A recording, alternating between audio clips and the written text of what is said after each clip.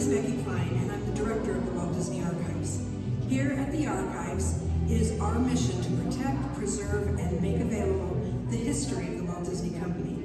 So in celebration of 100 years of Disney magic and entertainment, it's my honor to welcome you to Disney 100, the exhibition.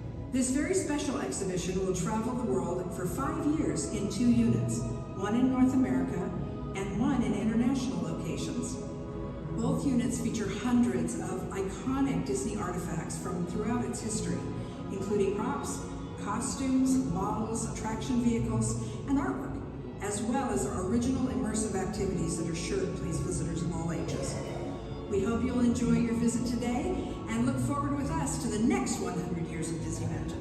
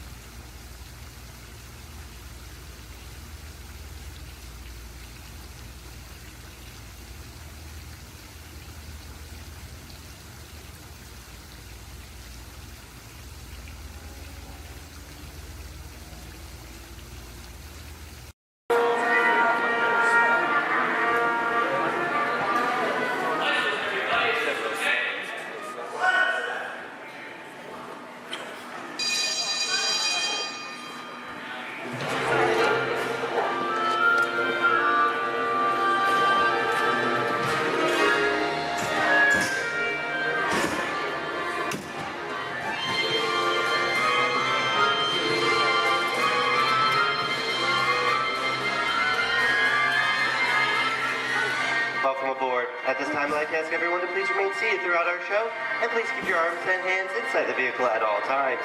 For the safety of our cast, we ask you to please refrain from the use of flash photography and external video lighting. Now that we've taken care of business, let's talk about me. My name is Patrick, and I'll be your guide on this magical journey into the movies. It's the perfect job for me because I love movies. Is everybody ready? Yeah! Great, because it's showtime. Ready when you are, CB? Yeah!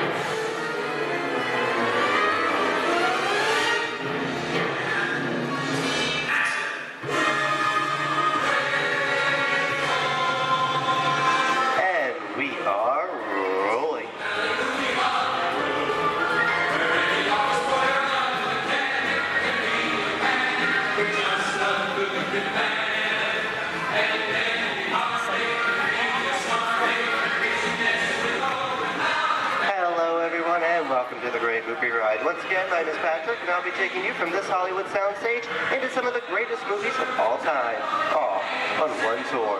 But between you and me, this is no ordinary tour, because the Great Movie Ride brings these movies to life and puts you right in the middle of the action.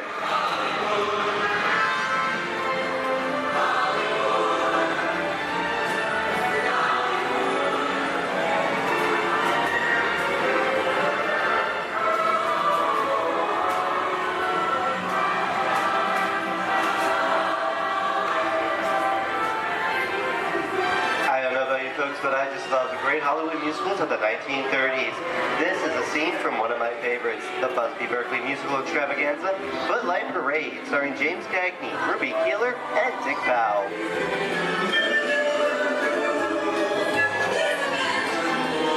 In 1952, Gene Kelly was Singing in the Rain with Debbie Reynolds and Donald O'Connor.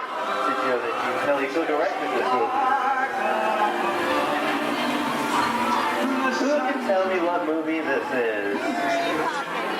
That's right. right, it's Walt Disney's Academy Award-winning film from 1964, Mary Poppins, starring Julie Andrews and Dick Van Dyke. Julie Andrews won an Oscar for her portrayal of the nanny, who was practically perfect in every way.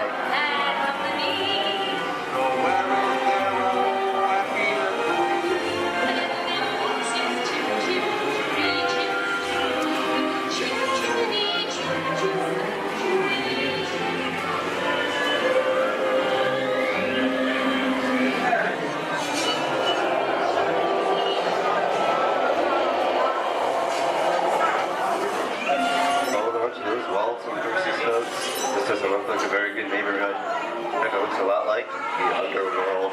This seems such classic gangster films as The Public Enemy, starring one of my favorite tough guys, James Cagney. The working title for this movie was Beer and Blood, and in the United Kingdom it was known as Enemies of the Public.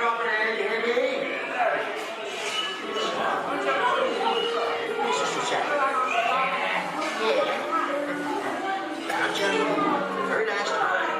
Judge comes around, he's going to leave you some beer. You're going to check it. And you're going to kick in with the dog.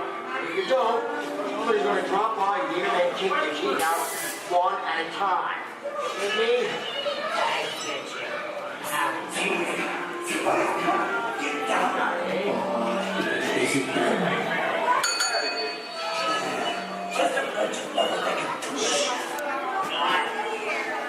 Sorry about the delay, folks, but I don't want to run a red light, even if it is just a movie.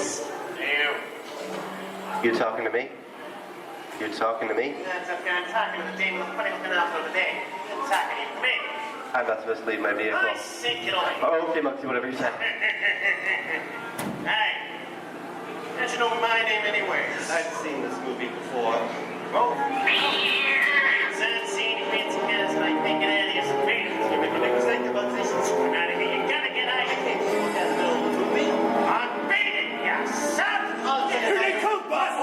Get out, you grinders!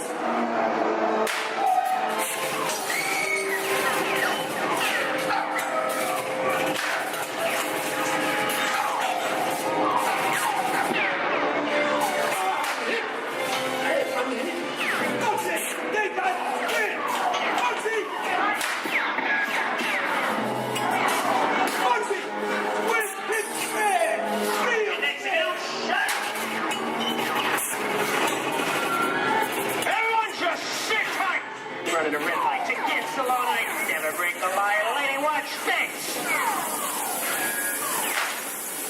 No red light.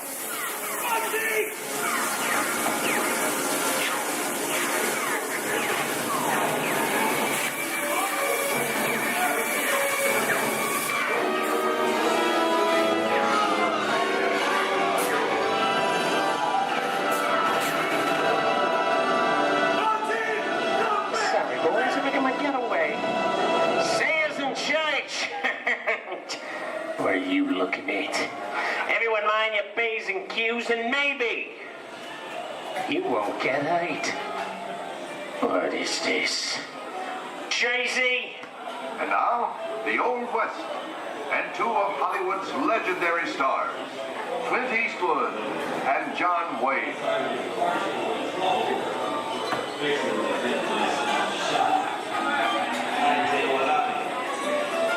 Go right ahead, if that's what you're going to do. A long time ago, I made me a rule. Let people do what they want. Sleepy little bird cat, So, that's some mighty tough territory you're heading into, Pilgrim. I'd think about turning back if I was you. That is, if you want my opinion. In other words, clear. It's a perfect time for me to collect up all your valuables. Starting with the jewelry, going on to the cold hard cash. Perhaps work. Hey! I don't even like this neighborhood, Kappa! This is nuts. Nuts! Tell us I'm getting out of here. Get yourself up! Looking at this one. Can't get any worse!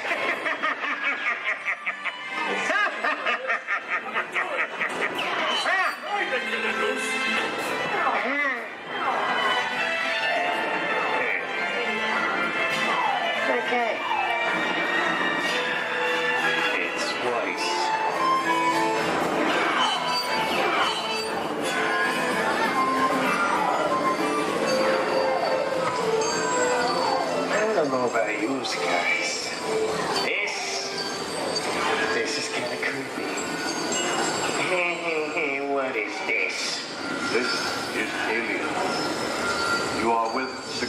Weaver aboard the spaceship Nostromo. Something has gone wrong. One by one, the crew has vanished. And somewhere in the ship, a terrifying creature waits to claim its name. Oh, pal, I ain't no victim. Warning, remain in your vehicle. The area you are entering is extremely dangerous. Proceed with caution.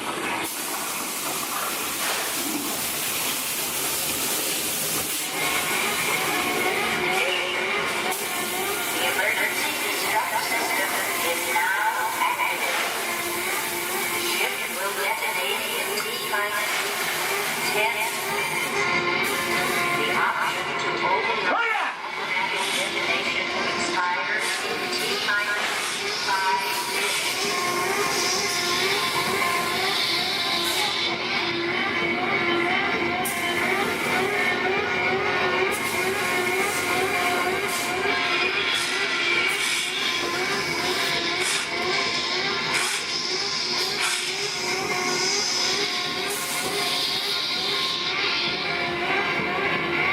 There it is again!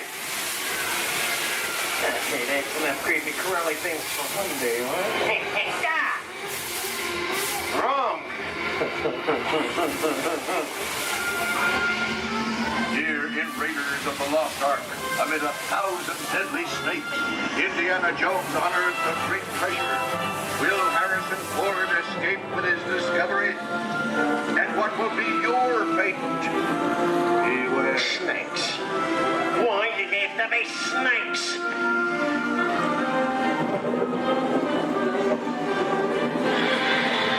The dust of 3,000 years lies undisturbed in this ancient burial chamber.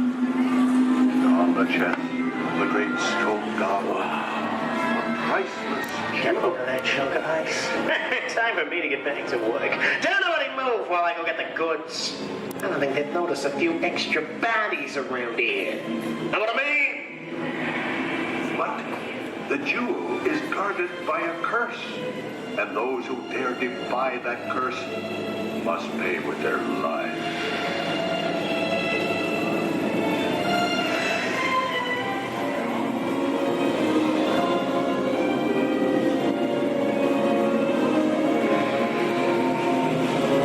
Halt, unbeliever. Disturb the treasure of the gods, and you shall all pay with your lives.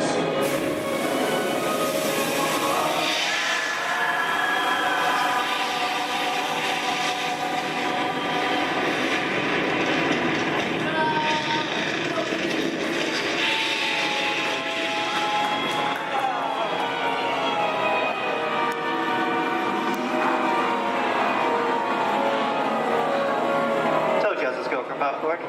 Well, this just goes to show anything can happen in the movies. Now, let's get on with the show.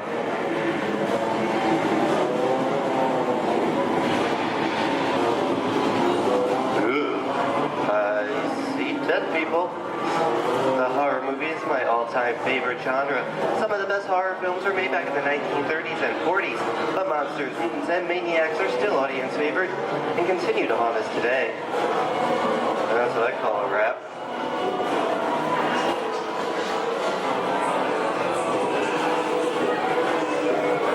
We are now entering the jungle home of one of the most beloved characters of all time. Now it's not George of the Jungle. Actually, it's Tarzan, portrayed here by Johnny Weissmuller. Over here we have Maureen O'Sullivan as Jane, and the lovely and talented Cheetah as herself.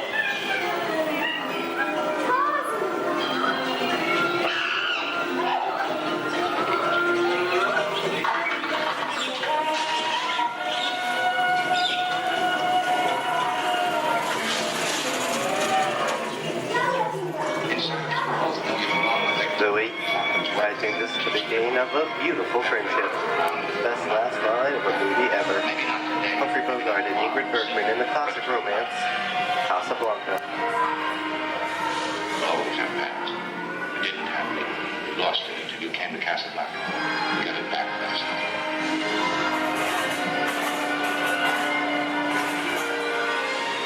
I've got a job to do too. Where I'm going, you can't follow. What I've got to do, you can't be any part of.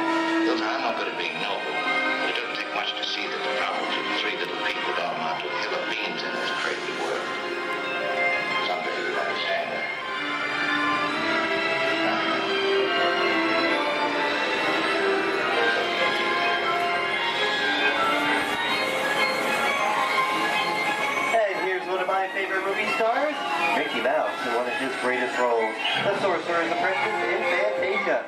The sorcerer in the sequence is named Yen Sid, which is Disney, spelled backwards.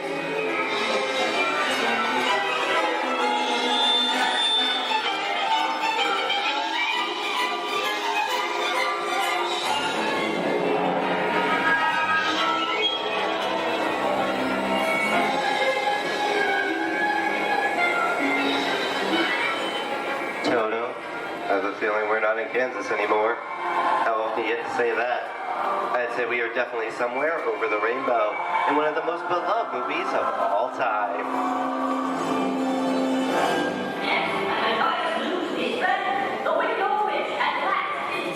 The Wizard of Oz.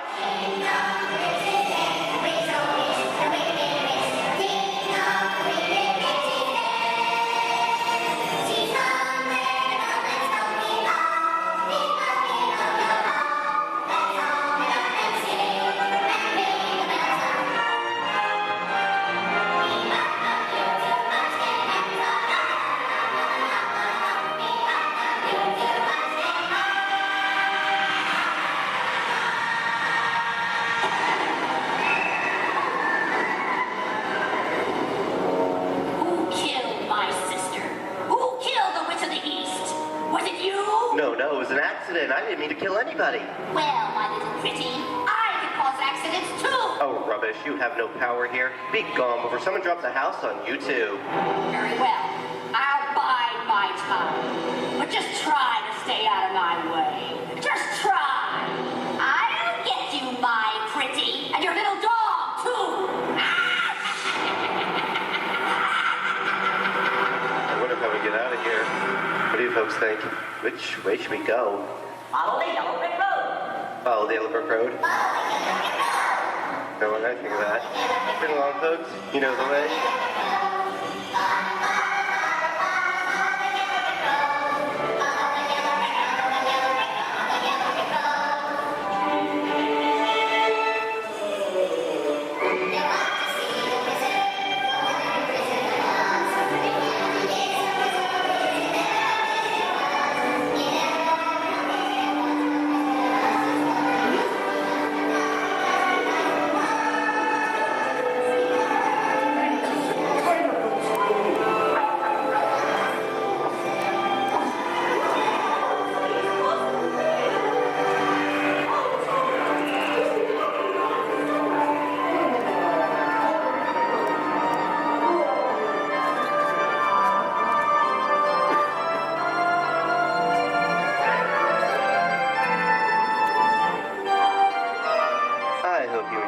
Tour of these great moments at the movies, but we've only scratched the surface of what Hollywood has to offer. There are thousands of great movies out there just waiting for you to discover, and here are just a few of my favorites.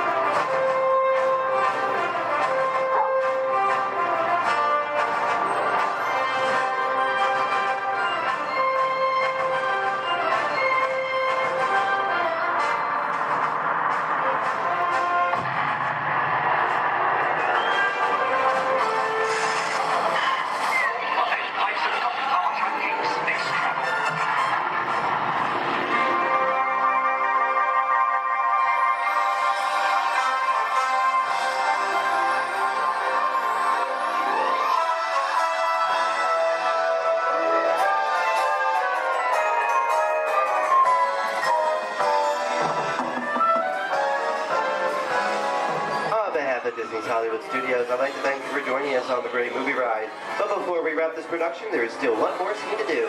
It's called The Exit. The action begins with you remain seated till we come to a complete stop. Then gather all your personal belongings and take small children by the hand. When these doors open, rush dramatically to your feet and make a grand exit directly to the rear of your vehicle.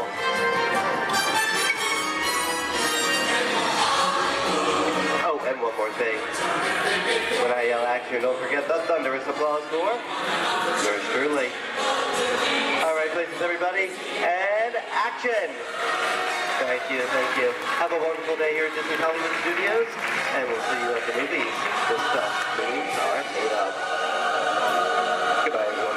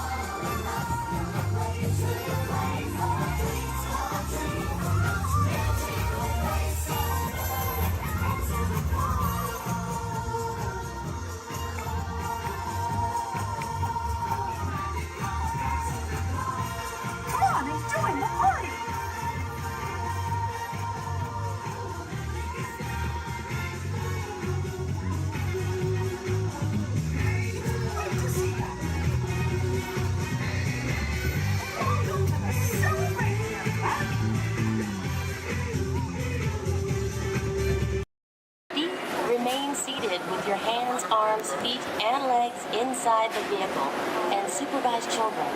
Thank you. La estación de control de cinturones de seguridad está a la vuelta del escudo. Por su seguridad, mantenga sus manos, brazos, pies y piernas dentro del vehículo y cuida a los niños. Vehicle 3 is clear for hill climb. Okay, here we go.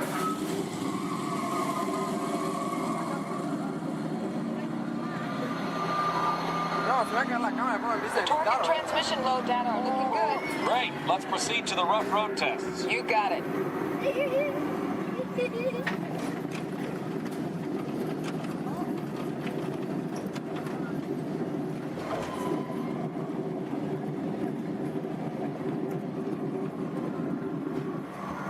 Okay, I'm going to take you right up to the cones, hit the brakes, and see if I can steer you through. Hold on.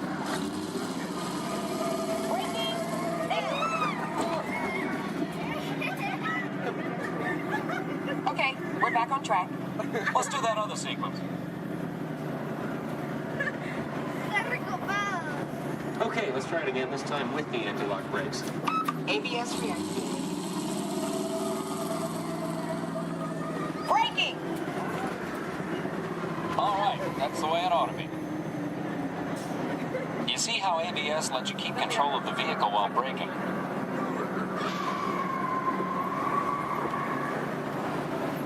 Let's demonstrate some extreme test conditions. Okay.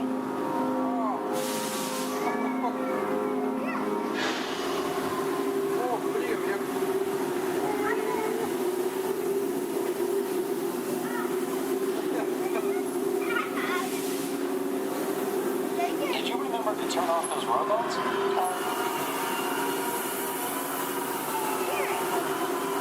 Clear for track course A. All right, let's pick up the pace. Increasing speed. 10%.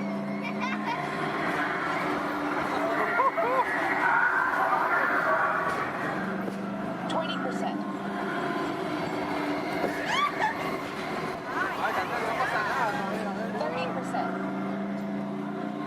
Are you seeing an increase in lateral forces? Sure am.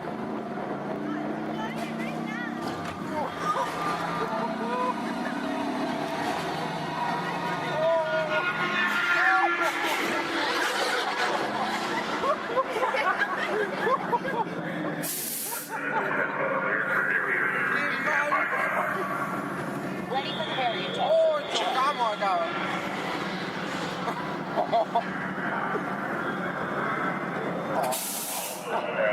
Hang on tight.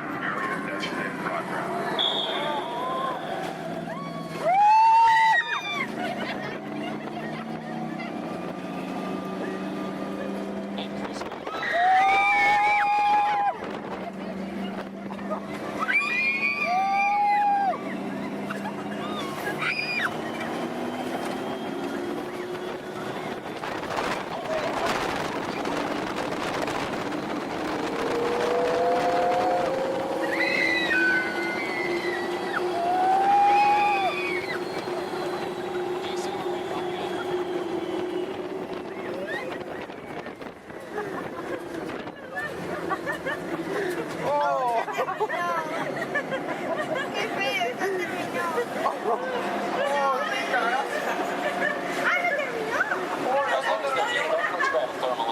Will do. Cameras on. Looks like all Test parameters. Well, all right, that completes our test schedule. Let's download the data. Hey, thanks for being such a great test crew. Come back and ride anytime. Bye now.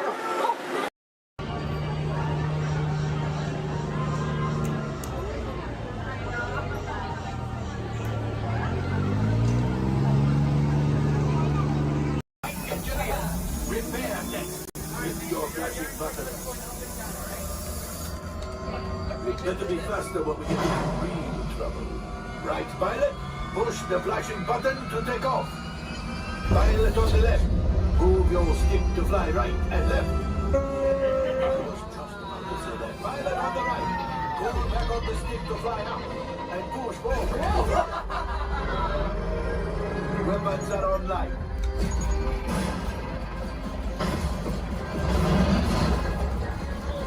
Left pilot, hit the goosebumps. Now let's go get that coaxium. Right pilot, make the jump to light speed.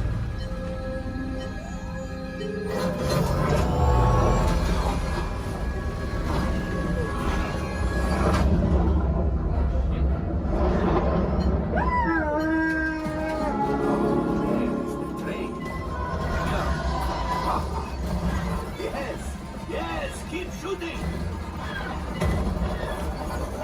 They've locked onto us. Take evasive action.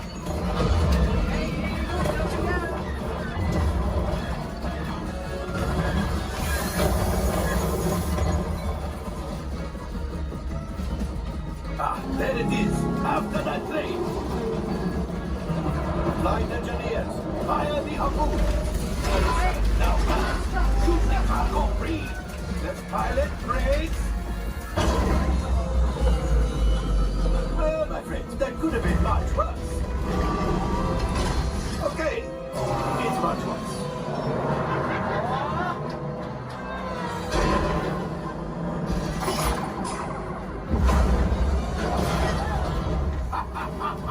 Yes, you got one. Excellent, my friends. Now power up the ship. Well, I am the Axiom. You see, just as I promised, my friend. Now that the resistance has what they need, maybe they get something from Otto. Pilots, line up behind the train so we can harpoon that last car. Gunners, shoot the train. Yes, keep mashing those controls. The cargo is breaking. We keep shooting. Good job, my friends. Yes. We got the coaxium. I will grab it.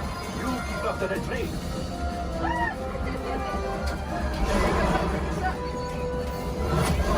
Gunship. Oh, gunship. Things are getting too hot. We're going to get out of here. Yes, a distraction. Fire the missiles at the train. Hurry.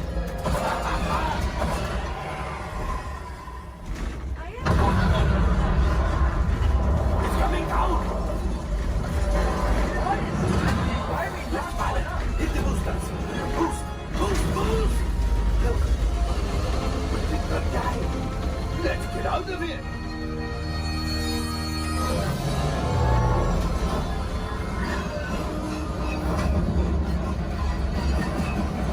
Your hyperdrive has failed. Pilots, evasive maneuvers. We've got company. Chew is right. If we leave them back, they may find the resistance. You did it. Watch out!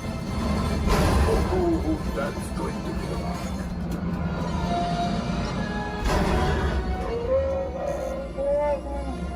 Yes, Chewie will pilot us in remotely. You retrieve 2 containers of coaxium. This will greatly help the resistance.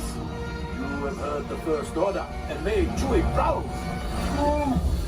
Now, after my modest profit, your cut minus what you owe me for damaging the Falcon is, hey, not bad.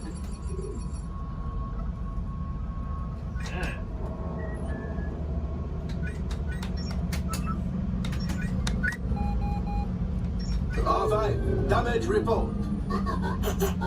Engine failure, all right. Hyperdrive leak, that is not too good. Have a fire over here. Multiple hull ruptures, well, it could be worse. Life support failure, okay, that's something. I'm just going to cut you off there. It might be Mr. Stefan. Time for you to go. And don't worry, the payment is on the way.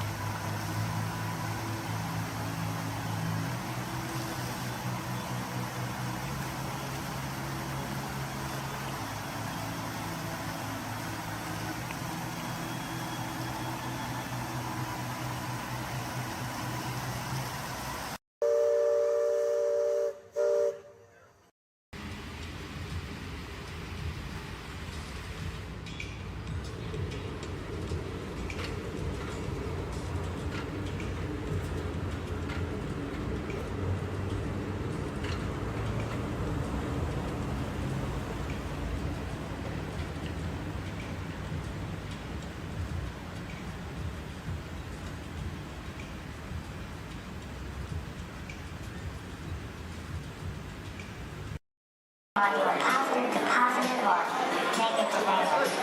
No. A positive that was negative positive. Absolutely positive. Hey, what are y'all staring at? Oh, me? Well, you got cameras. Why don't you take a picture? It'll last longer. Gee, a lot of families here today. Glad you're flying with us. You know, I like families. Sure. I see a lot of mine these days. Oh, look, there's Dad. Hi, Dad. Dad was the top star to his pilot until he took a crash course in star speeders, if you know what I mean. Now he's a real Batman case. Yep, that's him all over. It's a shame, too. He's really gone to pieces. Hey, are you all together today? Are you sure? Okay, he has been working there. Attention, please.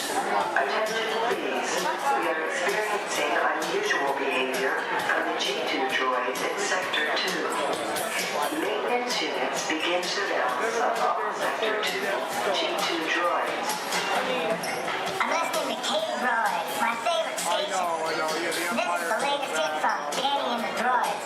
It's called I Wanna Weld Your Hand. I love those Roboto intros. Hey man, care to boogie? Your bipedal locomotion units are looking real hydraulic.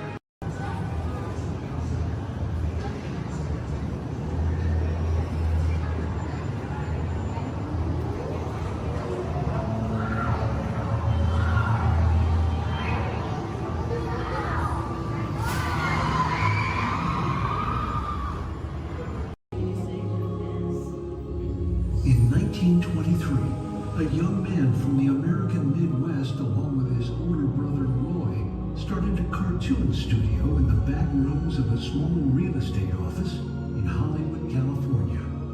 This was the small beginning of a family entertainment company that would create unforgettable stories, characters that become beloved friends, wondrous experiences, and music that has become the soundtrack of our lives.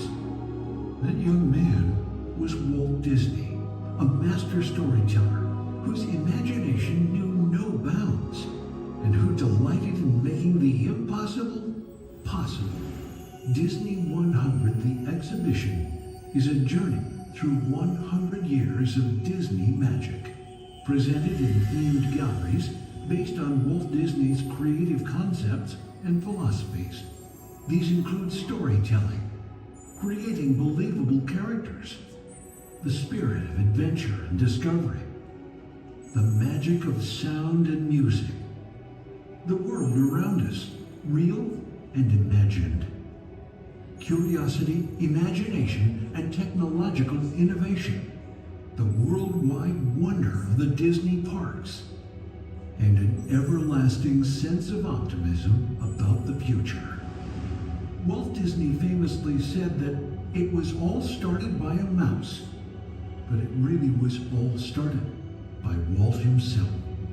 His philosophies became the foundation of the Walt Disney Company. They still inspire Disney's artists, filmmakers, Imagineers, and the storytellers of today.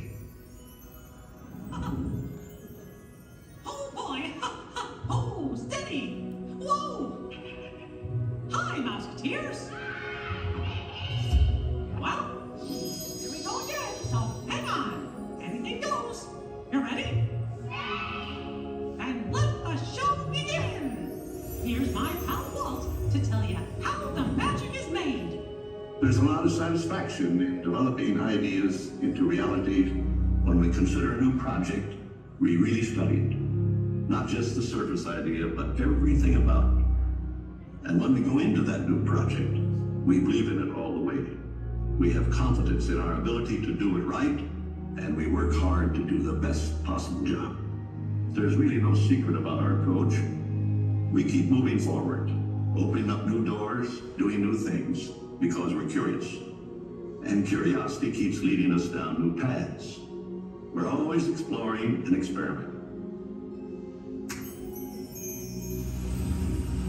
Everybody ready? Then on with the show! On my desk, everyone, to please remain seated throughout the show. And please keep your hands, arms, feet, and legs inside the vehicle at all times. Oh, don't forget to supervise your children. And for the safety of our cast, we ask that you please refrain from the use of flash photography and external video lighting. Now that we've taken care of business, let's talk about me. My name is Travis, and I'll be your guide for this magical journey into the movies. It's the perfect job for me because, well, I love movies. Is everybody ready? Great, the cameras are ready to roll. Ready when you are, CB.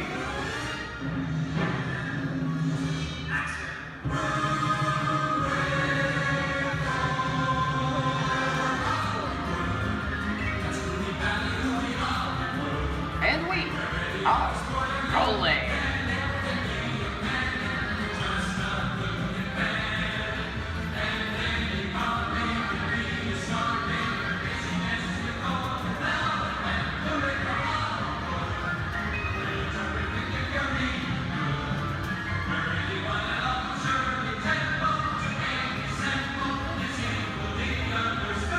Hello everyone and welcome to the Great Movie Ride.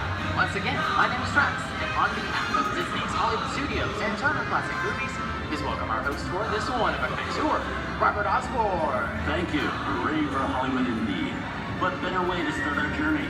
From the Old West to the rooftops of London and along the yellow brick road, there really is no place like the movies.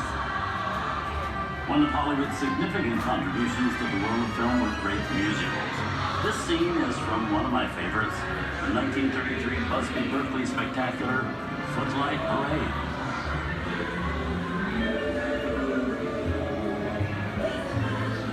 Here's one of the most famous of all dance sequences. It's from the 1952 musical classic, Singing in the Rain. Here's Chick Kelly singing in the rain. Literally.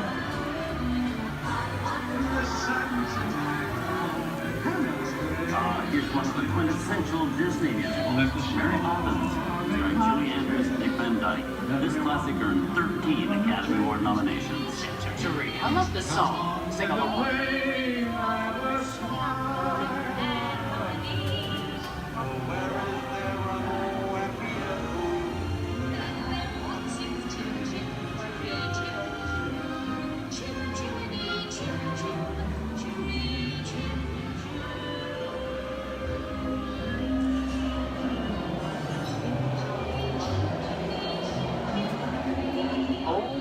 those wallets and purses, folks. This doesn't look like a very good neighborhood.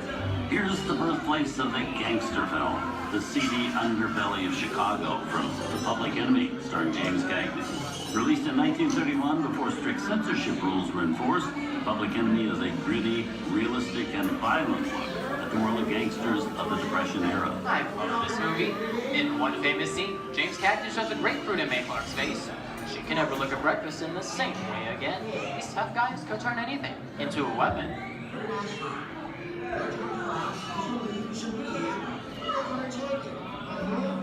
You're gonna kick in with the dog. If you don't, somebody's gonna drop by here and take your teeth out one at a time. And me, I get you. Now eat it. Tough guy,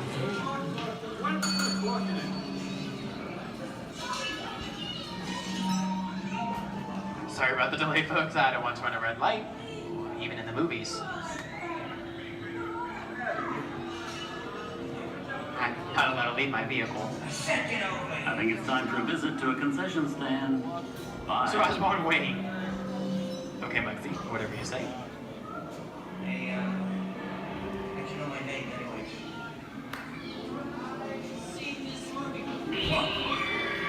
Well, he sounds singing your fancy cars like to get out of here. So wait it. I said square out of here or you're gonna get hurt. Here they come, boss! Get out your grinders!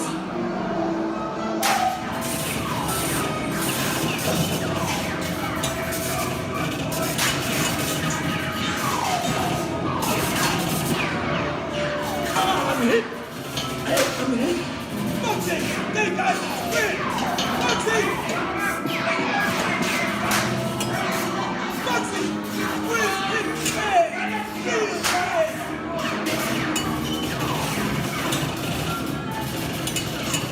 Everybody just sit tight. I don't know my life against the law. I will never break the law. Hey, watch this. No more red light. Muggsy!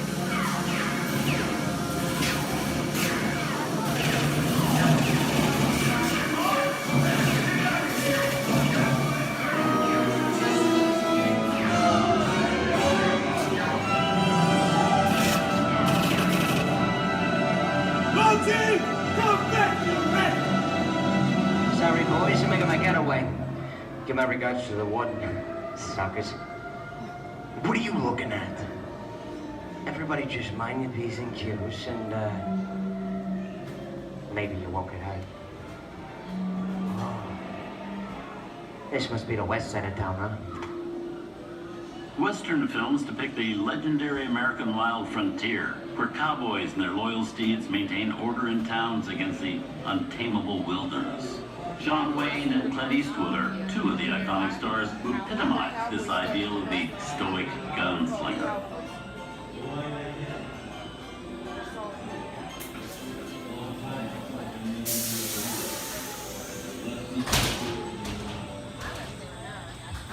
Sleepy little bag, eh? That's some mighty tough territory you're heading into, Pilgrim. I'd think about turning back if I was you. That is, if you want my opinion. But I reckon you... Now that we're in the clear, this looks like the perfect time to collect up all your valuables. We'll start with the jewelry and then we'll... What are you talking about? I didn't even order your name, mother copper.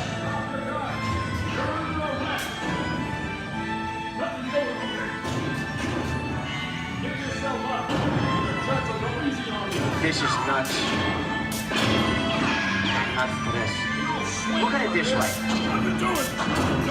Ain't got any ways.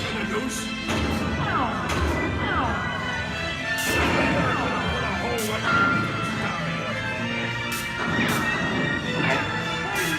This ways.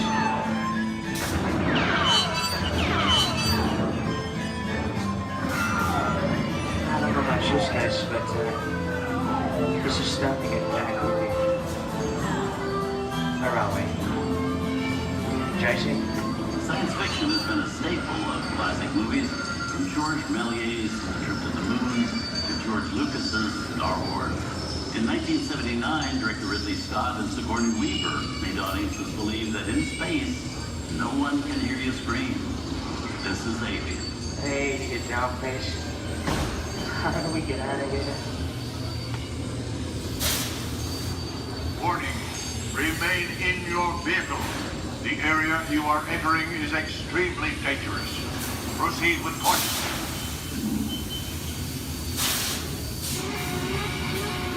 Danger.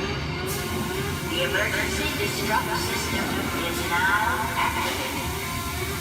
The ship will detonate in T-minus 10 seconds. The option to override automatic detonation expires T-minus 5 seconds.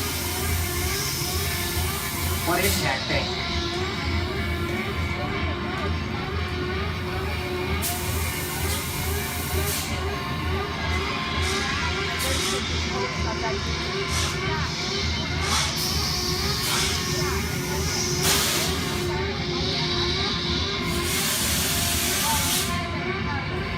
Get it together.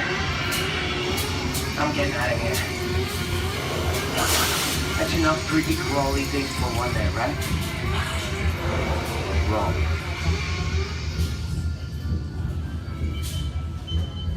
Steven Spielberg and George Lucas cemented their status as the blockbuster boys with their first partnership. Here from that legendary collaboration is Harrison Ford as archaeologist Indiana Jones in Raiders of the Lost Ark. Snakes. Why did it have to be snakes? Some of the biggest horror stars of Hollywood appear in the ancient story of a cursed Egyptian temple, a priceless jewel that beckons to all, but be warned, the temptation always leads to destruction. Get a load of that show, guys. Time for me to get back to work. Good thing I don't believe in ghost stories. Don't nobody move while I go get the goods. I don't think they'd notice a few extra bodies around here. If you know what I mean.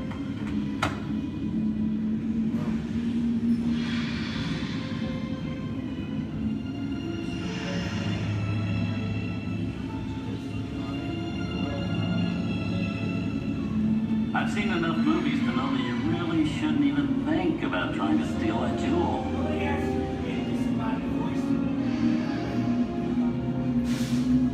Halt, unbeliever. Disturb the treasure of the gods, and you shall all pay with your lives.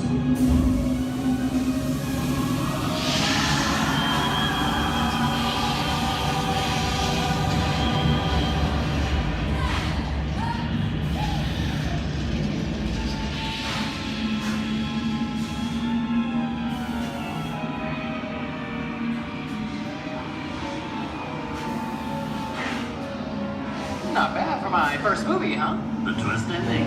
That just goes to show you anything can happen in the movies. Now, let's get on with the show. I see dead people. Things that go bump in the night have always been a staple of movies. One of the first horror films was a silent short featuring a dancing skeleton, written by the Lumiere brothers in 1897. Both audiences and filmmakers were really interested in the macabre, although no horror was used to describe a film until the 1930s. Wow, it's really a jungle out there. Where are we? This is the jungle home of one of the most famous movie characters of them all, Tarzan. The movie's most popular Tarzan is undoubtedly Johnny Weissmuller, who's run through 12 films as the King of the Jungle. Over there is Reno Sullivan as Jay, and Tarzan's sidekick Cheetah, who was portrayed by over a dozen chimpanzee actors over the years.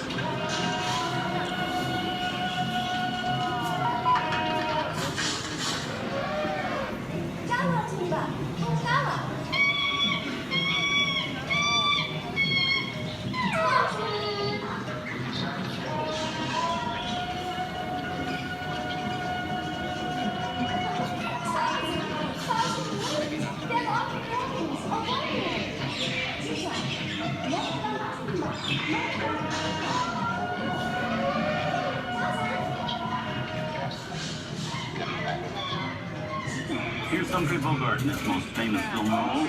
In 1942, Bogey finally got to spread his wings and romance the beautiful Ingrid Bergman in Casablanca. Look, I know that it'd be noble.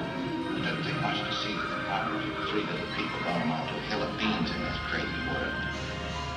Someday you'll understand that.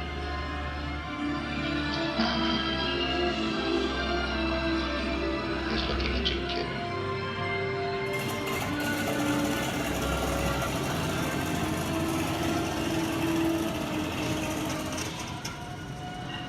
Inside of us, we both know you belong to Victor. Heart was work, the thing that keeps you going. That flame keeps you around. You're not with it. And now, one of the most famous movie stars in one of his greatest roles, Mickey Mouse, as the Sorcerer's Apprentice in Fantasia. When the film came out in 1940, Walt Disney promised to add new musical sequences in the future. His Andy Roy kept that promise 60 years later with the release of Fantasia 2000.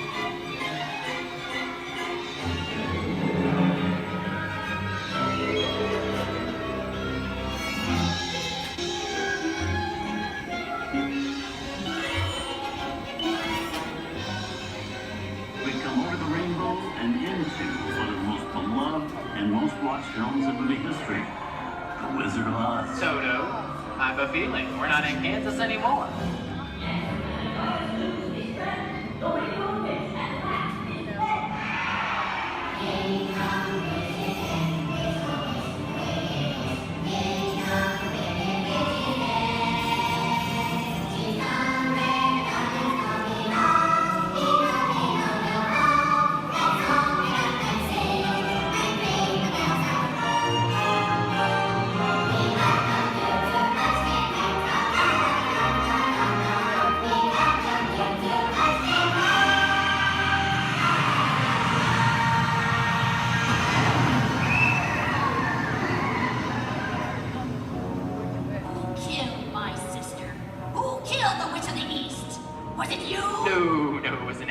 I didn't mean to kill anybody. Well, my little pretty, I can cause accidents too. Oh, rubbish. You have no power here. You'll be gone before somebody drops a house on you, too.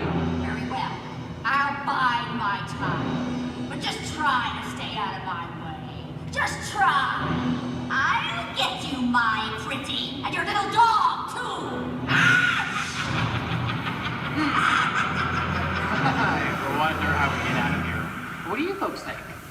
Where do we go? Follow the yellow brick road. Follow the yellow brick road. Follow the yellow brick road. Oh, why didn't I think of that?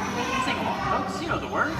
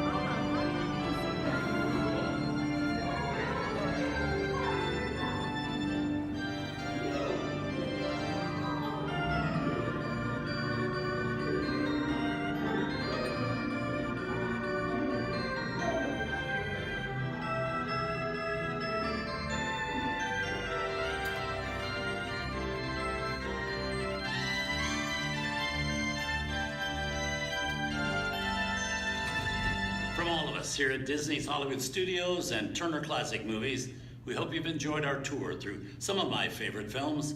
But remember, there are many more adventures waiting for you every day on TCM.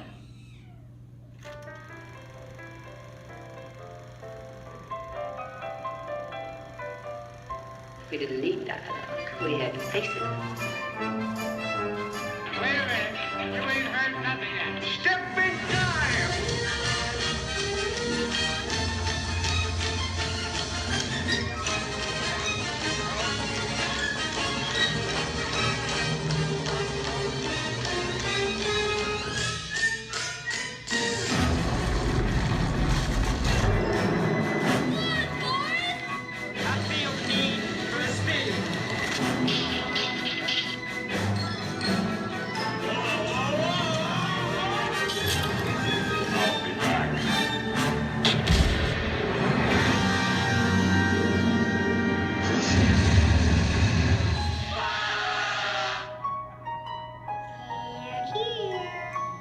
start believing in ghost stories, Miss Turner? Is it safe? No, you're not! I have a feeling we're not in Kansas anymore. I'm a man. Well, nobody's perfect.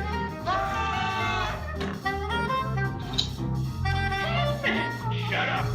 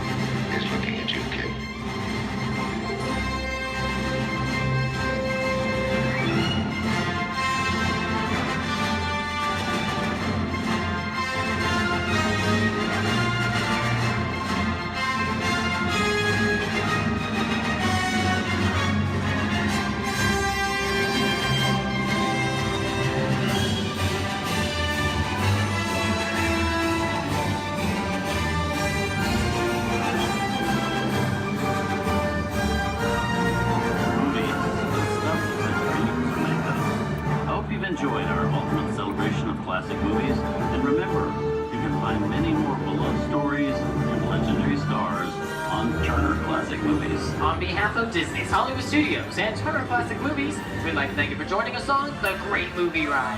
Now please remain seated until the vehicle comes to a complete stop. Please take small children by the hand and gather your personal belongings. And once these doors have opened, rise dramatically to your feet and make a grand exit towards the rear of the vehicle. Oh, and one more thing. When I yell action, don't forget the thunder is the law or yours truly. Okay, clicks everybody, and action! Thank you. Have a wonderful afternoon at Disney's Hollywood Studios.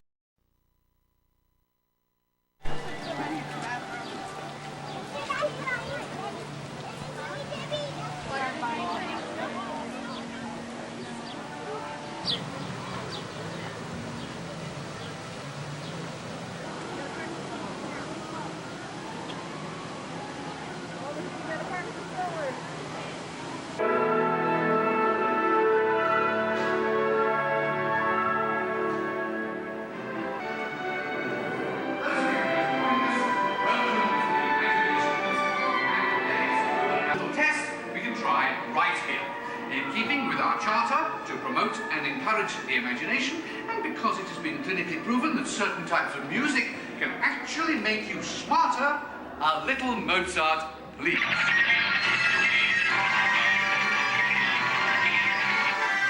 Sorry, that was the wrong type of music. And for those of you who might have dropped a few IQ points, just follow the people in front of you, and we'll get you some help. And now, a little Mozart.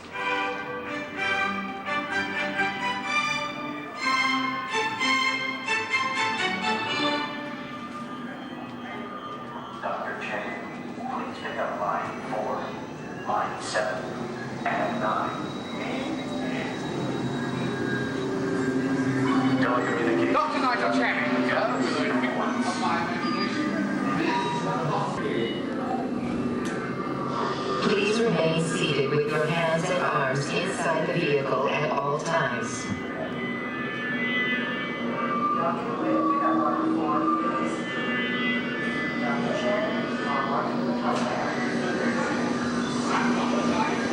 Please remain seated with your hands and arms inside the vehicle. We're about to measure your imagination, so relax as the scanner sees what's in your heads just now. Scanner on.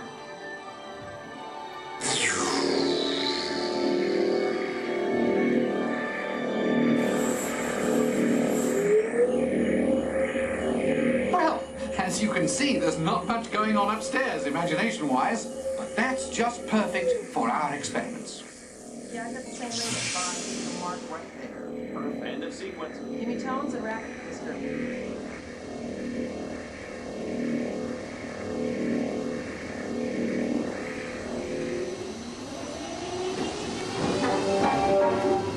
We begin with an exercise in sound. Listen closely and see what you hear.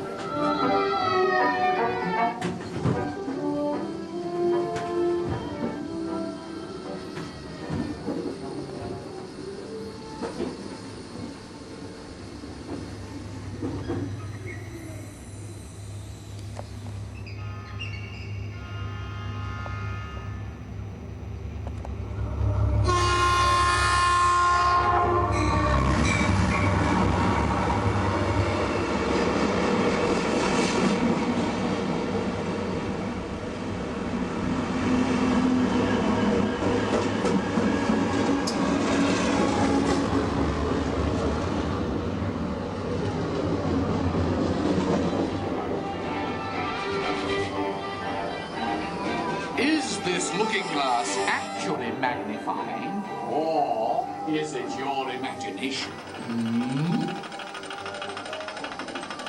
Here one quickly learns that when the laws of physics and common sense are shattered,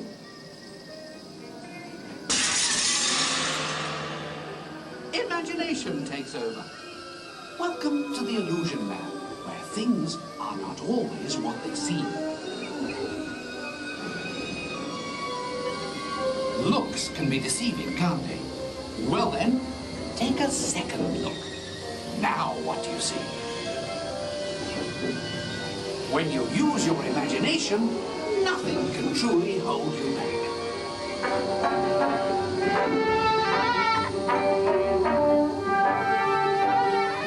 In the next experiment, let color work its magic on your imagination.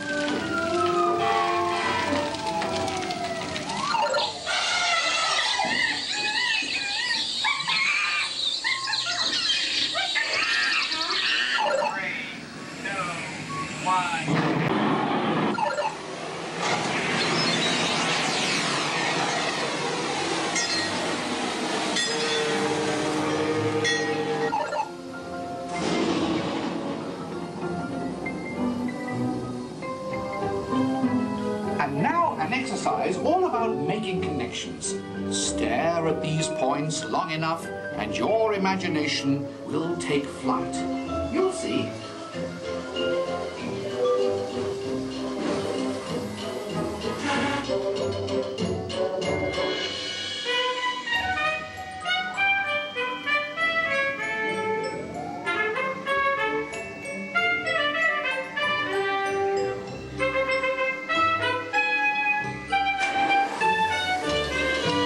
Look at the world from a different angle, and anything is possible in the Gravity Lab.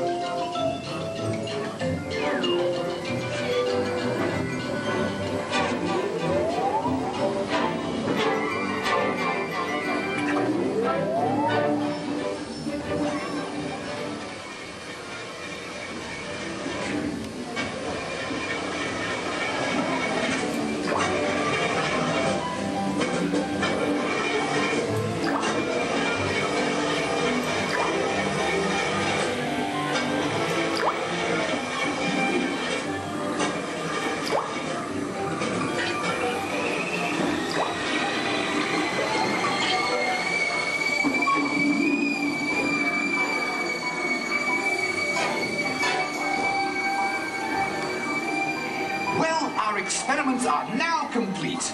Time to run you through the scanner once again. Who knows what we'll find in your imagination this time? Scanner on. Initiate feedback program. Strong. Recalibrate for a wider scan. Interesting. Stand by. Recalibrate. Settings at full. Scanner readings at 150, 175. Test for 250 performance levels at optimum. You've pushed the scanner to the limit. This is absolutely unbelievable. Fantastic! Look what your imaginations have created.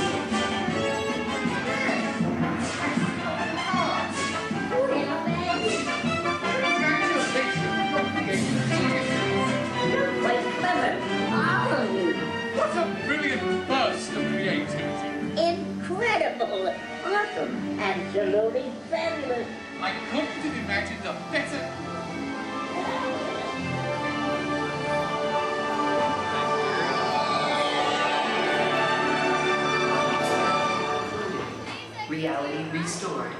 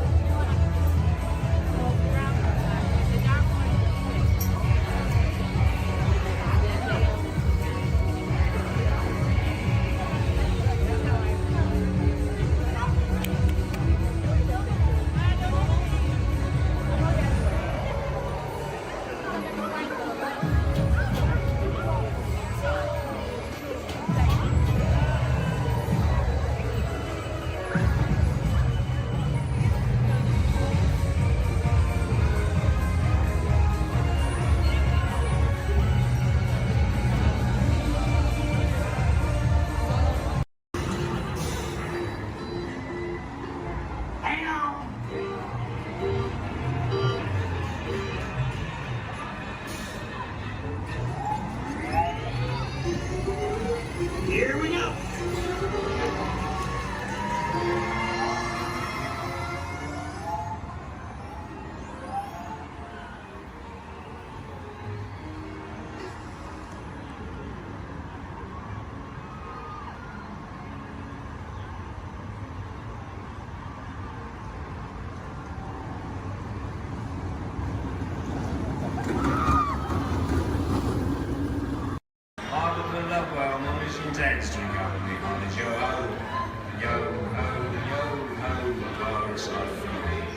A toast to piracy and its many shiny rewards.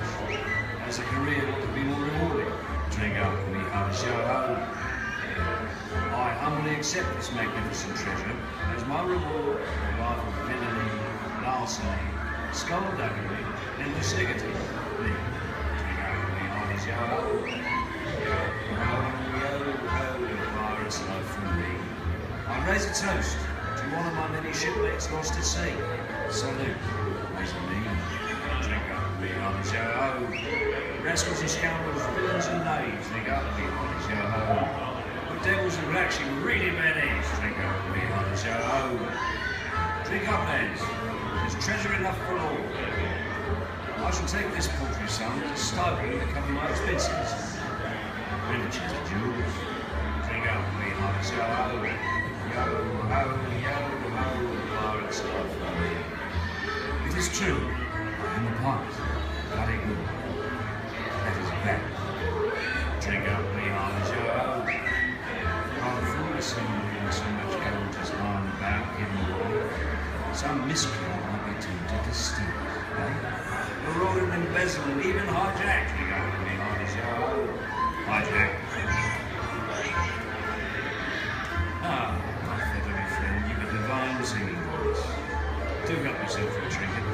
Small one. Drink up, you have a show. Yes, tis a fine treasure. Those who have temporary some chromatic needs.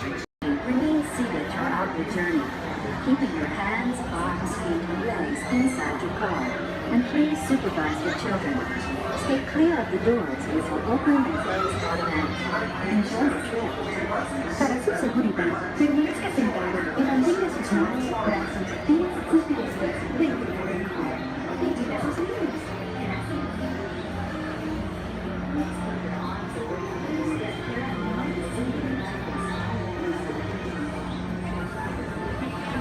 Welcome aboard the Tomorrowland trip of the Great People Mover. Your quiet and carefree highway in the sky. We invite you to sit back, relax, and enjoy your next journey.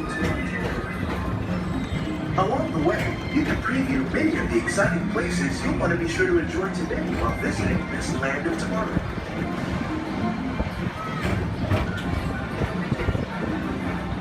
The People Mover is the perfect vehicle for people watching, so keep your eyes peeled. You never know who you might see.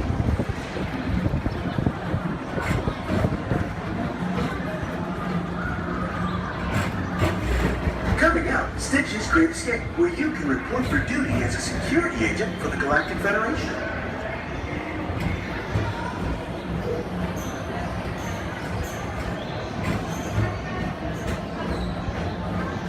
Your mission is to keep Experiment 626, the biggest little mischief maker in the galaxy, under control. I don't think so.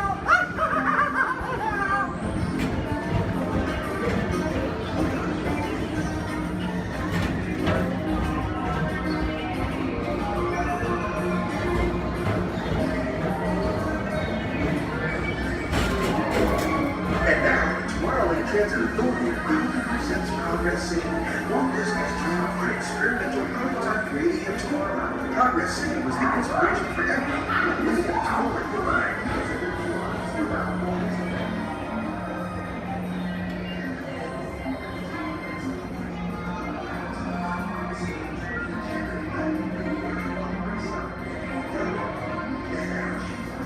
If your future includes shopping, then you'll want to visit Windy Star Traders, where you'll find the greatest goods from around the galaxy.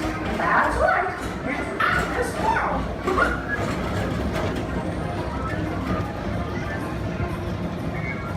At the Tomorrowland Speedway, put the pedal to the metal and speed towards the checkered flag in your very own race car. Young or old, this is your chance to drive in the fast lane without worrying about getting a speeding ticket.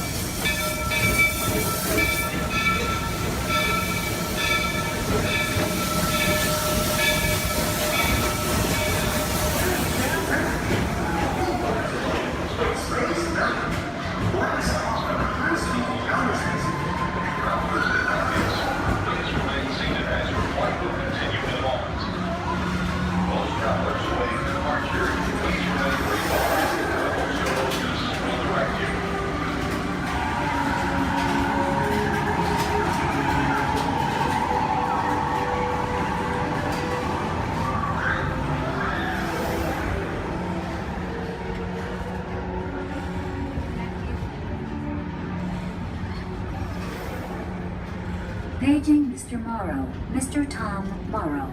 Please contact Mr. Johnson in the control tower to confirm your flight to the moon.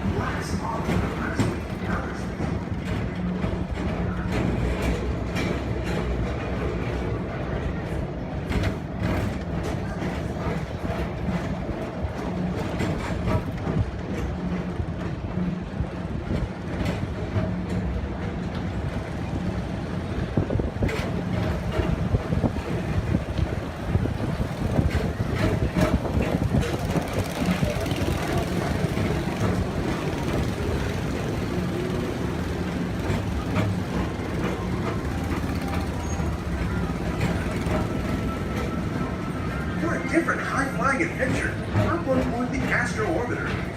Pilot your own spacecraft as you take a spin around the planet and ascend to otherworldly heights.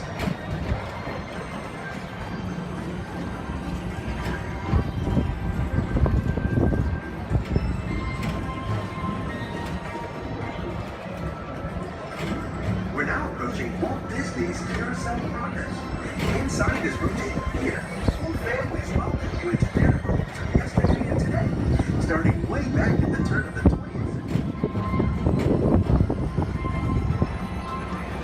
First presented at the New York World's Fair, this legendary circular theater celebrates the progress that has made our lives better. It's a perfect reminder that there's always a great, big, beautiful tomorrow shining at the end of every day.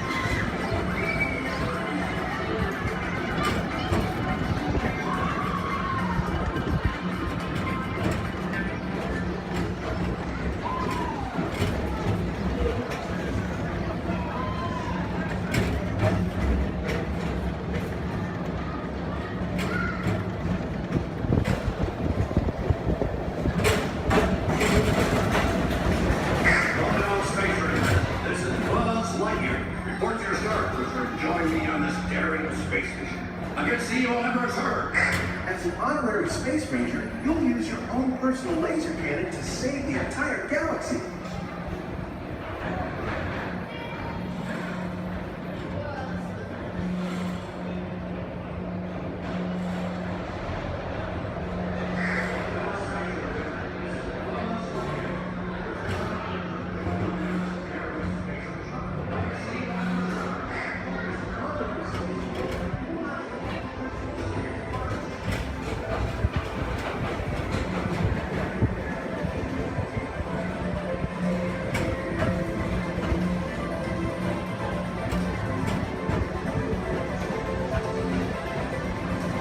This time it's laughter they're after at Monsters Incorporated.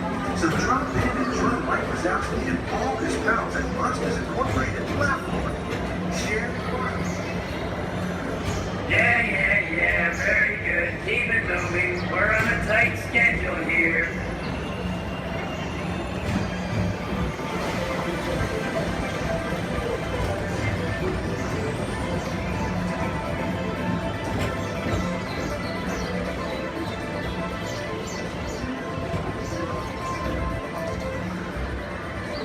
Thank you for joining us on the Tomorrowland Transit Authority People Tour.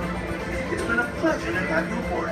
Enjoy the rest of your day and have a great, big, beautiful tomorrow. Welcome aboard the Tomorrowland Transit Authority.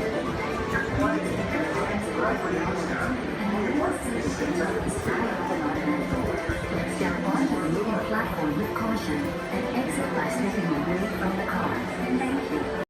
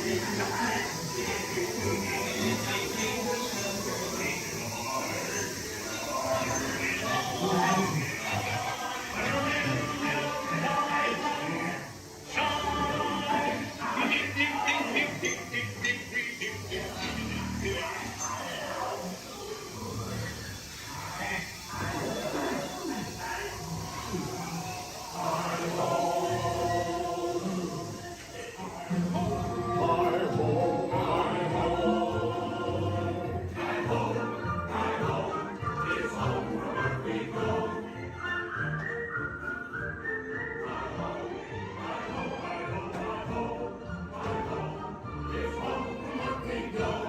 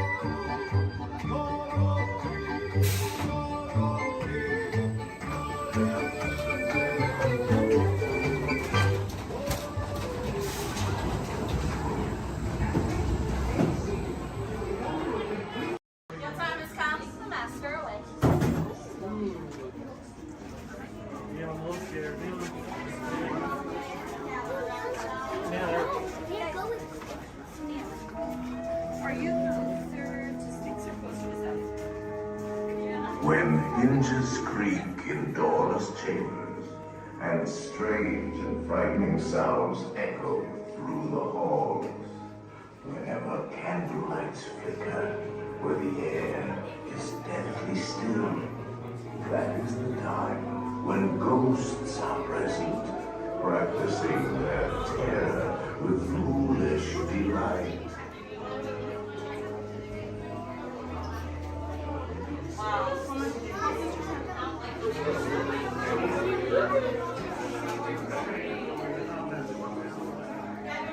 Proceed all the way to the chamber and all the way across the walls. Look alive, folks, we're on a strict deadline. Let's go like a hatchet and shop to shop. Welcome, foolish mortals, to the haunted mansion. And your host, your ghost host.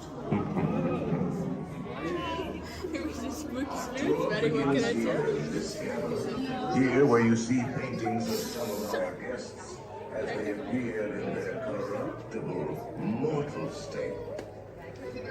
Kindly step all the way in, please, and make room for everyone. There's no turning back now. Now everyone, gather your bodies away from the walls and into the dead center of the room. Your cadaverous pallor betrays an aura of foreboding, almost as though you sense a disquieting metamorphosis. Is this haunted room actually stretching? Or is it your imagination? And consider this dismaying observation. This chamber has no windows and no doors. Which offers you this chilling challenge to find a way out.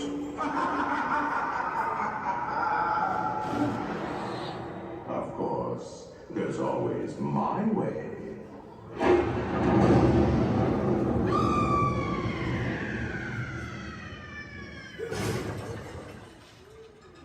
Oh, I didn't mean to frighten you prematurely. The real chills come later. Now, as they say, look alive, and we'll continue on. And let's all stay together, please.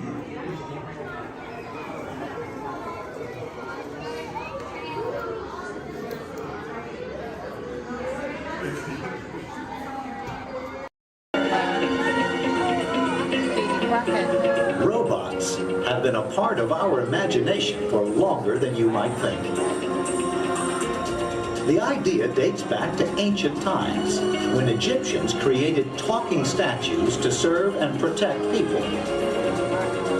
And Greek engineers built water clocks with moving mechanical figures. As centuries passed, inventors built many mechanisms to imitate human movement. These early robots captured everyone's imagination. Who knew? Perhaps one day, a mechanical being might really be able to walk, talk. And here he comes, ladies and gentlemen, walking up to greet you under his own power. Even help people. In 1920, a Czechoslovakian writer was the first to call these automatic helpers robots. From then on, robots became popular in stories, art, and especially in the movies.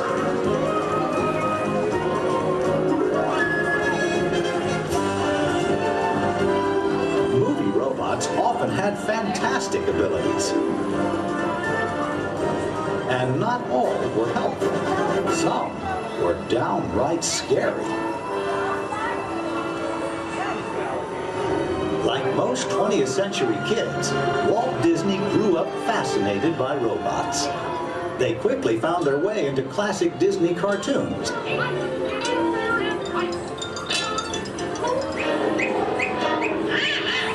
Walt's passion for robots soon took them out of cartoons and into real life. Whatever the man in the harness does, this figure will respond simultaneously in the same manner. Would you cover your light? I don't think we better. A little smoking on the stage. His magic kingdom became a welcome home for mechanical creatures of all kinds.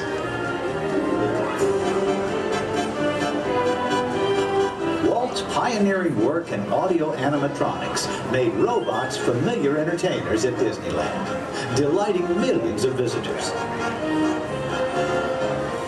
Meanwhile, in the world of science, advances in hydraulics, microcircuitry, and digital computers were turning science fiction into science fact.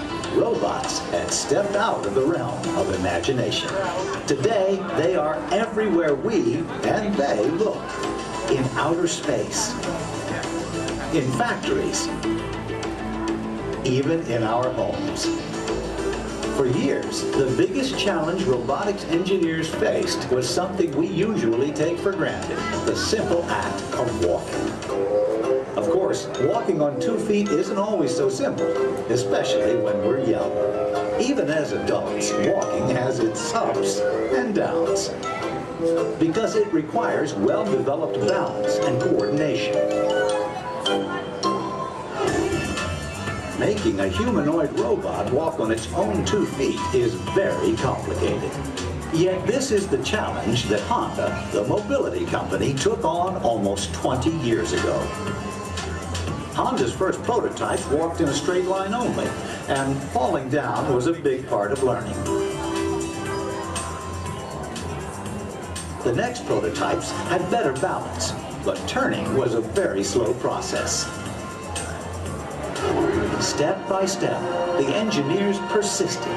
They built more and more capable models, and finally succeeded in making the most sophisticated humanoid robot the world has ever seen. A machine designed to help people. Honda's advanced step in innovative mobility.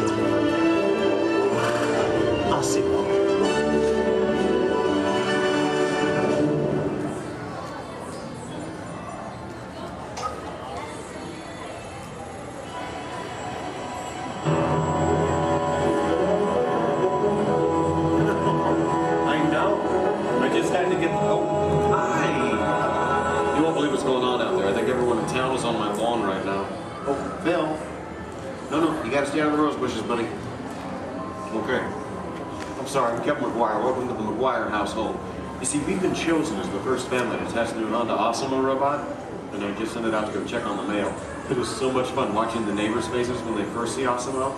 Like, they all... No, you can't borrow the robot. Just... Okay. Now, if you're not familiar with Osimo, you're going to be amazed at the way it... You know what? You're just going to have to see it to believe it. Of course, when we first met Osimo a couple of weeks ago, we learned that its name stands for Advanced Step in Innovative Mobility. Oh, here it comes now. Everyone, say hello to Osimo.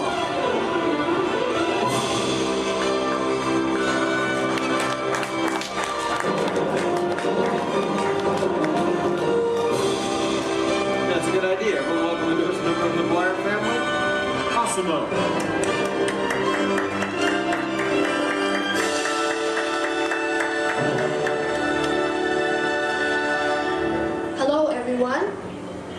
Osimo, did we have any mail? No, but your neighbor gave this to me. Ooh, I wonder if it's from Phil. Oh no, it's an invitation to Cassidy's birthday party. My kids will be very excited, Osimo. Thank you, that was great. Well, I'm an amazingly capable humanoid robot. Yes. How can I help you? Well, actually, my parents are coming over later because my wife and I... Oh my goodness, I completely forgot. I was supposed to call my wife as soon as you got here. I was just having so much fun with the neighbors. You know what? We should probably call her right now. Come on, I've got her on speed dial.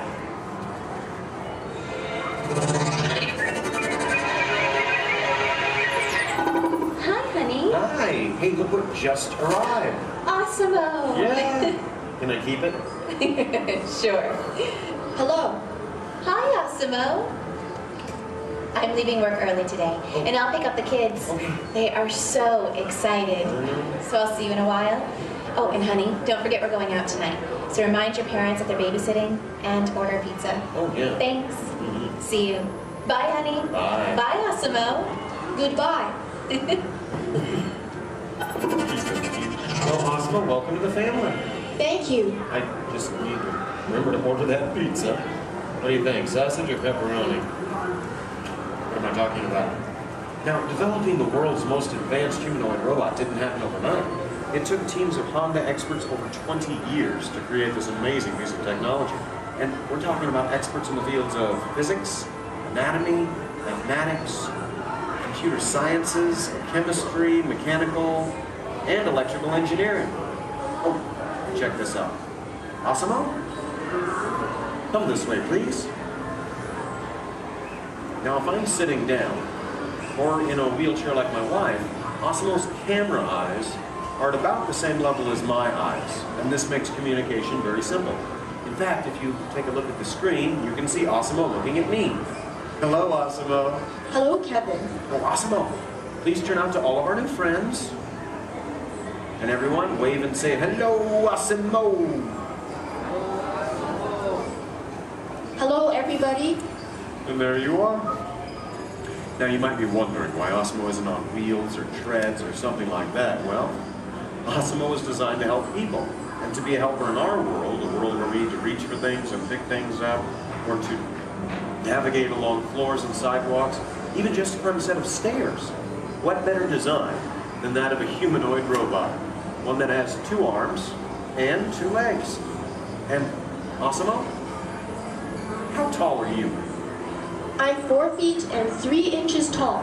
Which is the perfect height for opening and closing doors, or turning lights on and off, even working at table surfaces, or just moving things around the inside of a house.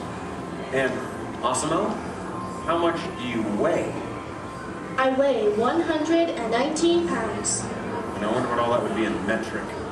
Carry the one. I'm 130 centimeters tall and weigh 54 kilograms. All right. Oh, and how fast can you walk? I can walk about 2 miles per hour. And in metric, that would be about... That would be about 3 kilometers per hour. Yeah, that's great, Osimo. Thank you, Kevin. Now, in order for a robot to operate in our world, it must have the ability to walk. And walking can be very complicated. Follow me on this. You see, with each step that I take, my brain sends thousands of signals at lightning fast speed throughout my nervous system. Now, these signals travel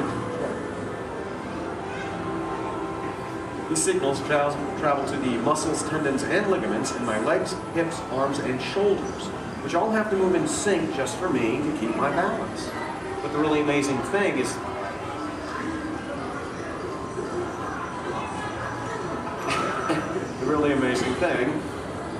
that Osimo does something very similar to this.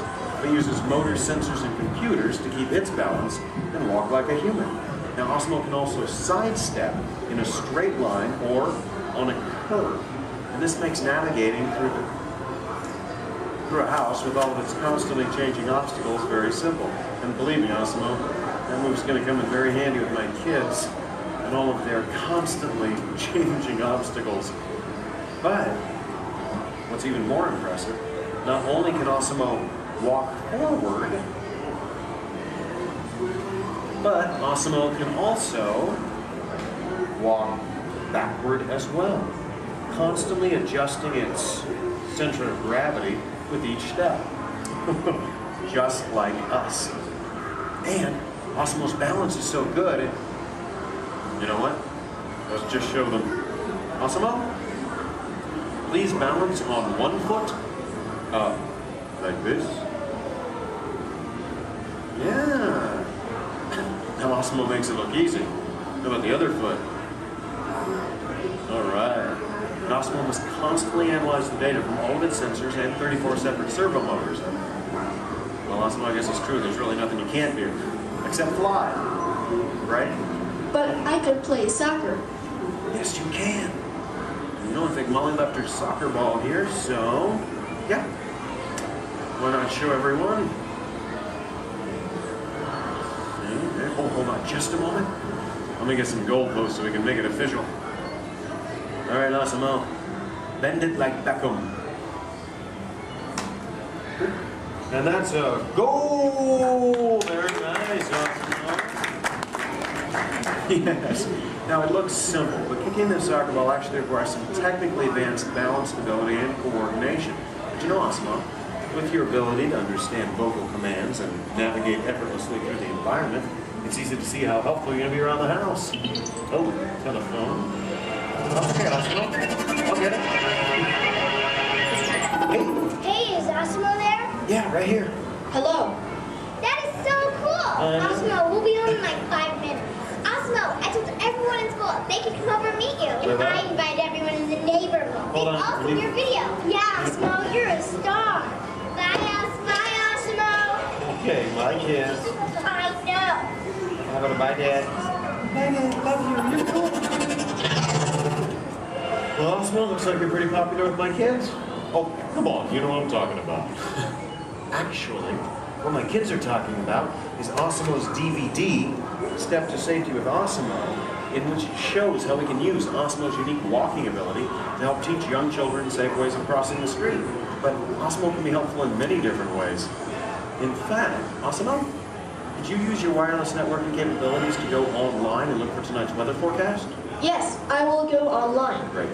My wife and I are going out for our anniversary tonight, so good. Yeah. Partly cloudy, with a high in the mid-60s. Perfect. I'll just remind her to bring a sweater. We can have dinner on the patio. Now, even though Osimo's current role is to help her in the home today, someday Osimo might be able to work in dangerous situations, like fighting fires or working in unhealthy environments, cleaning up toxic spills. And there's even the possibility... But I'm not only designed to help, I can also have fun. I think I know what you're talking about. Everyone, would you like to see Osimo dance? Yeah? All right, how about this, Osimo? You lead, I'll try to follow. Go ahead and kick it.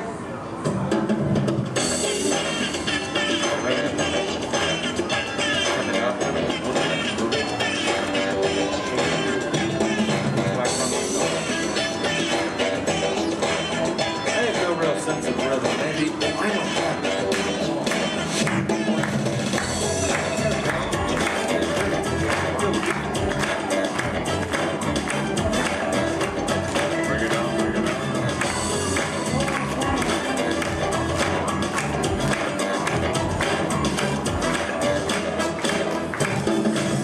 Very nice, Osimo.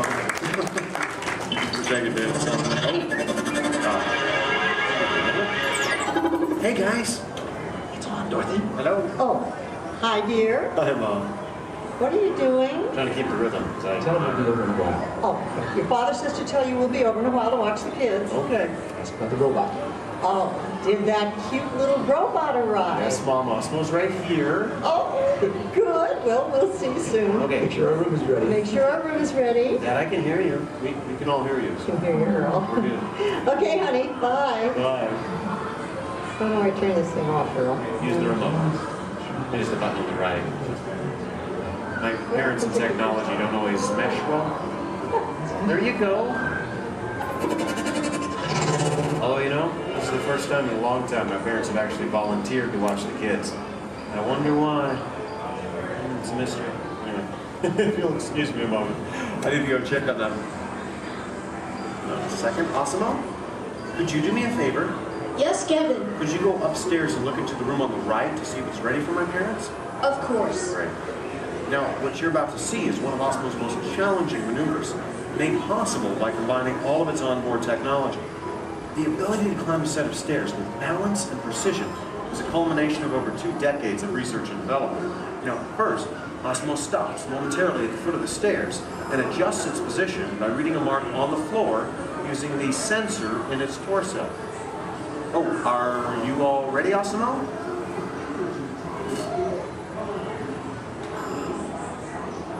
I am ready. Okay, then. Go for it. Now, with each step, Osimo must adapt and constantly counterbalance using all its computing power to remain upright all along the way. Way to go, Osimo! Now that is truly a historic step forward in human technological progress.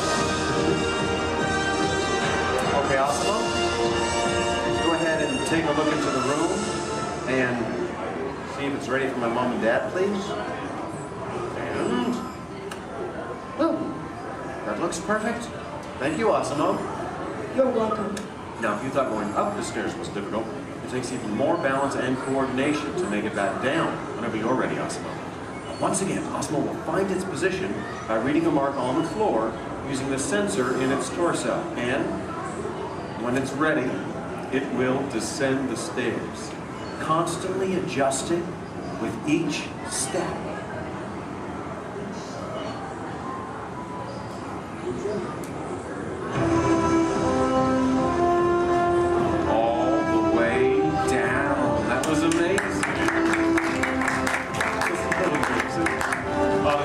I don't think there's anything that can top that. So, excuse me. Oh, yes? I can even run. That's right, you can. And we have the room. Okay, well, you get ready. I'm going to tell them. Folks, you're in for a real treat. This is something that I've heard about, but have never seen in person. You see, Osimo can actually run. Yeah. Okay, and it looks like Osimo's getting warmed up, which is something we all need to do before any physical activity. I mean, no one wants to get a cramp in a servo motor. Now, in order for Osimo to run, both its feet must leave the ground at the same time, if only for a moment. And Osimo is the only life-sized humanoid robot in the world that can accomplish this, moving at speeds of nearly 4 miles per hour, or in metric, 6 kilometers per hour. Okay, Osimo, you just let me know when you're all warmed up and ready.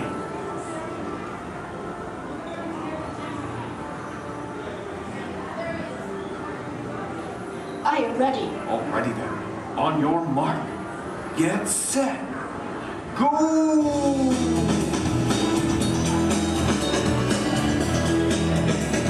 That was incredible. Watch turn around. I want to show this to you in slow motion. Now this is truly an amazing accomplishment. Osimo's airborne, meaning both of its feet leave the ground for about 0.08 seconds, running very similar to that of a human. Very impressive, Osimo. Thank you, Kevin. Now, if you'd like to learn more about Osimo, please visit the website, osimo.honda.com. As for you, I think it's time to get you ready to meet the rest of the family. So, why don't we say goodbye to all of our new friends? Excuse me. Yes? Please do not forget to order the pizza. Pizza for the... That's right. Thank you, Osimo. You're welcome. You know what, Osimo? I think this is going to be the beginning of a beautiful friendship. All right. And the kids are home. I hope you're ready to meet them. But before we go, let's say goodbye to all of our new friends. Goodbye, everybody. And everyone, let's hear one more time for Osimo.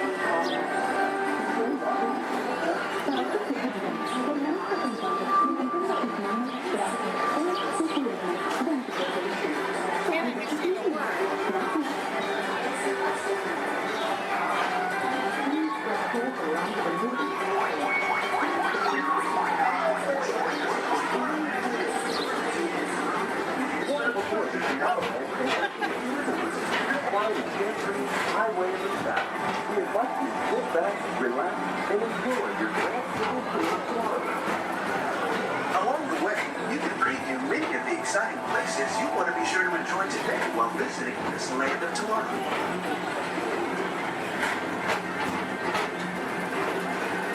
The People Mover is the perfect vehicle for people watching. So keep your eyes peeled. You never know who you might see.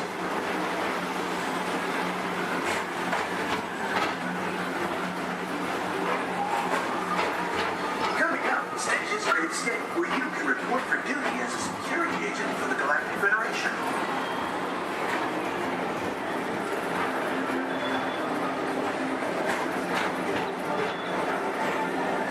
The mission is to keep Experiment 626, the biggest little mischief maker in the galaxy, under control.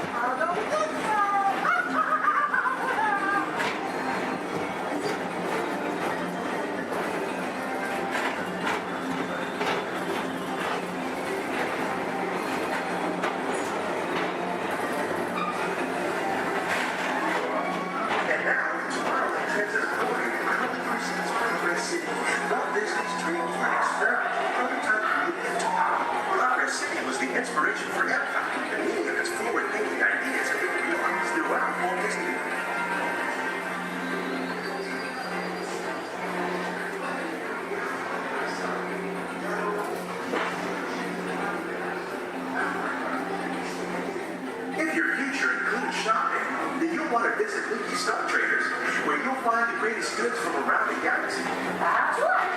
It's out of this world.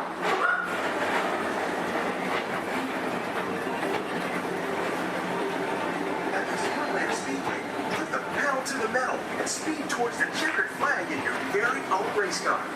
Young or old, this is your chance to drive in the fast lane without worrying about getting a speeding ticket.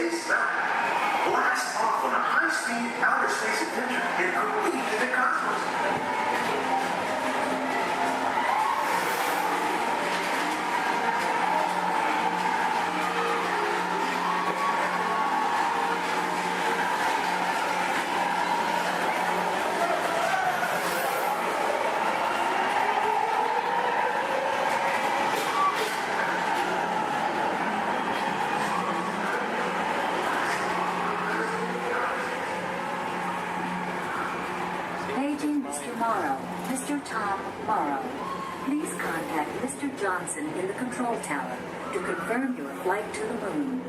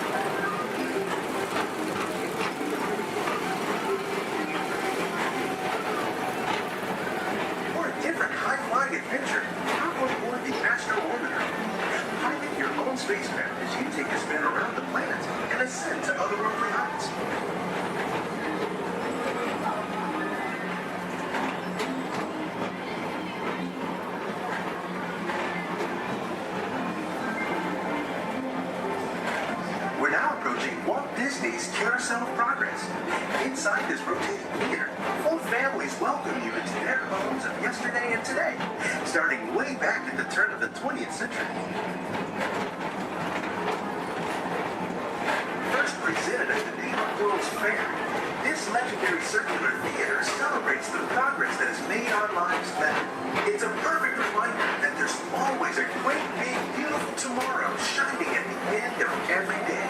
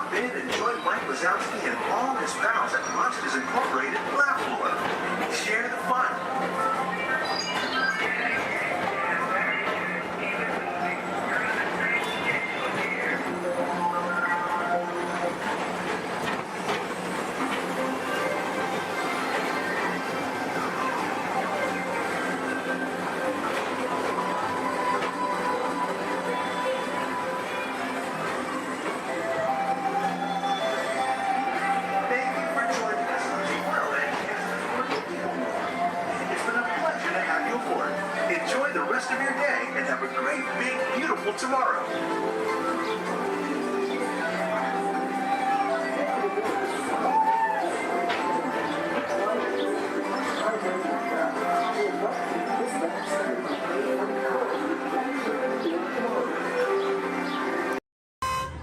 Intrusion alert, level 2. Intrusion. Disarmed. Sensor offline.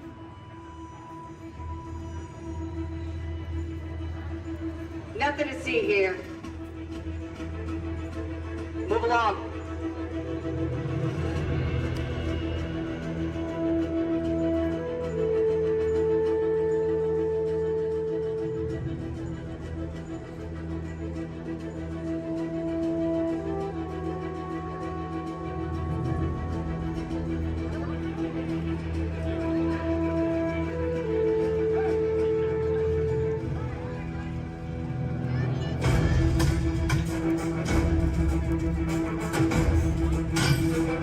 You don't look like recruits. I've got this. Intrusion alert, level 2. All units alerted. My turn.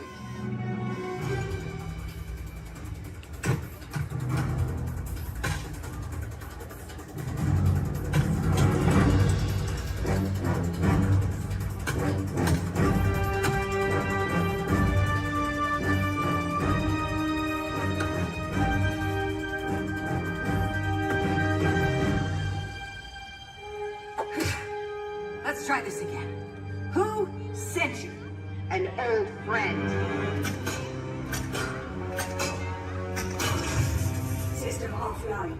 Assets at risk. Reinitializing. Taskmaster. What do you want? HQ back online. Ms. Romanoff, the Wakandan cargo has been secured safely inside the freight hatch. It's in the jet. Let's go.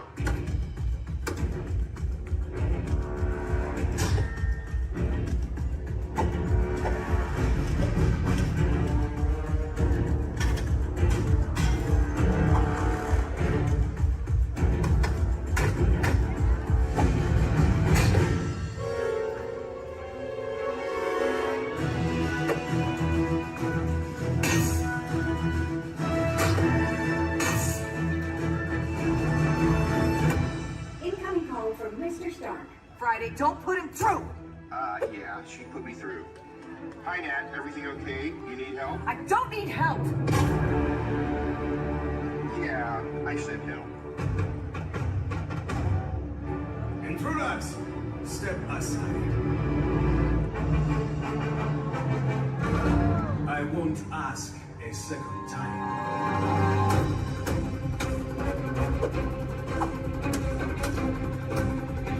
Friday, please introduce our guest. The Taskmaster. Origin unknown. Be ready. Taskmaster has the ability to master and recreate your fighting skills. It's annoying. This is a fight you cannot win.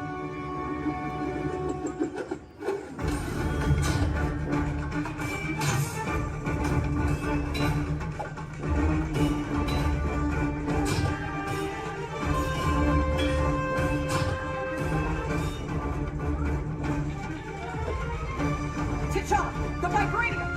Leave it to me.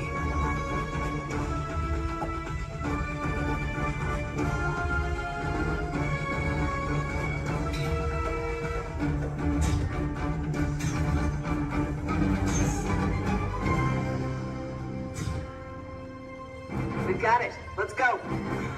Friday, seal off Bay 94. Yes, Ms. Romanoff. Bay 94 secured. This is not going to end well for you.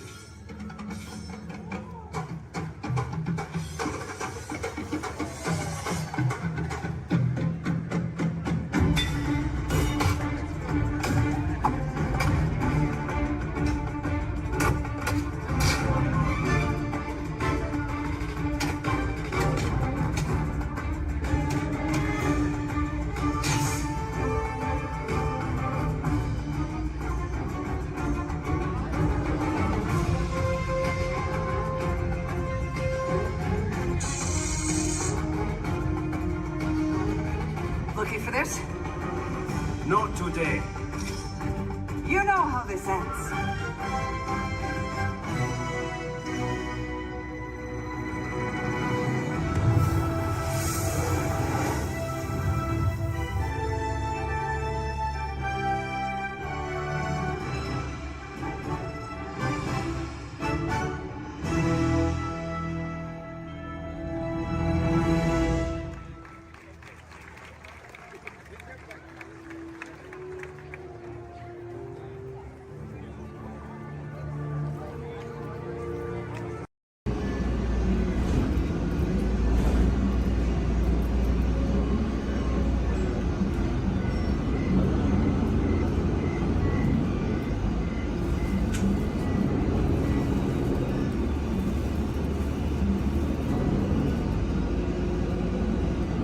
This is Disney's Port Orleans French Quarter Resort. Please collect your belongings, watch your head and step as you disembark, and take small children by the hand. Thanks for riding with us, and welcome home.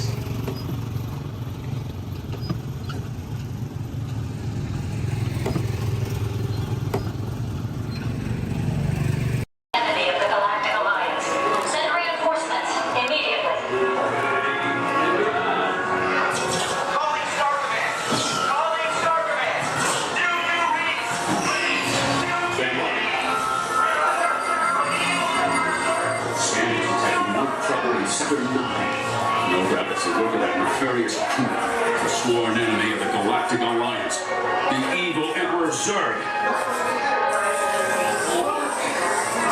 His robotic army is stealing crystallic fusion power cells.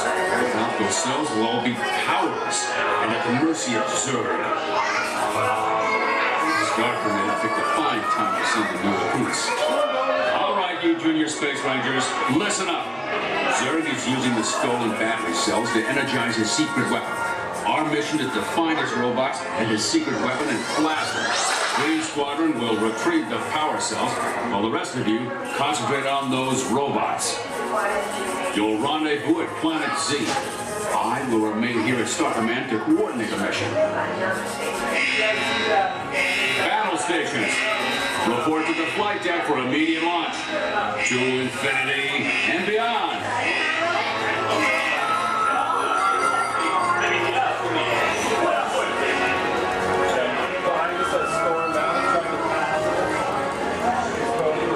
Attention, Space Rangers. This is Star Command. Prepare for immediate launch. Flight safety requires that you remain seated in your cabin while the immediate delay.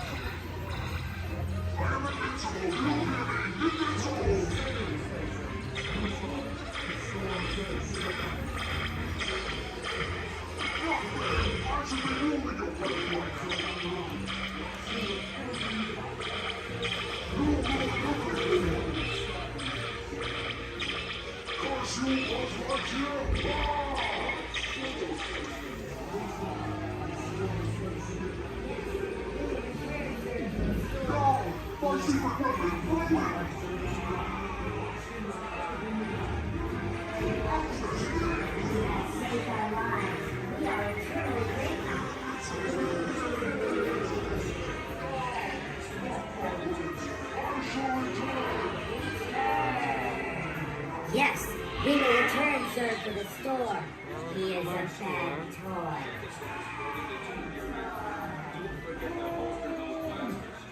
You have saved our lives. We are eternally grateful. It's been an honor serving with you. Check the status board to determine your rank. And don't forget to holster those blasters. Mission accomplished, Space Rangers. It's been an honor serving with you.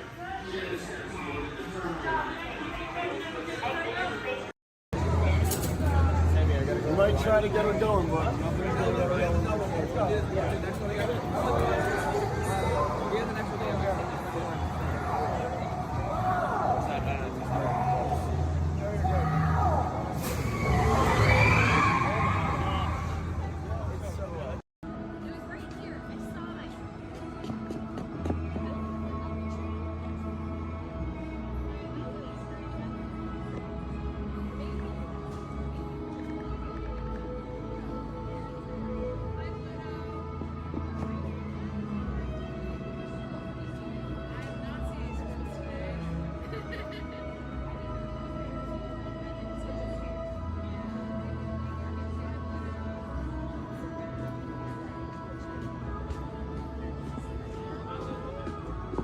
Hi, Pluto. There. Now you don't chase those cats up those trees. Oh no, we don't chase any cats. No. We're big friends of Pickles, so we love him. We're out looking for some treats, so have you guys found any? Or maybe you have some Pluto? Nope, haven't seen any treats yet. Yet? Okay. I'll keep an eye open though. It's a promise you'll let us know if you find I will certainly let you know. Perfect. Pinky swear. There you go. Thanks, Red. You're welcome. Bye.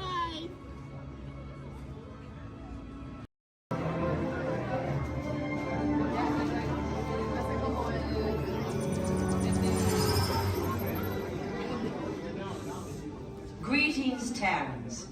I am Nova Prime Irani Rayan, commander of the Nova Corps.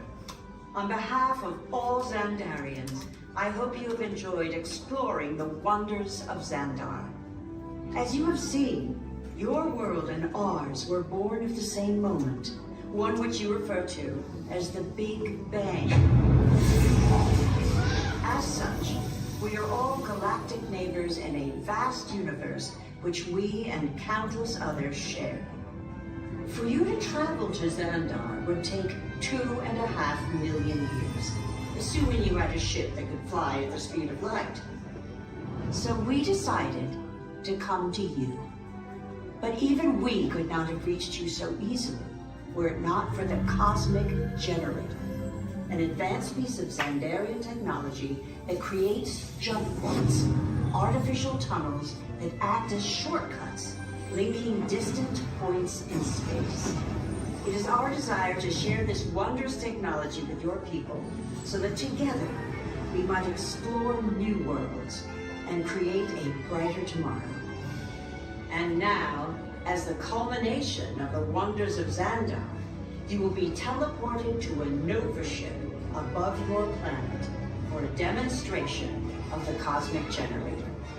I trust you will find it an unforgettable experience.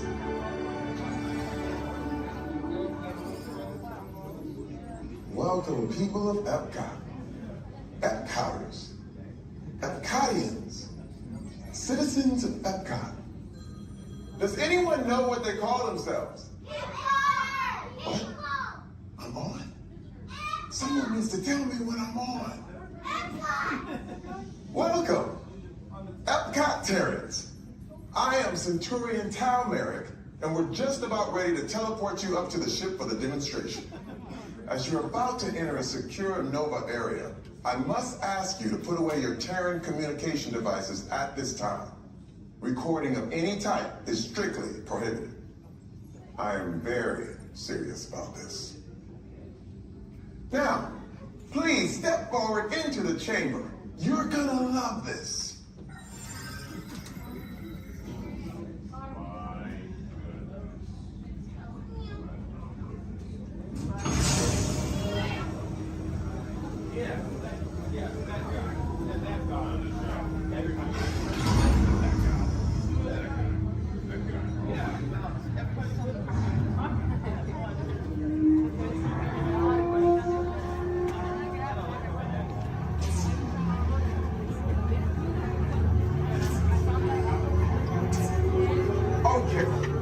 Before we begin, I should warn you that we have never teleported Terrans before.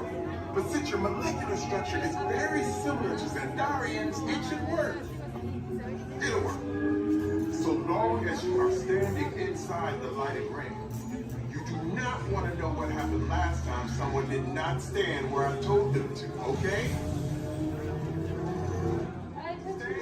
Please make sure you're all the way inside that lighted ring on the floor. We must teleport you till you're all the way inside that lighted ring.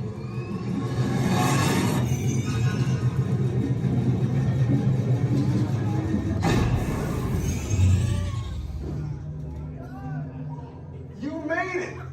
I mean, of course you did. Nova Prime, they're ready. Excellent. What you see before you is the Cosmic Generator. And in just a few moments, we'll be activating it so you can experience for yourselves what's happening. I'm not sure. Our power's out. And the Cosmic Generator is gone. Cheer your motto. Go to Code Red. Prepare the fleet. And call the Guardians. Now. There is no cause for alarm. Turn off that alarm. I've got an important transmission coming in. Hey, what's up, Nova Corps?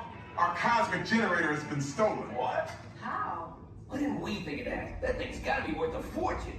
I am Groot. Good question. Yeah, but who do you think took it? Perhaps that really big man outside your ship. Oh, that is a big man. I need to alert Nova Prime. I have been watching Terrans for eons. That's not creepy at all. This species has failed. Wait, whoa. We didn't even know there was a test. He's got the cosmic generator. He's creating a new jump point. Jump point to where? Not where. When. It's some kind of mutant jump point. He's going back to the dawn of time. Dawn of time, why? To erase an error. Well, that doesn't sound good. Your time is over. Wait, what do you mean? What do you mean it's so vague? The jump point is closing. Hey, no, you're not recording to follow that whatever it is until we get there. We can't. Our power is down, and I've got to get these Terrans onto evacuation shuttles. I got it. I reprogrammed the shuttles to follow them through the jump point. Wait, what? Look, they're our only chance of keeping track of that whack job until we get the cosmic generator back. Piece of cake. Wait! There's cake. Where's this cake? The odds are impossible, Yeah. but it's our only shot. Good luck. Are you sure you can control it? Come on, it's me. I got this. We're all toast. First it was cake, now there is toast. This plan is making me so hungry. Terrans, listen up.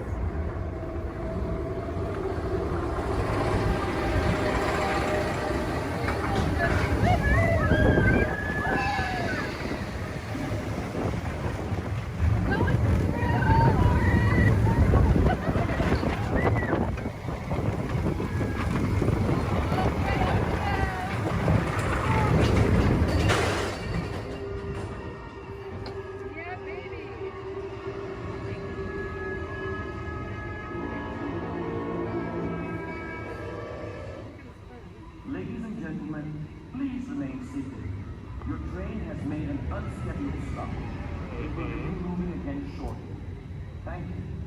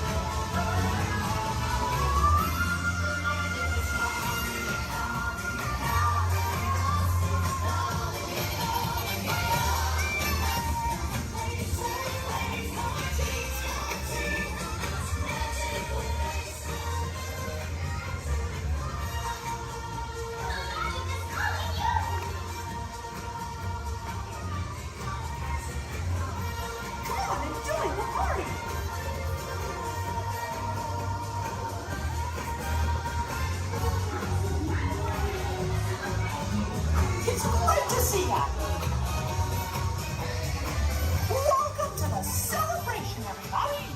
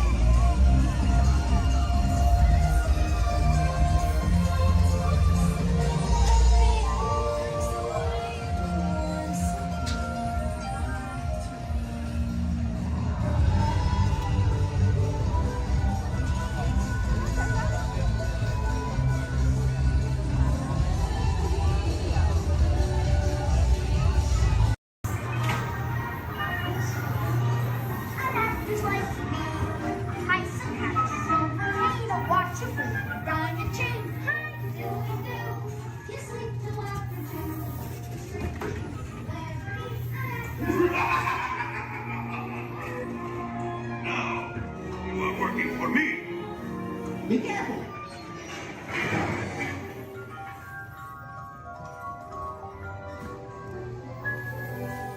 Wait for me.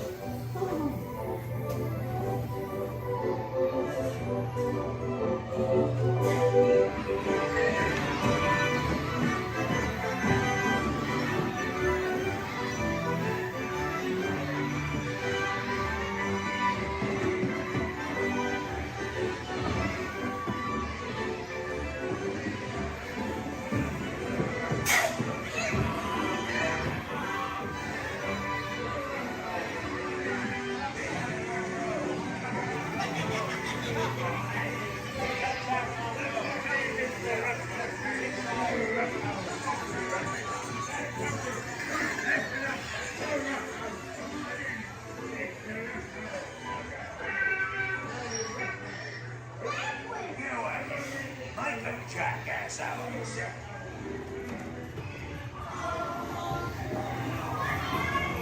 Shut the door. Get locked. Talk.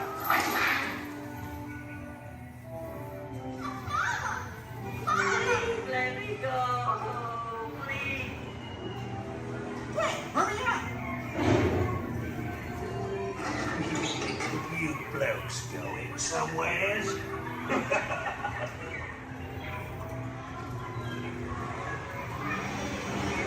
Hey, look out, you monster.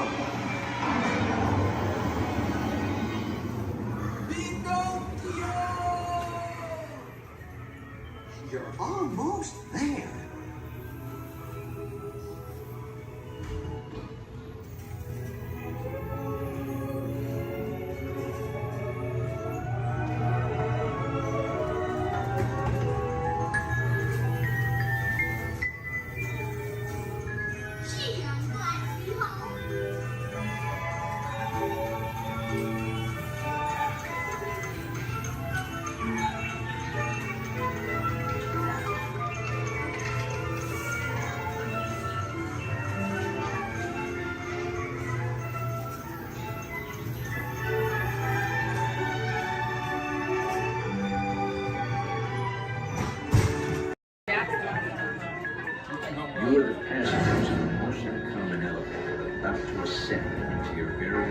listen to the Twilight Zone.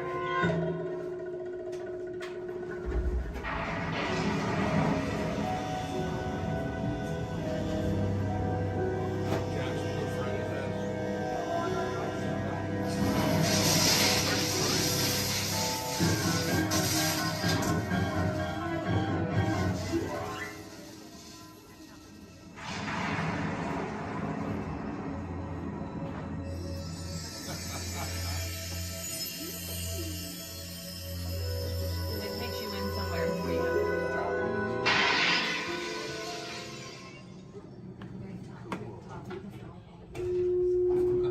One stormy night long ago, 5 people stepped through the door of an elevator.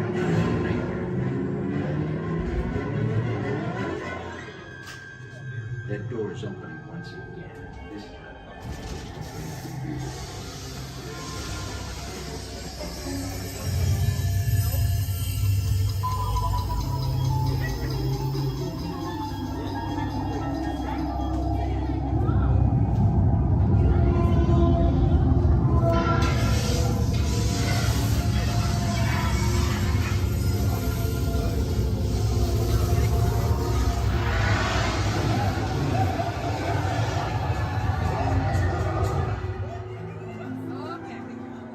You are about to discover what lies beyond the 5th dimension, beyond the deepest, darkest corner of the imagination, in the Tower of Terror.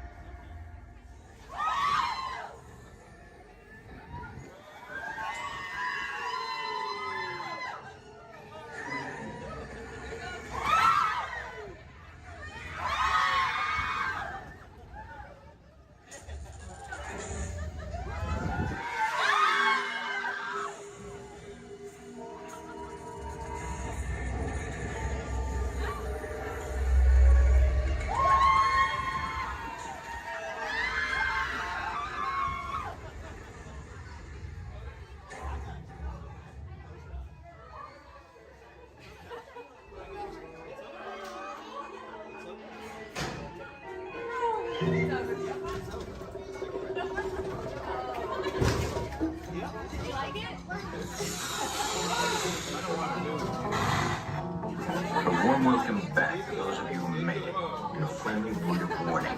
Something you won't find in any guidebook. The next time you check into a deserted hotel on the dark side of Hollywood, make sure you know just what kind of vacancy you're filling, or you may find yourself a permanent resident of the Twilight Zone.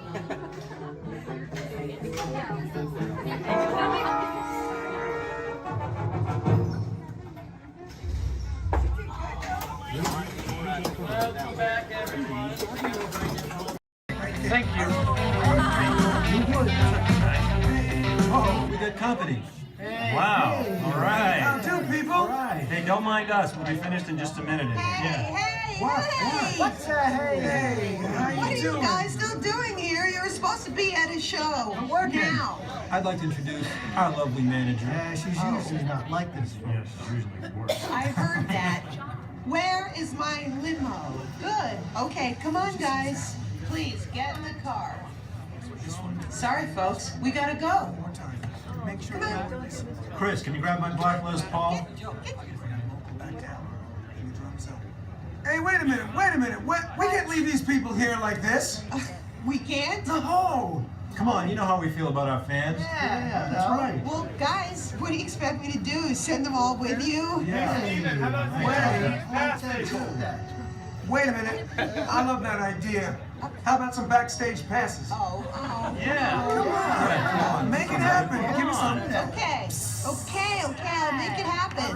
Now get out of here. I need all of you. See ya. Have a nice ride. Hi, Sal, it's me. Listen, I'm gonna need a bigger car. Make it a stretch. In fact, make it a super stretch. Great. Excuse me.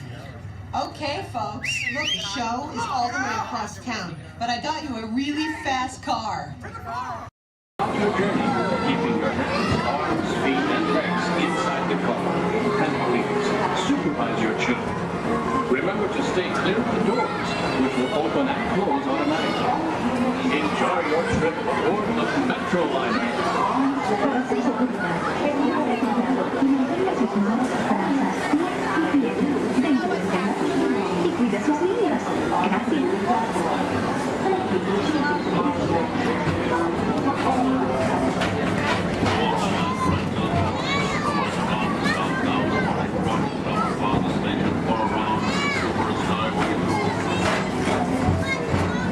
Welcome aboard, TTA travelers.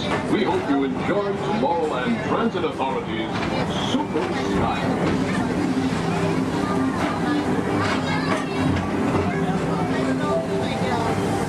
Now approaching Tomorrowland Interplanetary Convention Center.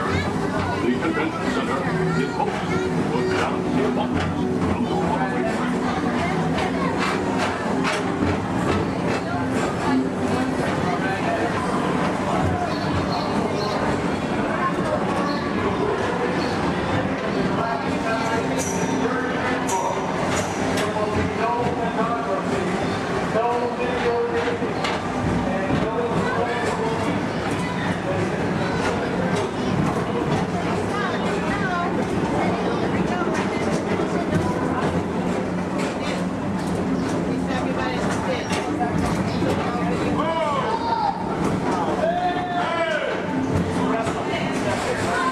The Tomorrowland Metro Retro Historical Society presents Walt Disney's 20th century vision for the future. This model city dared to dream the perfect community in which to work, live, and play.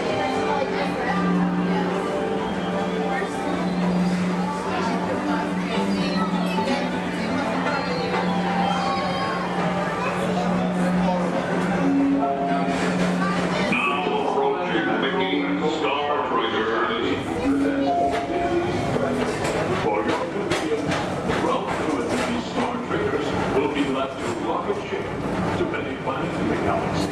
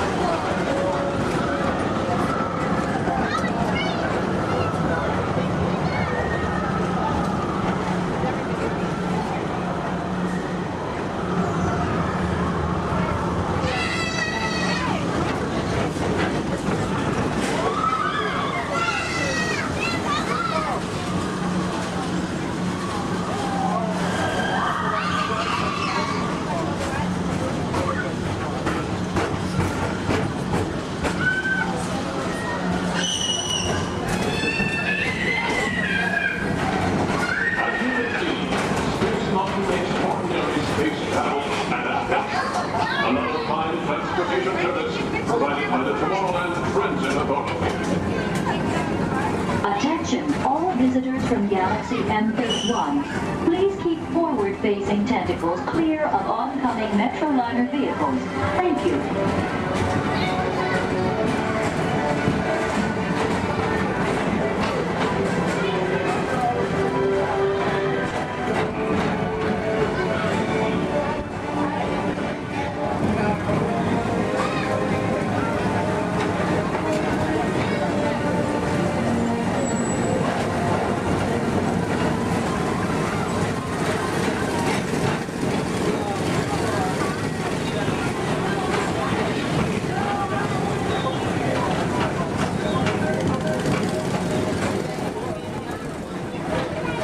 The centerpiece of Rocket Tower 1 is the League of Planets Astro Orbiter.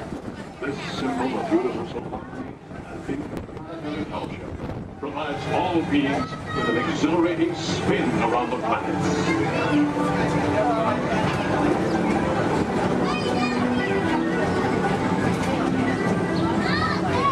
Remember, Blue Line passengers, for all your future travel needs, the TTA services all of Tomorrowland's outlying areas, including the personal rocket ship docking lot, and of course, perfect parking, the latest upgrade. Paging Mr. Morrow, Mr. Tom Morrow. Your party's excited has arrived. Please give them a ring. Now approaching Walt Disney's Carousel of Progress.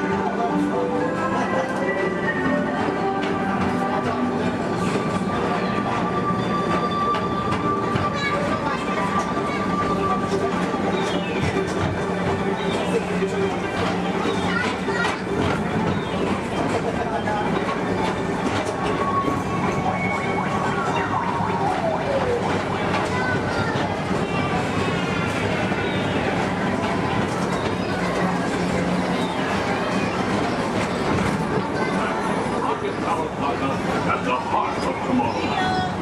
Come now, rejoin us and believe in the promise of tomorrow.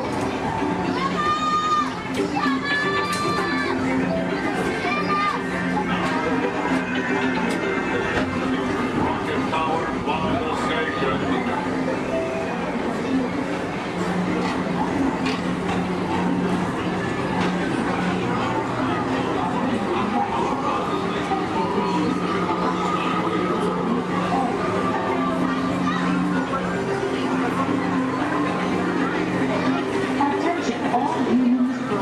Intergalactic beings. Please keep your arms, legs, and other appendages away from the doors. The doors open automatically. When they do, please collect your belongings and step carefully onto the moving platform. Thank you for choosing Tomorrowland Transit Authority for all your travel needs.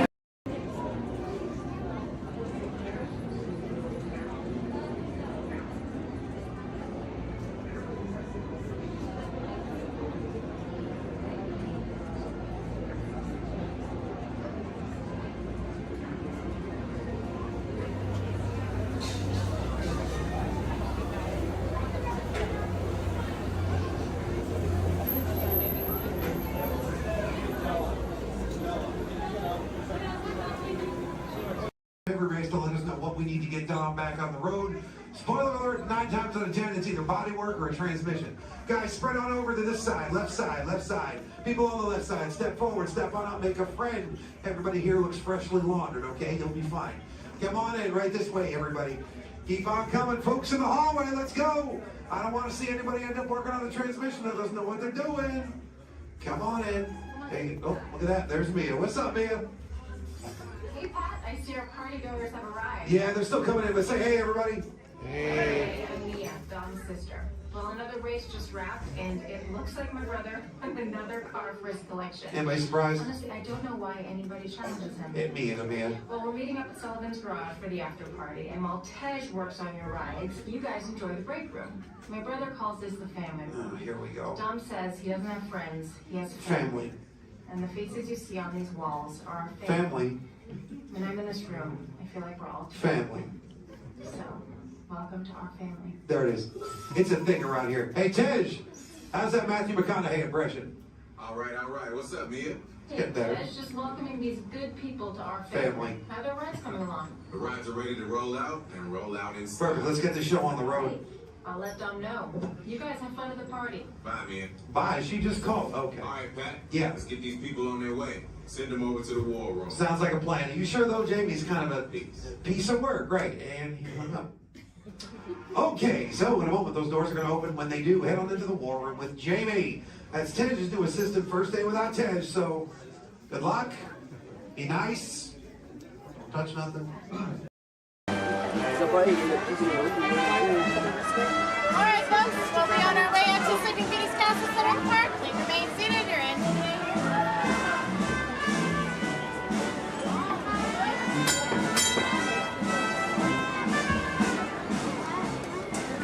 Here we go.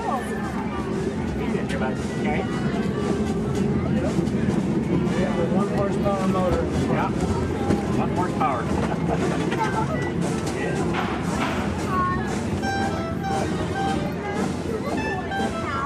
Well, because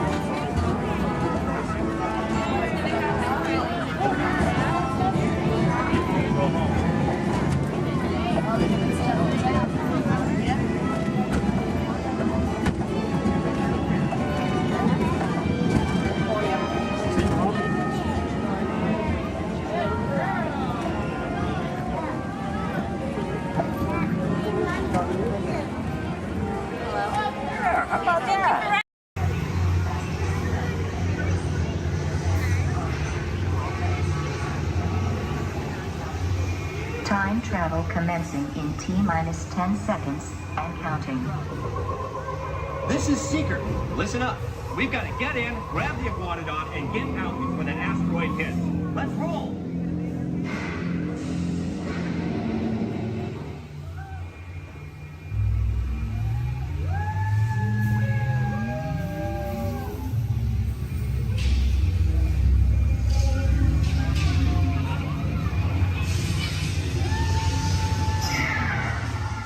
Okay, now, let's go get that dino. Computer, what are you tracking? Styracosaurus. Not our dino. Warning, meteor shower in range. Just little one. Oleoramus. Hadrosaur. Raptor. Time to get serious. Locking autopilot on homing signal now! Hang on! I'm tracking a big dino on the scope. Could be ours. Computer, full stop. Identified. Carnotaurus. Definitely not our dino. Go, go, go!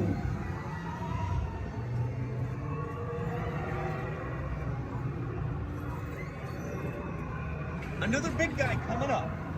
Computer. Slow and identify. Sauropod. Still not our dino, but at least this one's a vegetarian.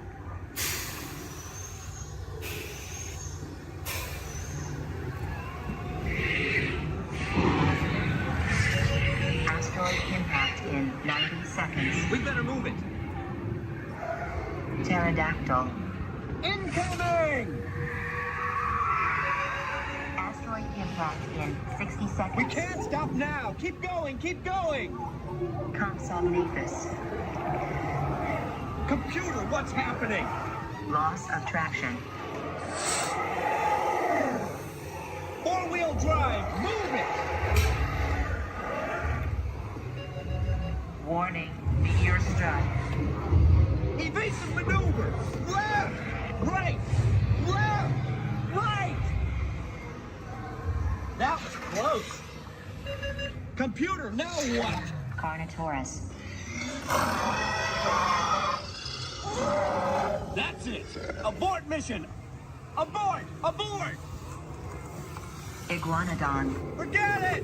Get them out now! Asteroid impact. Brace yourself! This is it! They're not gonna make it! They're not gonna make it! Mission accomplished. You made it! I knew you would, and guess who made it back with you? I better find him before security does. Thanks for everything!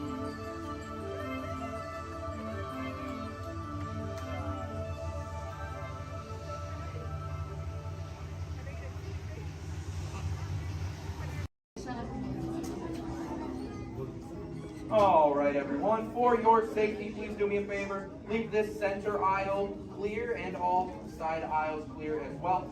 If for any reason you need to leave the theater, you can do so through these two right rear exit doors. That's if you're looking to leave, please do so through these two right rear exit doors. They're a little bit heavy. Just give them a big old push and they'll open right up for you.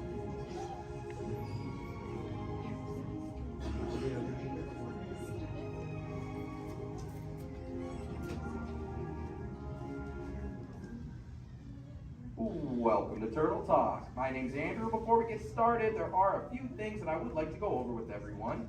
Now, here at Seabase, there is absolutely no eating.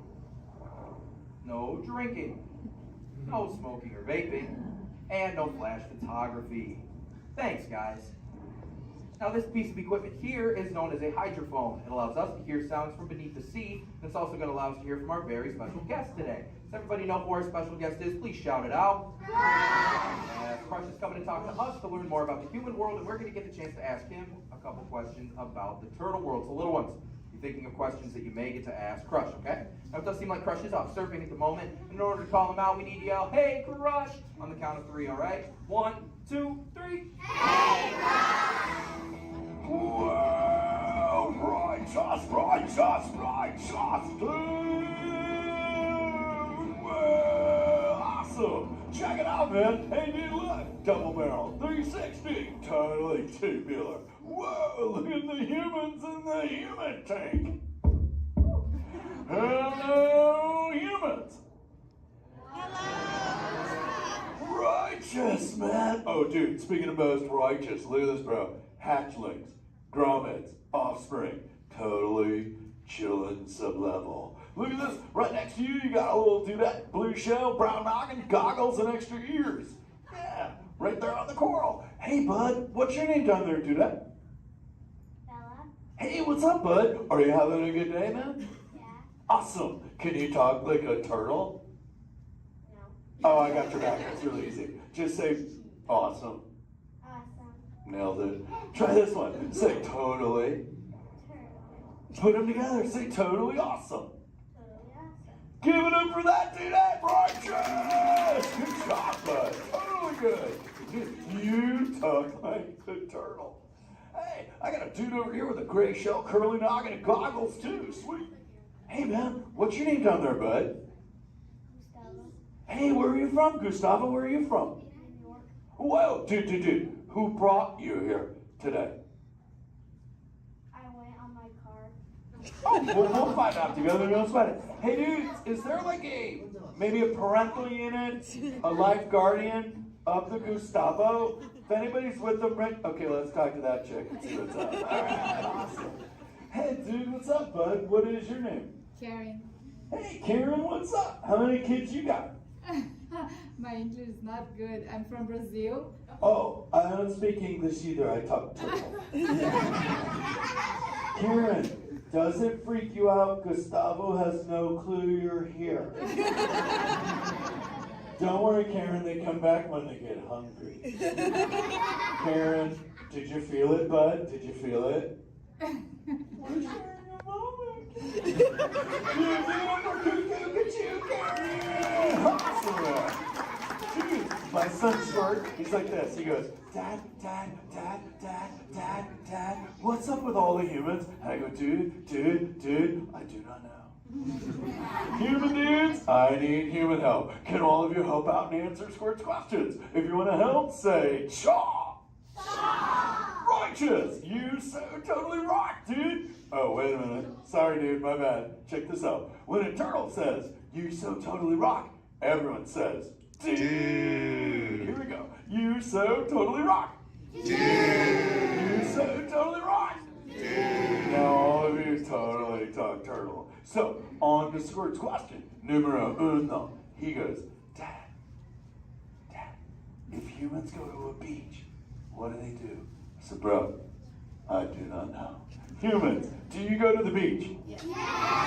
Awesomeness. Okay, answer it for the Squirt dude. What does a human do at a beach? Shout it out. Swim. No way. Who likes to swim? Wave some fin if you love to swim, man.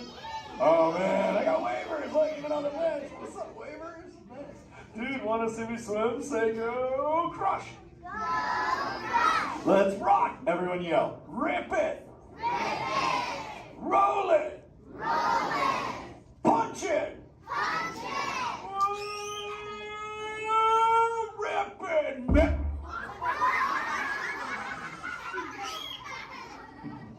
Hey, Crush, watch out for the glass. Hey, dude, thanks, Hank.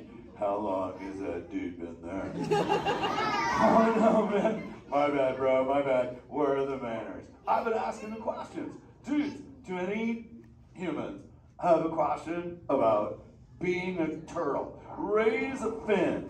Hi, if you have a question about turtles. Cool. Got a chick over here, aisle style, red shell, brown knock, hanging loose. Hello, bud. What's your name? Hey, bud. What's your question? What turtles eat? Oh, dude, we're chowing green seagrass and green sea kelp. Big dudes, you're sitting on green seagrass benches. But check it out, Harper. We only eat green stuff, and so it actually turned us green. So, like, I'm green, and my kids are green, and my parents are green. Oh, and my wife's green, and my favorite color ever, purple.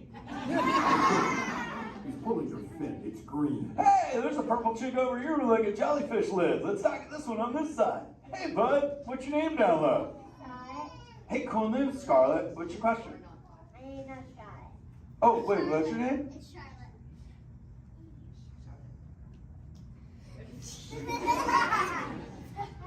You don't have to tell me. Okay, what's your question, little bud? My name's not Okay. Hey, let's head over here. We got like a little friend on this side. Looks like a light blue shell, brown noggin. Let's talk to this bud. Hey, what's your name, dude? My name's Marley. Hey, Marley, what's up? What's your question? What's your favorite food? Oh, dude, besides eating green seagrass and green sea kelp, we totally chow on the jellies. Yeah, they're like so tasty. Hey, wait, Marley, do you eat food and sleep and stuff? Yeah. Do you know how to swim? Yeah. You're a turtle. Because all we do every day is eat, sleep, and surf. Hey, we got a bud by the bench. He's got a red shell curly noggin. Let's talk to that guy. Sweet. Hey, big man. What's your name, dude? Ezekiel. Hey, Ezekiel. What's your question, friend? How do turtles breathe? Okay, here's the deal. We have to go up every 15 minutes, bud, because I'm like you. I breathe oxygen. But here's the deal. We have to go up every 15. But when I sleep, Ezekiel, we can go in this little cave right there. See the green shelf sticking out over there? We got to tuck under, and we can sleep 5 hours straight and absorb oxygen out of water when we're underwater. Who else has a question? This is kind of cool. Oh, whoa, dude, check it out. We got like a little friend chilling on this side by the bench. Looks like a grayish blue shell, brown rock sitting on her own flips. Dude, what's your name over there, bud? Abby. Hey, Abs, what's your question, Abby? How many babies can a turtle have? Well, mommy turtles, man, they go to a beach, but it's the same beach every time. And they drop off like 90 to 100 eggs. But here's the cool part. When the sand is really warm, Abby, everybody is a dudette. And when it's cold, they're all dudes. So we say, dudes are cool and chicks are hot. This is awesome, humans. Hey, the Jelly Man. I was talking about you, buddy. Oh, Crush. Hey, man. I'm trying to get away from a turtle pile. Marlon, turtle piles are a celebration. Everyone yell, turtle pile!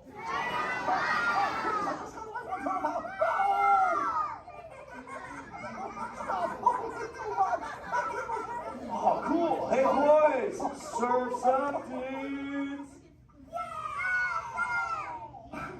Thanks a lot, Crush. For what? The turtle pile? Shout it out, humans! That dude has serious thrill issues. Humans, you rocked it! You so totally rock! Okay, like 4 kids remembered. The rest of you dudes pulled a hard dory.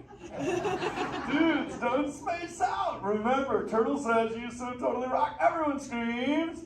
You so totally rock! There you go, you're back again. Oh, bummer. Hey, bro, the frequency thing is not working. Whoa, it's Bailey. Call him back with your fins. Put your both fins up. Yeah, put your both fins up. Go.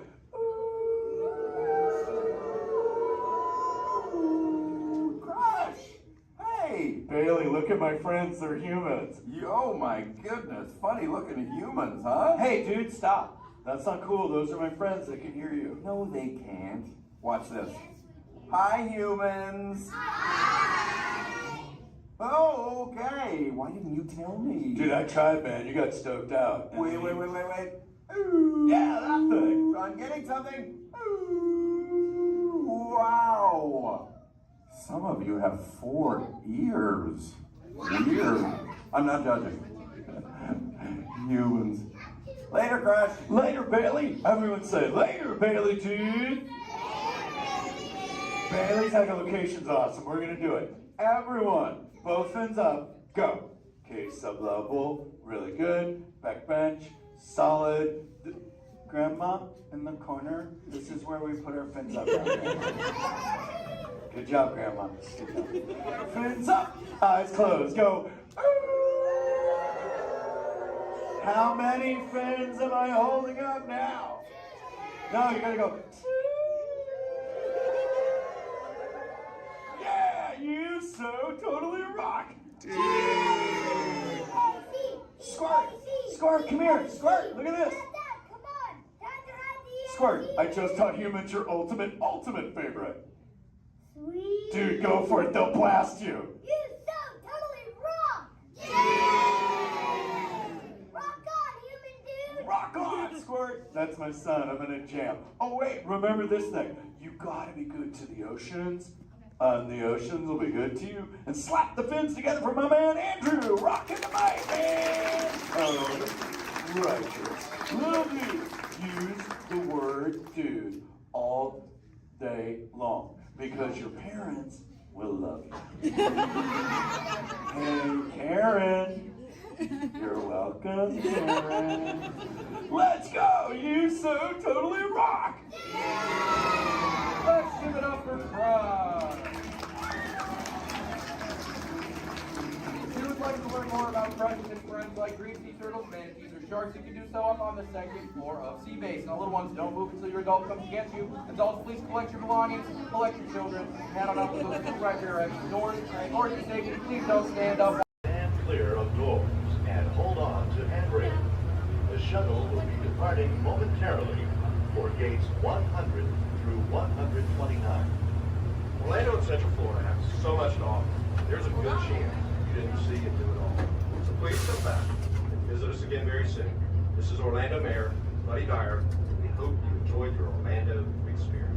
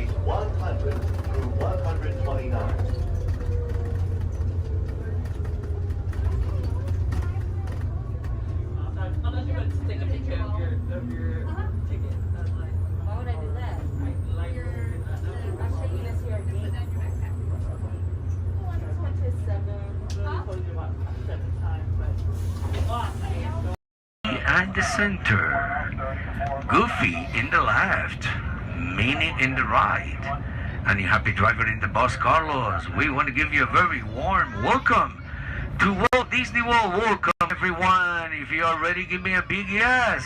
Yes! All right, you ready?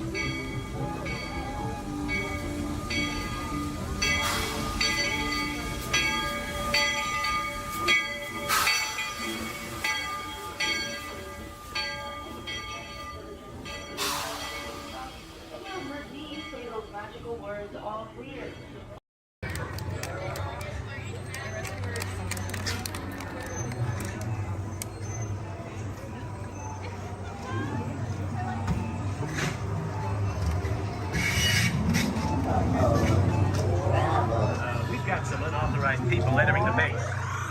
Wait, they got ET. They're getting away. Unit 3, cut them off.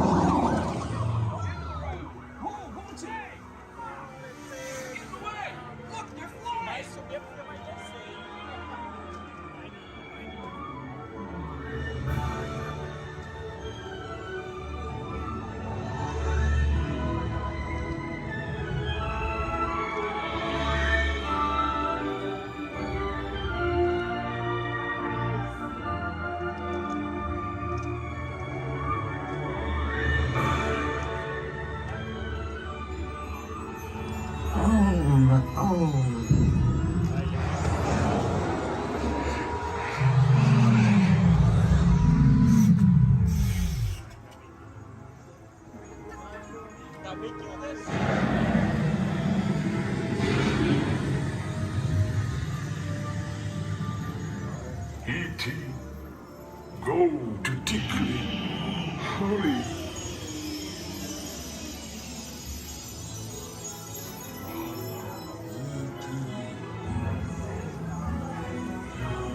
Tickly.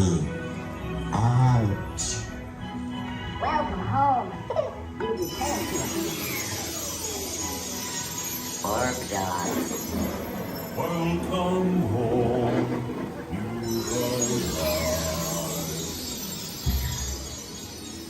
Mad dog. You have saved our planet. Come, celebrate with us.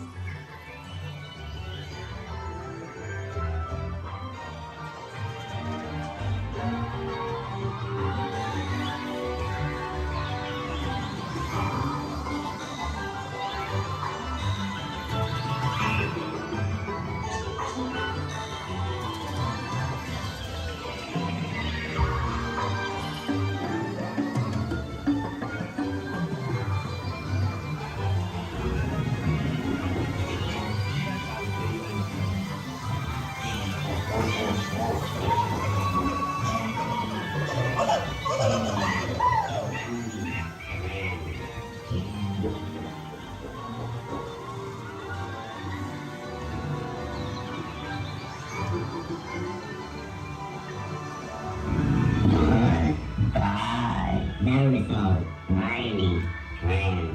Loopy, Pete, Tara, Brandon, Amanda.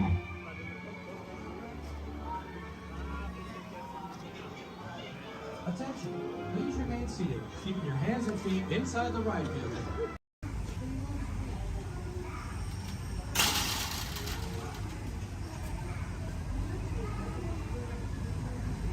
Aboard! For those of you just joining us, welcome aboard Excursion 3 on the Disneyland Railroad. For your safety, please remain seated at all times, keeping your hands, arms, feet, and legs inside the train. Please supervise all children, making sure they are seated away from the train openings, either fully on a lap or on a bench. Our next stop will be Main Street, but before that, we will travel into the tunnel ahead and journey through the Grand Canyon and Primeval World. While you are more than welcome to take as many photos and videos as you'd like, we do ask that you please turn off all flash photography, video lighting, lighted toys, and accessories, including any lightsabers, light up ears, bubble box buildings, and many more.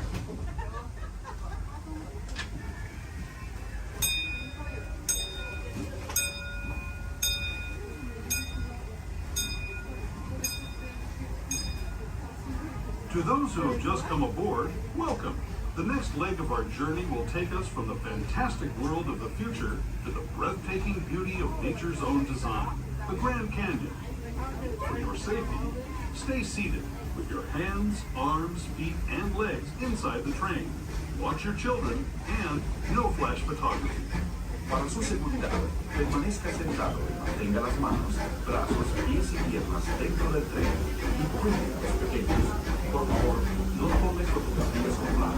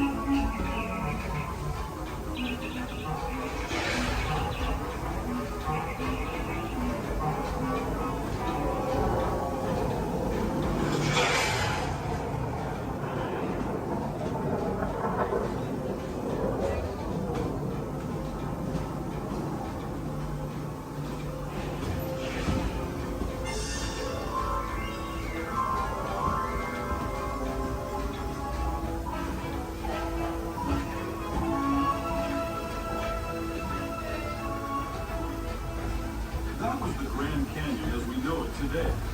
But it wasn't always this way. Now, let's travel back in time, way back in time, to the prehistoric past of the primeval world, land of the dinosaurs.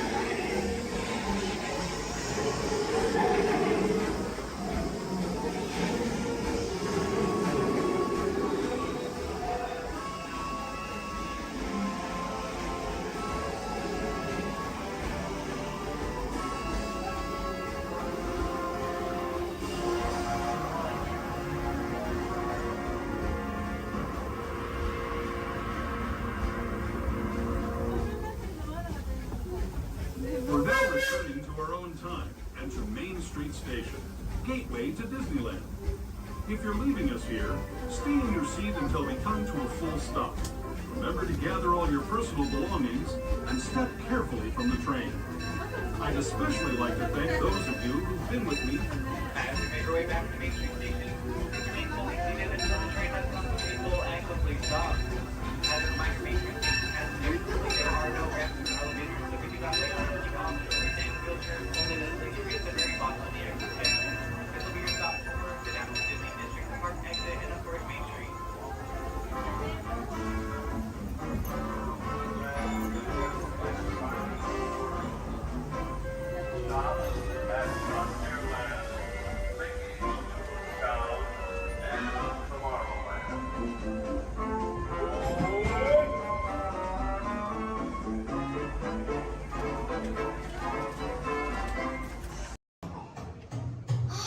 Where is it?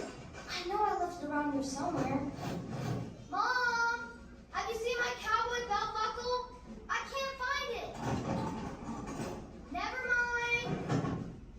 Yeehaw! It's rodeo time. Well done, cowboy.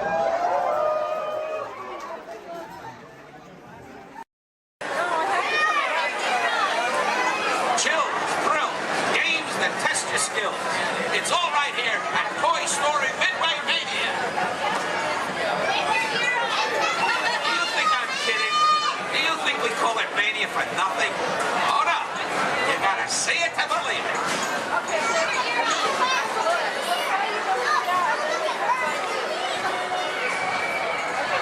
Who out there can hear me? Raise your hand. Good, good, good. Who out there can't hear me? Raise your bunch of wise guys.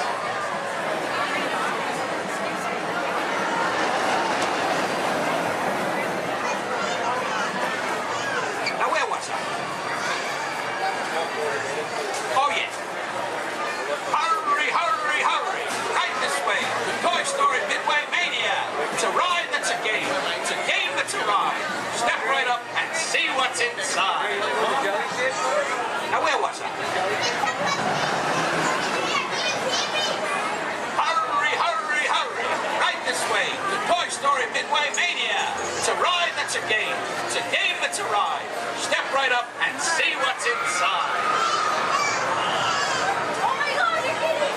Do you think I'm kidding? Do you think we call it Mania for nothing? Oh, no. You gotta see it to believe it.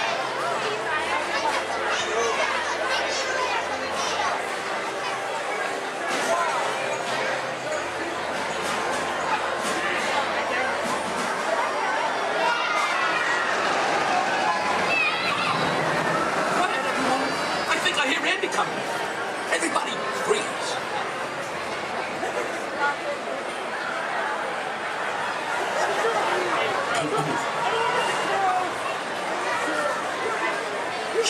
Greetings, everyone.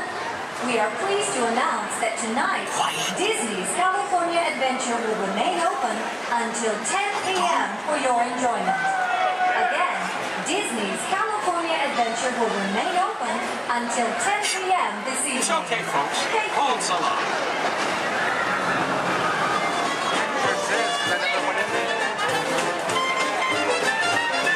I'm saying you'll be playing, yes I am. With Woody, Buzz, Bo Peep, and Rex and Ann. My toy friends, they adore you, so they built the place in for you. Step right up, folks. I tell you, everybody can. Now I'm saying, you'll be playing, yes I am. Listen, pal, I'm saying, you'll be playing. Oh, what a treat, so sweet. Complete with Jesse, Mommy Ben, and Stinky Pete, me, you. Andy's room is humming, cause company's coming. You know everyone's a winner, that's the plan. I'm saying, you are playing, yes I am.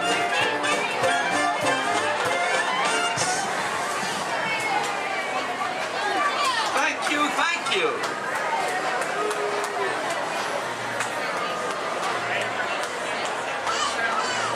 Last night, Mrs. Potato Head said, honey, there's a salesman at the door with a mustache. I said, tell him I've already got one.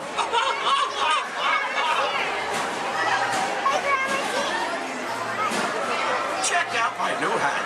It cost me an arm and a next.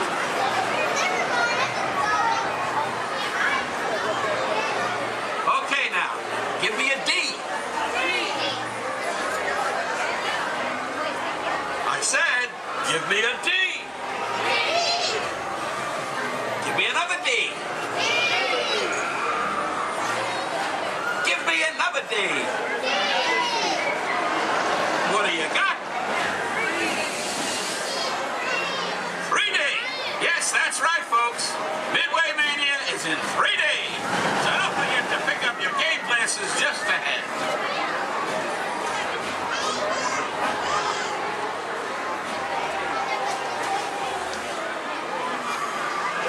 Hey, young man. Yes, you. What? Yes, I'm talking to you. Have you played Toy Story Midway Mania before? Well, you're in for a real treat. All the toys are inside, setting up the carnival play set. Even a couple of little green men that the missus insisted on adopting. Don't get me wrong. They're cute. I just want to say.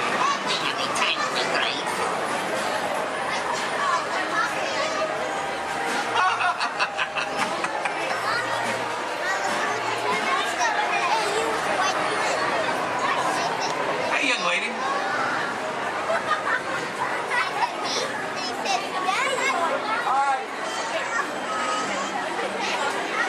Who's your favorite?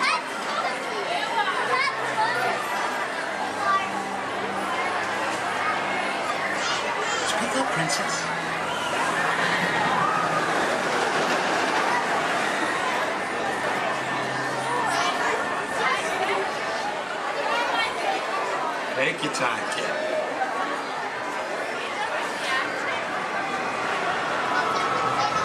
You are! Ah, thanks. You're my favorite, too.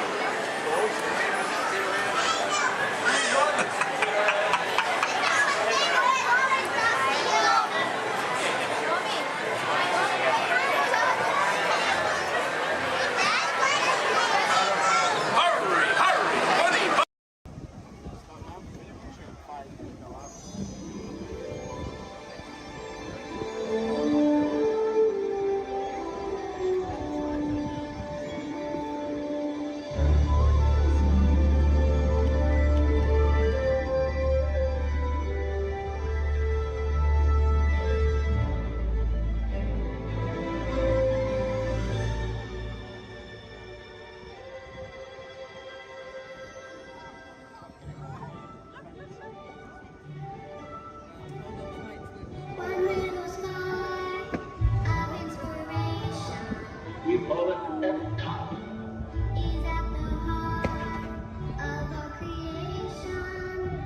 EPCOT. Experimental, prototype, community of tomorrow.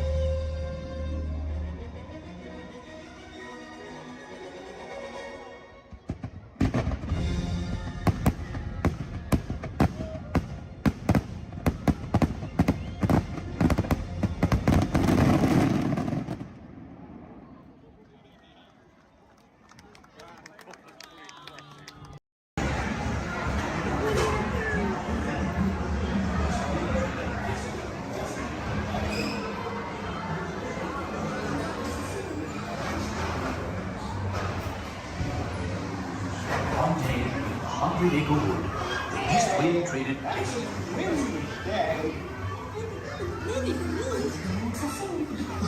If you ask me, he'll never reach there. Barney! Barney! Oh dear! Can't even talk to them, Mom. Look, Mama, look! I'm a fight!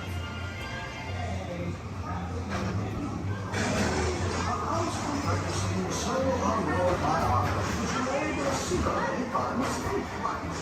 Time to tell about my Uncle Clyde. Hunter, come bounce with me.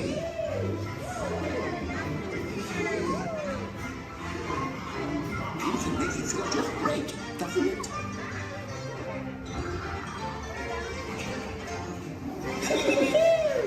Follow me! I almost bounced right out of the ride. Watch out for everyone in the water. They steal honey. Steal honey?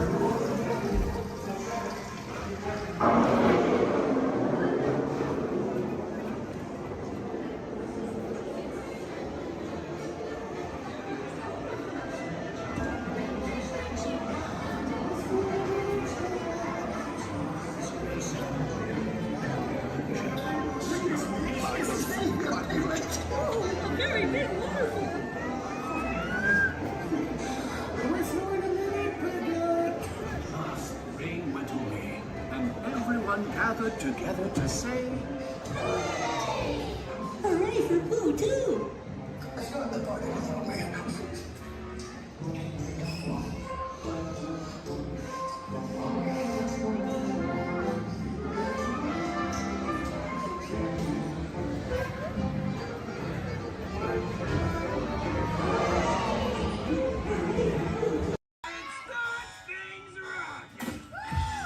Now show me those hands, people! You got clearance, let's roll!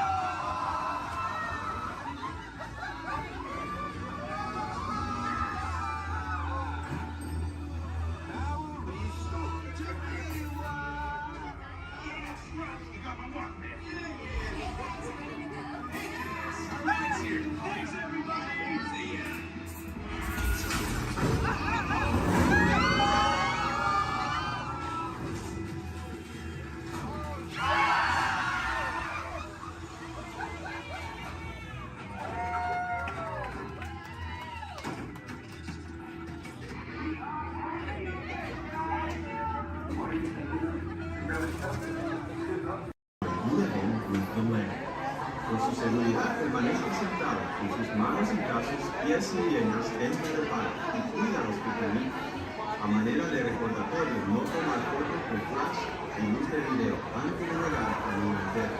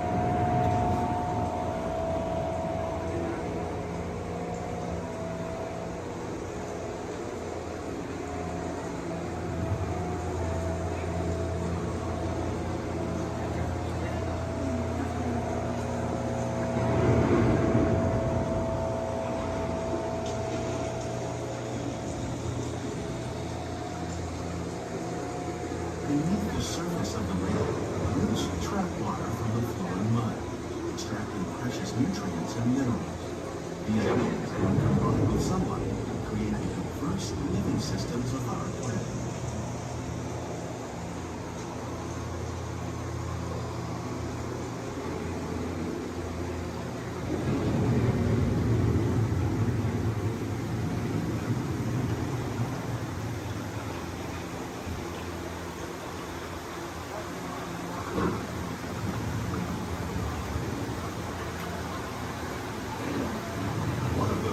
Systems is the rainforest, home to the most amazing concentration of life on our planet. These dense and beautiful forests cover only a tiny portion of the Earth's surface, but they contain more than half of its plant and animal species. Rainforests are also extremely rich in productive living systems, providing us with oxygen, food, medicines, and other elements essential to our lives.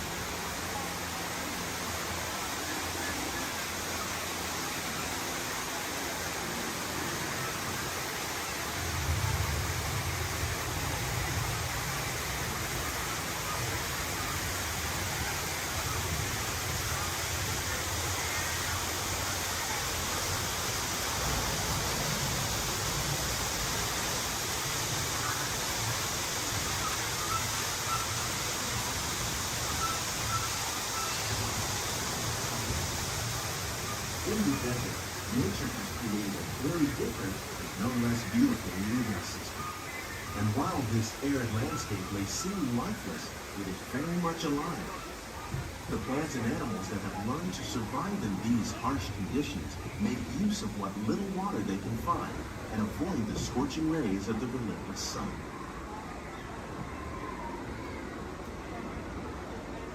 The American prairie once appeared as desolate as the desert, but over time, rainwater and nutrients gradually penetrated the hard surface of this land. Even the hooves of the mighty buffalo helped create the rich soil, one day become home to the American farm.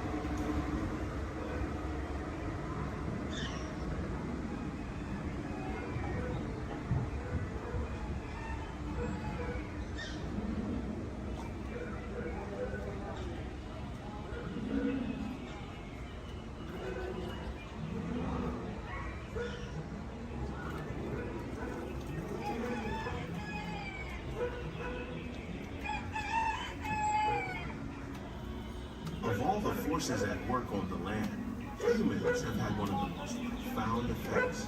The need to produce food for a growing world led to the enormous use and sometimes overuse of the land. In our search for more efficient ways to grow food, we often fail to realize the impact of our methods.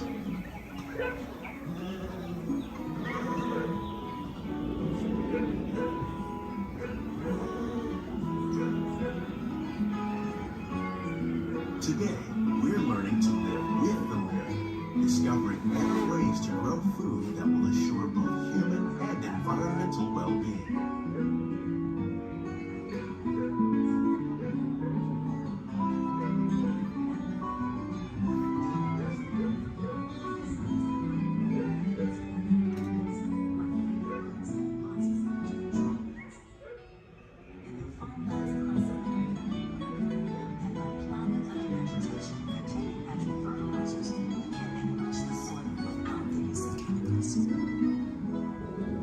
In arid regions, we're learning to produce food on desert seacoasts by developing and planting crops that thrive on salt water.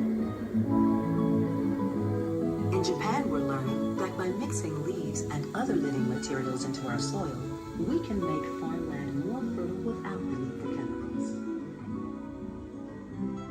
Here at Epcot, we're learning to reduce the need for chemical pesticides by breeding and using natural predators, like ladybugs and wasps, to control pests. How will we meet tomorrow's growing needs for food production, yet still respect the needs of the land?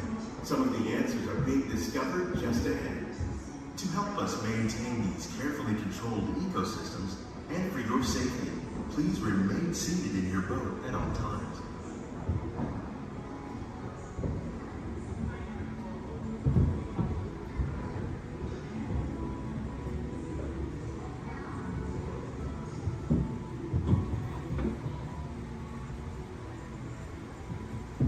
Welcome to our living laboratory, where scientists from Epcot and the U.S. Department of Agriculture are exploring innovative ways to produce bountiful harvests now and into the future.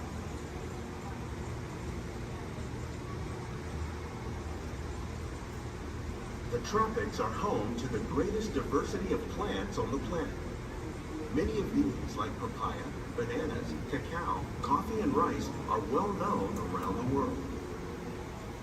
These are just a few of the edible plants that have been an important source of nutrition for people living in the tropics. Many are rich in vitamins and minerals, while others are well adapted to growing in less than ideal conditions. Some, like the water lily, thrive in wet, swampy areas and waterways. All parts of this plant, even the flower petals, are edible. The starchy root of the plant has long been used to make flour for baking.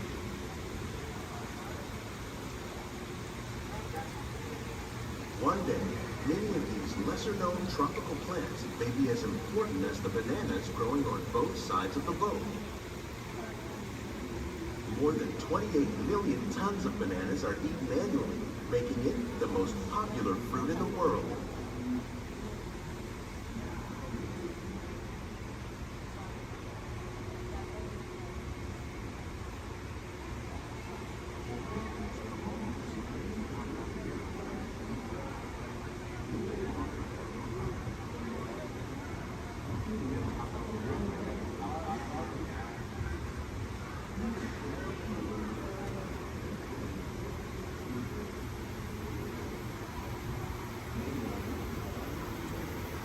When we mention farming, you probably don't think of fish.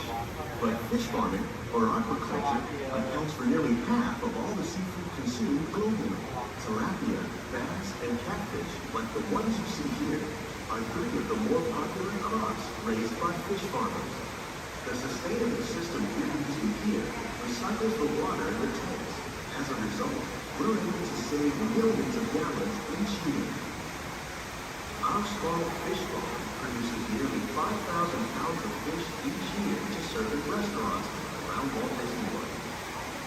Innovations like this one can play an important role in our efforts to produce bountiful harvests and still protect the natural resources.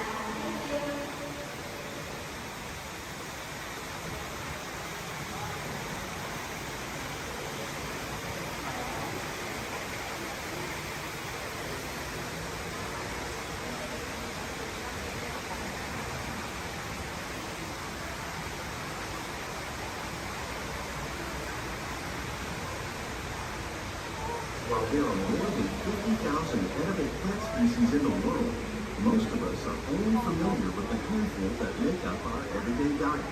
The common grains growing here, maize, sorghum, and millet, plus rice, account for nearly 2/3 of our global food consumption. Learning how to increase yields of these staples is an important goal of research around the world.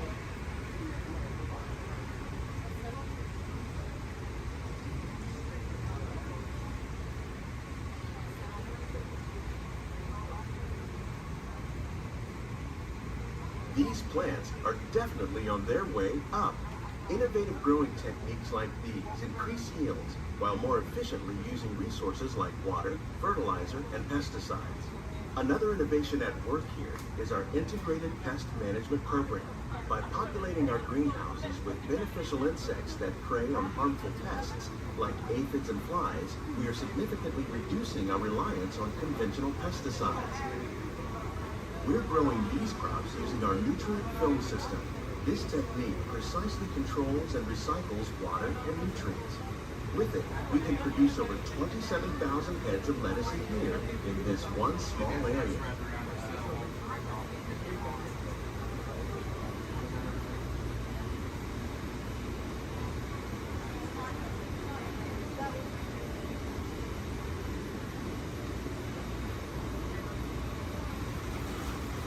Some of our best ideas have been inspired by nature, like these fruit and vegetable trees.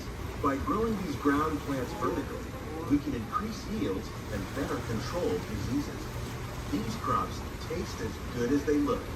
In fact, we serve more than 15 tons of produce from our greenhouses in restaurants here at the Land every year.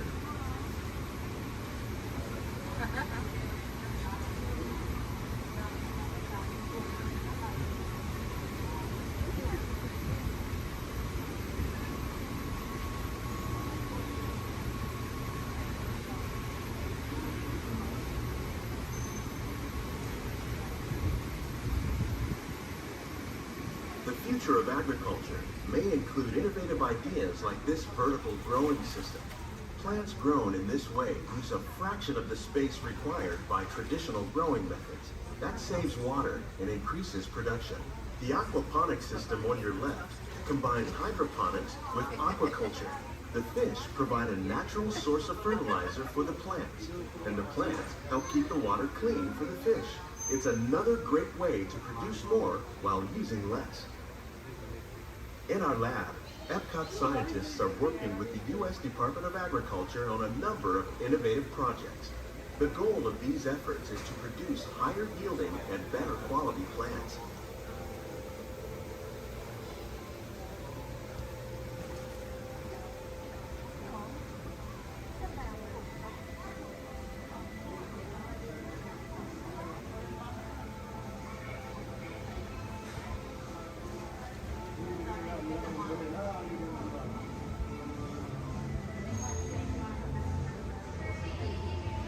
These greenhouses represent just a fraction of the work being done worldwide to produce bountiful harvests for our growing population. Scientists, farmers, and even backyard gardeners are doing their part to improve the quantity and quality of foods that we all rely upon. Together, we can continue to find more ways to increase food production and protect our precious natural environment. Only then will we truly be living with the land.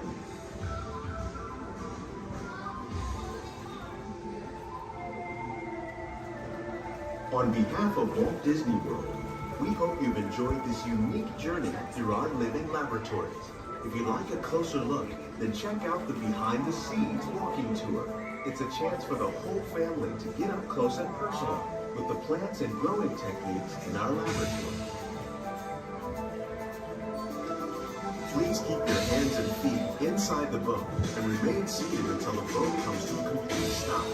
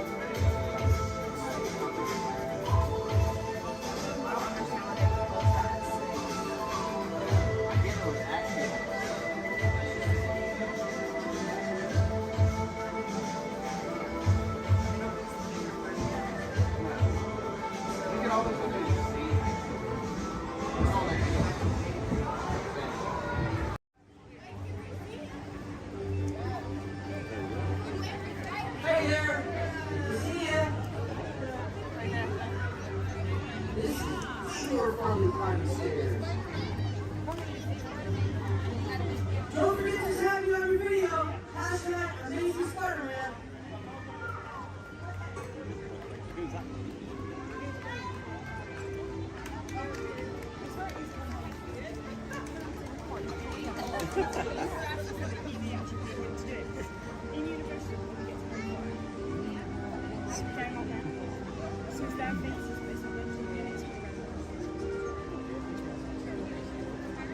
everyone, looking good down there.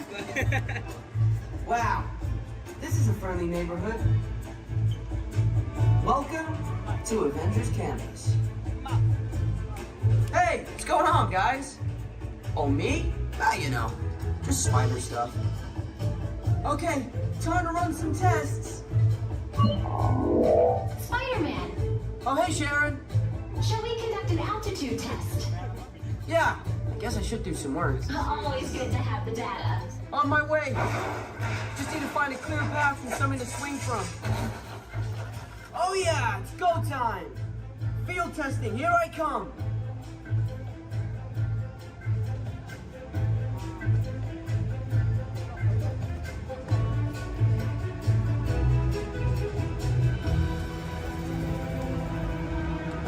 Time for some field testing. Here goes something.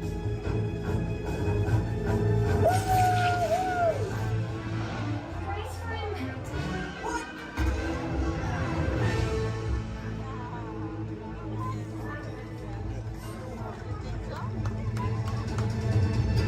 I'm good. That was less crazy than I thought. Sure. Did you get that? I got the data. Okay.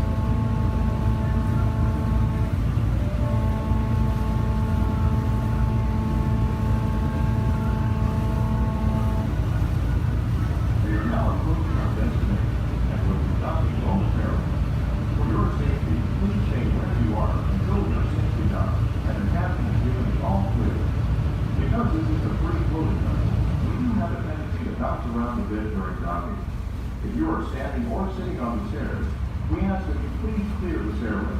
Everyone else, please remain where you are until we've completed our docking. Once again, please clear the stairway. You will be given an all clear when it is safe to travel stairs and go ashore. Por favor, manténganse alejados de las escaleras.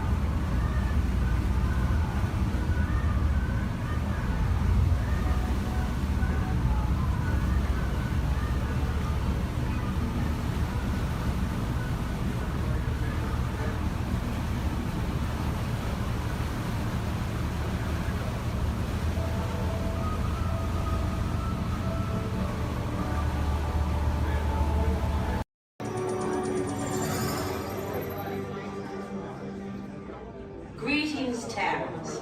I am Nova Prime Irani Rayan, commander of the Nova Corps. On behalf of all Xandarians, I hope you have enjoyed exploring the wonders of Xandar. As you have seen, your world and ours were born of the same moment, one which you refer to as the Big Bang. As such, we are all galactic neighbors in a vast universe which we and countless others share. For you to travel to Xandar would take 2.5 million years, assuming you had a ship that could fly at the speed of light. So we decided to come to you. But even we could not have reached you so easily were it not for the Cosmic Generator, an advanced piece of Xandarian technology that creates jump points, artificial tunnels that act as shortcuts, linking distant points in space. It is our desire to share this wondrous technology with your people so that together we might explore new worlds and create a brighter tomorrow. And now, as the culmination of the wonders of Xandar, you will be teleported to a Nova ship above your planet for a demonstration of the Cosmic Generator. I trust you will find it an unforgettable experience.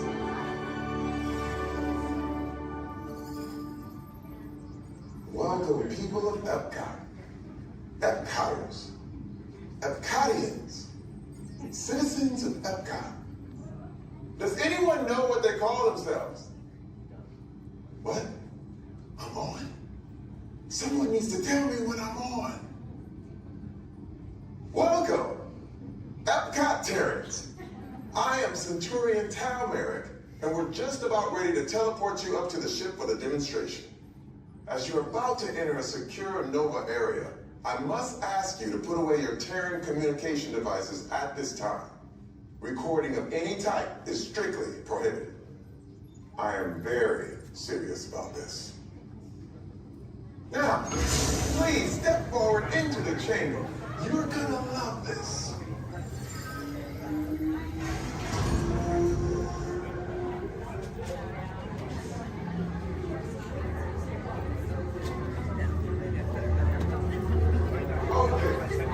Before we begin, I should warn you that we have never teleported Terrans before. But since your molecular structure is very similar to Xandarians, it should work. It'll work. So long as you are standing inside the lighted ramp. You do not want to know what happened last time someone did not stand where I told them to, okay? Stand by for teleportation.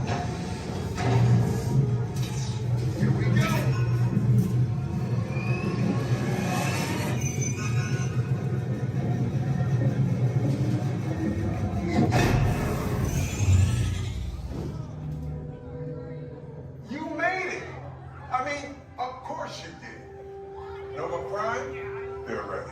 Excellent. What you see before you is the cosmic generator. And in just a few moments, we'll be activating it so you can experience for yourselves what's happening. I'm not sure. Our power's out. And the cosmic generator is gone. Cheerio, Monarch. Go to Code Red. Prepare the fleet. And call the Guardians. Now. There is no cause for alarm. Turn off that alarm. I've got an important transmission coming in. Hey, what's up, Nova Corps? Our cosmic generator has been stolen. What? How? Why didn't we think of that? That thing's gotta be worth a fortune. I am Groot. Good question. Yeah, who do you think took it? Perhaps that really big man outside your ship. Well, that is a big man. I need to alert Nova Prime. I'm watching Terrans from the dogs. That's not creepy at all. This species has failed. Wait, whoa. We didn't even know there was a test. He's got the cosmic generator. He's creating a new jump point. Jump point to where? It's some kind of mutant jump point. It's going back to the dawn of time. Dawn of time, why? To erase an error. Well, that doesn't sound good. Your time is over. Wait, what do you mean? What do you mean it's so vague? The jump point is closing. Hey, Nova Dude, your Nova Corps need to follow that whatever it is until we get there. We can't. Our power is down, and I've got to get these Terrans onto evacuation shuttles. I got it. I reprogrammed the shuttles to follow them through the jump point. Wait, what? Look, they're our only chance of keeping track of that whack job until we get the cosmic generator back. Piece of cake. Wait! There's cake. Where's this cake? The odds are impossible, Yep. but it's our only shot. Good luck. Are you sure you can control it? Come on, it's me. We got this. We're all toast. First it was cake, now there's toast. This plan is making me so hungry. Terrans, listen up. You need to make your way to the evacuation shuttles now. We'll follow the fleet when we get our power back. I mean, when we get our power back.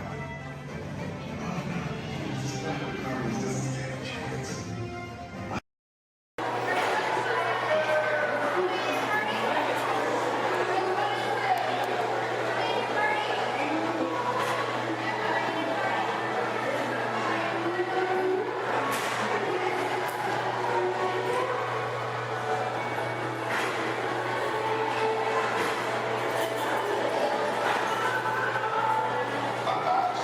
Snow White is the fairest one of all.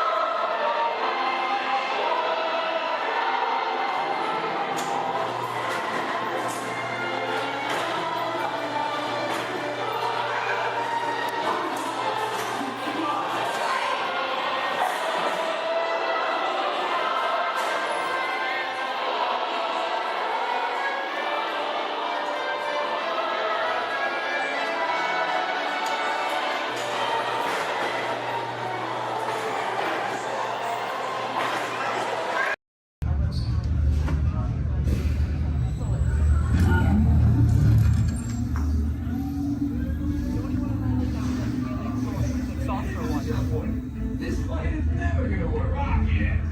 Well, okay, I've locked onto your vehicle. We'll be right behind you. Nothing to worry about. Unless we cannot stop this unusually large man, then you're likely doomed. Good luck. You're gonna need it.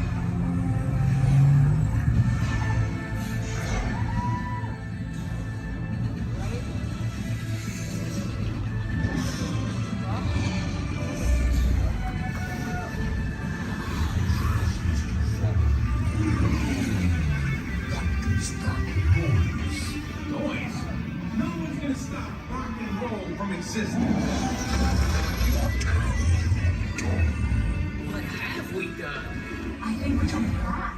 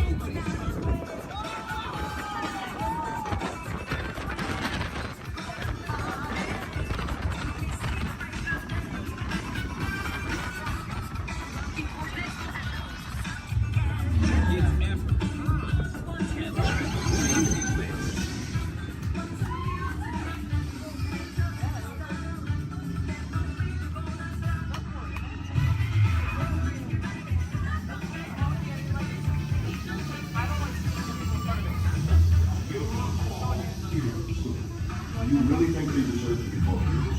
Did you see how they dress? It's just a figure of speech, Drax. You are lying to them. Now I understand. Welcome to the Guardians of the Galaxy.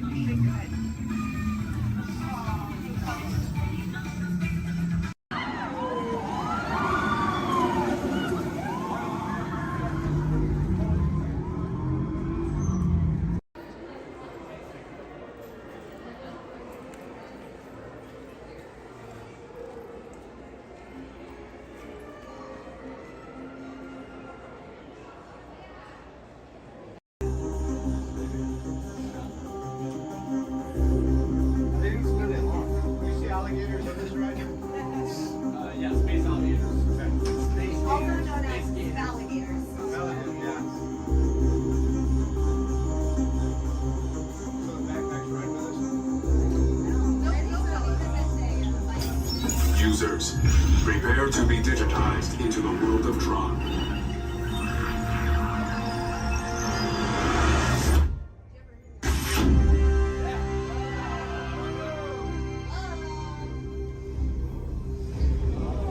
Team Blue, welcome to the grid. Proceed to gates.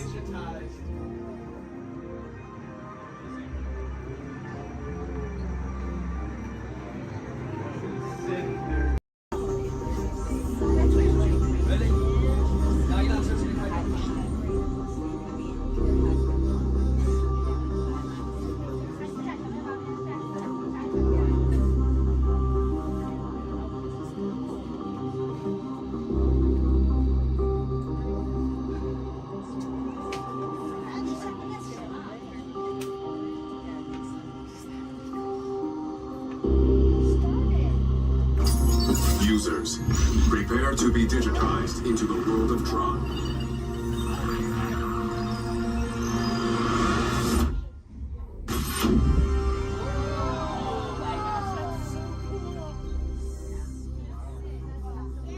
Team Blue, Welcome to the grid. Proceed to gates.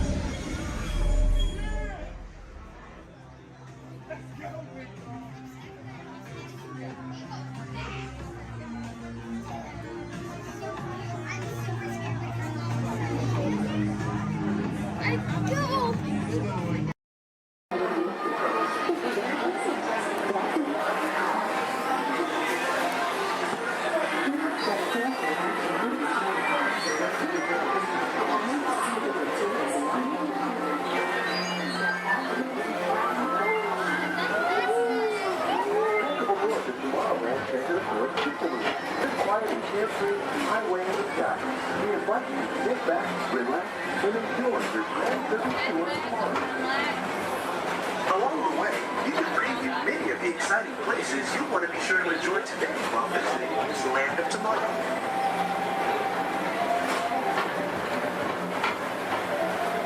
The People Mover is the perfect vehicle for people watching, so keep your eyes peeled. You never know who you might see.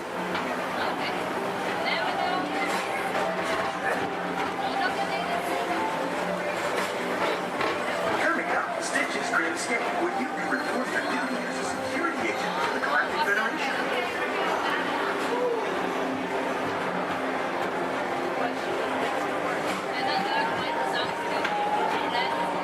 Your mission is to keep Excitement 66, the biggest little mischief maker in the galaxy, under control.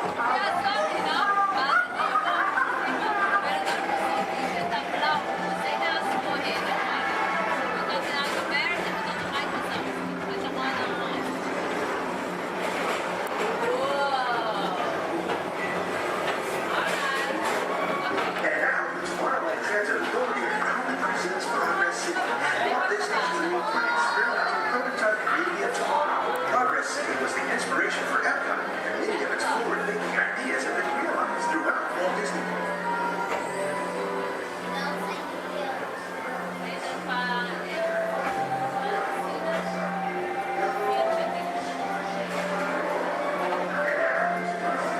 If your future includes shopping, then you'll want to visit Mickey Star Traders, where you'll find the greatest goods from around the galaxy.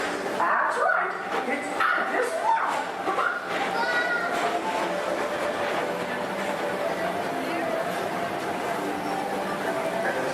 Speedway, put the pedal to the metal and speed towards the checkered flag in your very own race car. Young or old, this is your chance to drive in the fast lane without worrying about getting a speeding ticket.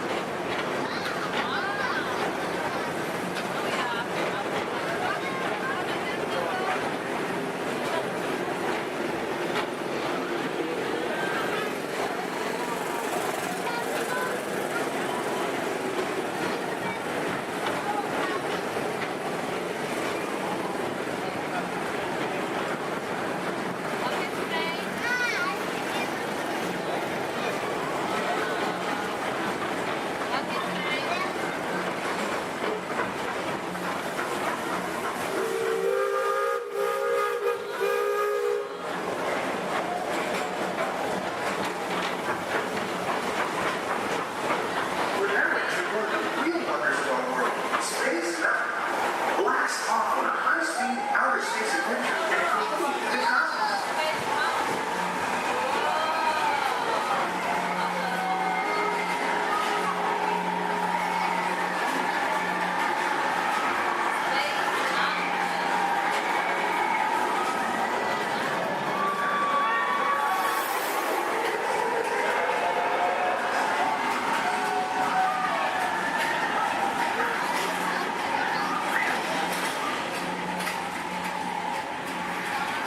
Paging Mr. Morrow, Mr. Tom Morrow.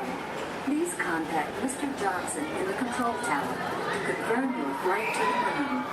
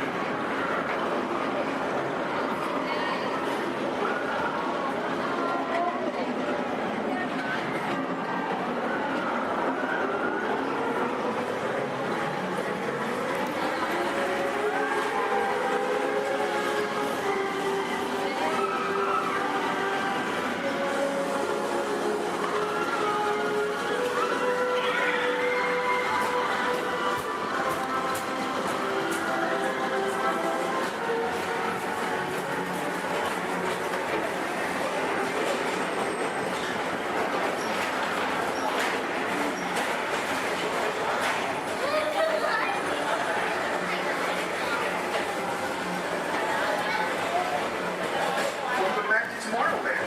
Be sure to visit Space Mountain while you're here for an adventure that's out of this world.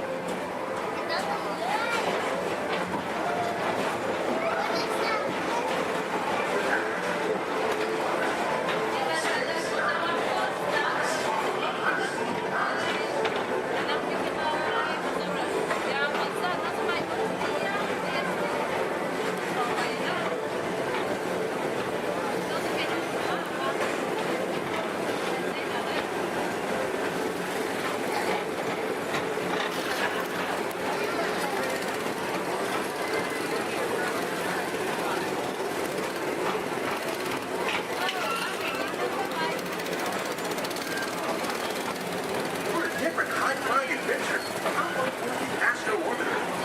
Find your own spacecraft as you take a spin around the planet and ascend to otherworldly heights.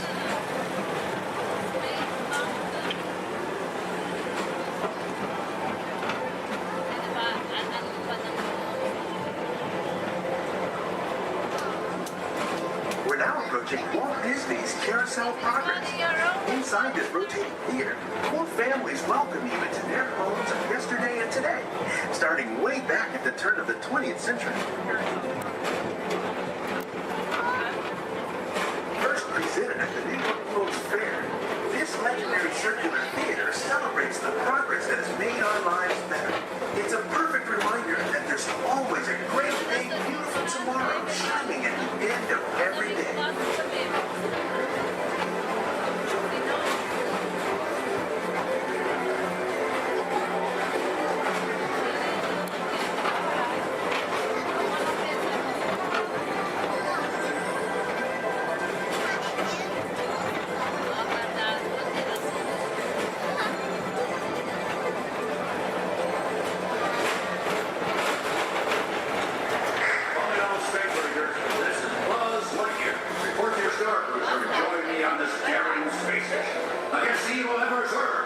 As an honorary space ranger, you'll use your own personal laser cannon to save the entire galaxy.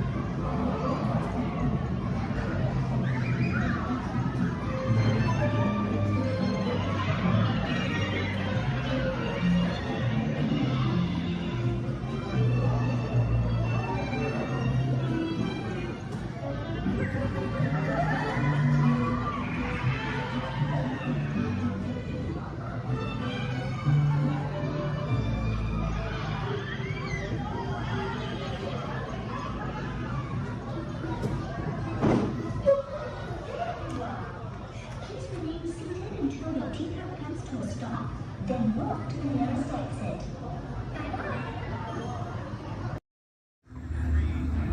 Okay, they're headed for the jump point. This plan is never gonna work. Well, okay, I'm locked onto your vehicle. We'll be right behind you. Nothing to worry about. Unless we cannot stop this unusually large man. We are likely doomed. Good luck. You're gonna need it.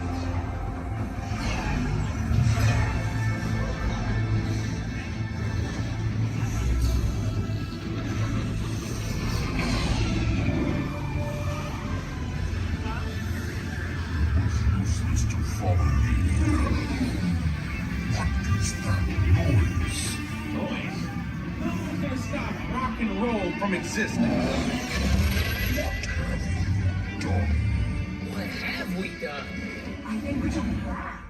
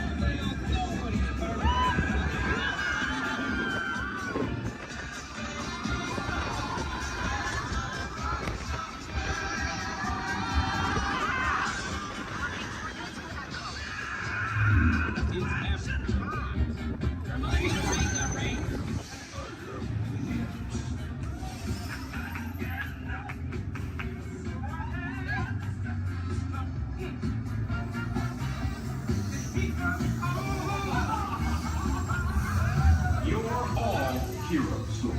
Do you really think they deserve to be called heroes? Do you see how they dress? It's just a figure of speech, Drax. You are lying to them. Now I understand. Welcome to the Guardians of the Galaxy.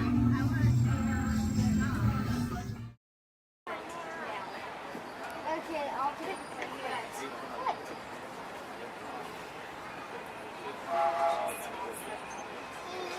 Okay, look at Mama when you say cheese. Josh? Oh my gosh, dude. This train could probably take us to the roller coasters. Hey.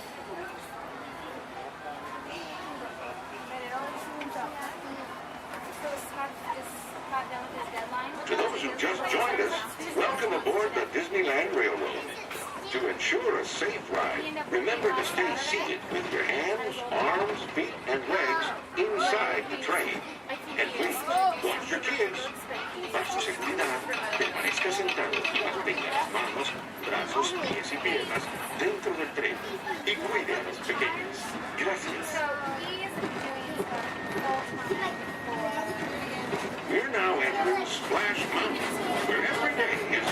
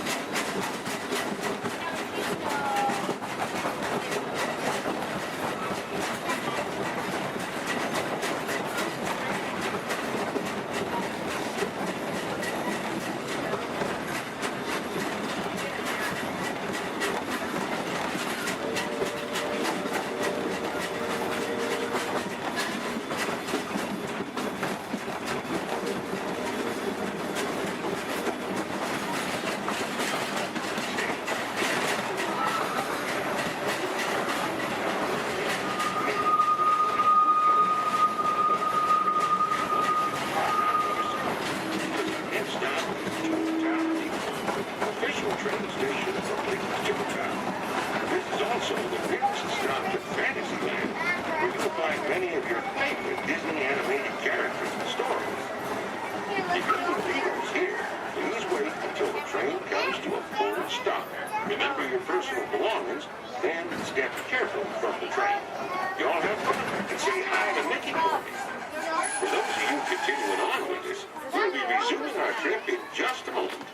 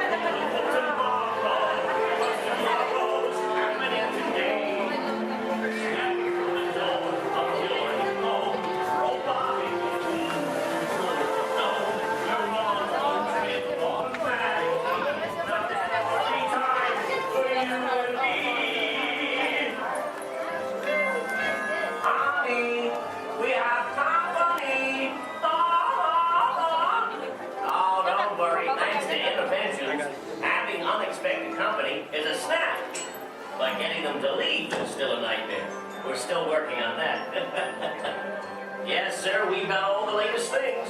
And I'm not talking Mr. Coffee, whose work I admire, by the way. I'm talking smart relatives of mine.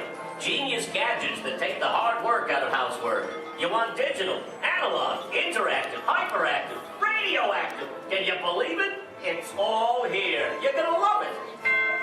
I'm gonna have to ask you to leave now. I'm expecting company to arrive at any moment, so if you'll excuse me, I have to clean up this house. There's a great, big, beautiful tomorrow headed right this way. Well, see you around and around and around and around and around. Oh, bye.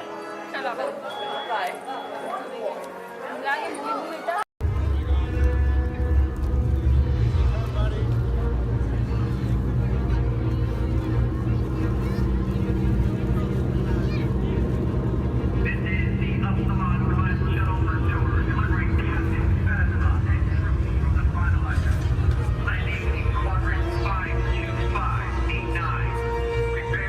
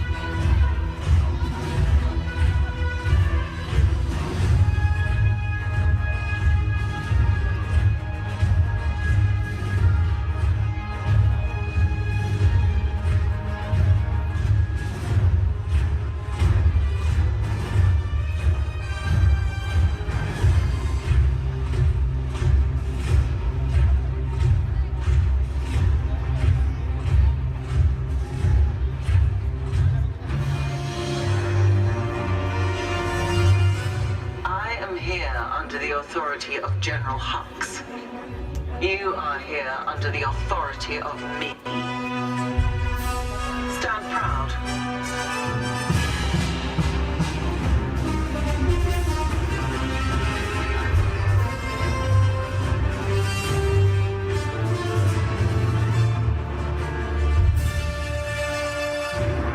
Troops in this division are held to the highest standard. Mine. Show me fearless.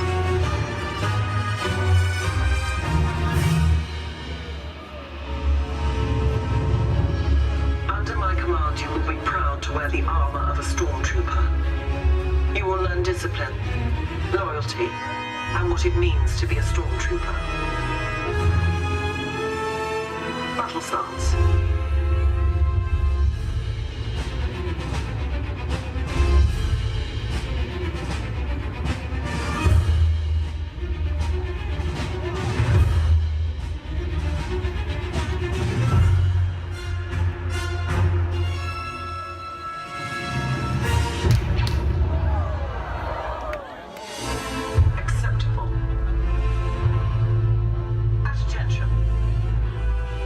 We do not tolerate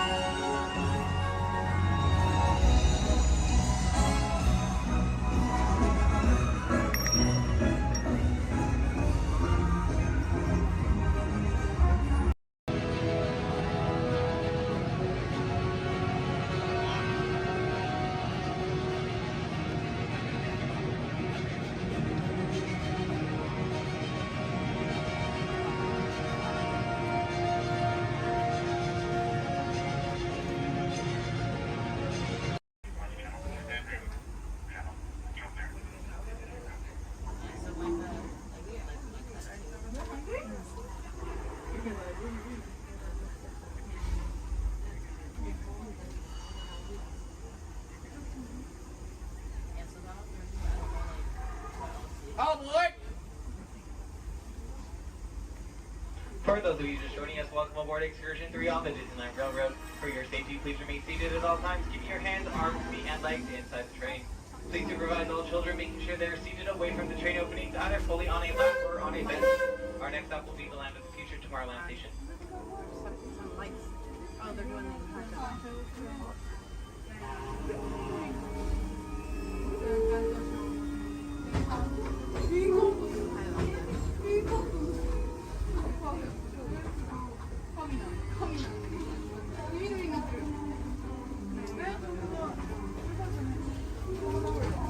Hello, everyone.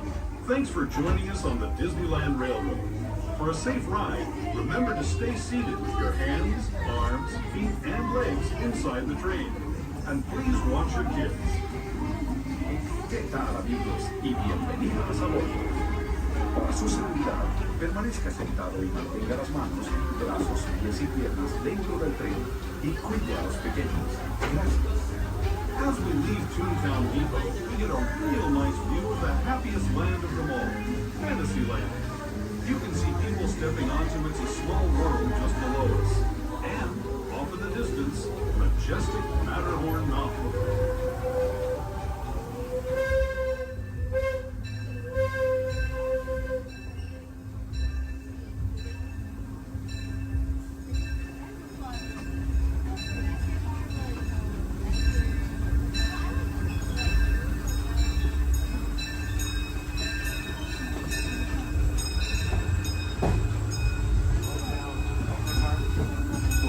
Steaming forward into the future to a land inspired by visions of tomorrow, both practical and imagined.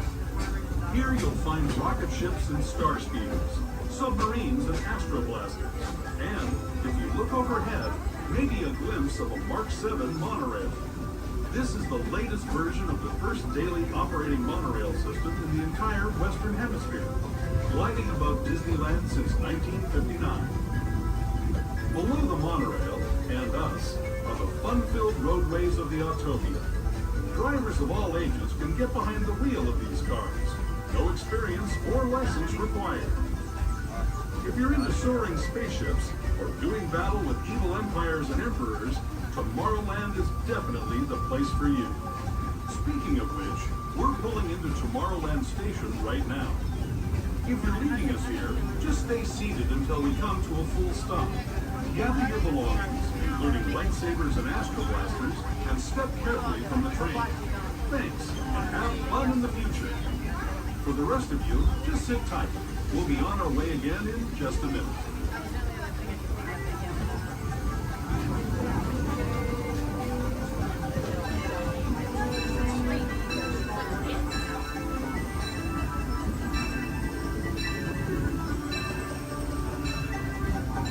As we make our way into Tomorrowland Station, we do ask that you please remain fully seated until the train has come to a full and complete stop.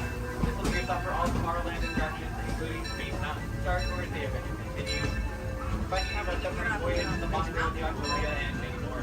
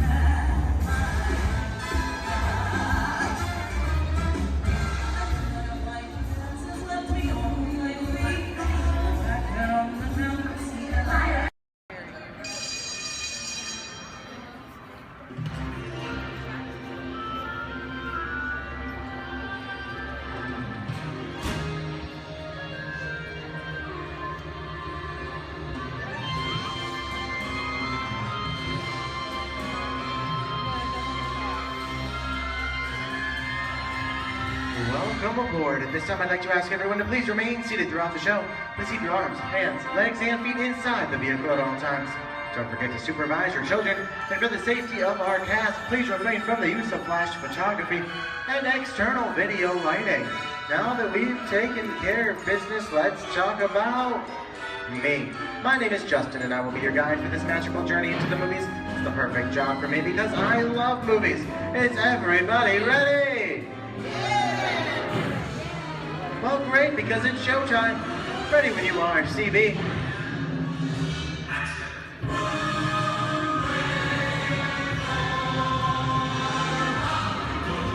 And we are rolling.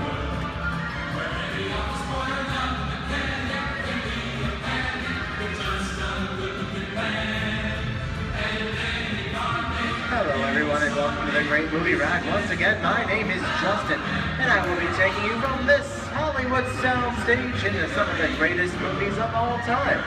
All on one tour. But just between you and me, this is no ordinary tour, as the Great Movie Ride brings movies to life and puts you right in the middle of the action.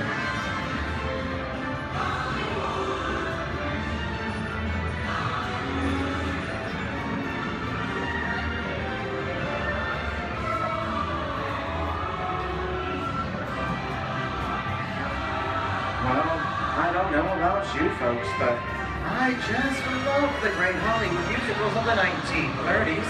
This scene is from one of my favorites, the Busby Berkeley classic Footlight Parade, starring James Cagney, Ruby Keeler, and Dick Powell.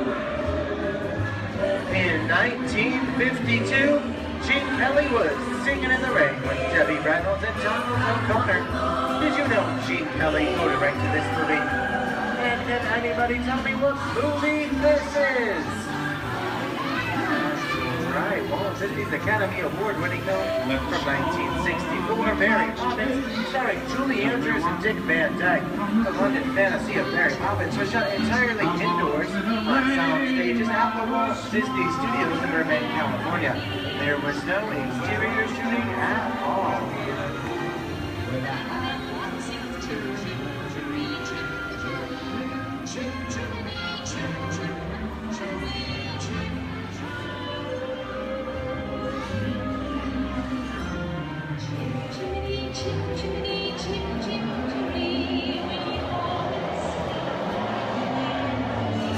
Hold on to those wallets and purses, folks. This doesn't look like a very good neighborhood. In fact, it looks a lot like the underworld. The scene of such classic gangster films as The Public Enemy, starring one of my favorite tough guys, James Cagney. The working title of the film was Beer and Blood, and in the United Kingdom it was known as Enemies of the Public. In one scene, Cagney shoved a grapefruit in Meg Clark's face. She could never look at breakfast the same way again. Kick you with the dog. If you don't, somebody's gonna drop by here and kick your teeth out one at a time. With me?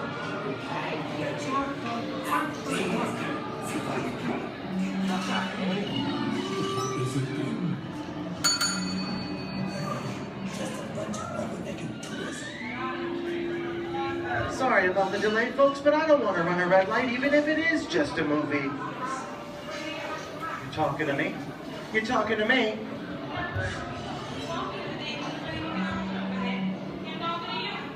I'm not supposed to leave my vehicle. Okay, Muggsy, whatever you say.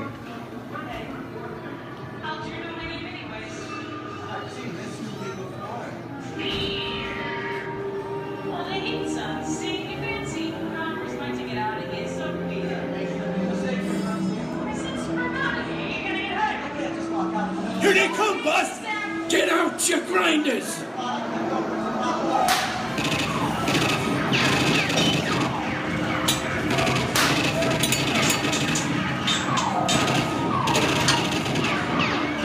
Ah, I'm hit!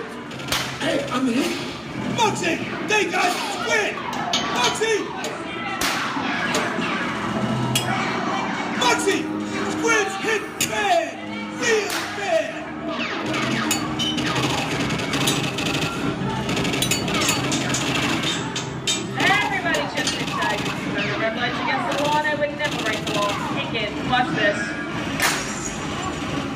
on, red light.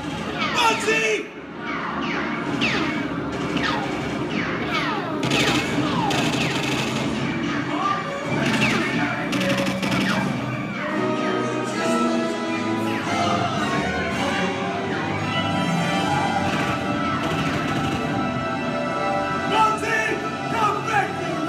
Sorry, boys. I'm making my getaway. I'll see you some change. Why? What are you looking at? Everybody mind your P's and Q's and maybe you won't get a... Who's this? JC? And now, the Old West, and two of Hollywood's legendary stars, Clint Eastwood and John Wayne.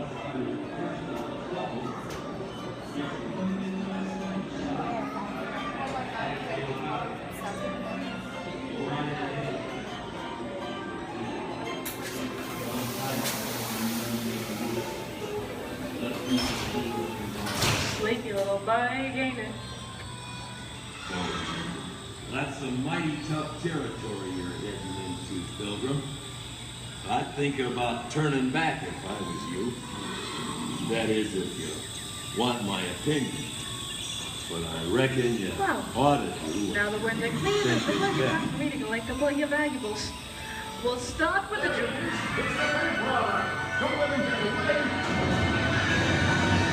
You're gonna have to catch me face, Copper. Get yourself up. The church will go easy. Nuts and business. I'm getting out of here. For this. What are you doing? Nobody's standing right making a noose. Can't get any worse.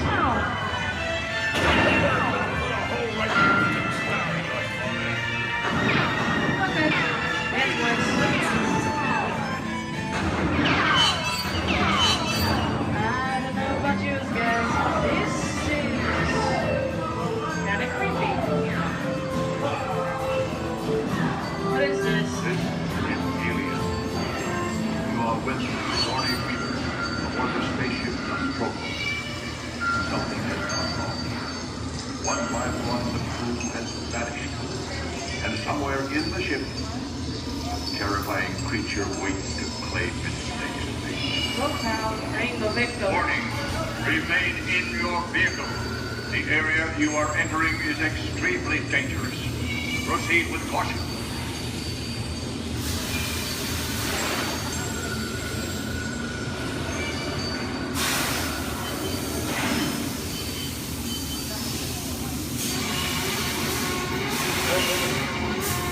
The emergency destruct system is now activated.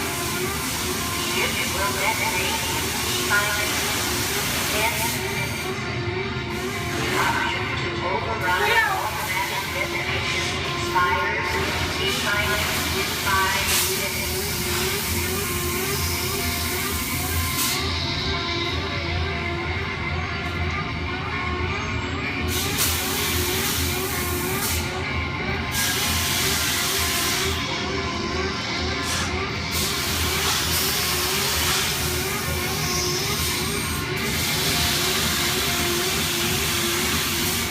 There he is again.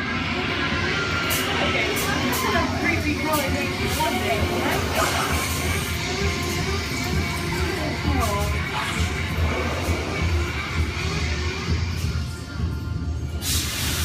Here in Raiders of the Lost Ark, amid 1,000 deadly snakes, Indiana Jones unearths a great treasure. Will Harrison Ford escape with his discovery? And what will be your fate? Beware. Snakes.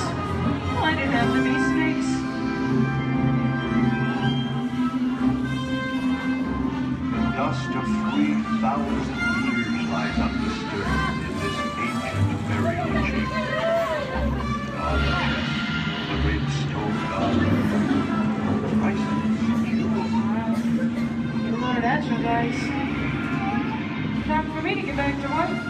Don't nobody move while I go get the goods. I don't think they notice a few extra bodies around here. But the jewel is guarded by a curse, and those who dare defy that curse must pay with their lives.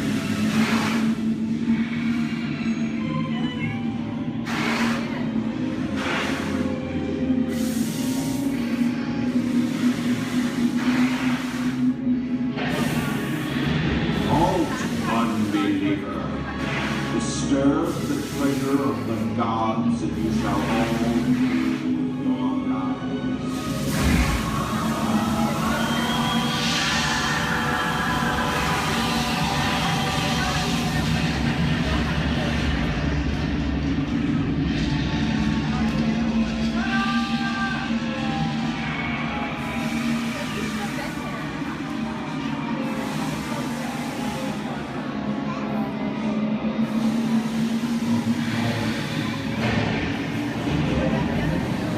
Well, I told you folks I was just going for popcorn.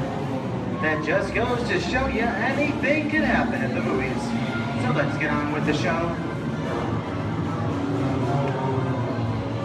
I see dead people. The horror movie is my all-time favorite genre. Some of the best horror films are produced in the 1930s and 40s, but monsters, mutants, and maniacs are still audience favorites and continue to haunt us today. Now that's what I call a wrap. We are now entering the jungle home of one of the most beloved characters of all time. No, it's not George of the Jungle. Actually, it's Tarzan, played there by Johnny Weissmuller. Over here we have Marino, Elephant is Jane, and the one and only Cheetah as herself. Tarzan has appeared in nearly 50 film adaptations since 1918, including Disney's 37th animated feature.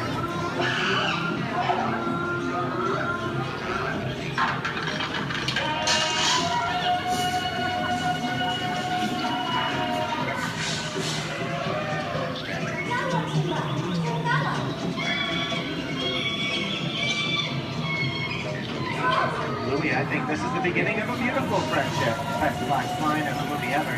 Humphrey Bogart and Ingrid Bergman in the classic romance. Classic long-show. Inside of you, both of you belong to Victor. It's worth nothing to us. Maybe not today, maybe not tomorrow, but soon, the rest of your life. You'll always have past. You didn't have it. You lost it until you came to Casablanca. Get it back first.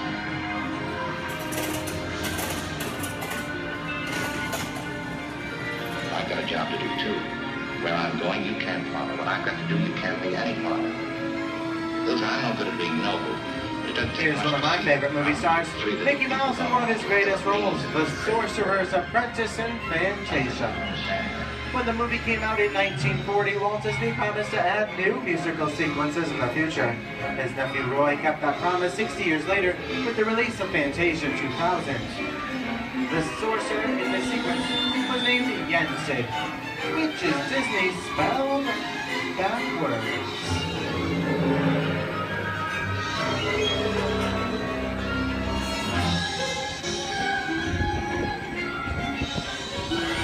I don't have a feeling we're not in Kansas anymore. How often do you get to say that? I'd say we're definitely somewhere over the rainbow in one of the most beloved movies of all time, The Wizard of Oz.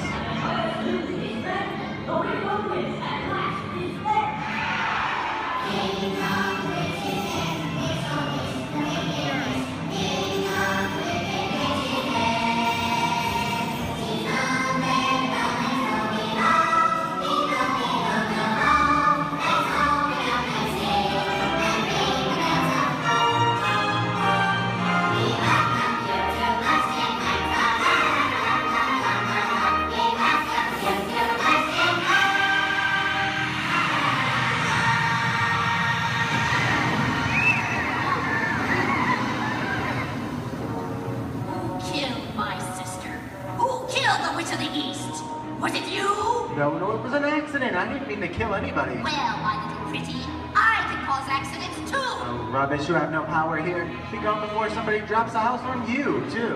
Very well. I'll bide my time. But just try to stay out of my way. Just try. I'll get you, my pretty, and your little dog, too. How we get out of here. What do you folks think? Which way do we go? Follow the yellow brick road. Follow the yellow brick road? Now, why didn't I think of that? Sing along, folks. You know the words.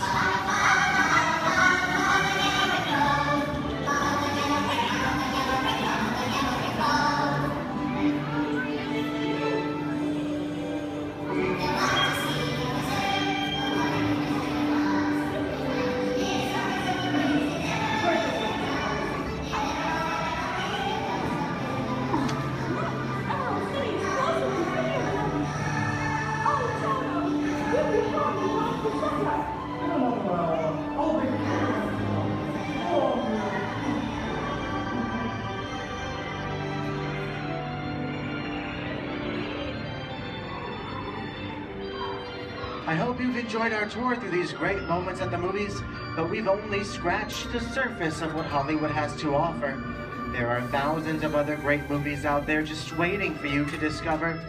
And here are just a few of my favorites.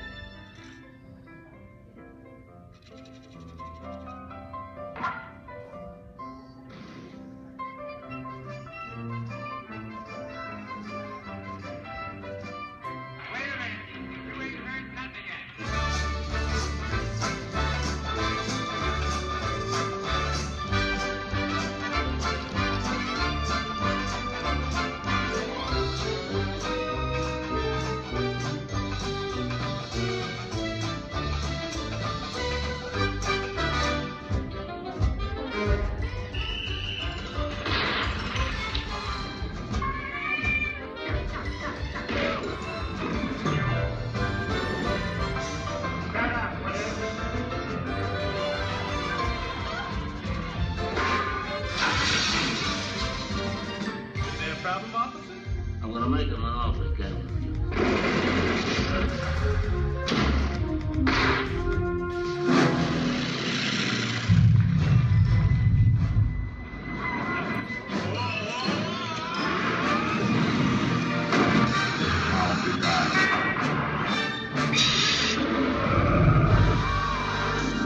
We're not in Kansas anymore.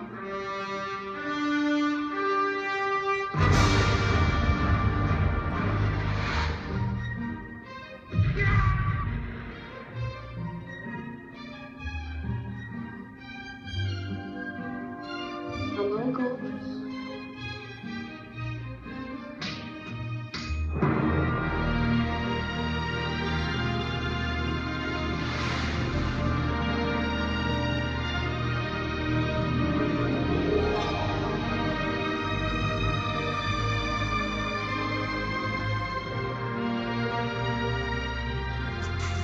I want you to go. We didn't need that. We had faces.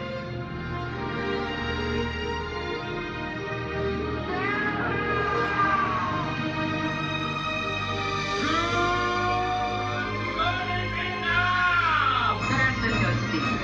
It's going to be a bumpy night.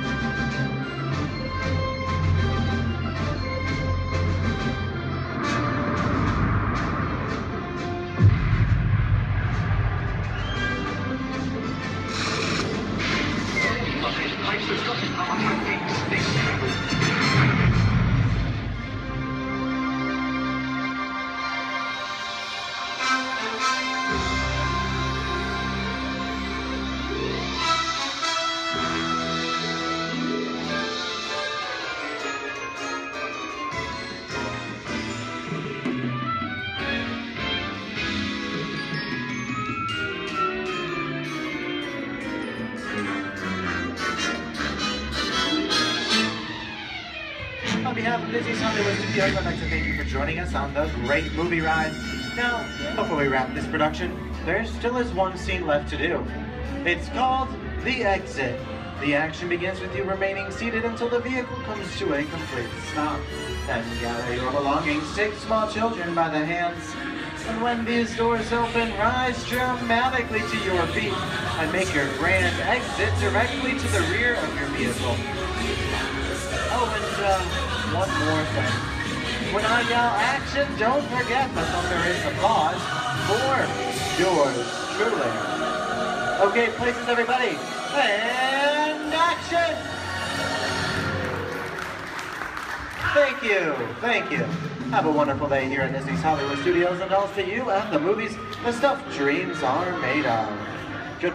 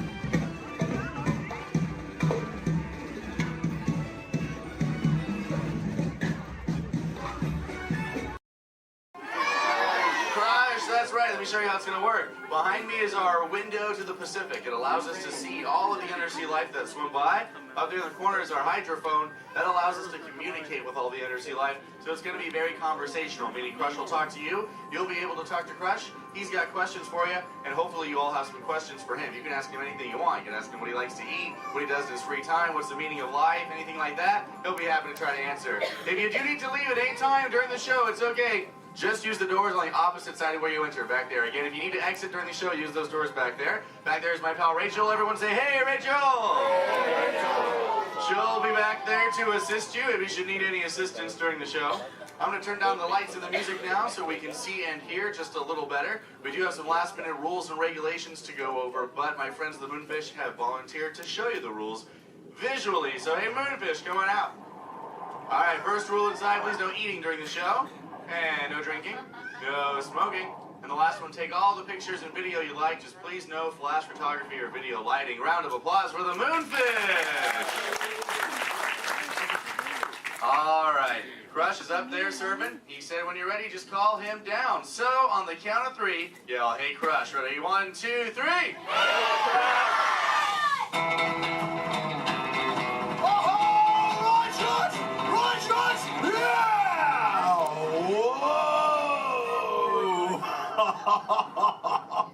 Oh, dude, check out the double spinner intro by the turtle. Whoa!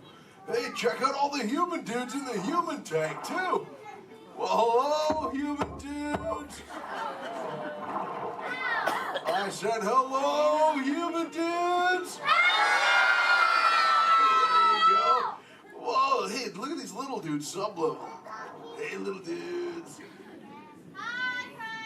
Focus, little dudes. Oh, man, let's totally make contact with some of the humans. Oh, hey, John, dude, come over here to the seafloor, dude. At the back of the seafloor, there's totally Meaty Man by the aisle with a blue lid and sparklies on it, dude. Oh, I see, dude. Chaw. Hey, what's your name, little dude? Well, yeah, that's Espanol, dude. Oh, totally sweet, dude. Let's see, how old is he? Hola, little dude. Dude, me amo Crush. 6. Cool, dude. I'm 150, dude. Hey, I still got my washboard abs. Well, cool. It's actually nice to meet you. It's nice to meet all you humans. I'm here on a mission today. My youngest son, Squirt, he's got lots of questions about you human dudes, but I don't have all the answers. So, I have come to get the answers from you. If you dudes think you could help me out with that, say chaw. Oh, you so totally rock! Oh, dude, hey, for those of you that don't know, when a turtle says, you so totally rock, respond by saying, dude, nice and loud. Try one for practice, human dudes. You so totally rock!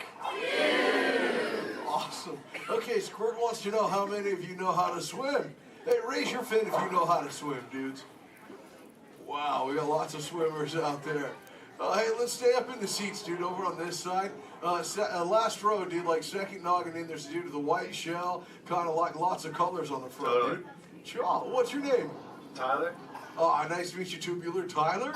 Hey, dude, when you go swimming, do you like to swim fast or take it nice and easy? I like to take it nice and easy. Oh, chaw. Yeah, dude, just kind of like kick back on the shell and be like, dude. Totally, dude. Hey, I like to swim fast, though, too. Dude, you want to see me shred some biscuits? Say chaw. Chaw. Okay, dude, let me get my motor revved up. Human dudes, I want you to time me, okay? Start counting when I say go. Ready, set, go. Back, dudes.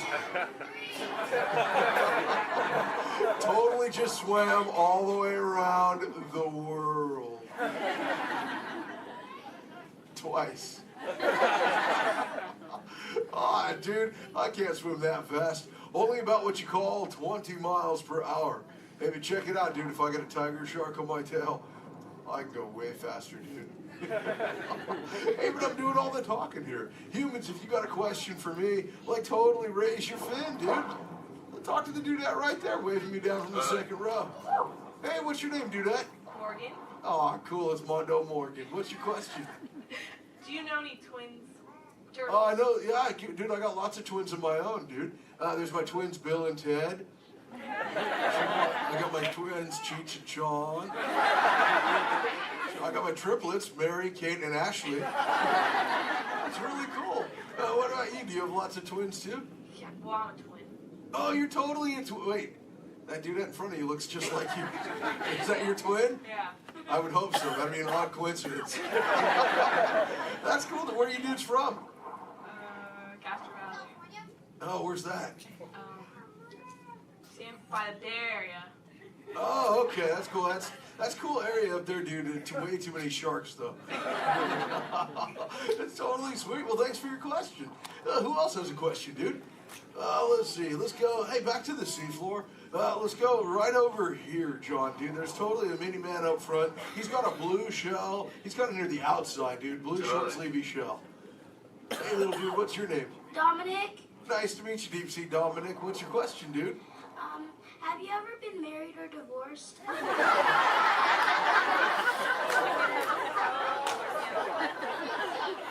That's a pretty specific question. Actually, dude, most turtles, dude, we don't stay with the same dudette like our entire lives, but I have actually found one that's kept me around forever, dude. Her name is Shelly. She's my turtle dove, dude. We've been together for 130 years, dude. But it's still so awesome, it only feels like the first 75. It's really cool. Hey, can I tell Shelly you said hi? Can I tell her you said hi? Hi. Oh, dude, she'll totally love to hear about you, dude. Let's see, who else has a question? Let's see. Let's go. Hey, John, dude, jump across the aisle up here near the front. There's totally a mini man. He's getting his fin waved by another dudette. Hey, little dude, what's your name? Braden. Oh, cool, dude. What's your question, Boogie Braden? How many kids do you have? Yeah, I got 65, dude. John, like I said, well, I already told you about my twins, dude. Like Squirt, he's my youngest. And then there's Sheldon, Shelby, Michelle, Herschel, Rochelle, Trishelle, Shell, Lola Ding Dong.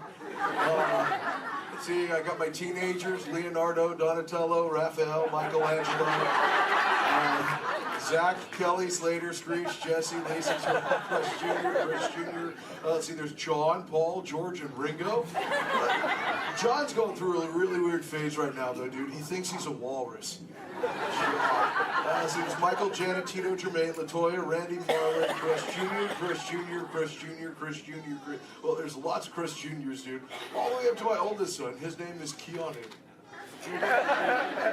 Keanu's not very bright, but we still love him anyway. My What's sister's name is Trishelle, too. Oh, Trishelle, dude, that's a totally sweet name. She must be part turtle. Actually, hey, maybe you can help me out with something, dude. I got a question for you. I found a thingy on the beach the other day. Not really sure what you human dudes call it. Where did I put that? There it is. Hey, dude, what's this? That's a bikini. Oh, cool, a bikini, dude. Do you use a bikini when you go swimming? Oh, why not? Because I'm not a girl.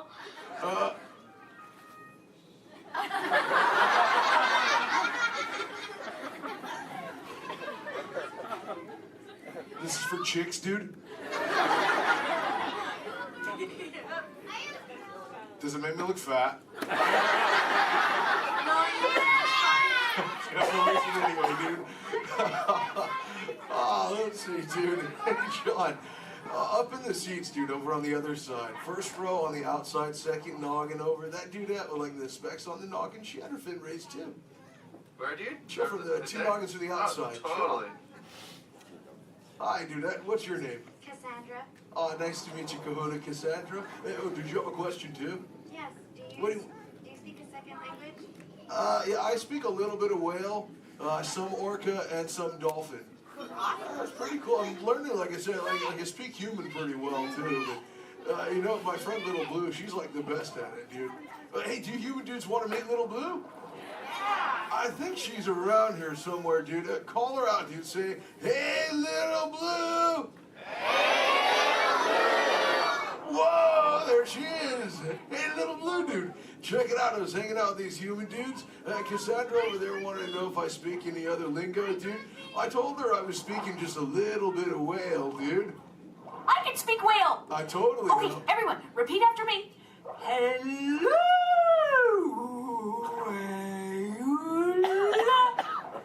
Okay, try that one all together, human dudes. Go.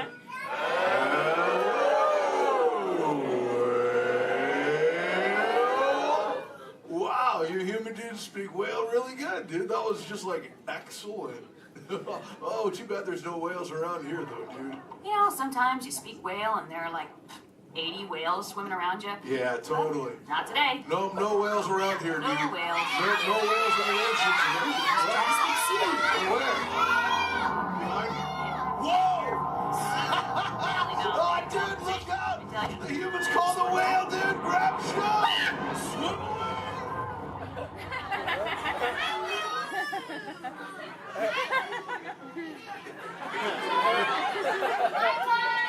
Dude, Little Blue, you're totally a squishy fishy.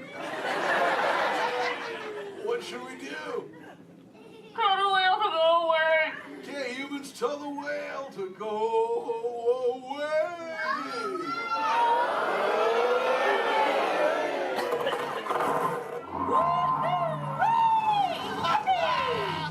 Was excellent. I'll see you later, Little Blue. Hey, humans, put your fins together for saving Little Blue. You so totally rock. Awesome. Thank you so much, human dudes, for sharing with me. I can't wait to get home and share all this knowledge with Squirt. Hey, but before I go, human dudes, remember this. We all share the same ocean, humans and turtles alike. So treat everyone you meet like an oyster, dude, because you never really know when you just might find a pearl, dude. That was like a warm and fuzzy moment, wasn't it?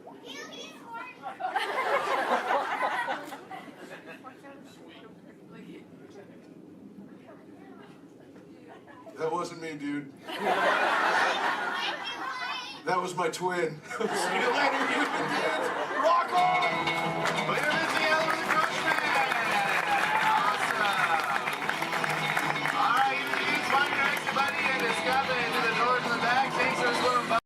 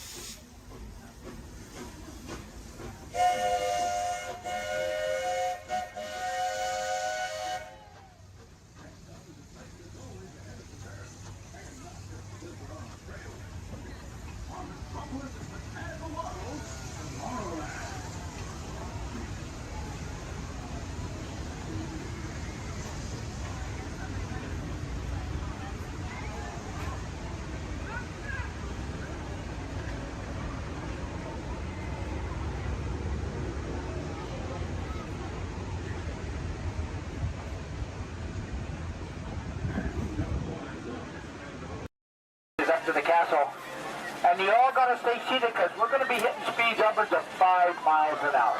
Please stay seated. No eating on the bus, no drinking on the bus, and no dancing on the bus. Now feel free to wave to the folks as we go up the street. A little elbow, wrist, touch your lips, and blow up. Yes, here we go. We're going by the Opera House on the right-hand side there. They have great moments with Mr. Lincoln. That's a great show. You need to catch it before you go home. It's really good. Where are you off from? Camarilla, all right.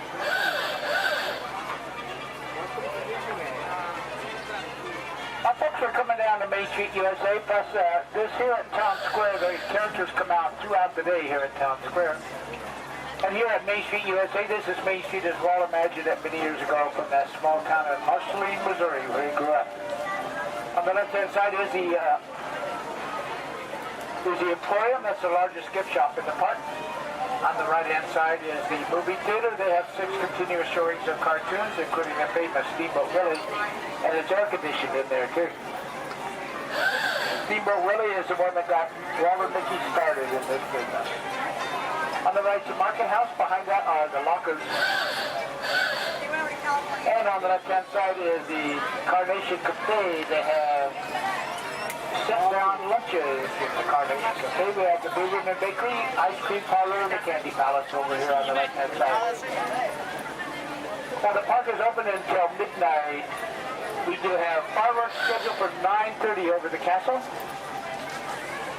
We have celebrated street party as like a parade. That's at 3:30 and 6:30 today. And Fantastic down by the rivers at 9:05 and 10:30. Now you can watch them make candy to those bay windows of making the peanut bottle today. You can watch them make candy and gain 5 pounds while you're doing it.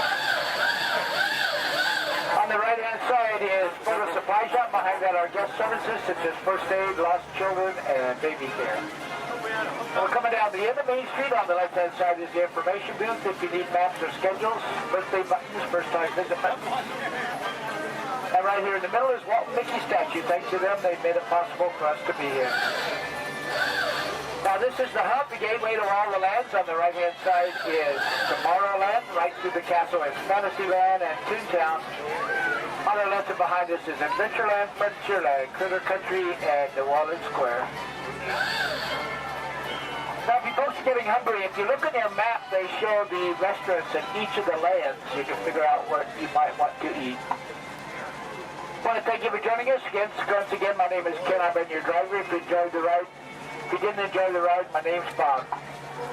Please be careful coming down the stairs. Grass are ready for both hats. Have a wonderful day in the original Magic Kingdom. Thank you.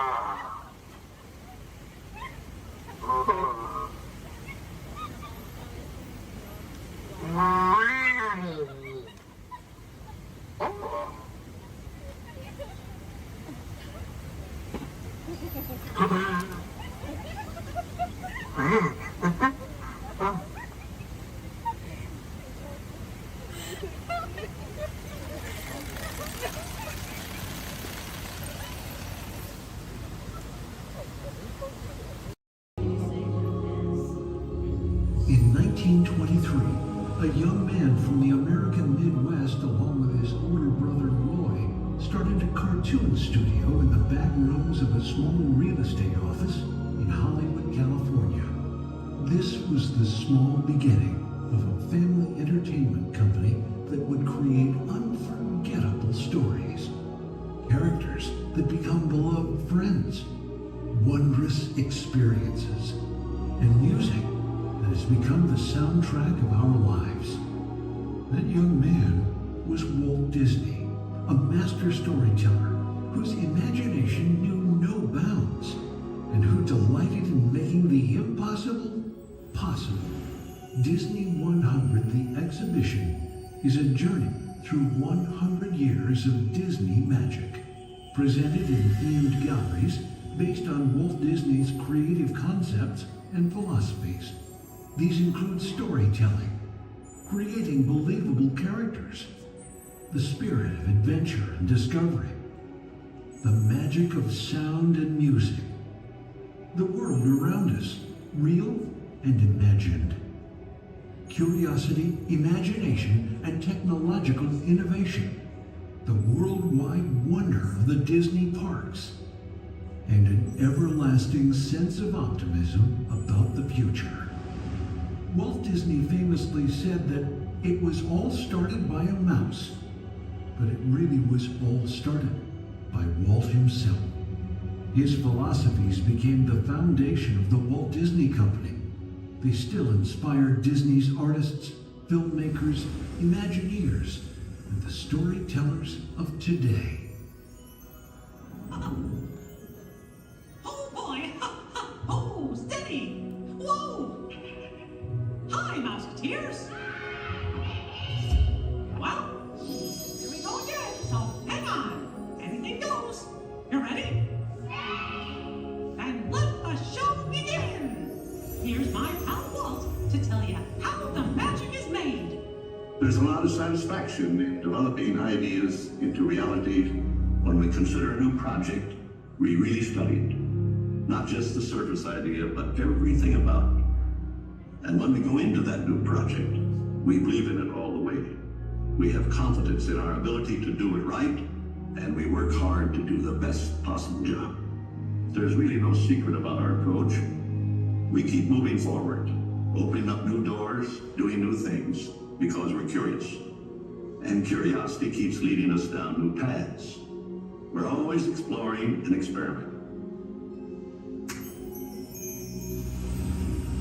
Everybody ready?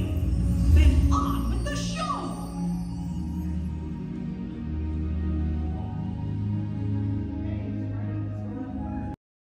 Shutdown breaks are getting much too short. Now, what have we here?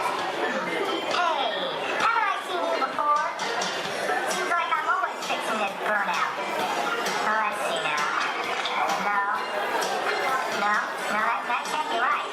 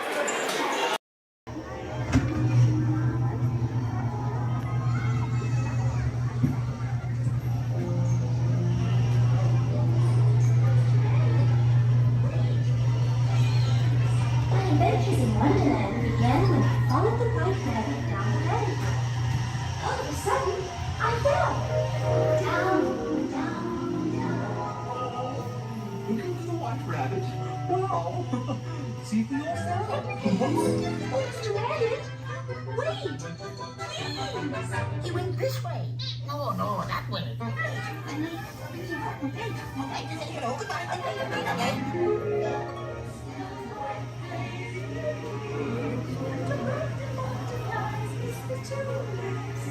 And the sun is like a toy.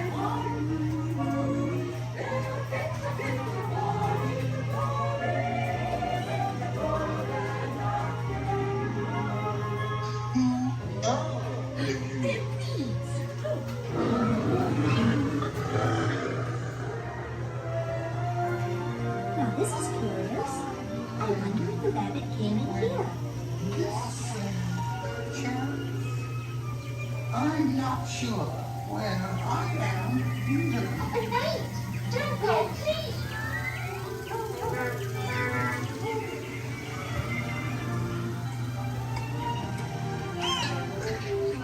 Try this way. They're making the bosses red and make the cheer we shake. Because we know. Oh, they'll cease to grow. In fact, they'll soon be dead. No, and yet we go ahead, begging the roads to strike. You can't survive our fights. Royal Majesty, the Queen of Hearts, and the King. Shall we play croquet? Rule 42, the Queen always wins.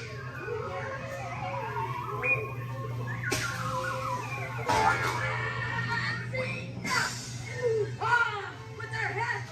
Off your heads!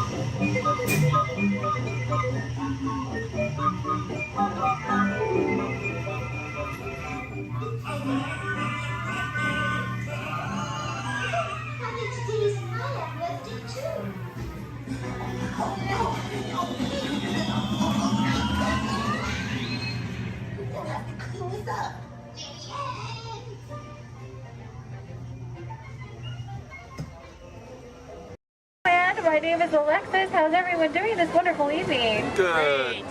That was the most believable I've heard all night. But we're going to try it again anyways, folks. How's everyone doing this wonderful evening? Great.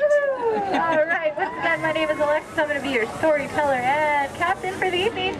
Just as a friendly reminder, please keep your hands, arms, and fingers inside the boat because Monstro does not like finger food. Oh, my folks, it looks like we are being swallowed by Monstro the whale. This is the very same whale that swallowed Pinocchio. But not to worry, folks, because Pinocchio was a smart little puppet. He lit a fire in here that made Monstro sneeze, and Monstro sneezed so hard that he blew his tail right off. Now, Monstro's not half as scary as he used to be. Haha. Around the bench to your left, you'll find the cave of the big bad wolf. And across the way, the homes of the three little pigs, the one made of straw, the one made of sticks, and the one made of 100% wolf-proof brick. Just beyond this bridge to your left, you'll find the village of Alice in Wonderland.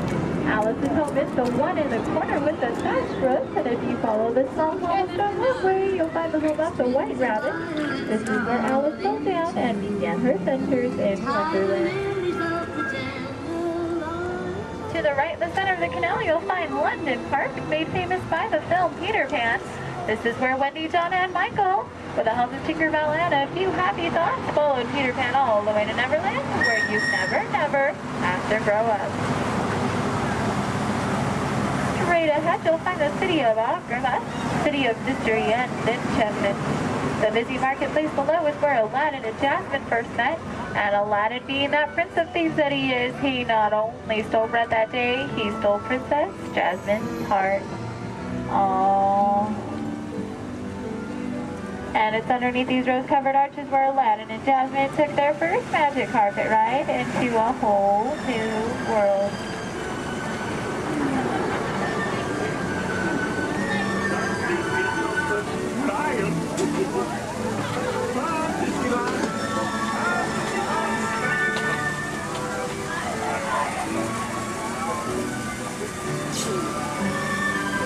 Now, folks, please be careful and please do not touch anything because we are entering the Cave of Wonders.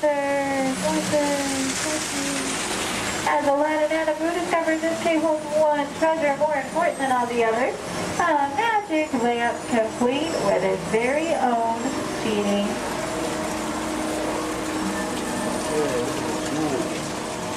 To the right, you'll find the home of Snow White and the Seven Dwarfs. The 7 dwarfs are still back up in that jewel mine, whistling while they work. See? And to the left, you might recognize this French chateau is the home of Cinderella and her evil stepsisters and wicked stepmother. But not to worry, folks, because Cinderella now lives in that pink castle high atop the hill, where her and Prince Charming have lived. Does everyone know the rest of the sentence?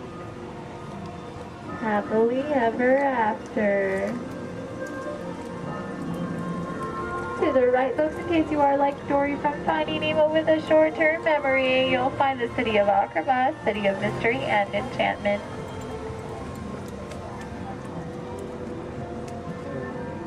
To the left, you'll find the world-famous patchwork quilt. This patchwork quilt is comprised completely out of desert flowers, and it, along with every other plant and tree here in Storybook Land, are 100% real. They have just been miniaturized by a process known only by Tinkerbell and a few of our Disneyland gardeners.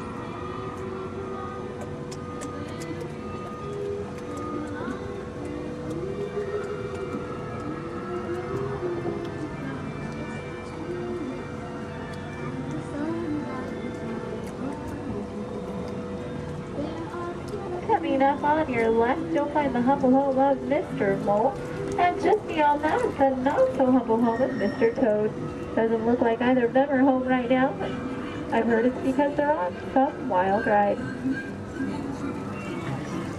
Bordering the canal to your left, you'll find the 3 Dutch windmills. The windmill in the center is best known for sheltering the local animals in Disney's animated film, The Old Mill.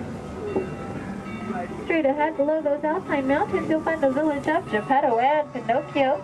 That workshop near the waters where Geppetto made his wish for Pinocchio to become a real live boy. If you listen carefully, you just might hear them still celebrating inside.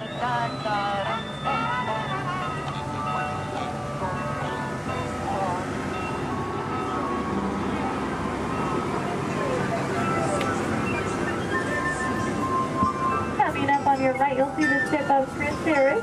The sandy beach nearby is where Ariel took her first steps on land and saved Prince Eric. That castle on top of the beach is where her and, you guessed it, Prince Eric, now lives happily ever after. And it is behind this waterfall that you'll find the Kingdom of Princess. This is where Ariel grew up and is still the home of her bunch of outfitted stalkers. Folks, it looks like our journey is coming to an end. For those of you closest to the dock, please remain seated with your hands, arms, and fingers inside the boat. Thank you for joining us here in Storybook Land. We hope you have enjoyed your... Would like to welcome you. While you're in town, be sure... We interrupt this program for a special report. A child is on the loose in Monstropolis. A human child! If witnesses are to be believed, there has been a child security breach for the first time in monster history. We can neither confirm nor deny the presence of a human child here tonight. I tried to run from it, but it picked me up with its mind powers and shook me like a dog. It's true! I saw the whole thing! Happy birthday, Schmoozy Boo! Oh, goodly bear!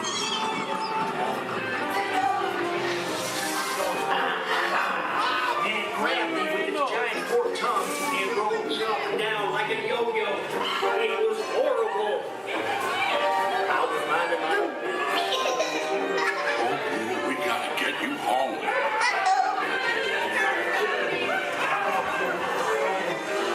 There's a kid! A human kid! We returned it! Sweet monster in the sky! Save me! My home is Wazowski, and on my birthday, I thought you cared about me.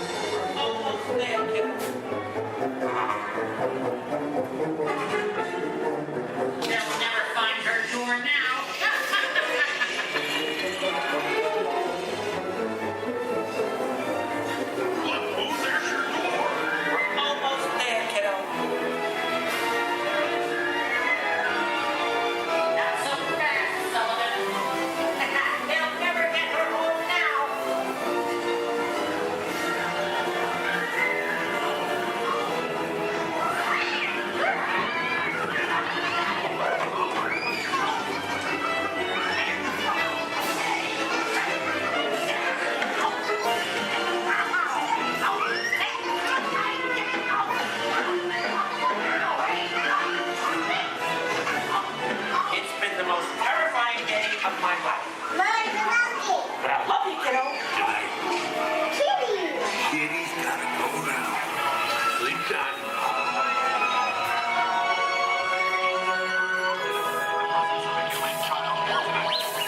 We responded to a 2319 in progress and reported to the scene where we immediately secured the area. Get ready, folks. We have to decontaminate you. After careful and thorough observation of the perimeter, we quickly rendered the situation status to 990. We can neither confirm nor deny the presence of a human child here tonight. We responded to a 2319 in progress and reported to the scene where we immediately secured the area. We spread out and locked it down. After careful and thorough observation of the perimeter, we quickly rendered the situation status to 990.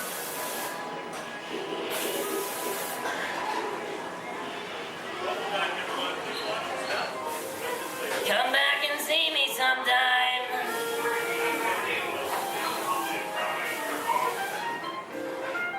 I'm watching you. Always watching. We can neither confirm nor deny the presence. Welcome back, everyone. Please watch your step.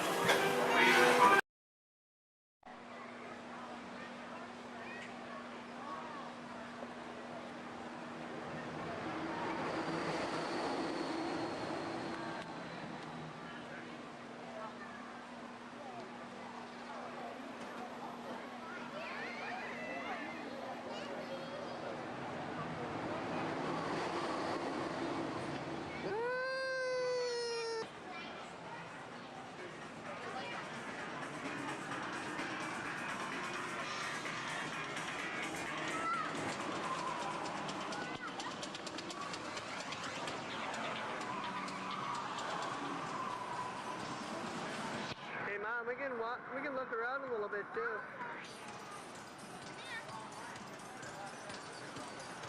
One ahead. Stick them out.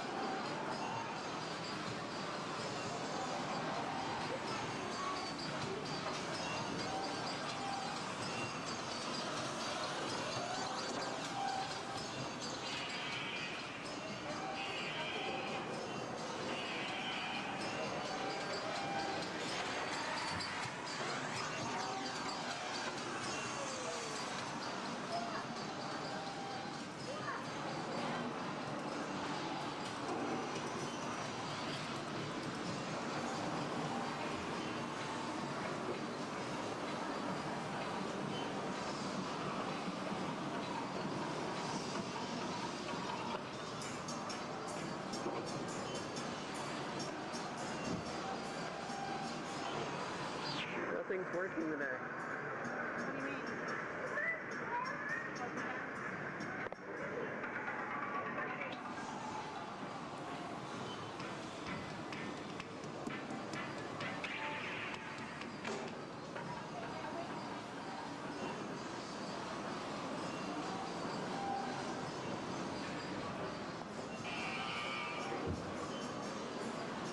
Mom. Oh, look at, watch this.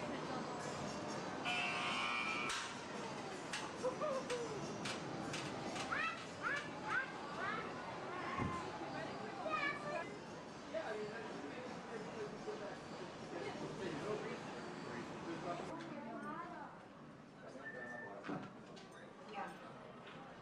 Uh-huh. Oh, yes. Oh, okay. Hold on. 1 second. Okay, got it.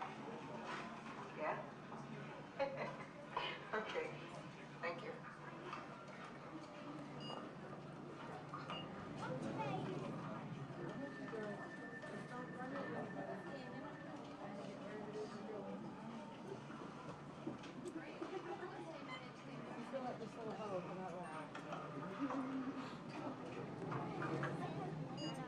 Bill. Yeah. The next group's ready. Oh. Thanks. Hi, everybody. Welcome to the test track. My name is Bill McKim. I'm up here in the control center. In just a couple of minutes, you're going to be out there on that track. But first, let's put together your test schedule. These are the same kinds of tests that are run at GM test facilities all over the world. Let's put up the 26-8 grade. You got it. Okay, we're going to start you off on an accelerated hill climb. Now, these steep grades give us a chance to evaluate the effects of heat and stress on your engine and on the transmission. Twisted or blocks? Let's put up the blocks, German and Belgian. Next, your vehicle is going to go over a variety of rough road surfaces. These are designed to test the integrity of the suspension and the chassis. It's going to get a bit bumpy. Yeah. Next, you're going to see and feel what it's like when your brakes lock up and you lose control of the steering. Not such a good feeling, but hang in there because we're going to do the test one more time, this time with the ABS or the anti-lock brakes. Okay. All right. What's next? Let's do some environmental tests. Put up 2, 5, and 7. 7? Yeah, 7. Okay. After that, we're going to subject your vehicle to some extremes in temperature, as well as corrosive conditions to see how it handles nature's worst. And finally, we'll take you out for some handling runs. Off-road or corner? Let's do the I'm going to send you through some hairpin turns, and then we'll take you out and do the high-speed loops. And depending on how your vehicle and you hold up, we'll even throw a few surprise tests in there. Surprise test? Yeah. Pick one. Jack? Now, if this whole routine seems a bit extreme, you're absolutely right. That's what a test track is all about.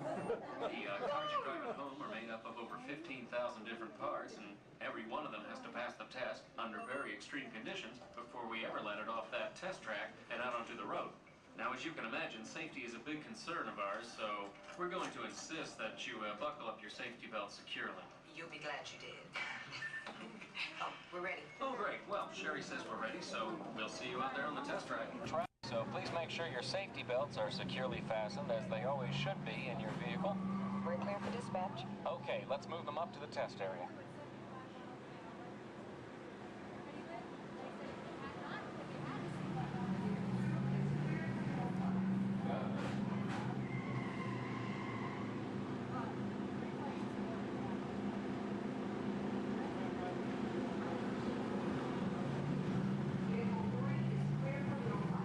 Okay, here we go.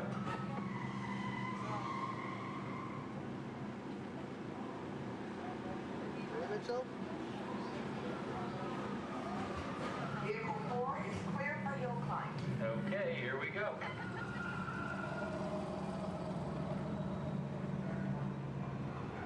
The torque and transmission load data are looking good. Great. Let's proceed to the rough road tests. You got it. Like your car.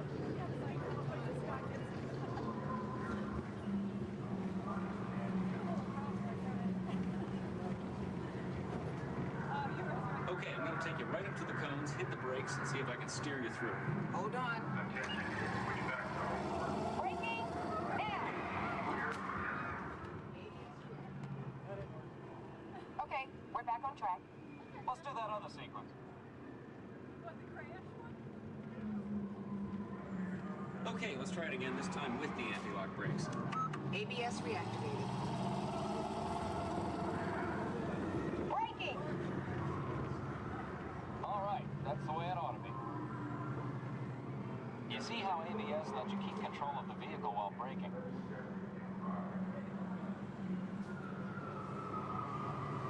Let's demonstrate some extreme test conditions. Okay.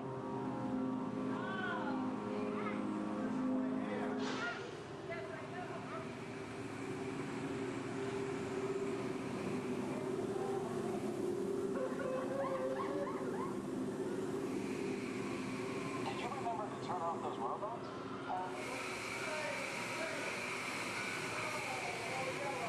Clear for track course A.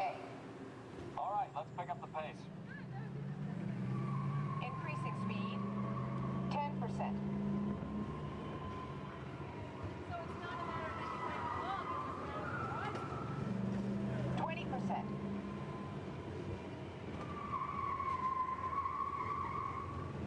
30%. Are you seeing an increase in lateral forces? Sure am.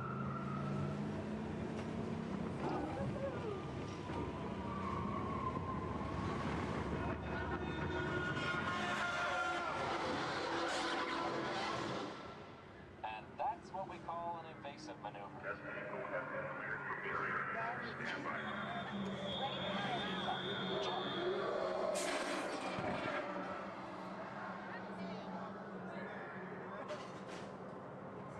Hang on tight.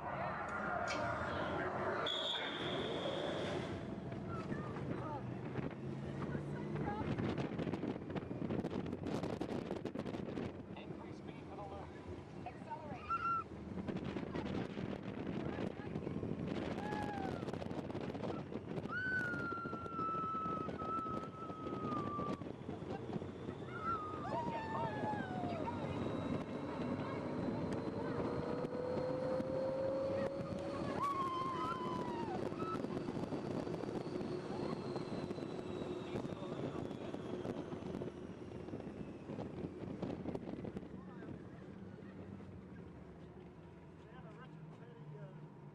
I expected it to be raining when we came out.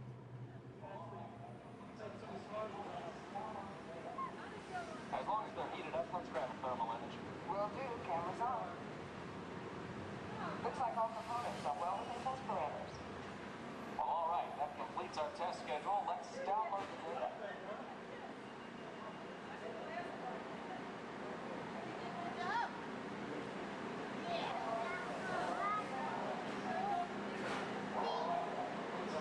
It was better not if you knew what was going on, huh? That wasn't as scary, was it?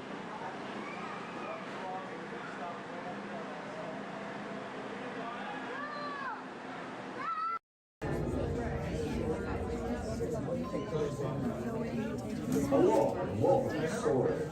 My name is Patrick, and I'll be your chief flight attendant today. We'll begin boarding in a few minutes, but first I'd like to acquaint you with some important safety information.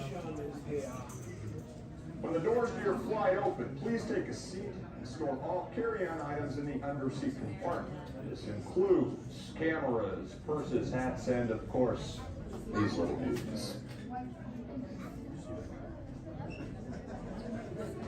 Next, fasten your seatbelts, inserting them into the buckle on your right. If smaller aviators don't measure up to the height indicator on the seat, just put the belt through the loop in the center strap before buckling.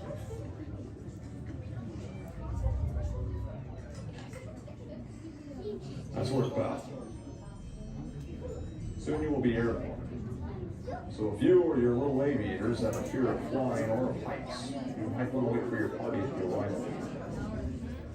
Okay, let's review. That is seatbelt, carry-on items, safety strap, fear of heights, keep your hands and arms inside at all times, nothing else. Yeah, have a nice flight. I'm supervising you. Now everyone pick up your favorite hand and wave goodbye to those people on that dock. Goodbye. Goodbye. Yeah, you're never gonna see them again. But you don't know them, so why would you see them again, right? Unless that was your family up there, then you know what? You're welcome. I just got you a 10-minute break from them. You probably need it. You've been in Disney World all day with them. But now let's see. Is this anyone's first time on the Jungle Cruise? Can I see a raise of hands? Perfect. Me too. Is this anyone returning to the Jungle Cruise? Can I see a raise of hands? Perfect. I can't wait to be a sore disappointment for all of you and exchange a lot of awkward eye contact has already started. How beautiful. But hello everybody, welcome in. My name is Skipper Kevin. First name Skipper, last name Kevin. I'm going to be your best friend, guide, discounter, dance instructor, tour guide, dragon slayer. And if you don't laugh at my jokes, I'm going to be your swimming instructor. I said that just for you. I said that just for you because I knew you were going to interrupt me. Yeah, thank you so much. I really do appreciate it. Wow. But now here we are in the Amazon rainforest. If you look over to your left-hand side, you're going to see what I like to call an inspiration ball. I call it that because the longer you stare into it, the more it's going to inspire you to go. Oh, deeper into the jungle, of course. Yeah, I don't know about you guys, but that certainly does look like inspiration to me. So much that I now feel inspired to take you guys into the Congo River. So why don't we see how far this boat can go? Okay, I'm glad of you if you did not like that. Don't worry, my jokes, they don't get any better yet. So buckle up, we're going to have an amazing time together. And if any of you have not seen the Jungle Book or you'd like to see it again, don't worry, it's right over there in 3D and the box set edition. Yeah, it really was the bare necessities here in the jungle. Oh wow, this is awkward. I'm sorry guys, I was trying to throw you a surprise party, but it looks like no one's here. I can't see anyone. Canoe? Yeah, I cannot. It really is an either-or situation if you get what I'm trying to say. I even brought out that giant python snake. I just would not recommend getting too close to him. He will develop quite a crush on you. It's what I like to call a constricting relationship. It never ends well. What in the jungle? Oh, sorry. I hope that did not alarm anyone. Those are just my roommates. Yeah, looks like they got into the explosives, but I'm sure they were just trying to find the bananas. They do find them very appealing. Yeah, they kind of go ape over them actually, but you know, I think we should make like a banana and split. So we're now going to head down the Nile River, which is the largest river in all of the jungle. It goes on for Niles. And Niles. And Niles, thank you. And if you don't believe me, you are in Denial. disbelief. I bet you believed you had that one. No. Yeah, you did. I heard you say it. But if you look right there, everybody pay attention. This is super cool, super rare. It's honestly an African bull elephant. You could even say it is a once-in-a-lifetime opportunity. You will never see one of those again in your entire life. A twice-in-a-lifetime opportunity. You will never see one of those again. How majestic that is to become an African elephant. Okay, but now here we are on our African belt, which has some of my favorite animals on it. If you look up behind those boulders, you're going to see those tall-necked cheetahs. Right here in the front, those are the ones that killed Mufasa. Over there, we have the scary-looking chickens. Look at all those chickens. And then we have that beautiful pride of lions protecting that sleeping zebra. Yeah, who am I kidding? I can't lie to you guys. That zebra's dead. Those lions are chowing down on some lunch right now. But kids, don't worry. I like to call it zebra plastics. There's lots of trust issues here in the jungle, I know. Wow.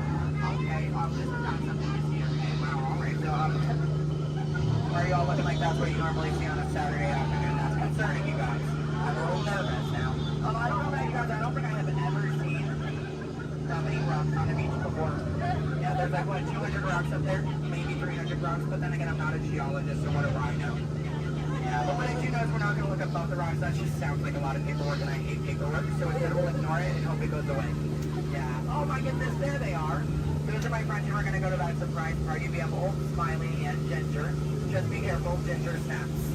Yeah, she is one tough cookie, and I'm not sure why, but my jokes, they kind of get crummier from here. I guess it's just the way the cookie crumbles. I don't really understand. It's unfortunate. But behold, straight ahead, we do have Schweitzer Falls, named after a famous and beloved founder of the Jungle Navigation Company, Dr. Albert Walt. Yeah, don't worry, if you didn't get that, we're going over it later. Yeah, so I really hope you know how to swim, and if you don't know how to swim, stop being dramatic. Stand up, the water's only 3 feet deep. Yeah, it's not that difficult. But if you guys are starting to wonder, Skipper Kevin, how on earth did you land your job here? I'd like to say it's plain to see. Yeah, I took a crash course, which was half off, and you know, I've been winging it ever since, but that's kind of the tail end of that story. There's not much to it. And now it does look like we are entering a hippopool, and I need everyone to be very careful. These do look like some dangerous animals. In fact, you could even say they are some hungry hippos. So if you guys could do me a favor and hold on to your marbles. I lost mine a long time ago, that's why that boat's halfway underwater. Oh no, I'm just kidding. The legal team tonight keep saying that. That's gonna get me fired. Yeah, the last time I took a boat out, I went to a volcano and everybody came back without eyebrows. But lucky for you guys, I took a wrong turn this time. But this is normally the point in the cruise where people start nicking my job. It's so easy, I'd let a monkey do it. But I promise you, that's not true. Those are chimpanzees. Yeah, there's a very clear difference between the two. Just don't ask me what it is. I have no idea, and I didn't think we'd actually see any, so that's kind of crazy. But lucky for you, I do have a very fun fact about monkeys. So apparently, humans eat more bananas than monkeys. But I don't know if I believe that, because I don't know the last time I ate a monkey, do you? Yeah, that's bananas. And don't worry, if you don't get that joke, I'll give you about 10 seconds. I get it. You're a late bloomer, you just need a moment to digest that one. You're welcome. Yeah, so please take your time. And it is now the moment that we have all been waiting for. It is the amazing, the colossal, it is the amazing wonder of the world. The backside of water! Oh, 2H! Oh, 2H! Alright, I got a few chemistry nerds on board. That was the reaction I was hoping for. Everyone else, don't worry, I only tell those jokes periodically. It just gets me in my element sometimes, you know. I did have a joke about oxygen and potassium. You could say it's okay. Yeah. I also had one about sodium, but no, you guys don't look interested. So instead, we're going to head down the Mekong River into the ancient Cambodian shrine. If you've never been in there before, be careful. There is a 10-foot drop. So make sure your seatbelts are buckled left to right and tug on that yellow strap. Yeah, if you're looking for your seatbelt, you can't find one, hold on tight. Let me know how that goes for you.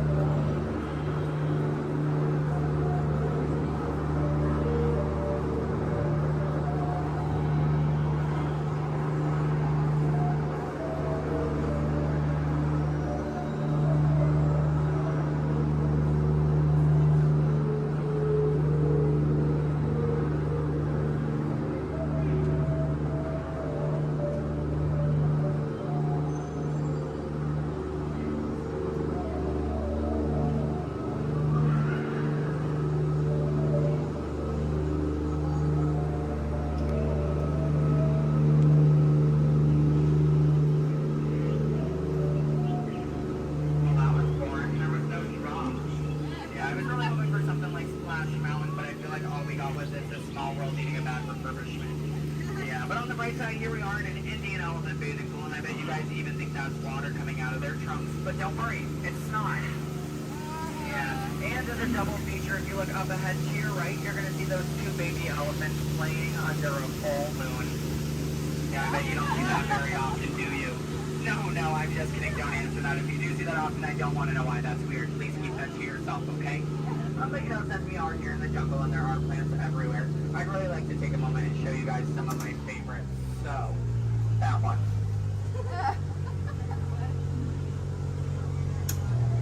That one. Okay, pay attention everyone. The one right there with the green leaves. The one next to it. That one. Yeah, they're great, aren't they? Yeah, sorry if you wanted their names. I don't know any of them. I barely know how to do this thing forwards. Yeah, so I can only give you so much. But what I can tell you is I'm sorry to let you know. We're coming up to the end of our cruise. And you know that's happening because look to your left. That's a gift shop. Everything at Disney ends with a gift shop. It's how we steal your money. Yeah. And it's our Lost and Found gift shop, which is sponsored by everything you've left behind over the last 5 or so years. So thank you so much for keeping us in business. I really do appreciate it. And if you're curious about who's in charge of this gift shop, I know it can be kind of confusing because there's a sign that says back in 15 minutes by Sam. That sign's been there for a few years. I have not seen Sam. I don't think he's coming back. It's also not those monkeys, because you know that'd be a monkey business, and we don't monkey around here in the jungle. That's completely unacceptable. It's actually that elephant. Because did you guys know that elephants have the best memories in all of the jungle? I wish I had a memory like that. It really helped me with my job. Oh, fun fact about elephants. Did you guys know that elephants can grow up to 4 feet? Which which is super impressive. We only grew up to 2, one on each leg. And if you don't get that, look at your legs, look at theirs, you're gonna see an extra pair. If you see any more than 2 legs on yourself, go to a doctor immediately. Yeah, that's not normal, okay? And then if you're looking in that gift shop and you see anything you like, you might notice we have a whole bunch of hats in all different shapes and sizes. Once you get off the ride, just ask one of us skippers about it because, you know, we're really great at capsizing. It's something I think we've honestly perfected. But what I can tell you is that if you did enjoy your time here today, my name is Skipper Kevin. I'm trying to give you my full name. And I do spell it a little weird, so I'm going to go ahead and spell it out for you. It is spelled H-E-L-P space M-E. Do it that way, you will, okay? If you did not enjoy your time here today, then you know what? That's unfortunate for you. You willingly got in my boat and wasted 10 minutes of your own time. My name is still Skipper Kevin.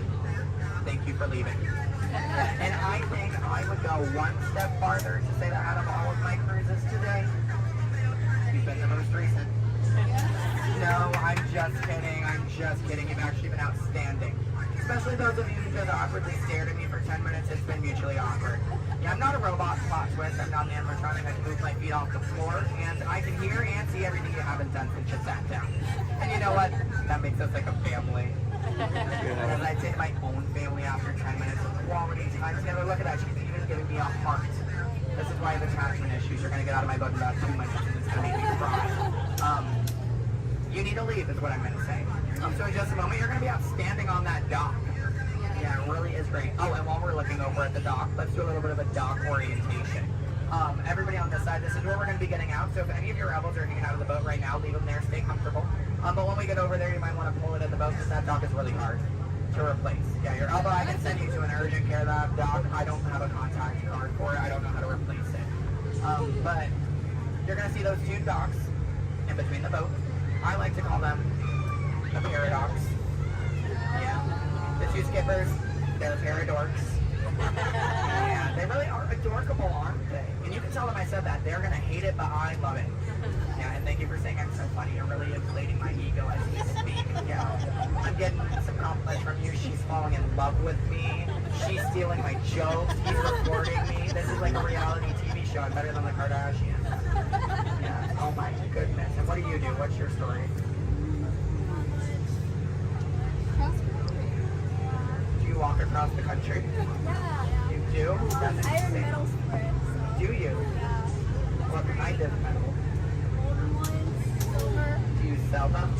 No, I just wear them. You just, but, so have you not won any? No. You haven't, yeah, you're not wearing any, so I kind of assumed. Yeah. When you get one, are you just going to wear it all the time? Yep. Oh, are you going to name it? No, Why not? If it's going to be that important to you, I think it deserves a name. Why do you think your mother named you? I'm just saying. Okay, your story's boring me now. What is your story? Talk to me, Miss Epcot Center. She's wearing a shirt that says Epcot. Is that your story? Yeah. That's it? Yeah, and I'm sticking to it. That was a pretty short story. Yeah, it's been a long life. Short story for a long life. Something about that doesn't make sense. Oh, goodness gracious. My friend in the middle with the Leia shirt. Hello. Are you a Star Wars fan? Good to know. What's your story? Alabama. Alabama? My friend's from Alabama. He's bald. He normally works here, but he's not. His name's similar to mine. It's Brevin. I'm Kevin. We also have a Devin and a Heaven. If you can, yeah. How do you think we feel? You hear us on the microphone, you just hear a name, all you hear is Evan. We all come flocking too. Yeah, it's great. Okay, my friends in the back, why are you so quiet? You're so quiet. Are you having fun back there? Just making sure you're not asleep. Your bucket has a little no. You're wearing sunglasses. You're wearing sunglasses. He's behind my engine. Can't see any of you. And then what about you two over there with the extra set of ears? How you doing? Thank you. Are the nicest one here. No one asked me how I'm doing. Thank you. You are all horrible people. Just know that. Just know that, please. Except, well, no, you can love me all you want, but that doesn't mean you ask me how I'm doing. You know what? I think I'm ready to cut our time a little short together. So, now this is a word from legal. Make sure your hands, arms, legs, and feet are inside the boat. Parents, supervise your children. I don't have any, I don't want yours. Children, supervise your parents. I don't trust them, neither should you. And that number 2 they're holding, that means that we have to do this 2 more times because you guys just didn't make me feel good enough about myself. So hello everybody, welcome aboard the world famous Jungle Cruise. My name is Skipper Kevin and I would never do that again. That's treacherous. The only thing I'm going to do is make you 2 times farther from the exit for your inconvenience. You're welcome. And I really would like to tell you what my parents told me on my 18th birthday. They looked at me and they did say, Skipper Kevin, happy birthday. Why are you staring at me? That's all they said. Okay, well now that you guys are just doing weird things, get out. Goodbye. Yay. Don't stop, I need it. Yeah, guys, give me a standing ovation. I am a middle child. I love validation. Yeah, thank you. My name is Orlando, and I'm going to be your guide today. Just a quick couple of reminders. The bumpy road, so please stay seated with your arms, hands, feet, and legs inside the vehicle at all times. With that in mind, please keep a hold tight to those phones, cameras, hats, and sunglasses. If one of them falls, sadly, we won't be able to stop. On your top side, you're going to see an animal spotting guide. Hopefully, we're going to see most of those animals today in our safari. Once again, bumpy road, moving truck, so please stay seated at all times. I do advise you to get those phones and cameras ready. This is a photo area, but we might not be able to stop for every animal. I'm going to make sure I stop for most of them. But sometimes they won't stop for us. Just be ready. And 20. So we're going to start off our journey here in the Little Ituri Forest. The forest animals are kind of exclusive and they depend a lot in camouflaging to stay safe. So sometimes they're kind of hard to see. So here on the right side, we're going to see an okapi. Even though the okapis have zebra-like pants, they're actually related to giraffes. It wasn't until 1901 that okapis were discovered. Before that, they used to be thought as a myth. And much like the giraffes, okapis also have those long tongues that are going to help them reach tall places. And only the male okapi is going to have ossicones. Ossicones are basically the same type of horns that giraffes have, but it's made out of their own skin, so it doesn't count as a horn.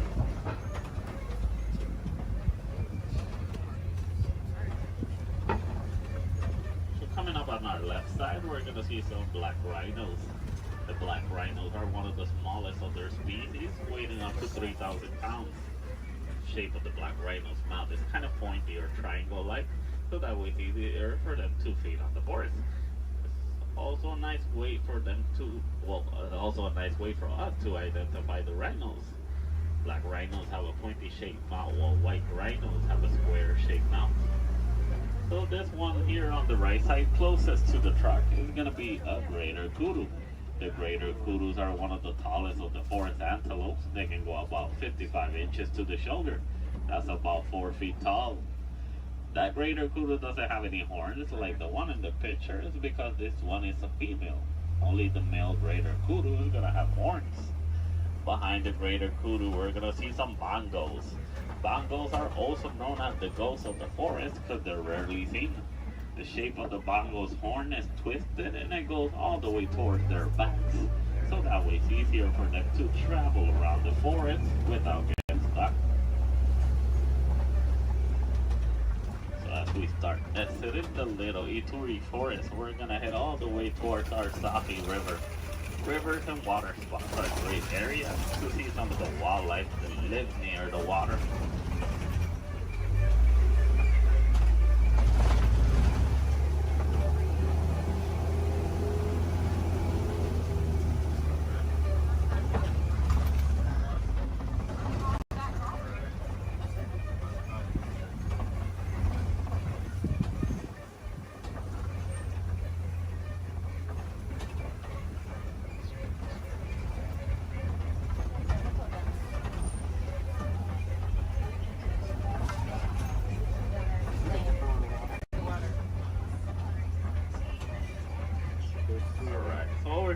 left side, we're going to see some Nile hippos. The male Nile hippo can weigh up to 5,500 pounds. They're nocturnal animals, so they're going to be more active during the nighttime. Most of their daytime they're going to spend underneath the water, but they do need to come back for air every 8 minutes. Also, baby Nile hippo right there. A group of hippos is also going to be known as a bloat. Bloat of hippos.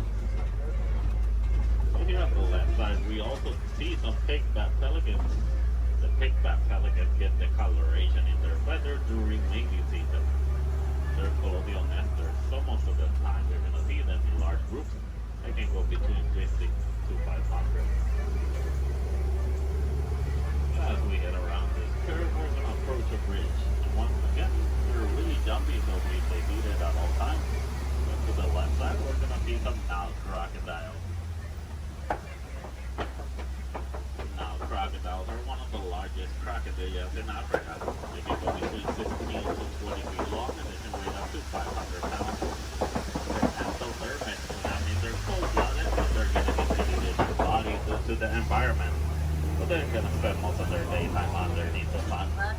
If they need to cool off, they'll just open their mouth or they'll dive in the water. They're great parents. They will roll around the eggs in their teeth, so that way they can help them emerge.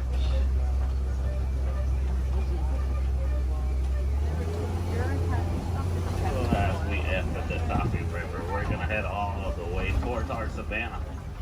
Savannah is going to be a large plain and a great area to see most of the animals in Africa.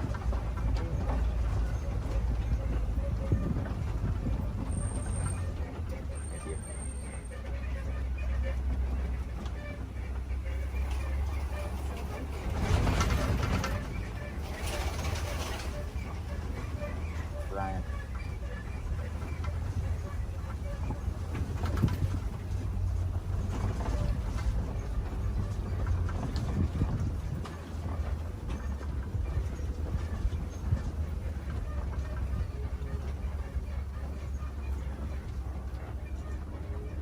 As you can see, the savanna ecosystem is going to be a large plain of grass with tall trees and a lot of termite mountains.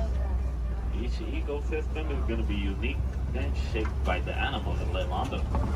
Between savannas, deserts, rivers, mountains. Most of the animals will actually use the termite mountains as fast crashers. Some of the smaller species like springboks will stand on top of them, so that way they can have a better view.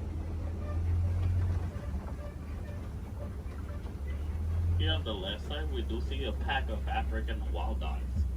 The African wild dogs are also known as painted dogs. They're part of the canine family, a difference they share with wolves and dogs is that they only have 4 toes. But they're a great pack of successful hunters, hunting up to 90% of the food they eat. But verbalizing, the African wild dog won't bark or howl. They'll actually make a squeaky sound that sounds similar to squeaky toys. Here on the left side, some Ankoli cattle. Ankoli cattle are also known as the Watusi cattle, named after the clan that domesticated them. They're a sign of Walt in Africa, where both male and female will have those huge, majestic horns that can go up to 6 feet long. Even though those horns are big and they look kind of heavy, they're actually honeycomb inside. They use the inside of those horns to move blood up and down, so that way they can keep themselves cooled off. Over here on the left side, we also see a sable antelope. Sable meaning brown, they're also the emblem of the Harambe Wildlife Reserve. They're the only type of antelope that in a fight or flight situation they'll stand their ground and they will fight. As you can see, the shape of their horns goes all the way towards their backs, so that way it's harder for predators to jump on them.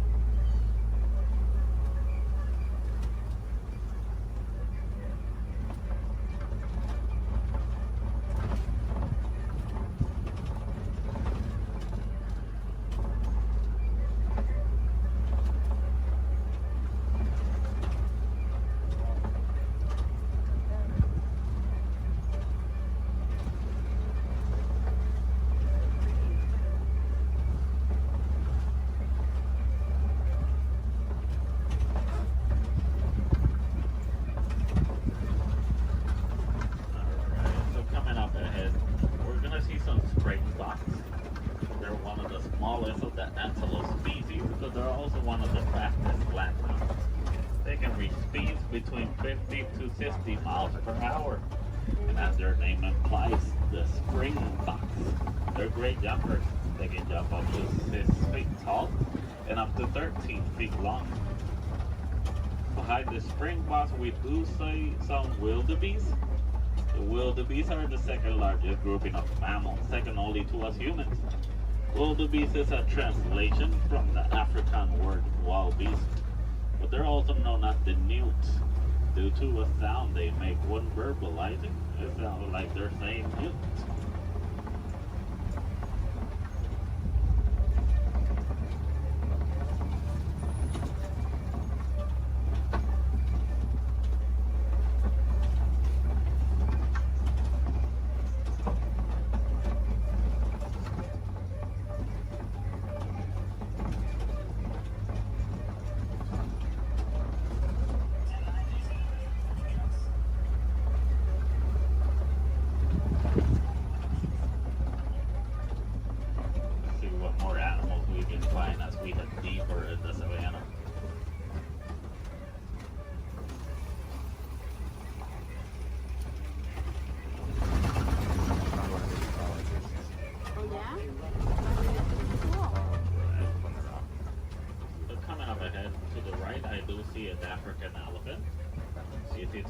Due to their huge size.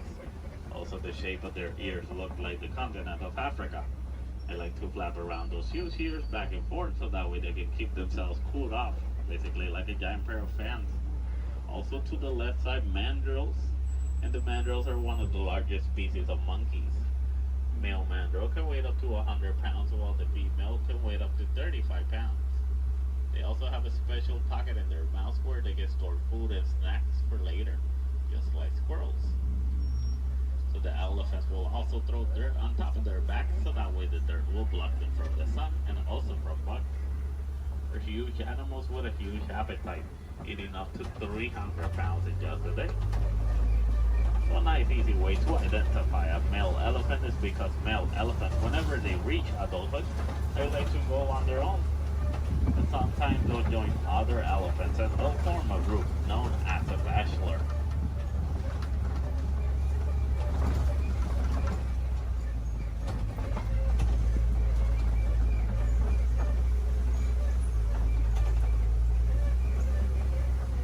Once again, another bridge. Please stay seated.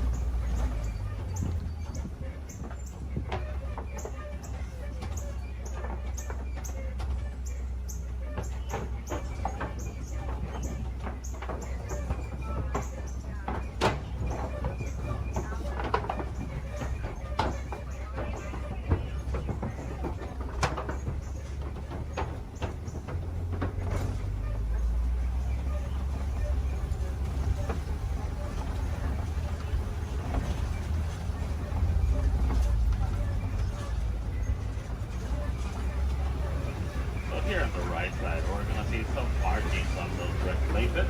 Those are elephant tusk marks. Elephants will stick their tusks on those red places so that way they can get some of the minerals they don't get in their regular diet. Basically like a natural vitamin for them.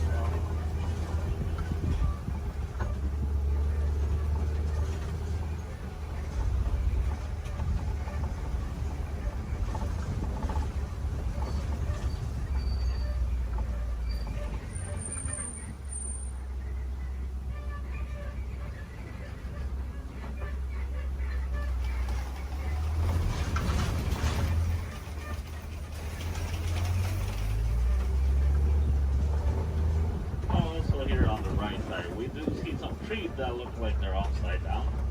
They're known as upside down trees, but they're also known as the tree of life. The real name is the baobab trees. And baobab trees can go leafless up to 9 months of the year, so that way they can store inside of them thousands of gallons of water. Some of the animals will actually try and reach that water, like elephants will stick their tusks on them.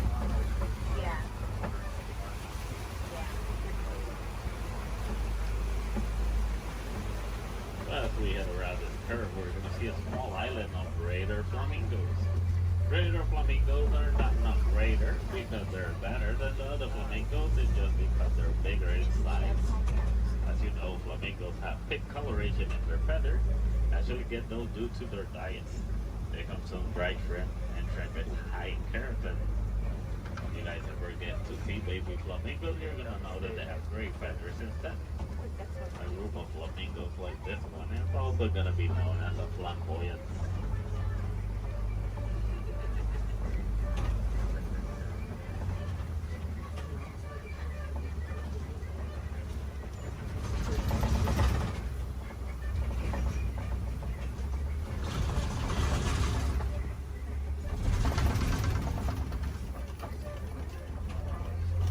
Coming up ahead, we do see some white rhinos. And the white rhinos are one of the largest of their species, weighing up to 5,000 pounds.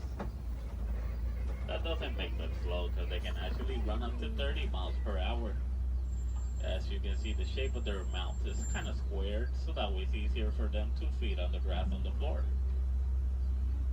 And you'll usually find them in the savannah around mud pits.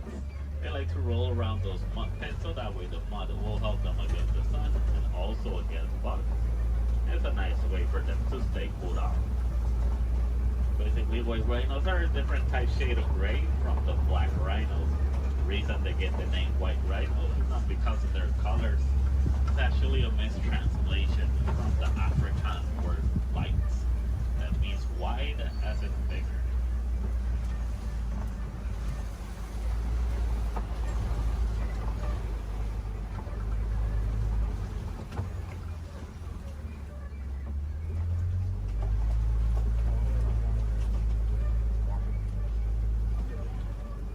All the way in the back on the left side, I do see a cheetah walking around. Cheetahs are one of the fastest land mammals. They can reach a speed from 0 to 60 in about 3 seconds. There's also another one laying on the grass all the way in the back. But with that in mind, the cheetahs are built for speed, not power. So after running so fast in such a short amount of time, they're gonna need a couple of hours to rest their energies. The cheetahs are also diurnal big cat predators, so that means they're more active during the daytime.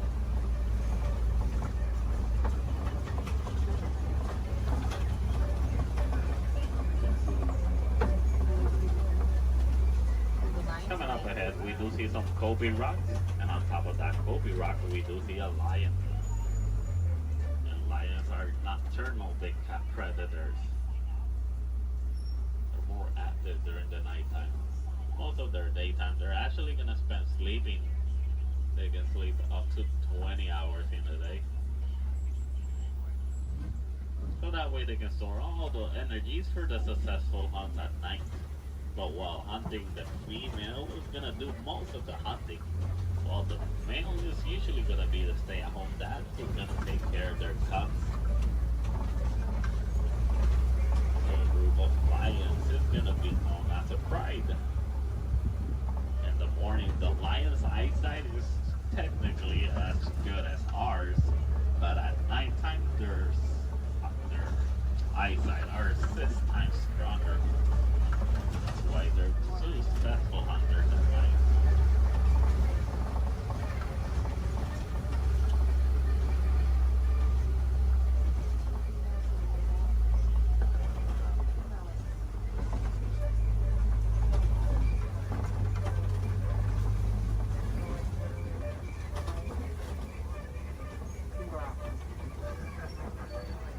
Up ahead, we're gonna see some warhogs. There's one behind that tree, and there it is. And warhogs are one of the largest burrowing mammals. They like to make burrows like those in which they will sleep on facing outwards, so that way they can see anything that's coming towards them. They're super close relatives to domesticated pigs, and they can run up to 35 miles per hour.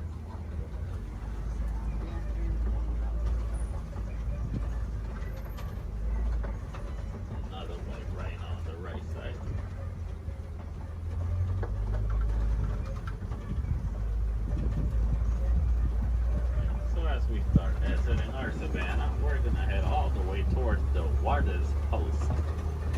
Warden's Post is going to be a great area to see how both humans and wildlife will live in harmony.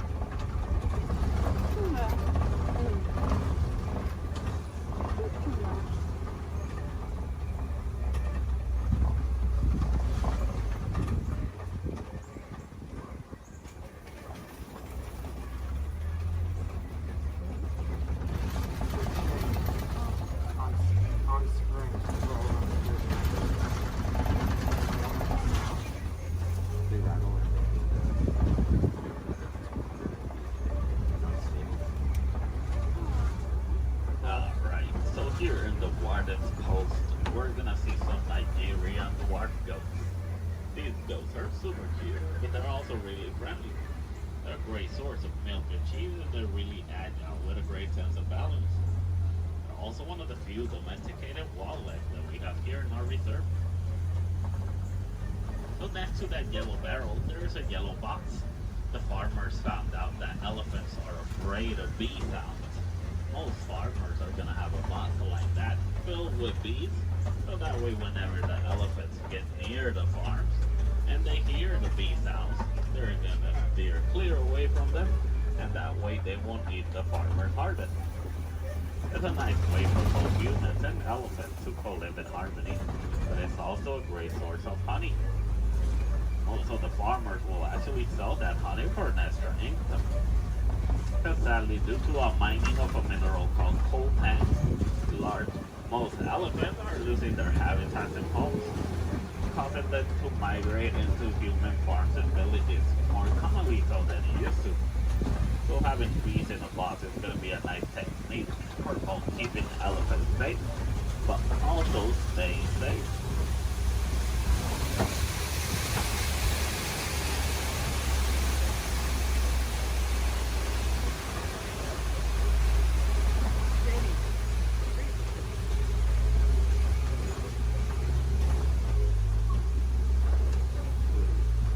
As we start reaching the end of our safari, I just want to let you guys know, if you want to see more animals and learn more about them, I do advise you to visit Gorilla Falls Trail. It's a nice 20-minute pathway that will take you all the way to meet a family of gorillas, while meeting more animals, learning more about them, and also more about conservation. If you're really lucky, you might even get a better close-up view of the hippos through a glass. Also, well, here in Harambe, we have the Rafiki's Planet Watch. The Wildlife Express train is going to take you all the way towards Rafiki. Well, you're also going to meet a couple more animals. You might even get to pet some of them in the Domesticated Pet Center. We have an animation studio where you might learn how to draw a couple of our animals. Super cool. And we also have an animal clinic. Any chance we need to take care of one of our animals, you guys can actually see the process through a glass. It's super cool journey. It's a nice AC, but it takes about a whole hour to complete. So you gotta plan ahead. The last Wildlife Express leaves at 4:30. Santa Sana Warden. Right into the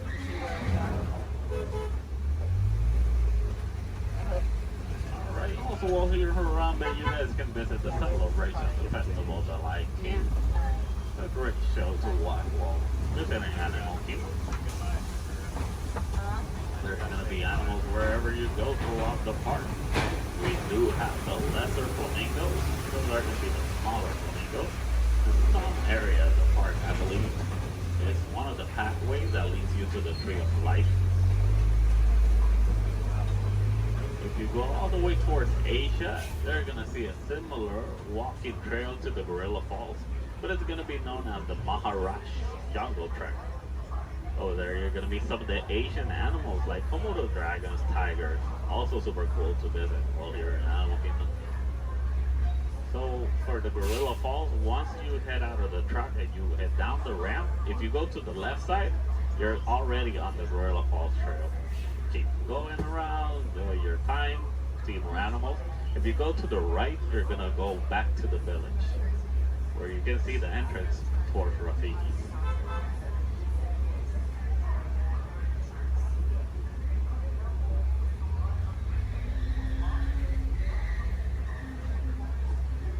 Almost to our destination.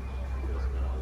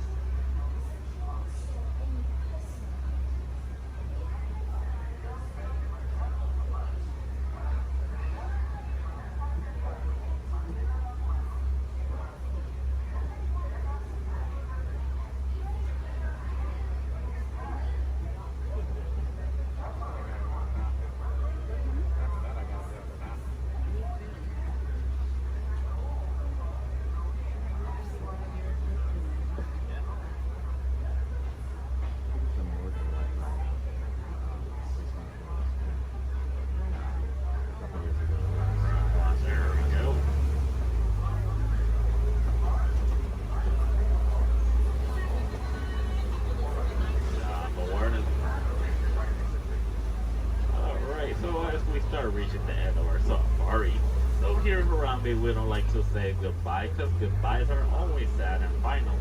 We instead say kwaherini. And kwaherini does mean to go well. So kwaherini, guys, go well, go wild, go make a difference out there.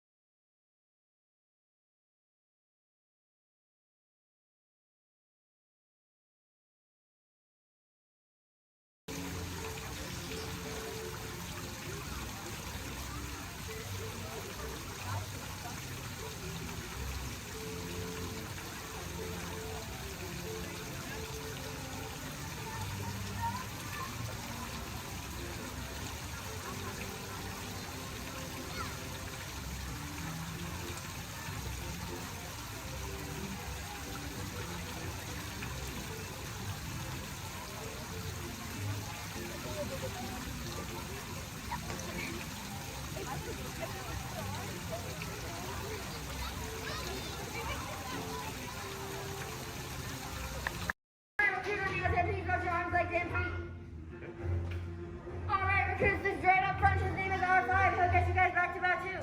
Good luck and may the force be with you. Alright, friends, it looks like we have an incoming transmission from 6. Stand by. Okay, take this corridor to the turbo lift, then head down to the escape pod base. Those droids are programmed to return you to Batu. Hurry and don't get caught. Lieutenant Beck will guide you. Recruits, for your safety, stay seated with seatbelts securely fastened. Keep hands, arms, feet, and legs inside the transport and supervise your children. Tell them it's a prisoner transfer. Did it work? Good. Now get a move on. There's a clear path to the turbo lifts at the end of the hallway. Turn right. Probe droid. You're lucky it didn't spot you. Take those turbo lifts and stay out of trouble. Hey, you're not authorized. Wait, those are the prisoners.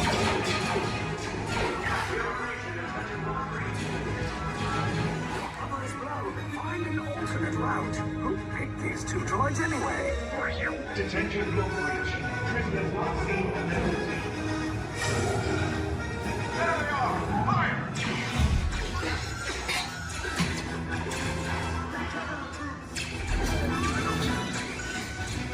Distinct faster force! Take the way down! Hurry! Hurry! No, not up! I said down!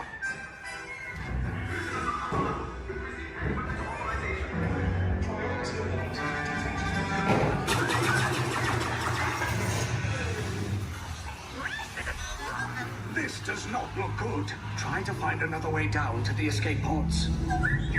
The resistance will attempt to rescue the prisoners. They have neither the resources nor the courage to engage us. You underestimate their conviction. Raise the shields! Shields? I see no evidence. Now! Sound the alarm! All personnel to their stations!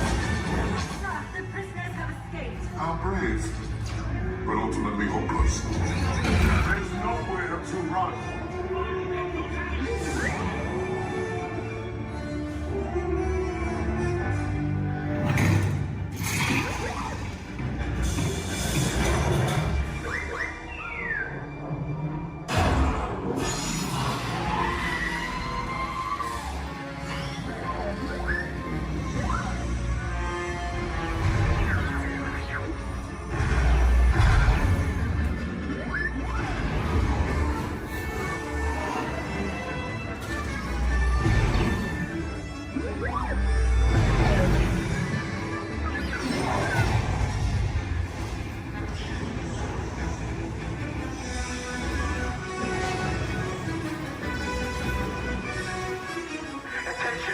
Resistance personnel, abandoned ship. I repeat, abandoned ship. This destroyer's about. There's no escape. You will tell me the location of the secret base, and then I will destroy you and the Resistance.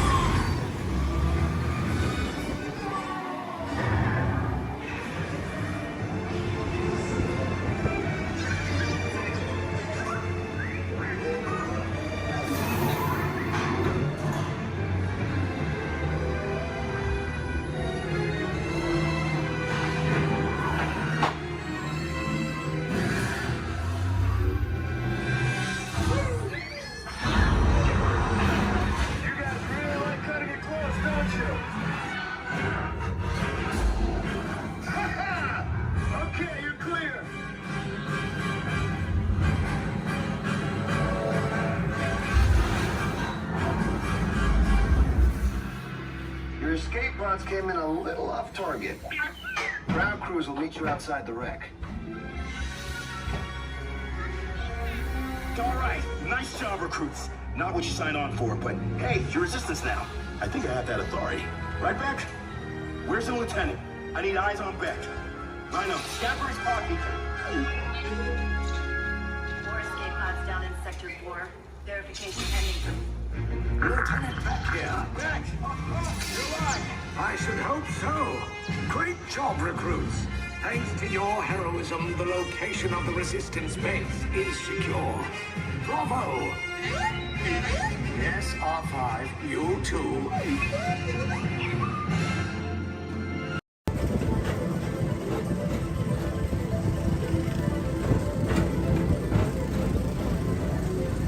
Attention all visitors from Galaxy M31.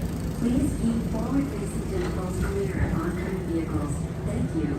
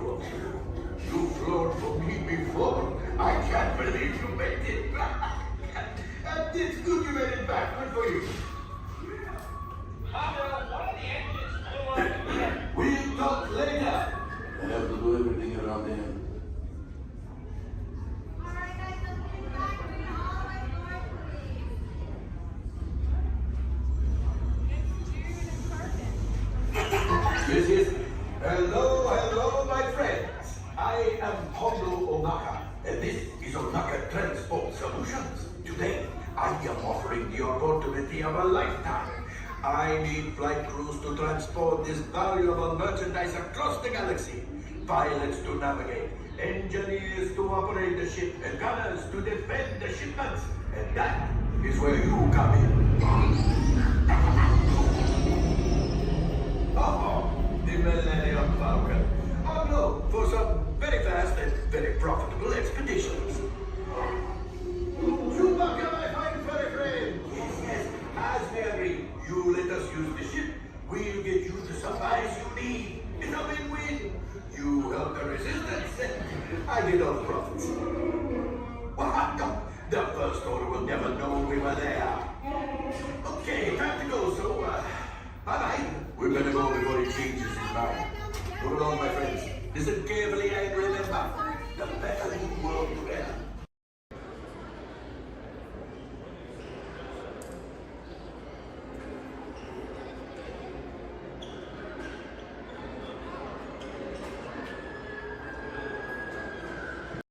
First thing I need to do here is a quick sound check.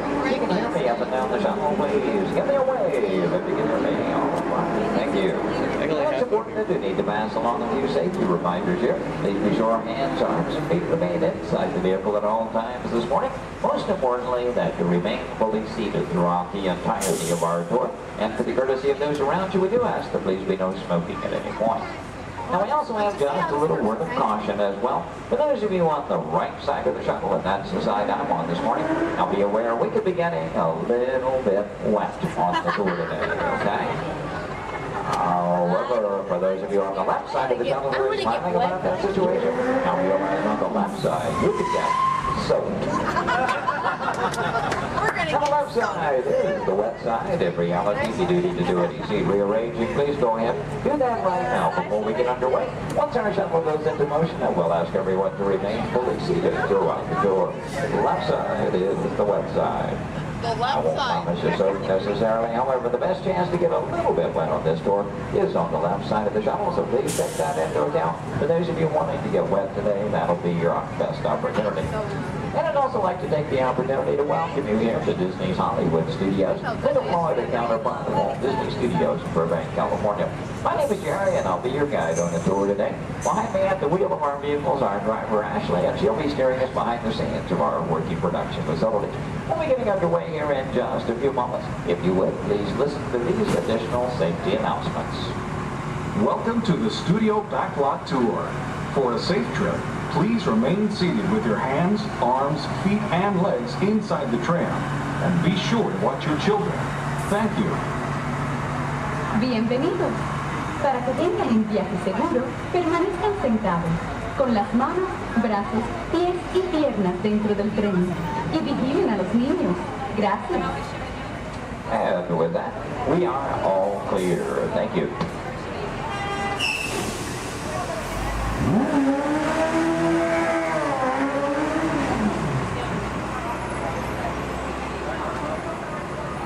Once again, a very good morning, ladies and gentlemen. Welcome to the second portion of the studio's backlot tour. Might also mention there are no photo restrictions of any type on the tour, so please feel free to shoot as much film and video as you like. Go ahead and get those cameras out and ready. Matter of fact, that first photo opportunity is coming high in the sky. Take a look up toward the front of the shuttle. As you round the corner toward the front to your left, you'll see the symbol and the landmark of our studios, our award-winning Earful Tower.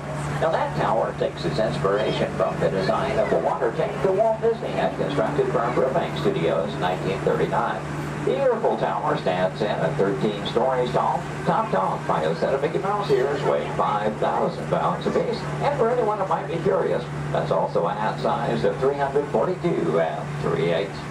Also off to your left, you see some automobiles, ramps, and so on. This is the rehearsal and staging area for our Lights, Motors, Action Extreme Stunt Show. We'll talk more about that show as we pass by its arena further along in the tour. Now here at the studios, we do feature sound stages, outdoor sets, state-of-the-art editing facilities, recording studios, just about anything else needed for the production of radio programs, television shows, and motion pictures.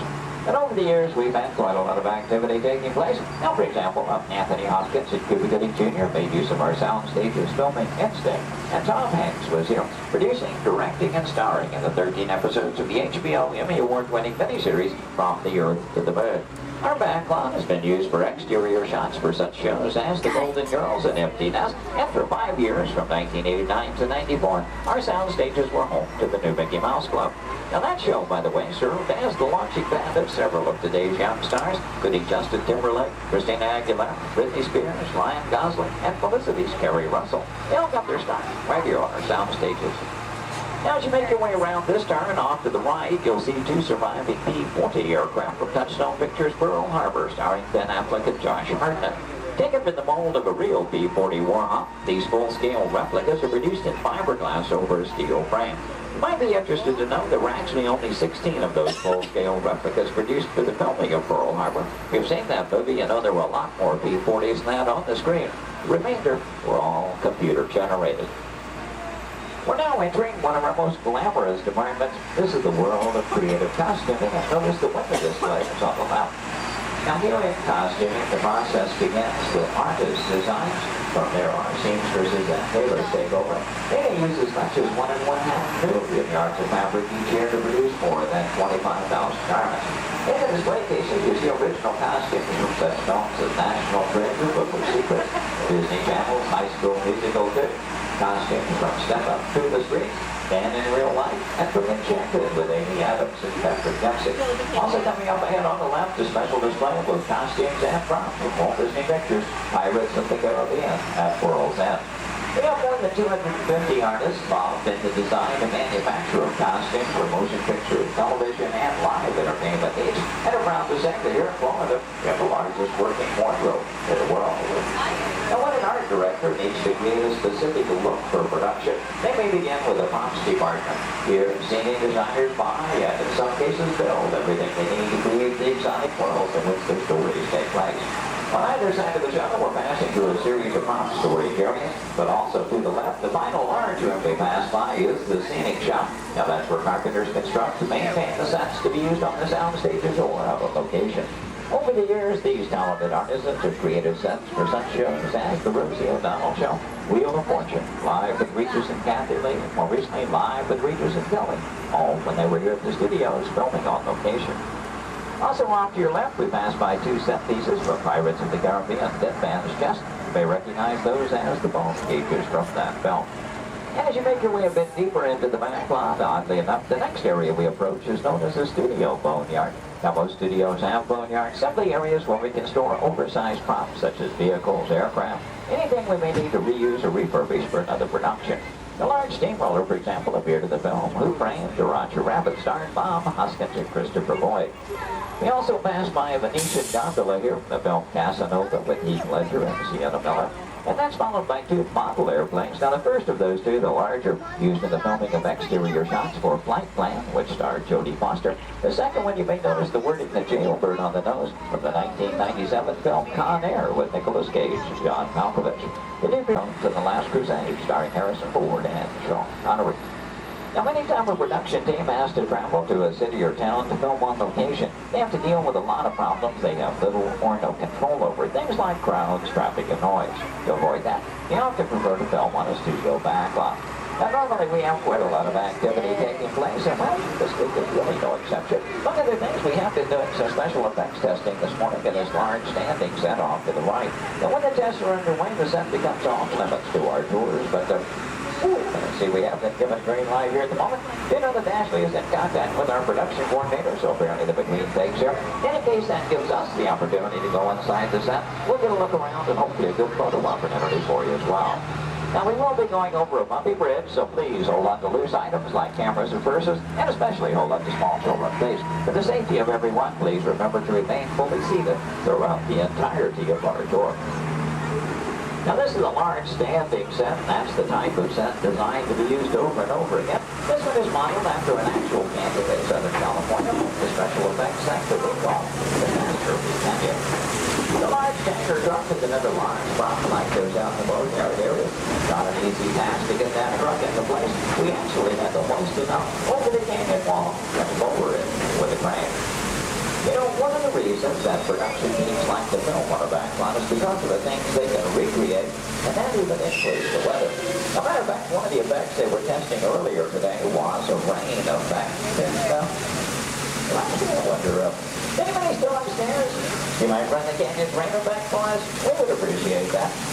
Now, why might we need such an effect?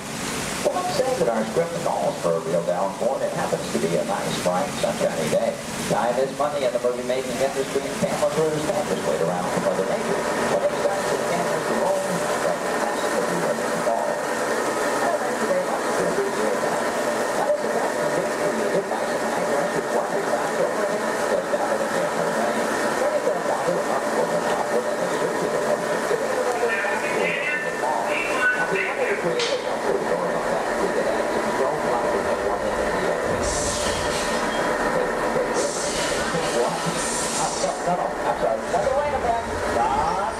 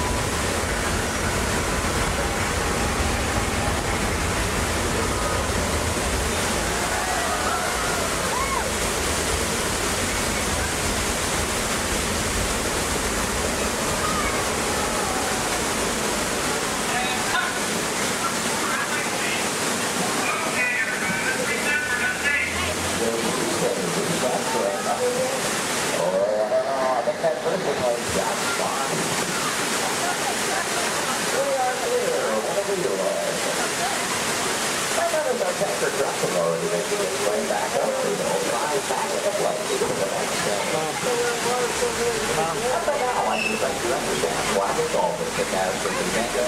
As we exit level 5, we listen to let me share some of the secrets with you and how those catastrophes were actually created. And although our canyon indicators may get used for production purposes, today's special effects show for the John Matt. It is a show created for your enjoyment to show you how special effects.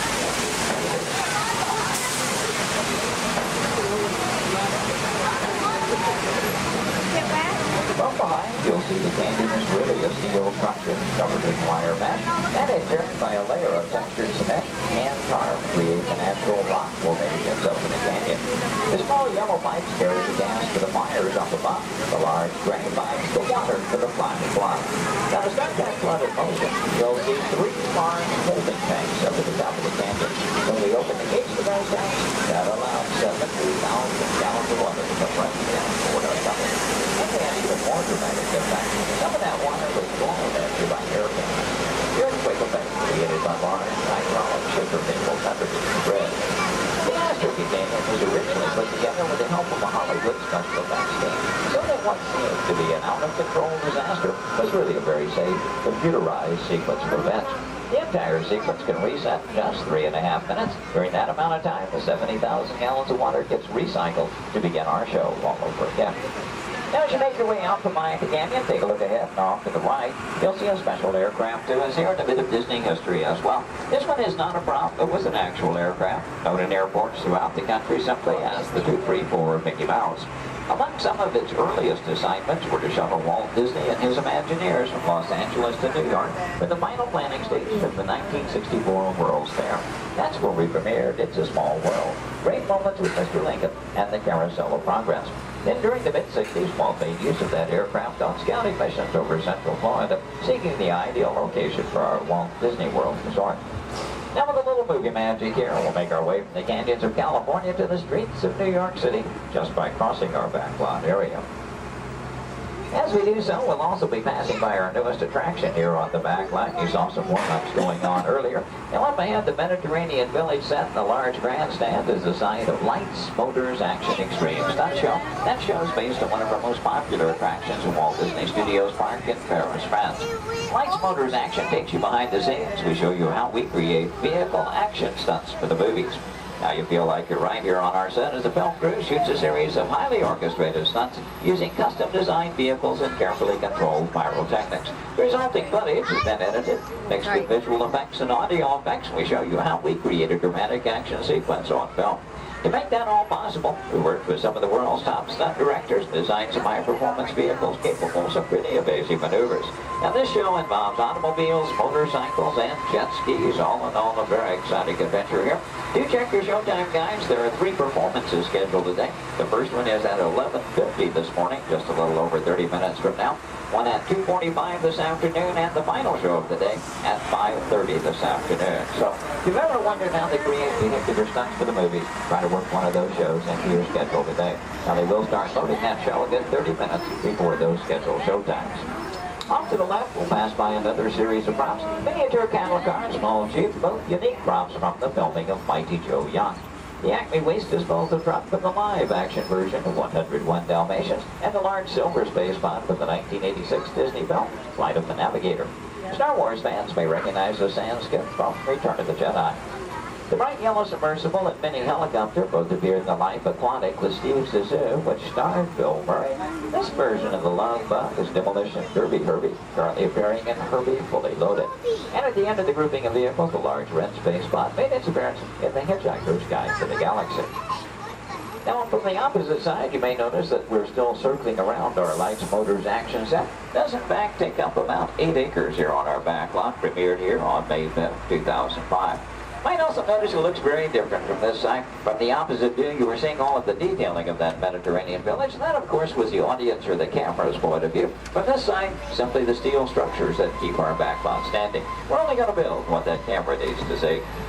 I might also take the opportunity here to mention our Fantasmic show tonight. That's our nighttime spectacular here at the studios. Fantasmic will be presented twice tonight. That will be at 9 p.m. and again at 10:30 p.m. this evening. Now, Fantasmic is an excellent, a very popular show, also a limited capacity show. So I do recommend, especially for that 9 o'clock show, want to be there a good 45 minutes to an hour prior to showtime, proceeding in the amphitheater area. Once it fills up, it's all the folks who could see the show for any given performance. And as you make your way on around the turn, off to the right, see the entrance to Lights Motors Action. Looks like they're beginning to preload for that 11:50 show at the present time. You can work that one in your schedule. That'll be the easiest show to get into here today. And as you make your way on around the turn, take a look down the street, get a view of our very own New York skyline right here in Central Florida. And this illusion is created by an old movie trick known as forced perspective. The skyscrapers at the end of the street are actually just painted plastic. The tallest of which is about 4 stories tall from the block and a half away. You might also be interested to know we've recently redeveloped this entire section of the back lot. In addition to Lights Motors Action, we've added a skyline of San Francisco, soon to come one of Chicago to join our existing New York City skyline, renaming the entire area Streets of America, but all with the idea, of course, giving producers more locales to choose from when they're filming here on our back lot. Now this also signals we are coming to the end of our tour today, so please take a moment, check around, be sure you have all your personal belongings gathered up. As you exit the shuttle today, you'll take a stroll through the American Film Institute showcase. There you'll see a themed exhibit titled Villains, Movie Characters You'll Love to Hate. Now if you're heading for that Lights Motors Action show, your one and only exit is still through the sliding blue doors and straight off through the showcase, then around the loop, the Lights Motors Action. Once again this morning, your driver was Ashley. My name is Jerry. We both thank you very much for joining us today on the Studios Backlot Tour.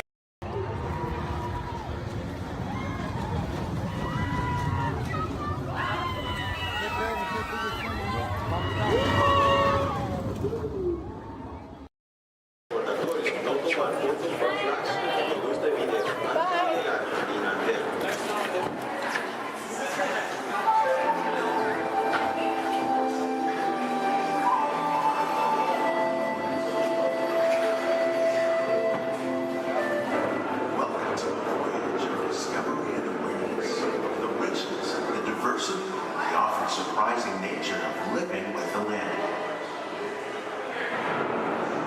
Our journey begins as dramatic and sudden changes are sweeping over the land. An approaching storm may seem violent and destructive to us, but to nature, it's a new beginning in the cycle of life.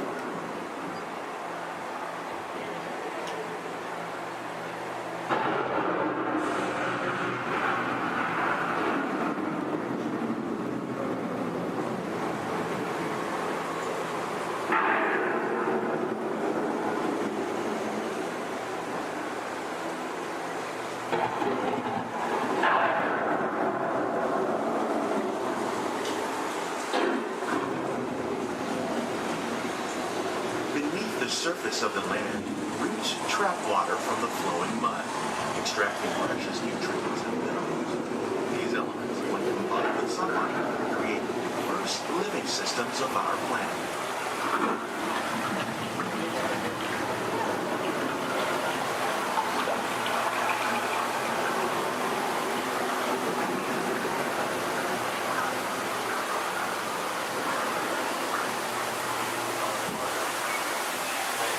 One of those living systems is the rainforest, home to the most amazing concentration of life on our planet.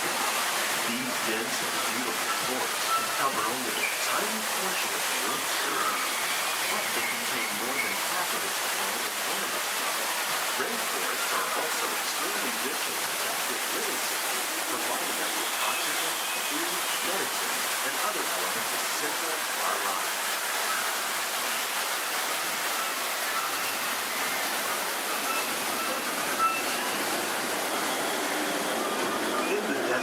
Nature has created a very different, no less beautiful living system. And while this arid landscape may seem lifeless, it is very much alive. The plants and animals that have learned to survive in these harsh conditions make use of what little water they can find and avoid the scorching. The American prairie once appeared as desolate as the desert, but over time, rainwater and nutrients gradually penetrated the hard surface of this land. Even the hooves of the mighty buffalo helped create the rich soil one day become home to the American farm.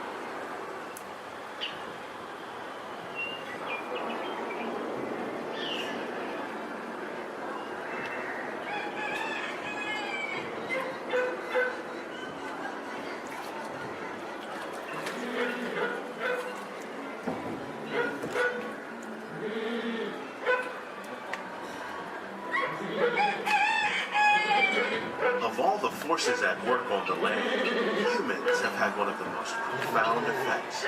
The need to produce food for a growing world led to the misuse and sometimes overuse of the land. In our search for more efficient ways to grow food, we often fail to realize the impact of our methods.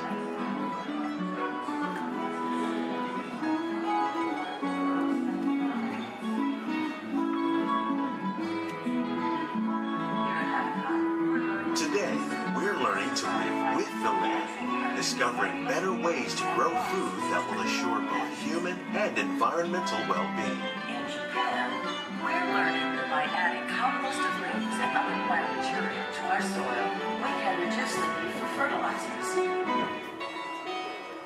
In farmlands across America, we're learning that by plowing under vegetation containing natural fertilizers, we can enrich the soil without the use of chemicals.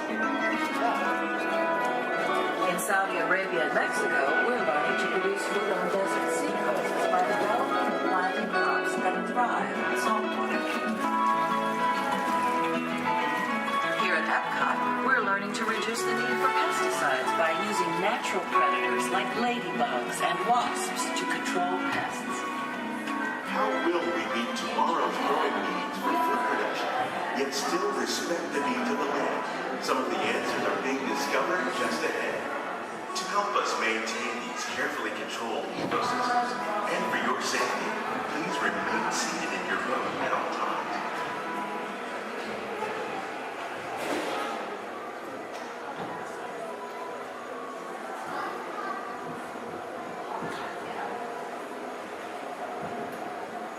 Welcome to our living laboratories, where scientists from Epcot and the U.S. Department of Agriculture are exploring innovative ways to produce bountiful harvests now and into the future. The tropics are home to the greatest diversity of plants on the planet. Many of these, like papaya, bananas, cacao, coffee, and rice, are well known around the world. Others, like the jackfruit, fluted pumpkins, and dragon fruit growing here, represent the vast number of lesser-known tropical plants. As we learn more about these crops, we discover that many are rich in vitamins and minerals, while others are well adapted to growing in less than ideal conditions. For instance, the fluted pumpkin thrives in the poorest soil conditions of Africa. With its edible seeds and leaves, the pumpkin could become an important staple for areas where other crops don't grow easily. The unique-looking dragon fruit is actually a member of the cactus family. The fruits are high in vitamin C, rich in antioxidants, and have a light, sweet taste. The fruit originated in Mexico or Central America, but is already becoming popular in Asia. It could become a source of important nutrients for people living in many areas of the world. These and many other lesser-known crops may one day be as popular as the bananas growing on both sides of the boat. More than 28 million tons of bananas are eaten annually, making it the most popular fruit in the world.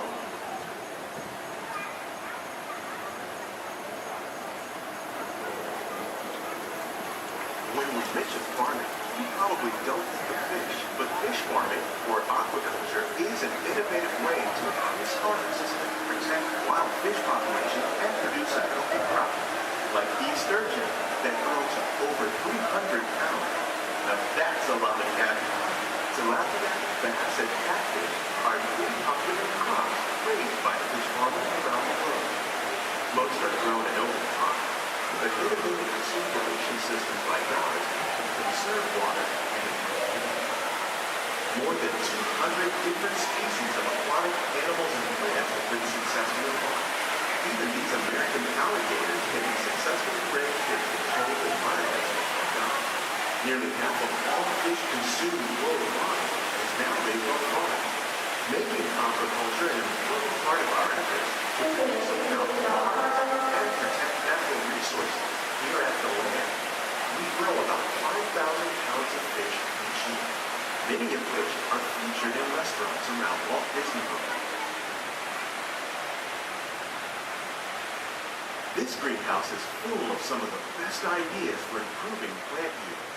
Disease and pests are two of the biggest problems facing farmers around the world. By careful selection and crossbreeding, we can grow crops like these sunflowers and winter melons that are more resistant to pests and diseases. Scientists have even been able to breed plants that can flourish in marginal areas where water and nutrients are in short supply. The result of these efforts is higher yields with less impact on the environment.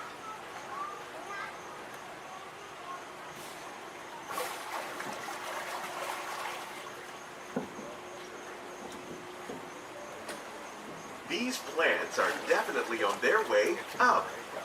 Innovative growing techniques like the ones you see help to increase yields while more efficiently using resources like water, fertilizer, and pesticides. We're growing these nutritious sweet potatoes above ground. This method increases yields, produces larger potatoes, and can be used where rich soil is in short supply. We're growing lettuce using our nutrient film system. This technique precisely controls and recycles water and nutrients. With it, we can produce over 27,000 heads of lettuce a year in this one small area.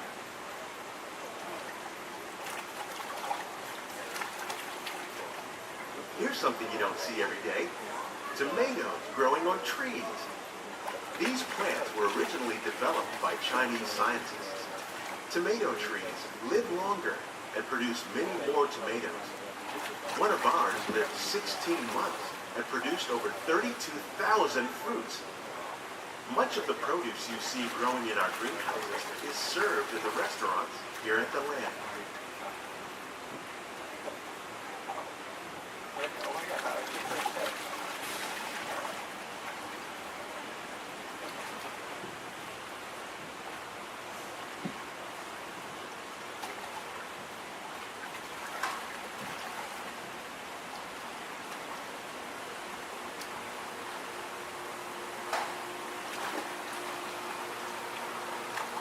The future of agriculture includes some high-flying ideas like the ones you see here.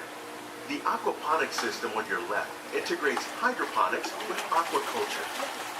The fish provide a source of natural fertilizer for the plants, and the plants help keep the water clean for the fish. It's another great way to produce more while using less resources. In our lab, Epcot scientists are working with the U.S. Department of Agriculture on a number of innovative projects. The goal of these efforts is to produce higher yielding and better quality plants.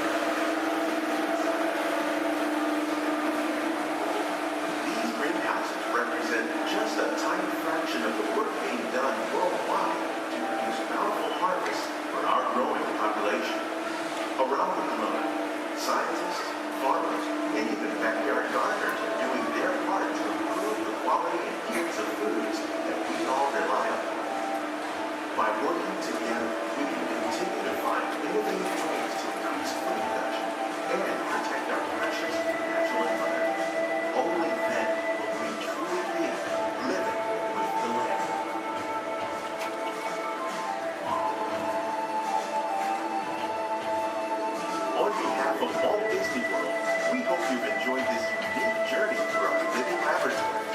Those of you interested in an even closer look at our greenhouses might consider the behind-the-scenes walking tour. It's a great experience for the whole family.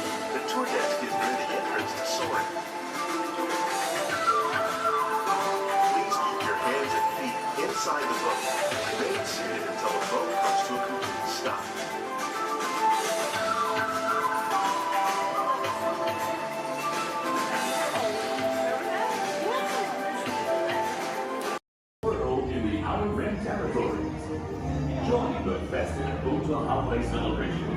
streets of Mos Espa. Then head to the arena and cheer for your favorite pilot in the annual Punta Eve Classic. Or set sail on the Doom Sea in a luxurious sail barge. Then rent a land speeder and head over to the colorful outpost of Mos Eisley. No visit is complete without having a drink at Tatooine's infamous Mos Eisley Cantina, where you will never find a more wretched hive of scum and villainy.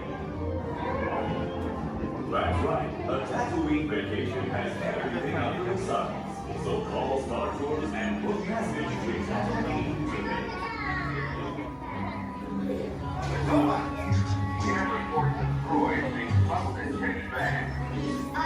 I can honestly say that I have not seen a thing. Honestly. As if anything would ever get past me.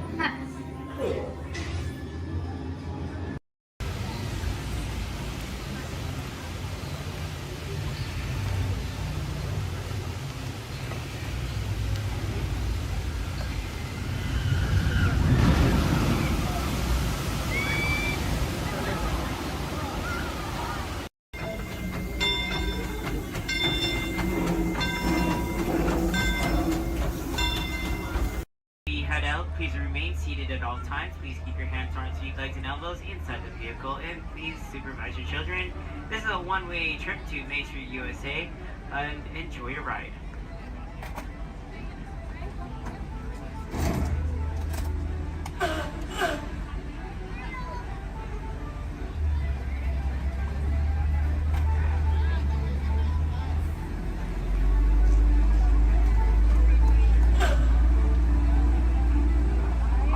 Right-hand side is Sleeping Beauty Castle, your gateway to Fantasyland.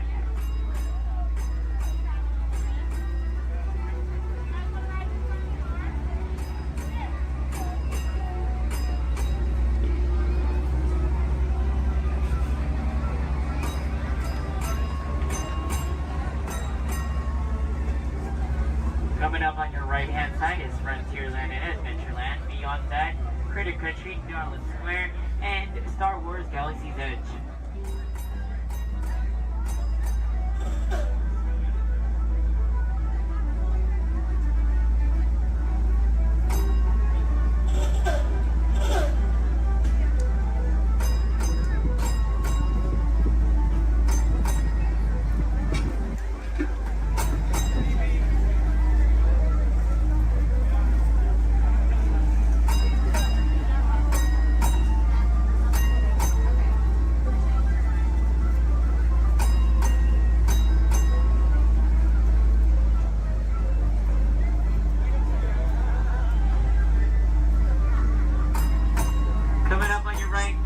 Left-hand side, there's our first aid center, our baby care center, and our lost child center.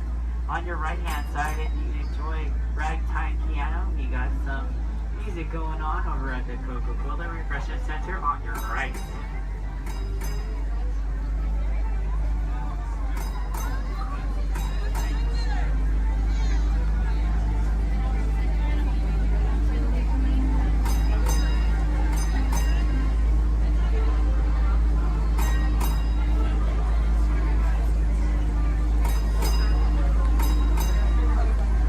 If you get hot later, on your right-hand side is our Dixon Girl Ice Cream Parlor.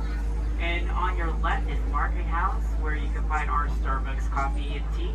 Beyond that is our locker station.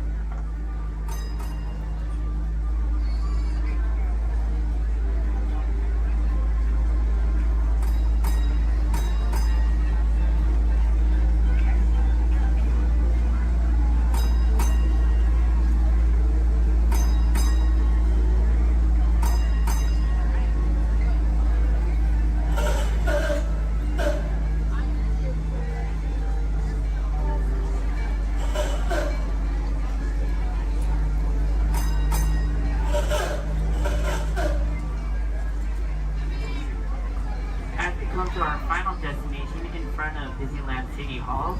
Please remain seated until the bus has come to a full and complete stop. For those of you who are sitting in the top stairs, Please watch your step as you exit the stairs and assist young children. And enjoy the rest of your day here in the Magic Kingdom. My name is Justin, and thank you for riding.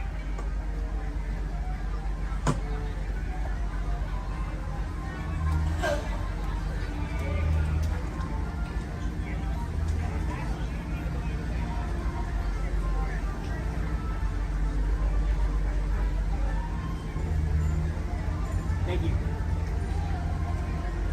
Please remain seated, folks. I do need a park deck right over there. Yeah. Please remain seated, folks.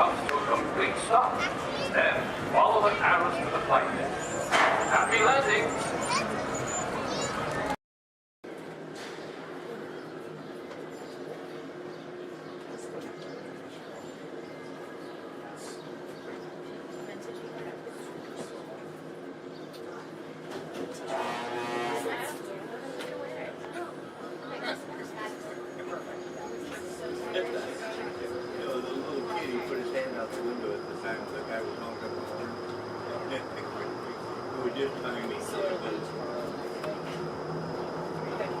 To those of you who have just joined us, welcome aboard the Disneyland monorail. For your safety, please remain seated, keeping your hands, arms, feet, and legs inside the train. Watch your children, and no smoking, please. Bienvenidos a bordo. Para su seguridad, permanezca sentado y mantenga las manos, brazos, pies y piernas dentro del tren y cuide a los niños. Por favor, se ruega no fumar. Gracias. We're now en route to our final stop, the Tomorrowland monorail station. Along the way, you can get a bird's-eye look at the downtown Disney district, Disney's Grand Californian Hotel and Spa, and Disney's California Adventure. To the left of the monorail is the main entrance of Disneyland, the happiest place on Earth. Disneyland is truly an American origin. Since its opening in 1955, it has hosted more than 500 million guests from around the world, including presidents, kings, and celebrities. It is the original Disney theme park, created and enjoyed by Walt Disney himself. To the right is our transportation plaza, where you'll find taxis, hotel shuttles, and public transit stops. We're about to enter Disneyland. Some of the clearances are pretty tight up ahead, so be sure to remain seated, keeping your hands and arms inside the cabin.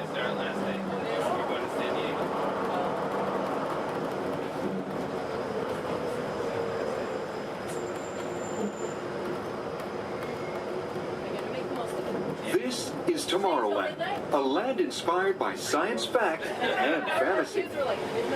Directly below us is the Submarine Lagoon, where you can dive into an exciting underwater adventure aboard the Finding Nemo submarine voyage. Across the way are the icy peaks of Matterhorn Mountain, home of the world's most famous bobsled run. And beneath us are the roadways of the Autopia, where drivers of all ages can ride the road to tomorrow. As we cruise over Tomorrowland, our pilot would like to share a few program reminders. Alrighty folks, thanks for flying aboard Monorail Red, your highway in the sky. Just a few reminders. Disneyland will remain open today until 12 o'clock midnight. All passengers are required to be on board this monorail at approximately 12 o'clock midnight to catch that final flight. We're also going to be having Celebrate a Street Party along Main Street at 6:30 p.m. today. Fantastic along the Rivers of America at 9:05 and 10:30 p.m. and then Magical Art Fireworks Spectacular at approximately 9:30 p.m. So once again, for all passengers wishing to exit Disneyland via the monorail, please remember that the last flight will be at approximately 12 o'clock midnight. We thank you for flying aboard your highway in the sky and enjoy the rest of your stay here at Disneyland. Thank you.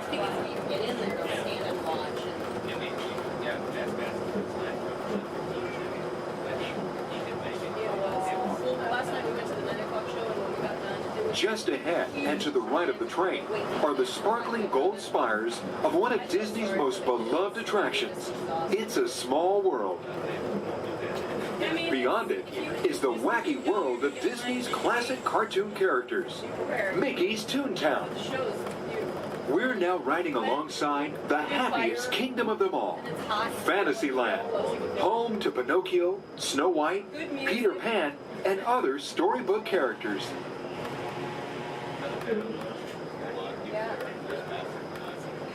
Yeah, it's brand new. Supposedly it said it's we're gonna try it, but so many people interested in it, and it's so popular, I'm sure they'll We're now approaching the Tomorrowland monorail station, our final destination. Please remain seated until the monorail comes to a complete stop. Then, collect your belongings, watch your head, and step carefully from the train. On behalf of all of our crew, thanks for traveling with us, and we hope you'll have a happy and memorable visit here at Disneyland. This is the Tomorrowland monorail station.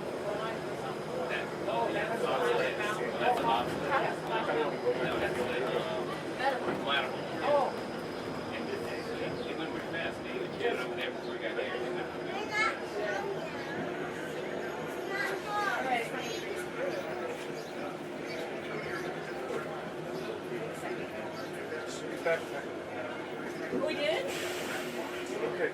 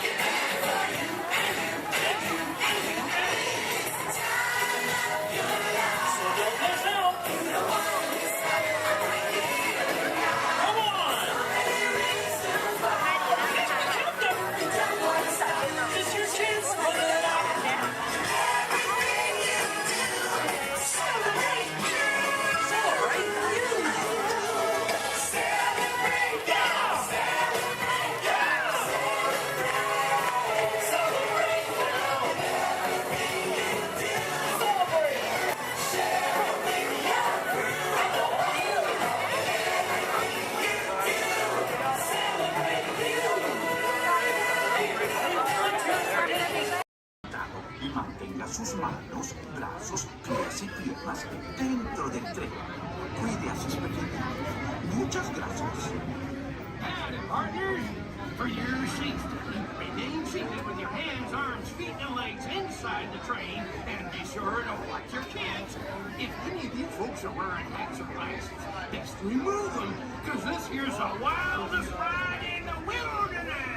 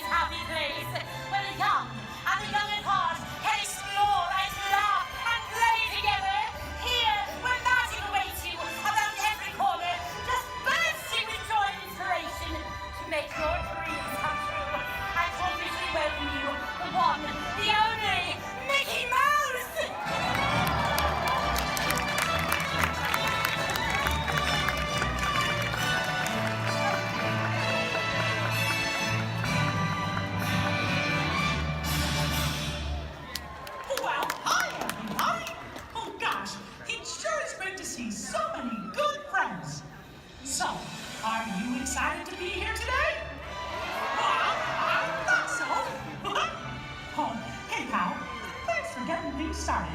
And now that we're all together, I've got a surprise for you.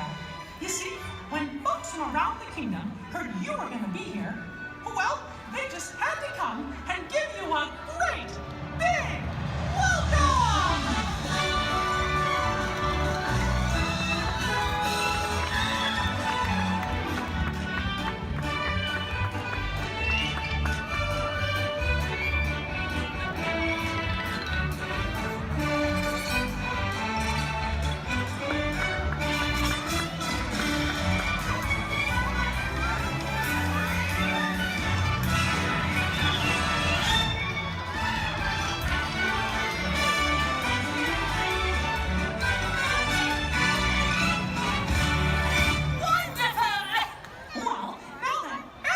Here, I think it's time to start the day. And that means it's time for just a little bit of magic.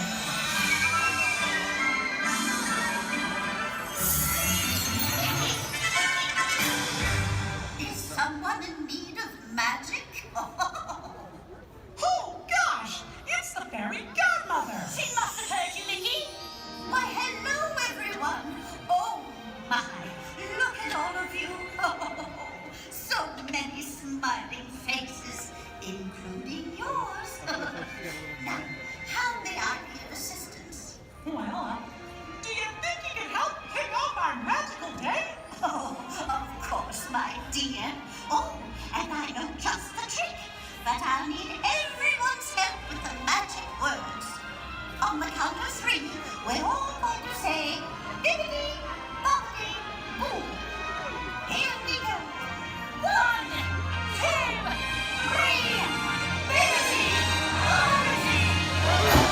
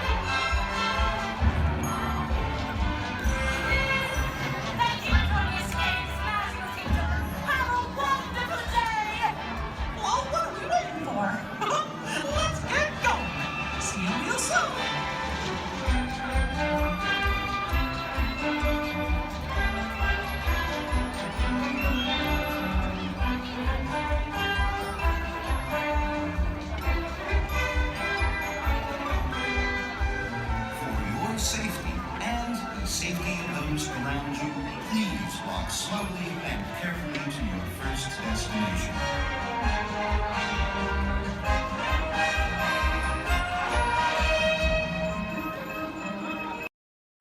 My name is Christina, and here at Seabase I do have a few reminders.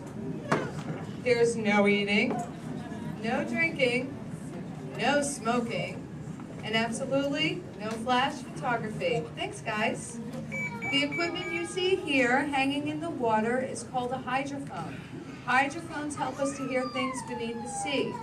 Today this is going to help us hear a very special guest. Does everybody know who that guest may be? Shout it out. That's right. Crush is going to come out and ask us a few questions about the human world, and we may have a few questions for him about the turtle world. So please think about the questions you may want to ask Crush. I do know Crush is out catching a wave, and he asks, on the count of 3, as part of a year of a million dreams, we are going to have Joseph count out from South Carolina. 1, 2, 3, and everybody else, scream out, hey Crush. Ready? Joseph? Hey, Chris. Hey, Righteous, dude! Oh, dude, I totally heard my name while I was catching that totally tasty wave, and I was just totally, whoa.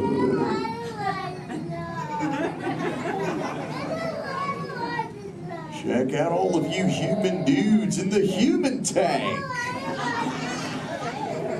Hello, dudes!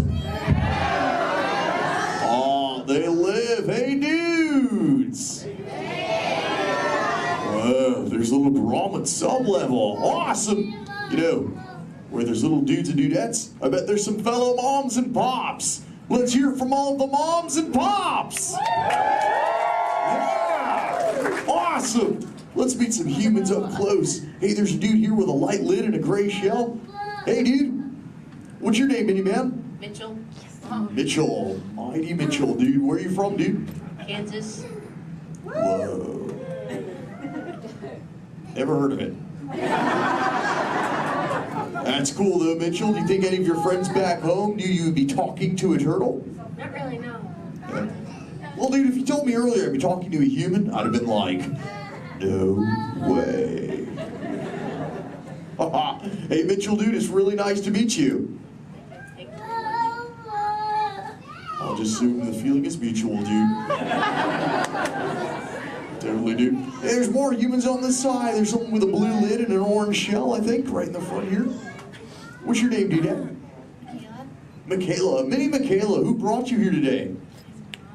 Your mom. Where's the mom to Michaela, dude? Oh, way in the back. Sorry to get stuck with the cheap seat. Standing room only, dude. Sorry. Hi, name's Crush. What's your name? Shelly. Shelly. Oh, that's the name of my wife. Shelly. Yes. That's your little offspring, Michaela. Do you have multiple offspring? Yes, I have 3. Awesome, dude. Do they ever ask you questions? Yes, I do. They never stop, do they? No. I bet some days you're like, am I right, dudette? You are very right. Sure. You know what, Shelly? What? From one parent to another, we just shared a moment. Totally did do that, y'all. Because my offspring Squirt, he always asks me questions about all of you humans. So if you dudes can answer some of his questions, everybody here really loud say cha! Awesome, dudes. Now, dudes, before we can answer any of his questions, we gotta make sure we're all on the same page, lingo-wise. Do you dudes know what the most important word, dude, in the turtle language is, dudes?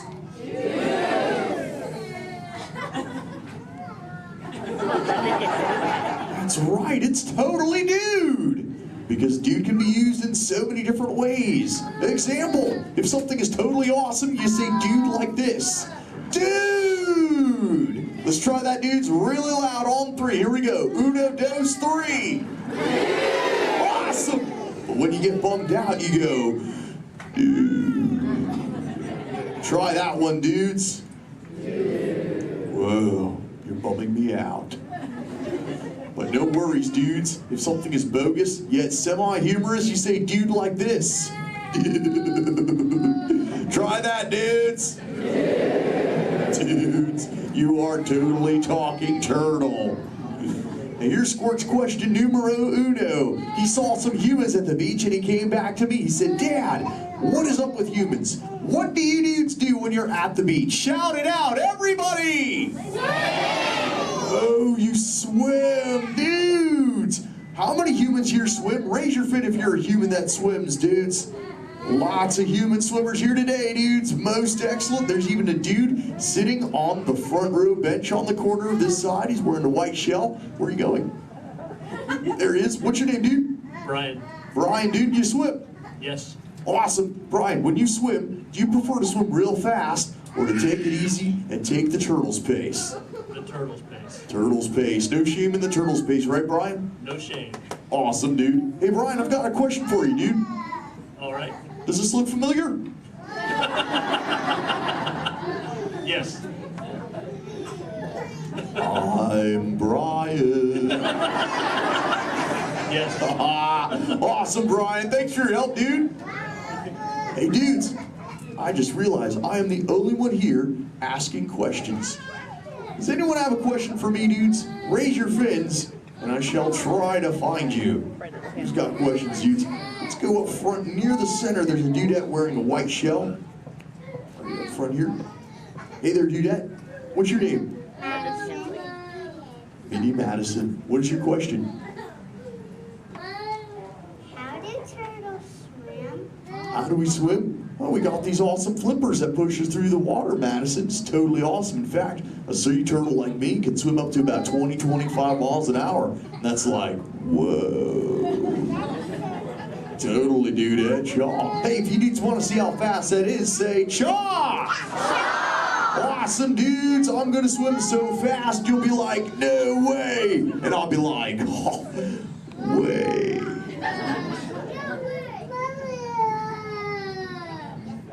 Dudes, I'm building up the speed now. Here we go, dudes. Check it out. Right. Dude. Whoa, dudes, that was bogus. Yet semi-humorous. What do we say, dudes? Totally. But you know what, dudes? I've got other questions. Who else wants to ask me a question, dudes? Oh, let's go back to the center. Right in that second row, she's got the red shell here. She's got a question for me. Right there in the center with the red shell. What's your name, Dudette? Cameron, what is your question? What do you like to eat? Oh, I love to eat green seagrass and green sea kelp. Cameron, what do you like to eat? Chicken. Chicken. Does chicken ever give you bubbles, Cameron? Sometimes green seagrass gives me bubbles, dude. It's kind of bogus.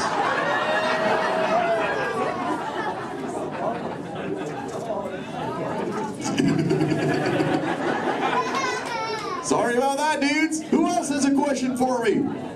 Whoa. Let's go over towards this side near the center. He's got the dark shell in that second row. Really dark shell in the second row, sub-level. What's your name, dude? Cameron. Another Cameron? Interesting. Guess they're running out of names in the human world. Well, Cameron, dude, what is your question? What is it like in the water? Oh, wet. Cameron, have you ever, what? How do you ever feel in it? How do I, wet. Well, have you ever been in the water, dude? Yeah. How do you feel in it? Good. Good. Oh, awesome. Well, oh, and wet. Well, that makes sense. Cameron, dude, what do you wear in the water? What you're wearing now? No, I wear a swimsuit.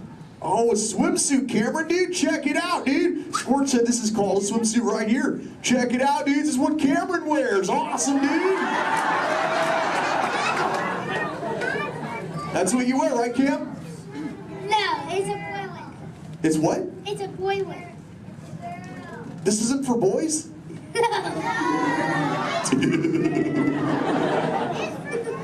I didn't know that, dude. Cameron, dude, can I ask you a personal question, dude? Yeah. Does this make me look fat? No. No? Oh, thanks, dude. Cameron, dude, remember, when you get older, you'll find that will always be the correct answer to that question. Totally. What, dudes? No, dudes, the name's Crush. Where you see Little Blue? On the other side? No way, dudes. That'd be awesome if she were here, dudes, but she's totally not. Hey. Whoa, Little Blue. I know you. Chaw. Hi, I'm Dory. Totally. I remember you. You're Mush. Little Blue, the name's Crush. But what brings you here on this fine day? What brings me here? Chaw. My fin, silly. Watch. Woo, ha, chee, ha, woo. Ow, ow, yeah. Ow, ow, ow. Wow, that really clocked me there. Am I bleeding? Little Blue, I hope not, but... Look. It's a people tank. Hi. Hola. Ooh, bonjour. Welcome. Ni hao. Ohio. Hi. You're like a little linguist, Little Blue. You know, I just taught these human dudes how to talk turtle. It'd be so awesome if someone could teach us all how to speak whale. I can speak whale. Awesome. Okay, everyone, repeat after me. Hello.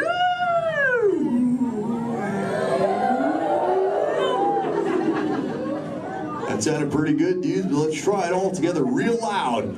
Hello, whale.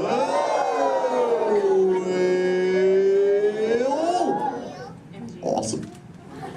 You know, sometimes you speak whale and there are like 80 whales swimming around you. Not today. What do you mean, dude? No whale. Where? You see one behind me? Whoa! Little Blue! Oh! There's totally a whale, Little Blue. Swim, Little Blue!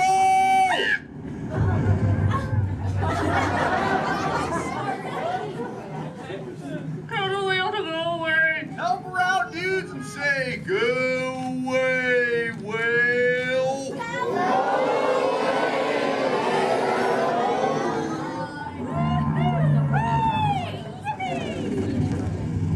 You did it, dudes. You saved Little Blue. Put your fins together. That was awesome.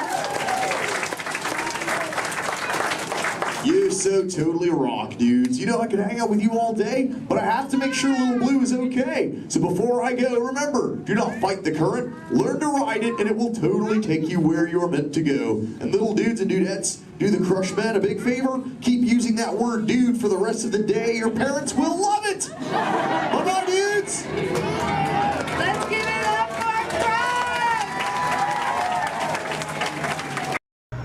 For your safety, please remain fully seated. No lap sitting and hold on to all these items.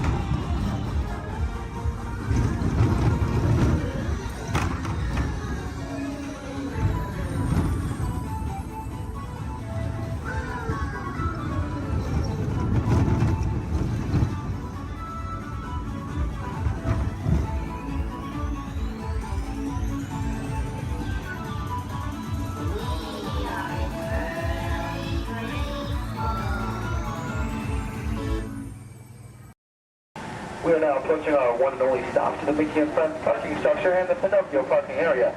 For your safety, we ask you please remain seated until the champ has come to a full and a complete stop. As soon as that happens, I'll instruct you to lower your head, watch your step, and exit to the driver's left-hand side, and the driver's left-hand side only. But until then, please do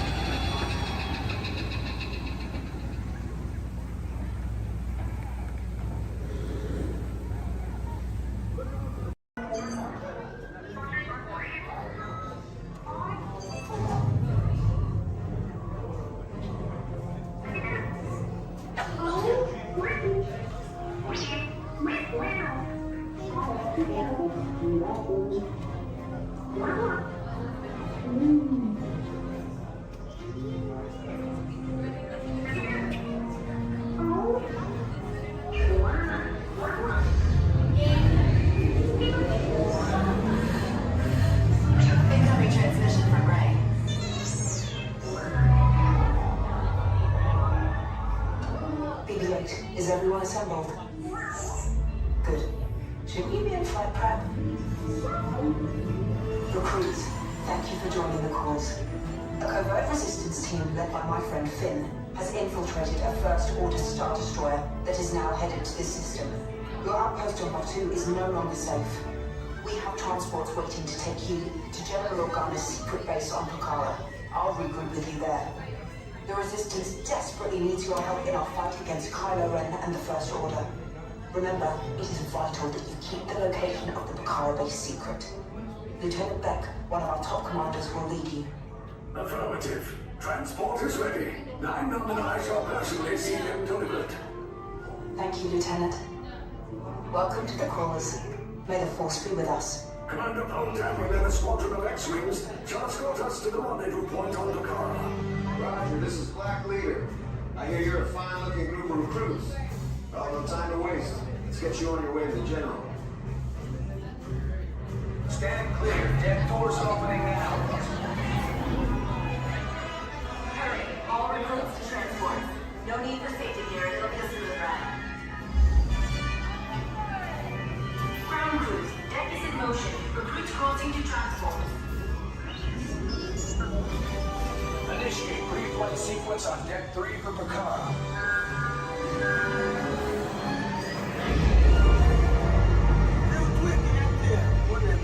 Affirmative. Deck 3, you are clear for launch.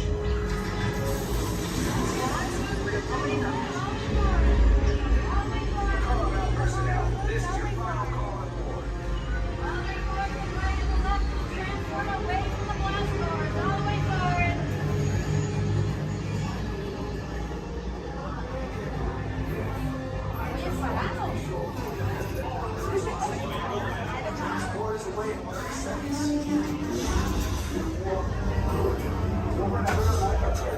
Yes, check the hyperdrive also.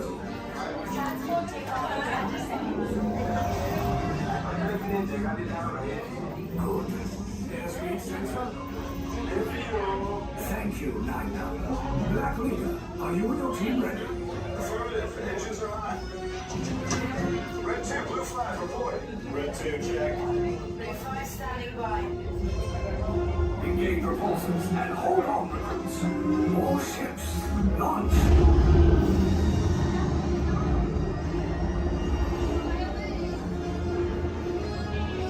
I am Lieutenant Beck. As you heard from Ray, I have been tasked with getting you to Pucara. Red 2, blue 5, keep tight now. Let's get ready to make that jump to light speed on mark. Black Leader, we're picking up an unusual signal. Are you spotting anything? Yeah, I see it. We'll check it out. BB-8, what do you got?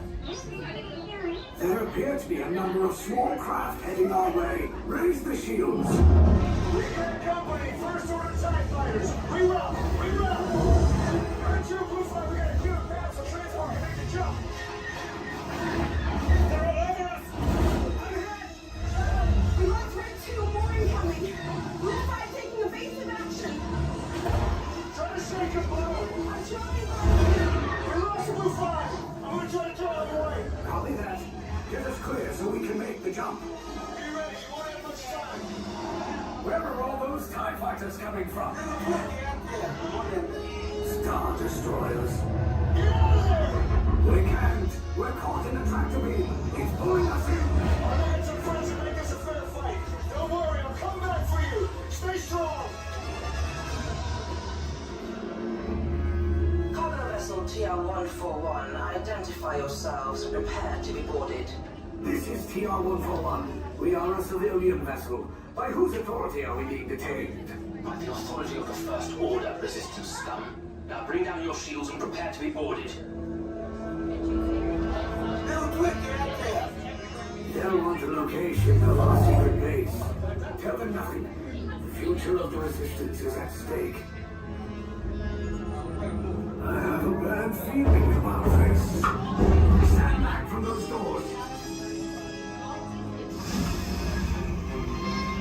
Attention, passengers of the TR-141. You have been identified as enemies of the First Order. You will disembark immediately and prepare yourself for interrogation. Proceed forward, now.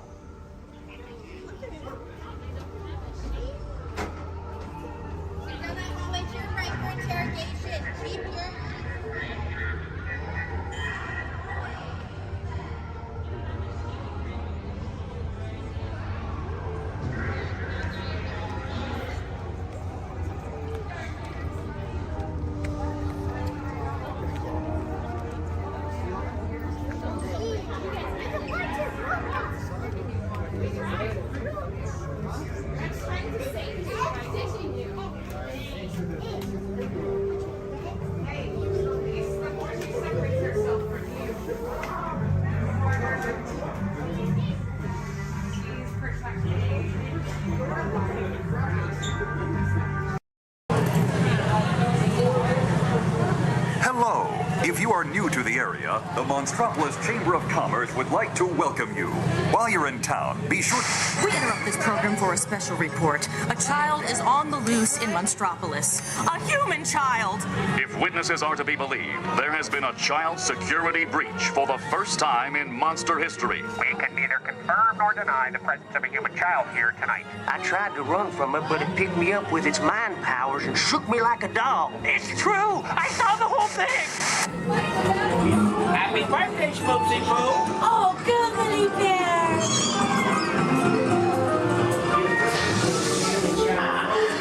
Telepathic control. My thoughts were not my own. Then it grabbed me with its giant forked tongue and rolled me up and down like a show. Oh, we gotta get you home.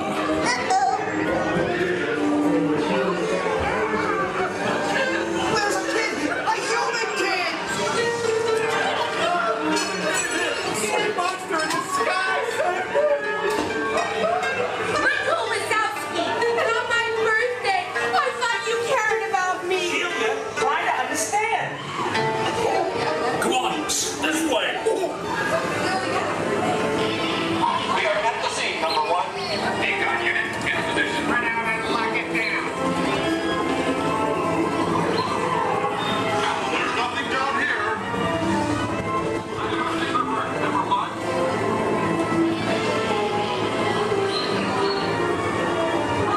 My favorite nights. Yeah, nothing exciting ever happens. Hurry up, Sully, hurry up. I've got both doors set up on the scale floor. Are you done yet, Sue? Race you to the scare floor.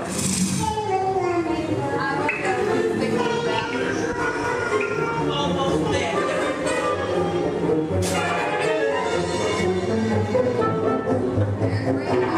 They'll never find her door now.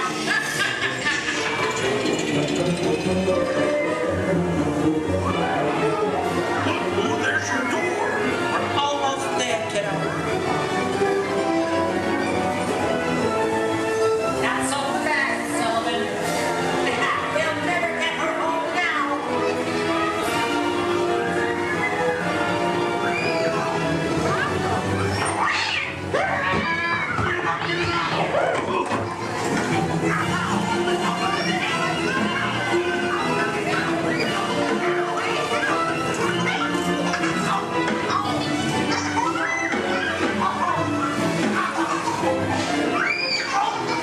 It's been the most terrifying day of my life.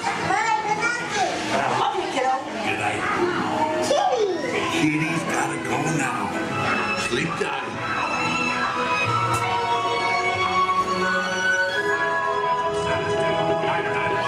Get ready, folks. We have to decontaminate you. Sorry, Manny. We have to do this for your own good.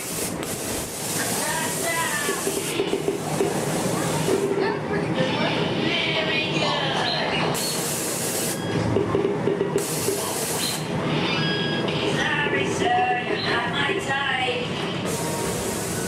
Yeah. We can either confirm Sir, stop making good eyes at me. I'm not that kind of girl. progress and reported to the scene where we immediately That's staring at me. we spread out and locked it down. Hey, you left the lens cap on. That's getting... Your stunned silence is very reassuring. Duh. Ta-ta. Spot, so let me ask, how's everyone doing today?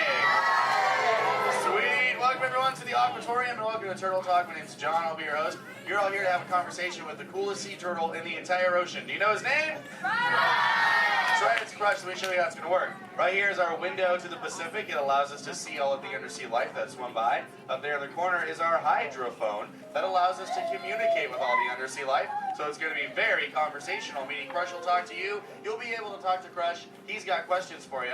And hopefully you all have some questions for him. You can ask him anything you want. You can ask him what he likes to eat, what he does in his free time, what's the meaning of life, anything like that. He'll be happy to try to answer. If you do need to leave at any time, it's okay. Just use the doors on the opposite side of where you entered or right back here. Back there's my pal Brian. Everyone say hi, Brian! Hi! Brian will be back there to assist you if you should need any assistance during the show. I'm going to lower the lights and lower the music here so we can see and hear just a little better. My friends the Moonfish are going to be coming out here and showing you some rules. First rule inside, please no eating during the show. And no drinking. No smoking. And the last one, take all the pictures and video you like, just please no flash photography or video lighting. Round of applause for the Moonfish! Excellent.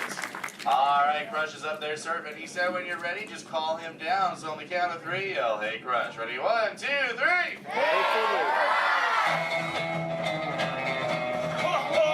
Righteous! Righteous! Yeah! Dude! Scope out that double spinner intro by the turtle, dude. Yeah. Chaw. Whoa, dude, check out all the humans in the human tank. Hello, human dudes. Oh, hey, dudes. Oh, dude, there's even little grommet dudes, sob level. Hello, little dudes. Focus, little dudes. Awesome. Dude, it's John. What's going on, dude? Hey, dude. Hey, do you think you can help me talk to a grommet right over here? Right down front, kind of middle, wearing like a greeny color shell, dude. Brown moss on the dog, dude. Hey, what's your name, dude? Rudy. Nice to meet you, Rockin' Rudy, dude. Hey, do you know how to talk like a turtle? No. Oh, no worries. I'll teach you. Can you say totally? No, I can't. Okay, then. Let's go over here, John, dude. Yeah, let's talk to the dudette right here in the pinky shell, dude. Let's see if she can say totally. Hey, what's your name, dude? Gabby. Nice to meet you, Groovy Gabby, dude. So can you say totally? Totally. Whoa, you're good. Okay, now can you say sweet? Sweet. Okay, put both those words together, Groovy Gabby, and say totally sweet. Totally sweet. Whoa, dude, you need to put your fins together for Groovy Gabby for totally talking turtle, dude. Dude, you're like bilingual. Hey, so like, where do you come from, Gabby, dude? Where do you live? Canada. Ooh, dude, you come from Canada, dude. That's excellent. I have no idea where that is. So how's the surf in the Canada, dude? Why are we whispering? Well, no worries, dude. Hey, so like, who brought you here on this fine day from the Canada, dude? Who'd you come with? With my family? Oh, excellent, dude. You brought the whole familia. Wouldn't it be cool if I talked to, like, your parental units? Totally say, chaw. Chaw. Awesome. Okay, let's find out where they are. Parental units of Groovy Gabby, where are you at? Raise your fin. I want to talk to you. Over here, dude. Oh, dude, excellent, dude. They're, like, way over there. They're, like, taking a mini vacay from the little one over there, dude. Hey, what's your name, dude? Walt. Nice to meet you. What relationship are you to the Groovy Gabby, dude? Father. Oh, you're the Papa Bear. Excellent. Hey, so how many little ones do you have? 2. Oh, you're just getting started. Excellent. Dude, the Crush Man's got 65. You should totally try that. Well, hey, I was wondering, do your little ones ask you a lot of questions? Oh, yeah. Do you always have the answers right? Never. Oh, dude, I'm totally the same way, dude. My youngest son, Squirt, dude, he asks me questions all the time, and I'm like, I do not know. In fact, human dudes, that's totally why I'm here today, to answer all those questions Squirt has about you human dudes. So if you can help me, and so I can take it back to him, totally say chaw. Oh, dude, you so totally rock! Dude! Whoa, dude, we got some advanced turtle talkers out there. Excellent. For the rest of you dudes, whenever a green sea turtle says you so totally rock, you reply by saying, dude, really loud. So, You so totally rock! Dude! Excellent, now you're all talking turtle. Let's move on to Squirt's first question. Numero uno. Squirt saw you human dudes at the beach the other day, and he wanted to know what you dudes do when you go to the beach. So shout it out, human dudes. What do you do when you go to the beach? Dude, kill the motor, dude. I heard some surfers, swimming, tanning. One little dude over here was like, boogie board. That was awesome. Well, let's see you swimmers out there. Raise your fin if you know how to swim. Oh, not many adults know how to swim. Okay, this is muy importante, human dudes. Raise your fin if you've ever swam or swummed or swam-a-deed in your entire life, dude. Oh, that's more like it. Hey, John, dude, let's go to this side of the tank in the first row, fourth noggin. That dudette looks like a most excellent swimmer. Hey, dudette, what's your name? Me? Sandra. Nice to meet you, Surfing Sandra, dude. You should have seen your face when I first called on you. You were like... It was totally awesome. Oh, go ahead, Sandra, dude, what's up? Are there any sea creatures you're actually afraid of? Oh, dude. Those tiger sharks got some serious thrill issues. They're real jerks. Dude, but you know, I'm a pretty fast swimmer, so I can get away from them pretty good, dude. But you know, I do have two very good friends, Chum and Bruce. Oh, and Anchor, too, don't forget about him. Well, Bruce and them started this 12-step program called Fish Your Friends, Not Food. Oh, you know it, dude. You took it, too. That's excellent. It's spreading onto the land. Very cool. Well, hey, I was wondering, dude, do you ever go swimming? Do you like to go fast or slow? I like to slow down my pace. Oh, dude. I like your style, Sandra, dude. There you go. It's kind of like sit back and close your lids and be like, dude. I'm Sandra. I hope there's no tiger sharks around. Dude, that's excellent. But you know, I am a green sea turtle, and because of those tiger sharks and my love for the thrill of speed, I totally love to go fast. Hey, human dudes, you want to see how fast I can swim? Totally sexual. Excellent. I'm going to go get my motor running, and human dudes, I need you to time me. So start counting when I say go, and count nice and loud so I can hear you. Okay, dudes? Ready, set, go. 1, 2. Back, dudes. Dude, I just swam all the way around the world. I did, dude. Right through Canada.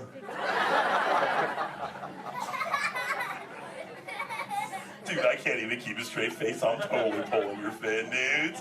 Actually, dude, we can swim up to what you human dudes call 20 miles per hour, dude. But if I'm totally riding like a gnarly, awesome current, like the EAC back there, the East Anaheim current, I'll totally go up to like 45, John will tell me, dude. It's excellent. Oh, dude, but where are my manners, human dudes? I'm totally doing all the talking. So if you have a question for me, dudes, totally raise your fin nice and high, human dudes. And keep your fin high so I can totally see it. Excellent, dude. All right, hey, John, dude, let's go to this side of the tank. Right in the top part of the lily pad looks like a little dude with a stripy colored, multicolored shell, dude. Totally, dude. Excellent. Hey, dude, what's your name? Robert? Nice to meet you, Rockin' Robert, dude. So what's your question? Do you have a favorite toy? A toy? Dude, what's a toy? I don't know. Something you play with? Oh, dude. Yeah, dude, when I first got into the ocean from the beach, dude, I totally loved to play with this sea star, dude. It was excellent. We used to, like, totally have fun together. Do you have a favorite toy, dude? Yeah. What is it, dude? A stuffed animal?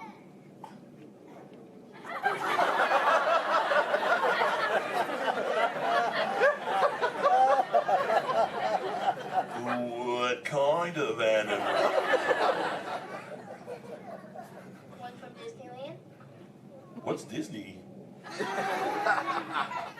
You know what, dude? You got some serious thrill issues, dude. We're just gonna stop it right there before I go any further. Dude, that's excellent. Hey, actually, dude, do you think you can help me with something? Say chomp. Chomp. Okay, the other day I found this thing. I don't know what it is. It's hoping you can tell me, dude. What is this, dude? A Buzz Lightyear toy. Oh, dude, so this is a toy, dude? Excellent, dude. So, like, what does he do? He flies. No way. Let's see if I can make him fly. Dude, that was awesome! Dude, the other day when I found this little mini man, he started talking to me, dude. He was like, I don't know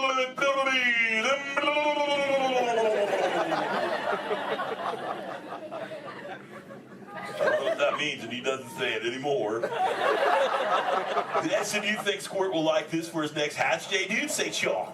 Chaw. Excellent, I'll totally give it to him. And thanks for your help, dude. You so totally rock. Dude. Does anyone else have a question for the Crush Man? Raise your fin, dude. Oh, dude, let's just go right to the other side, right down front. Looks like a little dudette in a white shell right here, dude. Totally.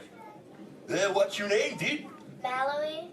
Nice to meet you, Mallory, dude. So what would you like to know? Well, if I could breathe underwater, would you let me ride on your back? Dude, totally, dude. That'd be the most excellent ride ever, dude. I've always wanted to know what it's like to ride on my shell. Because I'm always riding in my shell. Dude, I bet so too. Well, if you ever learn the superpower of breathing under the water, dude, totally find me in the Pacific Ocean. I'll be waiting. I'll try. Excellent, dude. You're awesome. Hey, it was totally nice meeting you, dude. And for the rest of you humans, this has been excellent. I've learned so much. But I gotta give all this Mondo knowledge back to Squirt. But before I leave you, let me give you some of my ancient turtle wisdom. Remember, human dudes, in the big ocean of life, never make an enemy out of a sea anemone. A sea anemone.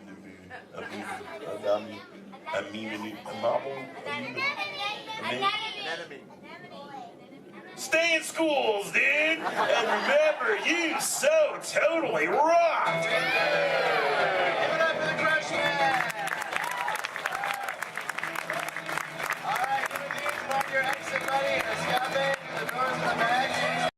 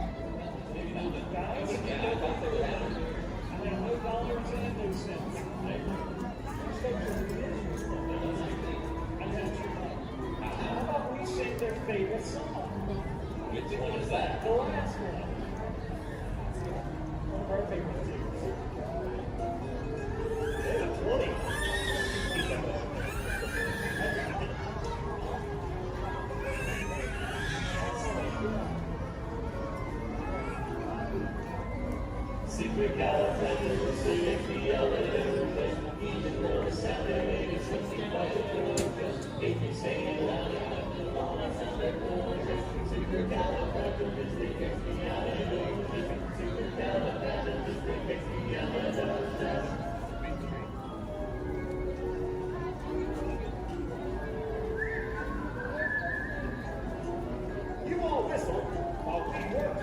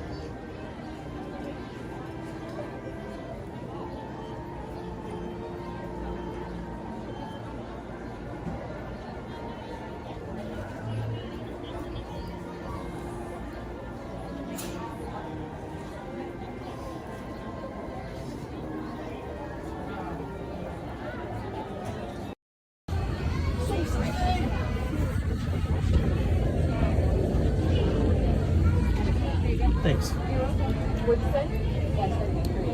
You did? Oh.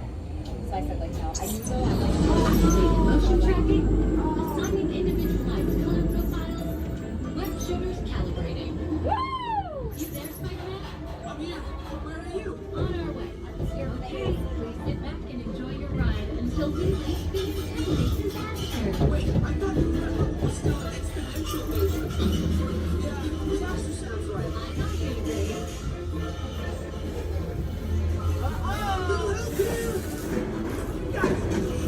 I'm glad to see you guys.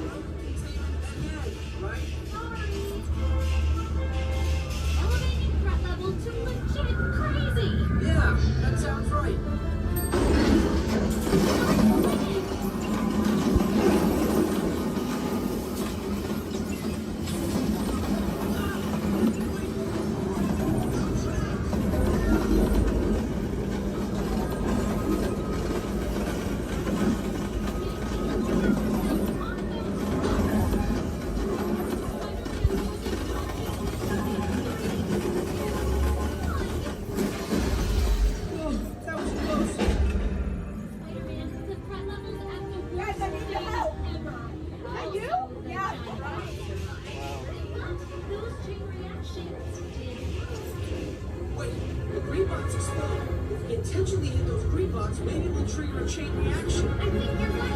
That should start it.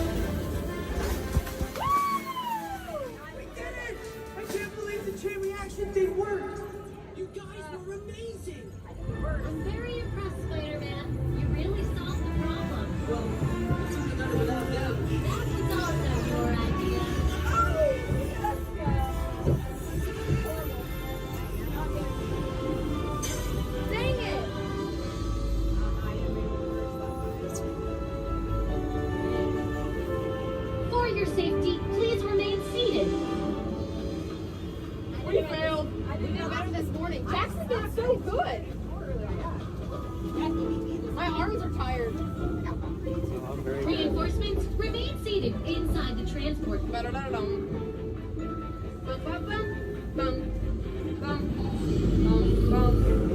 Hey, thanks for attending our open house presentation and preventing the destruction of the world as we know it. Please collect your wits and any personal belongings as you exit the vehicle. See you later. How y'all doing today? Much better. All right, my name's Brandon. I'm going to be your director on set today. Down there at the end of the house, my assistant Brittany. Everybody say hi, Brittany. Hi. All right, now we'd like to welcome you to Disney Hollywood Studios Backlot Tour. We're going to start our tour right here with special effects water tanks. Water tanks like these play a major role in action films today. Some of that crazy out-of-control mayhem we've seen movies like Crimson Tide, Pearl Harbor, and The Rock can be created with some of these large-scale physical and mechanical effects.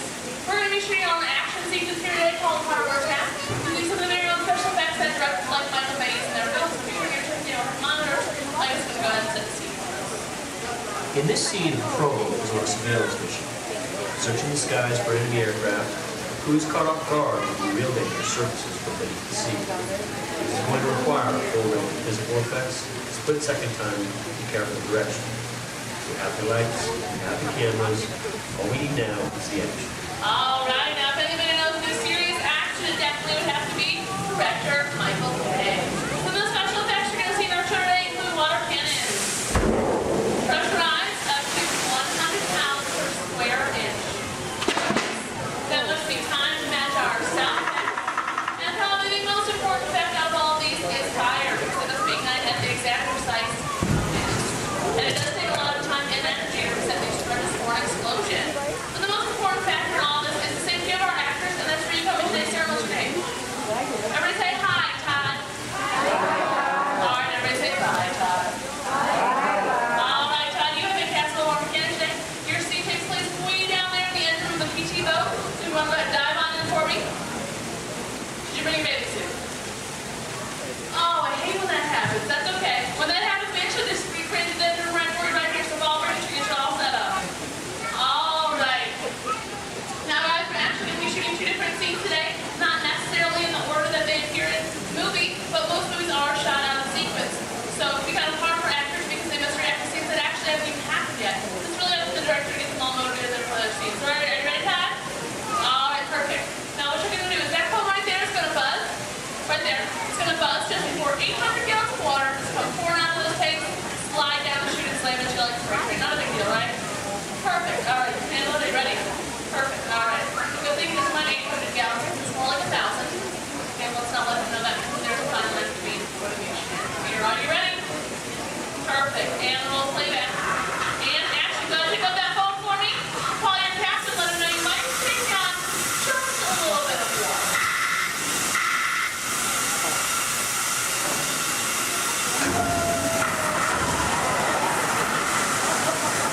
And cut. Everybody give him a nice round of applause. One more quick scene for you if that's okay. All right, just stay in your seat for me. Go ahead and take off your hood.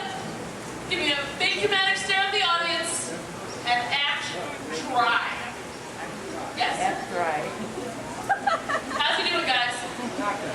I think he's doing a pretty good job. Give him another nice round of applause. All right. Now we're actually going to turn that scene to our next scene. Our next scene takes place right over here in the deck of our PT boat. It's going to bring in our break for now. Ladies and gentlemen, let's give a nice round of applause for our Captain Ken and Royal and Brave Deckhand Debbie. Pass us on set for us. All right, thank you, Brittany. And roll playback. All right, now remember, crew, you are on a surveillance mission, okay? And action. All right, Captain, bring up your binoculars. They're right in front of your wheel, Captain. Captain, your binoculars are right in front of your wheel. Captain.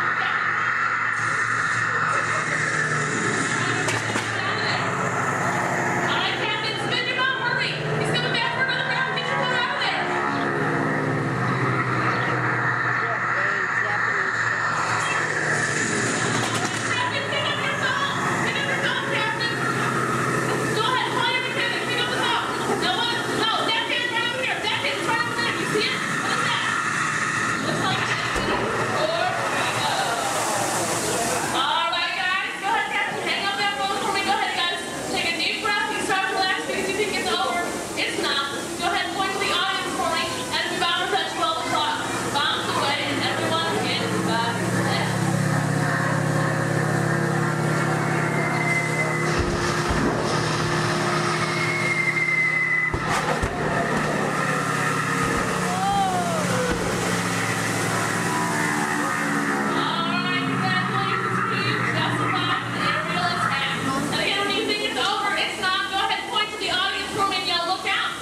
torpedoes and just headed their way. And we're giving them another nice round of applause. Those two things together, add some computer-generated images, pre-recorded dialogue, and then a rousing musical score. Turn your attention to the overhead monitors as we proudly present our road task.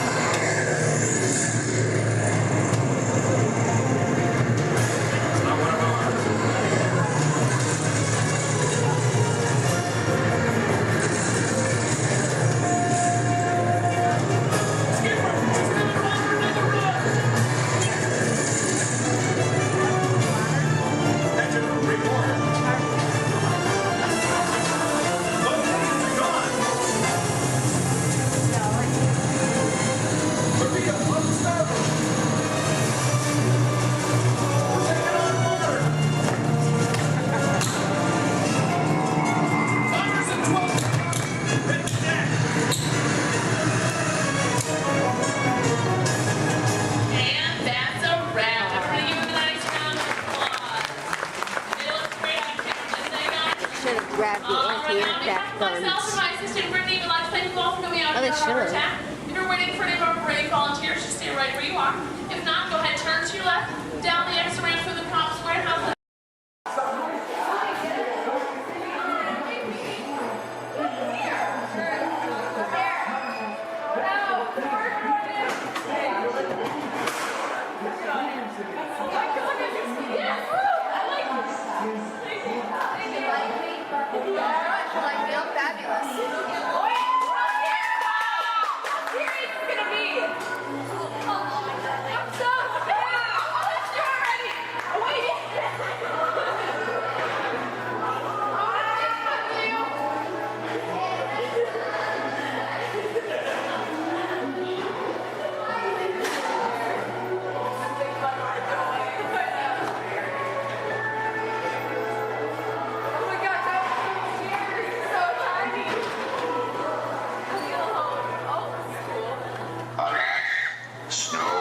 Is the fattest one of all.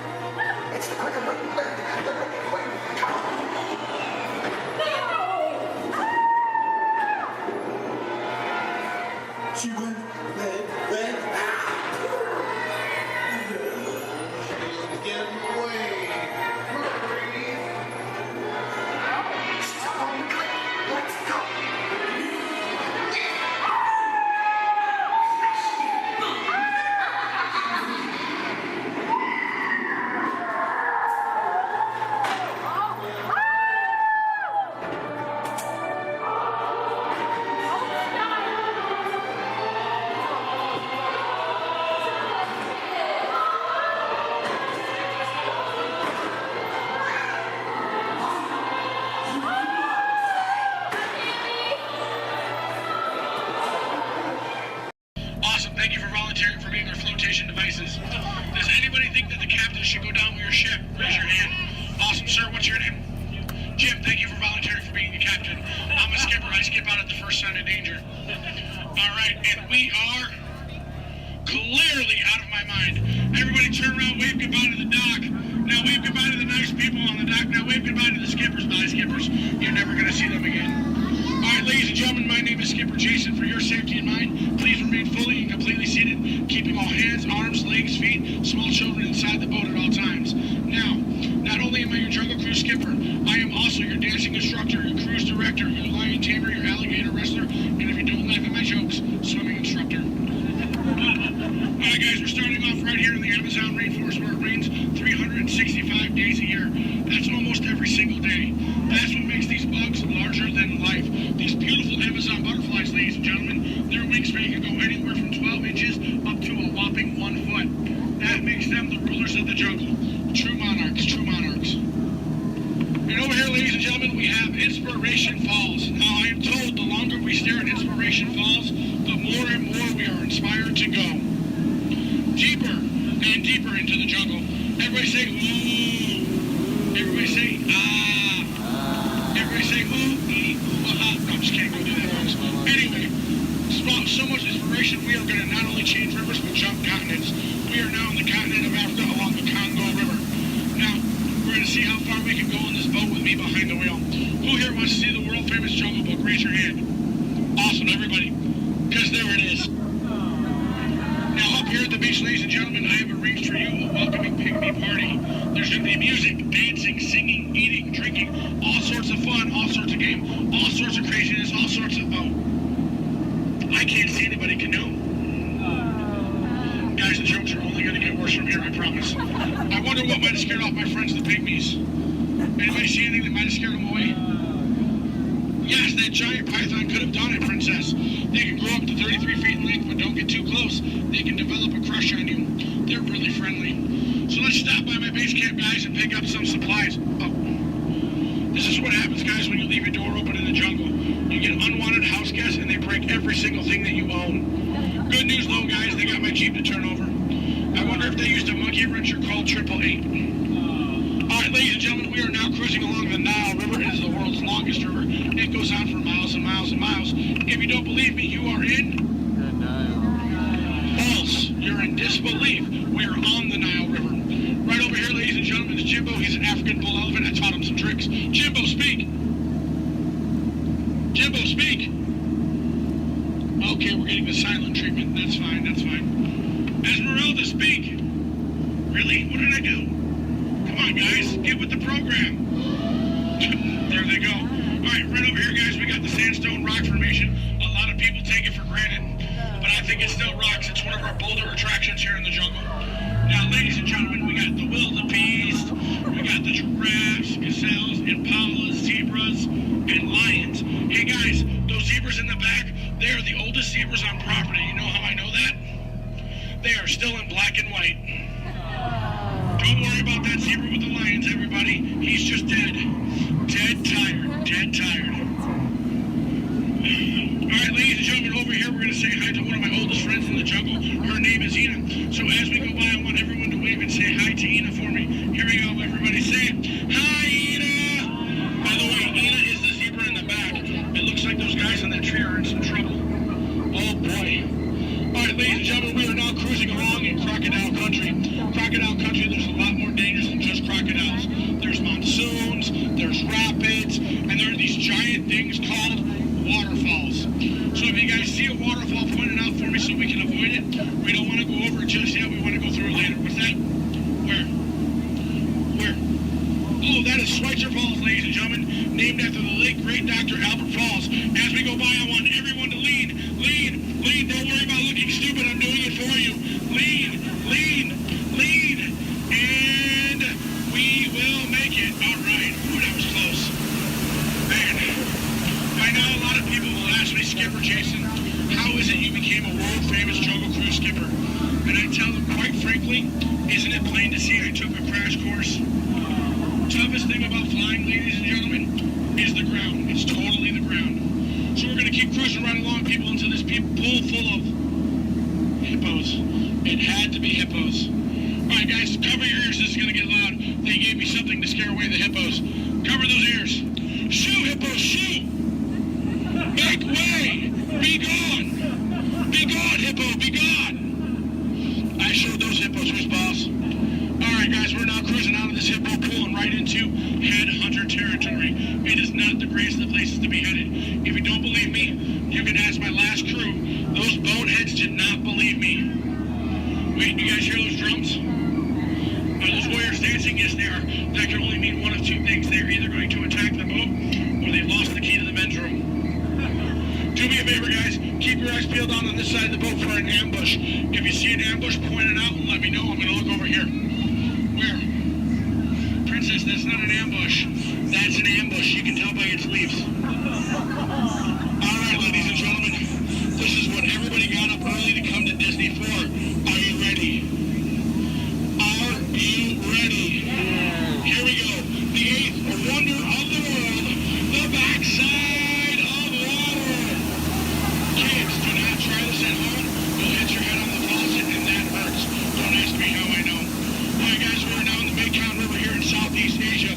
There's this really cool temple I want to show you guys. It's awesome. It's amazing. The entrance is just up over here. Oh. It looks like there's been an earthquake since the last time I've been through.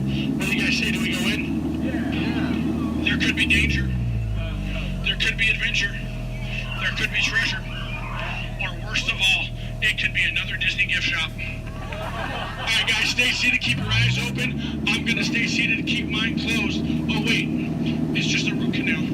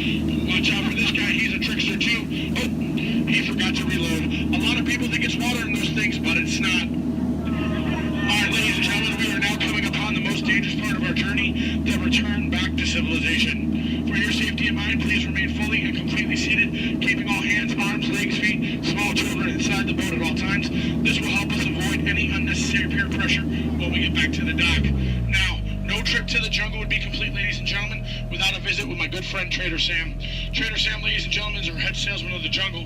Now, sales have been shrinking, but he's got a great deal for you. 3 of his heads for the price of 1 of yours. Any way you slice it or dice it, you're going to come out ahead. Do we have any takers? No? It's all right, guys. It's all right. Now, ladies and gentlemen, when we get up to the dock, we're going to rope this boat. When we rope this boat, stay seated till I give you guys the all clear. When I give you guys the all clear, then I want everyone to stand up together. That does 2 things. 1, keep the boat balanced, and 2, look like you're giving me a standing ovation.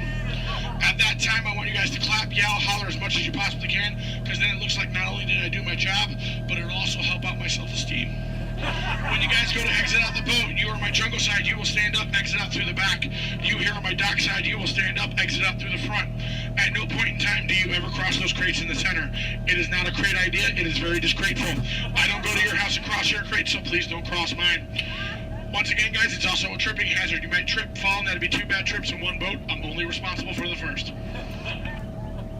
Now, guys, I really want to thank you guys for joining me out in the jungle today, but most of all, I want to thank my legs for always supporting me.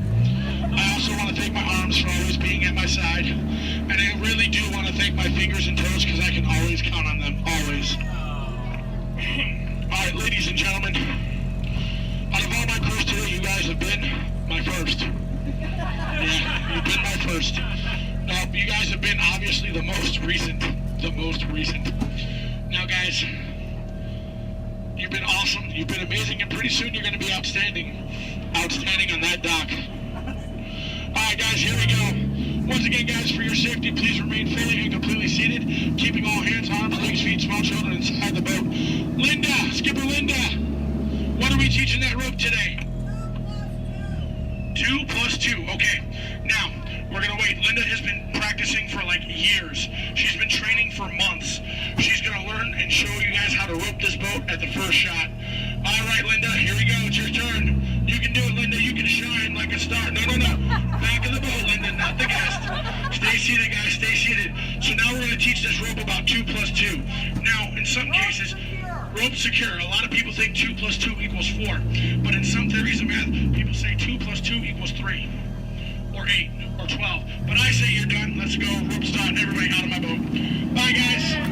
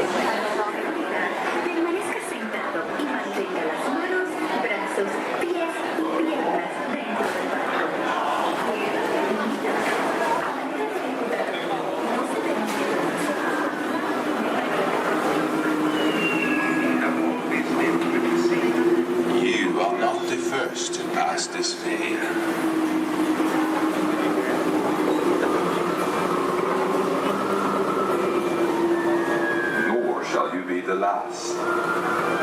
Those who seek the spirit of Norway face peril and adventure, but more often find beauty and charm.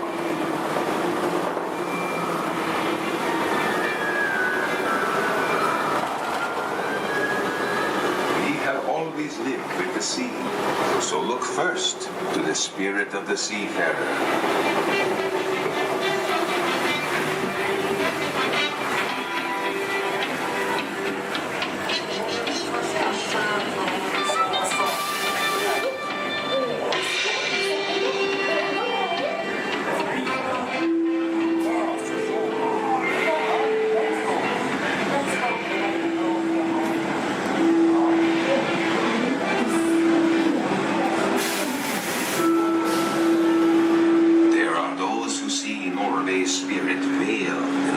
Forests and mystery, where trolls still prowl the water's edge.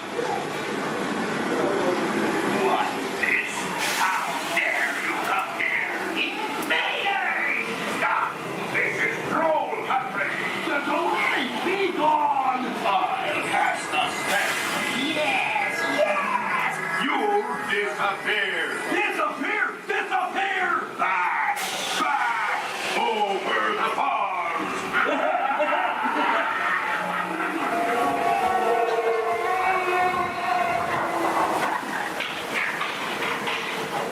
Before recorded time, Norway's spirit roamed the seas of the far north and beyond.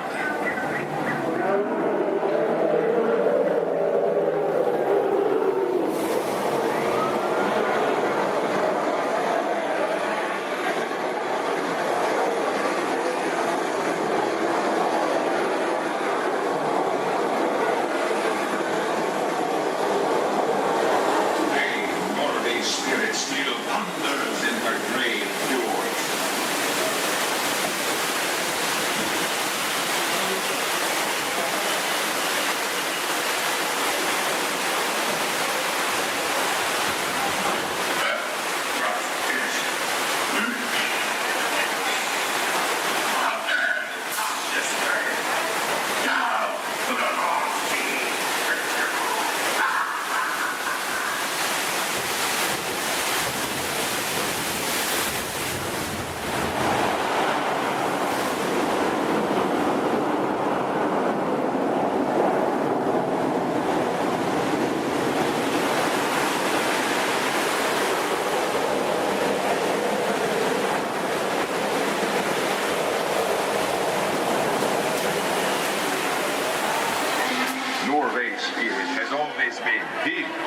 be adventure.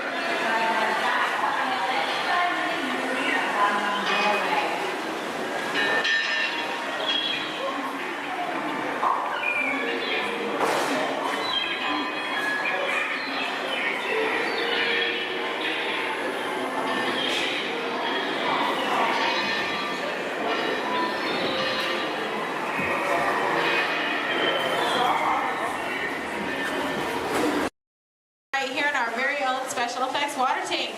Now, water tanks just like this one continue to play a major role in action films. Here, the explosive, out-of-control mayhem that you see in movies like Crimson Tide, The Rock, and Pearl Harbor can all be created using large-scale mechanical and physical effects. The action is then filmed as a carefully planned sequence of events. And today you guys are in luck because we are in pre-production for our very own action sequence that we like to call Harbor Attack. We're going to be using some of the same special effects that directors like Michael Bay use in their films. Now, if you'll turn your attention to those overhead monitors, here's Michael to set the scene. In this scene, a patrol boat is on a surveillance mission, searching the skies for enemy aircraft. The crew is caught off guard when real danger surfaces from beneath the sea. This is going to require a full range of physical effects, split-second timing, and careful direction. We have the lights, we have the cameras. All we need now is the action. And if anybody knows about serious action, it's certainly Michael Bay. Some of the effects that we'll be using in this scene include water cannons, which have been pressurized up to 100 pounds per square inch. We also have bullet hits, which have to be carefully timed and programmed to match the sequence of the visuals as well as the pattern of our sound effects. And the last but probably the most important physical effect in a scene like this is fire, which must be ignited at a precise moment, because it takes a lot of timing and work to reset the charges for an explosion. Of course, the number one consideration in the timing of all these effects is the safety of our actors here on the set, and that's where you come in. Everyone, please give Mitchell a big round of applause! Yay! Mitchell, you have been cast as the mechanic in our scene today. Your scene is going to take place way down here in the engine room of our PT boat. Now, you don't have to swim. You can follow Stephanie and she'll show you right where to go. Alright, we're going to be filming 2 scenes today, but not in the order in which they appear in the script. Many movies today are shot out of sequence, which means that actors have to react to a situation which may not have yet been filmed. This can be difficult, so it's up to the director to provide the motivation for the scene. Alright, Mitchell, here's the setup. The phone next to you is going to buzz as 800 gallons of water are going to dump out of those tanks, fly down that chute, and slam into you like a freight train. Are you feeling motivated to hang on? Good. It's actually 1,000 gallons of water, but we find there's a fine line between motivation and fear. Alright, roll, playback, and action! Pick up the phone and talk to your captain. Let him know you just lost your engine. Keep talking. Keep talking.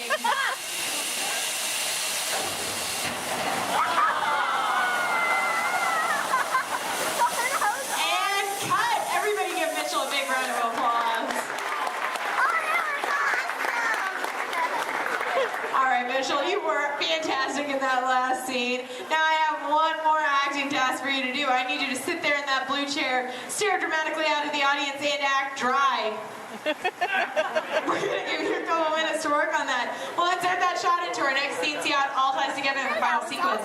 Our next scene takes place on the deck of our PT boat, and here's Stephanie to introduce the rest of our brave crew. Hello, ladies and gentlemen. Can I get a big round of applause for our Captain Jeffrey and his wild and wacky deck crew, Julie and Brandon, the cast on set and the crew is standing by. Well, thank you so much, Stephanie. All right, roll playback. Remember, you guys are on a surveillance mission. And action. All right, Captain, pick up those binoculars. Start scanning the skies for enemy fighters. Crew, I want to see that deck nice and clean. You're going to see an enemy fighter coming in from the top. You're surprised. You're stunned. You're terrified. You're running around screaming because you see that plane is coming in for another round.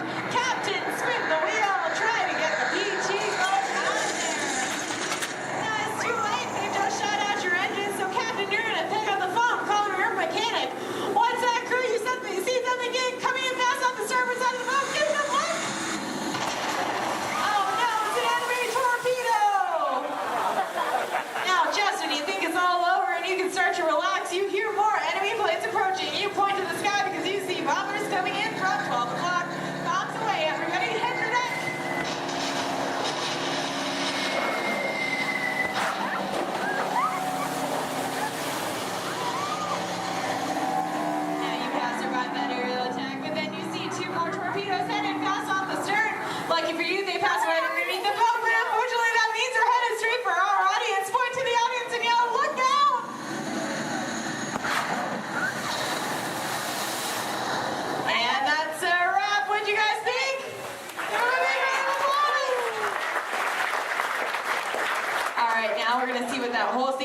like when we add some computer-generated images, a couple of lines of pre-recorded dialogue, and an exciting musical score.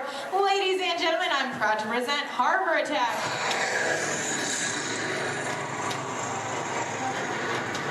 It's not one of ours.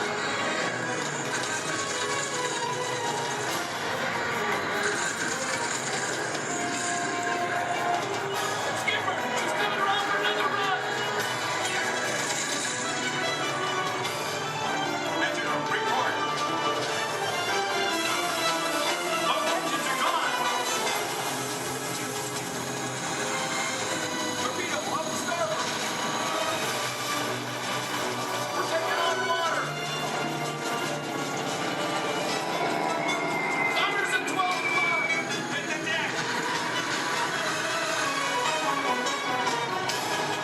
And that's a wrap. Everybody give him another big round of applause.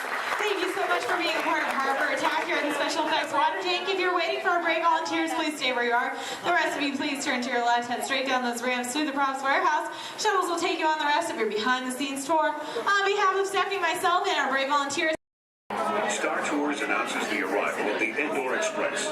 Once we've had a chance to service the Star Speeder, we'll begin our boarding procedures. Thank you.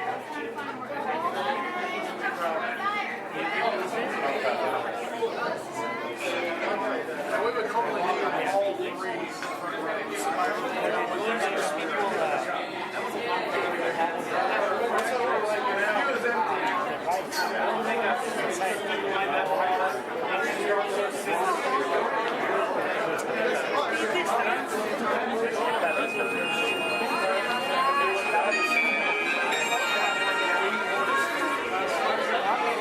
May I have your attention, please?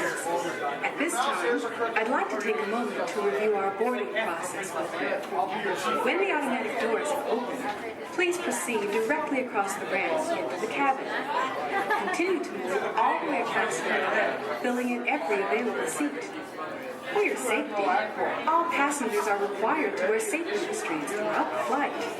To fasten the restraint, pull the strap out from the right side of the seat and snap it into the console on your left. Galactic regulations require that all carry-on items be safely stowed beneath your seat. While on board, flashing towels is not permitted. And please, no smoking at any time. If you have any questions, feel free to ask an attendant. You'll be boarding in just a few moments. Thank you, and have a pleasant time.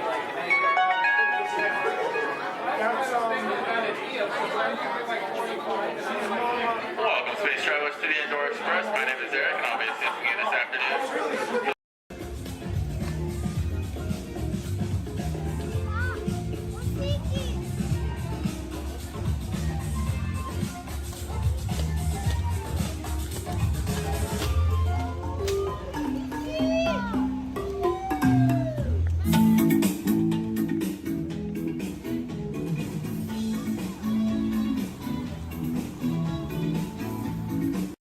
Good evening, friends. Look around you. There is a special magic that flows through this land. A magic of fantasy, swirling with pixie dust, made more brilliant by the light that lives within you. It inspires us to wish upon stars, follow our hearts, and find our happily ever afters. Tonight, as we gather together under the spires of this majestic castle, our dreams ignite the magic to create a beacon shining out and celebrating 50 years of the most magical place on earth.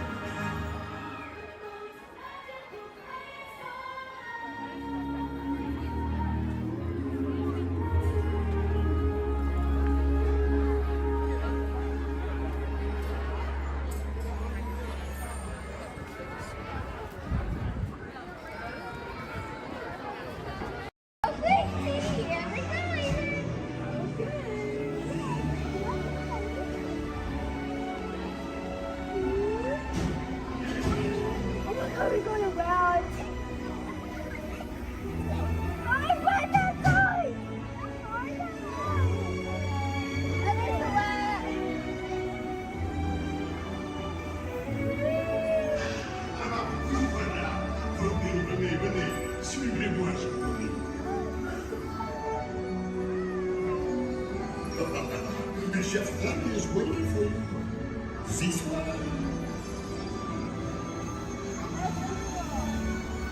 Qu'attendez-vous? What the heck?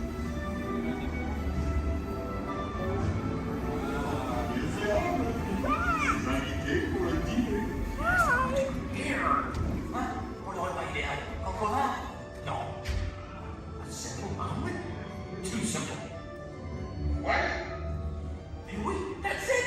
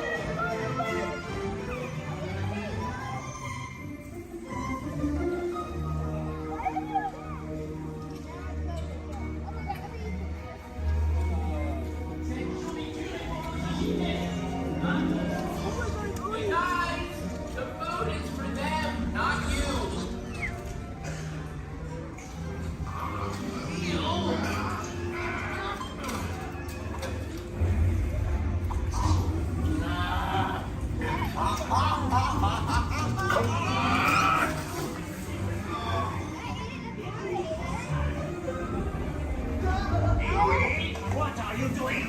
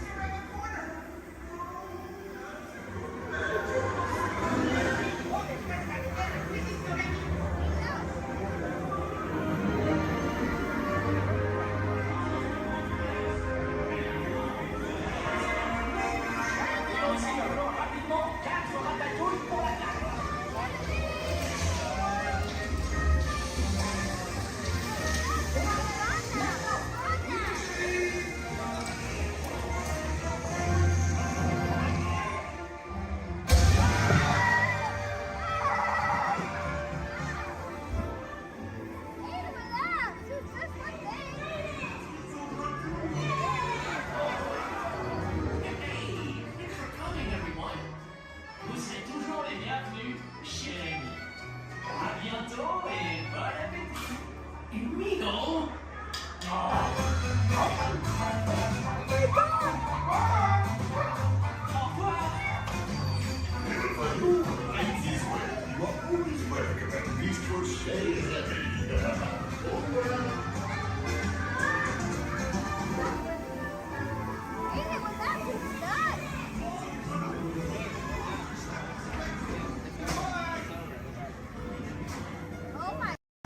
Sit back, relax, and enjoy living with the land.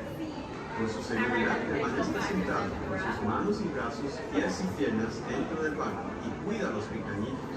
A manera de recordatorio, no tomar fotos con flash y luz de video antes de llegar a Disneyland.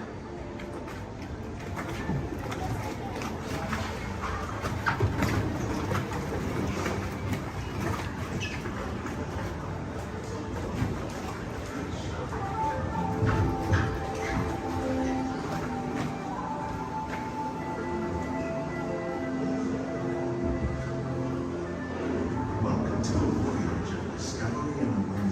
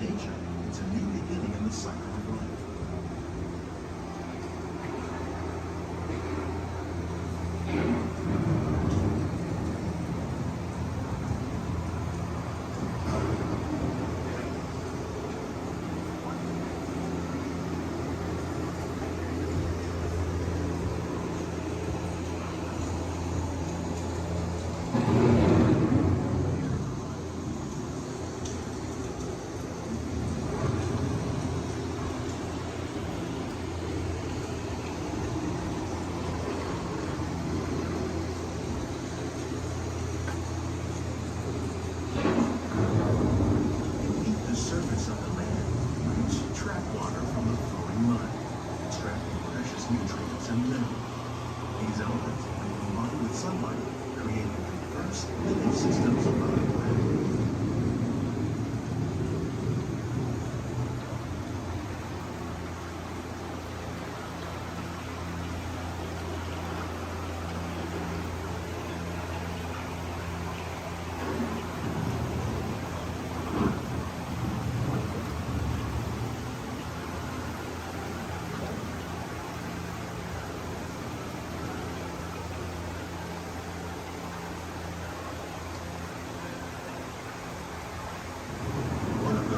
Systems is the rainforest, home to the most amazing concentration of life on our planet. These dense and beautiful forests cover only a tiny portion of the Earth's surface, but they contain more than half of its plant and animal species. Rainforests are also extremely rich in productive living systems, providing us with oxygen, food, medicines, and other elements essential to our lives.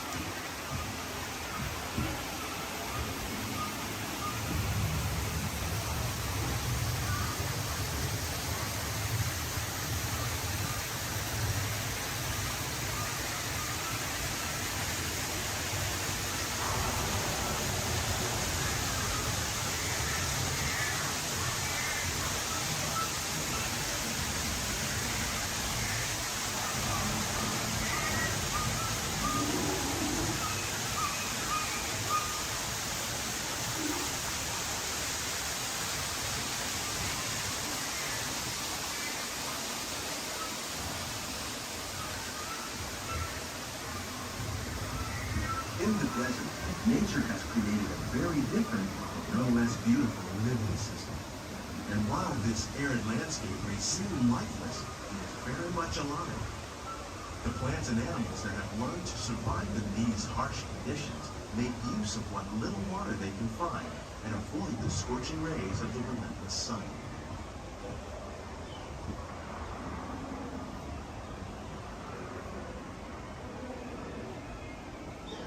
The American prairie once appeared as desolate as the desert, but over time, rainwater and nutrients gradually penetrated the hard surface of this land. Even the hooves of the mighty buffalo helped create the rich soil that will one day become home to the American farm.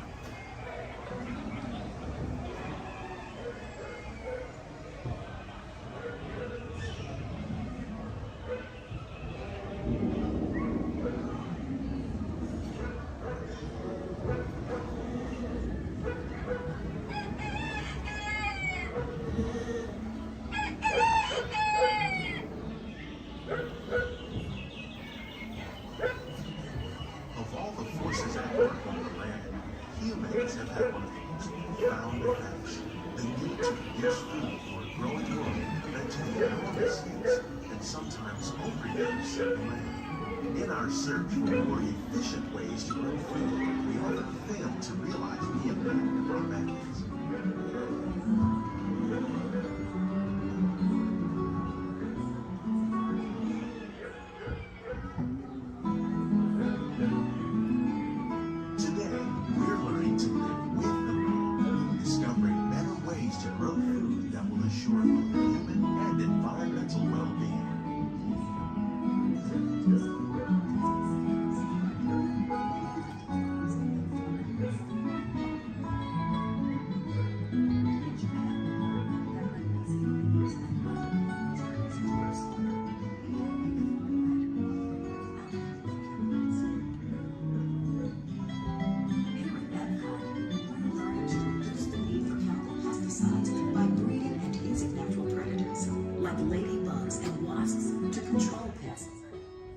In the farmlands across America, we're learning that by plowing under vegetation containing natural fertilizers, we can enrich the soil without the use of chemicals. In arid regions, we're learning to produce food on desert seacoasts by developing and planting crops that thrive on salt water. In Japan, we're learning that by mixing leaves and other living materials into our soil, we can make farmland more fertile without the need for chemicals. Here at Epcot, we're learning to reduce the need for chemicals. How will we meet tomorrow's growing needs for food production, yet still respect the needs of the land? Some of the answers are being discovered just ahead. To help us maintain these carefully controlled ecosystems, and for your safety, please remain seated in your boat at all times.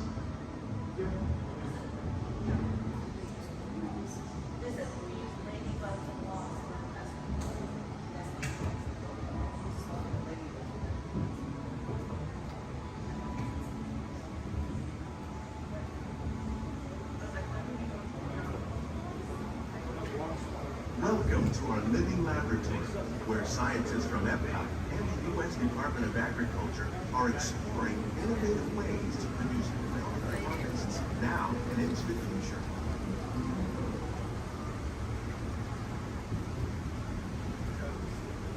The tropics are home to the greatest diversity of plants on the planet. Many of these, like papaya, bananas, cacao, coffee, and rice, are well known around the world. These are just a few of the edible plants that have been an important source of nutrition for people living in the tropics. Many are rich in vitamins and minerals, while others are well adapted to growing in less than ideal conditions. Some, like the water lily, thrive in wet, swampy areas and waterways. All parts of this plant, even the flower petals, are edible. The starchy root of the plant has long been used to make flour for baking.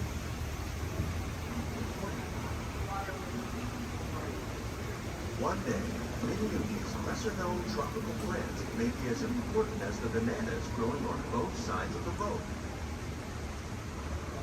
More than 28 million tons of bananas are eaten annually, making it the most popular fruit in the world.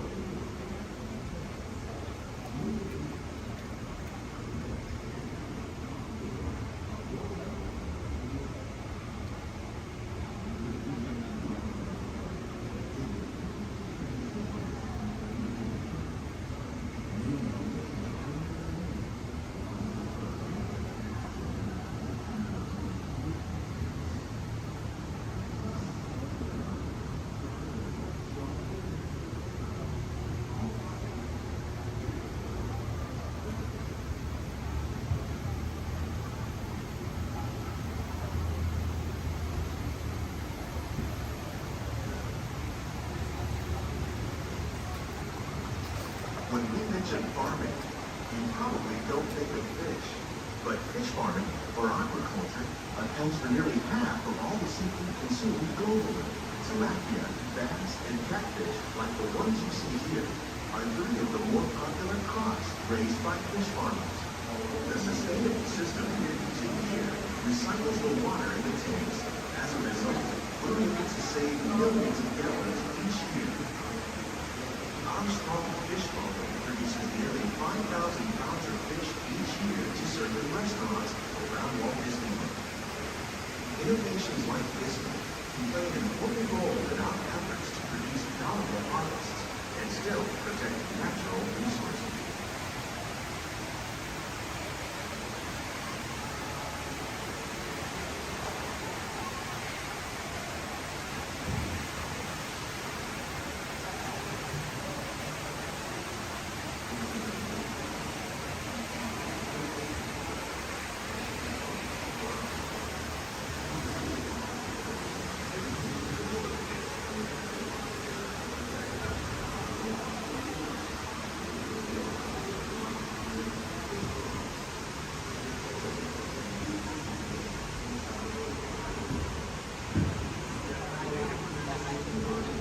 While there are more than 50,000 edible plant species in the world, most of us are only familiar with a handful that make up our everyday diet.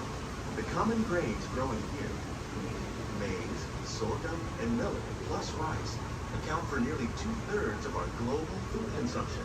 Learning how to increase yields of these staples is an important goal of research around the world.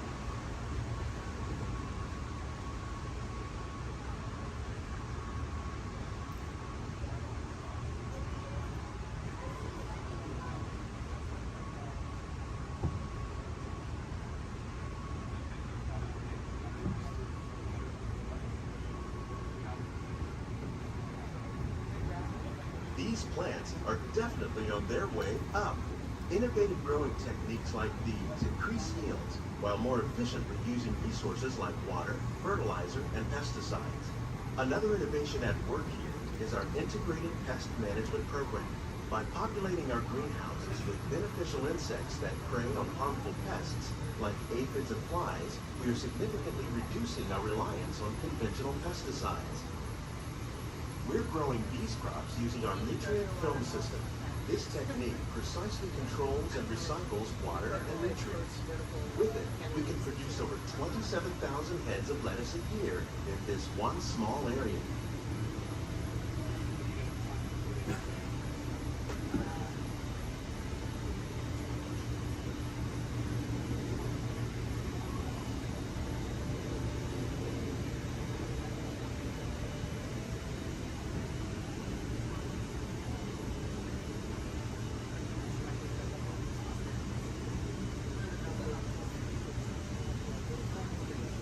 Some of our best ideas have been inspired by nature, like these fruit and vegetable trees. By growing these ground plants vertically, we can increase yields and better control diseases. These crops taste as good as they look. In fact, we serve more than 15 tons of produce from our greenhouses in restaurants here at the Land every year.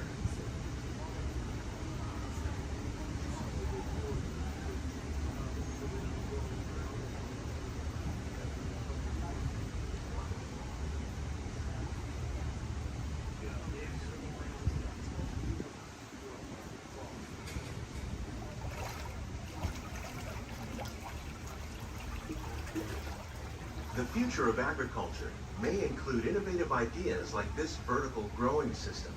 Plants grown in this way use a fraction of the space required by traditional growing methods. That saves water and increases production.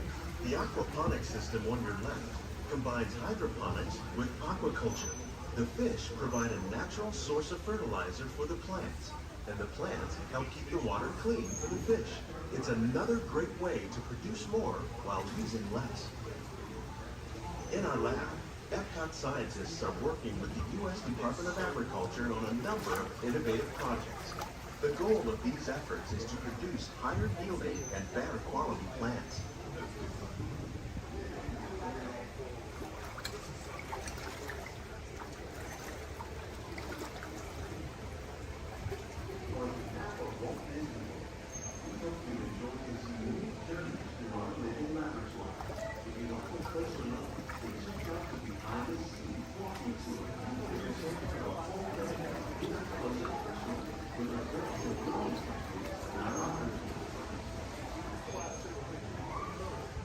Please keep your hands and feet inside the boat and remain seated until the boat comes swimming on the side.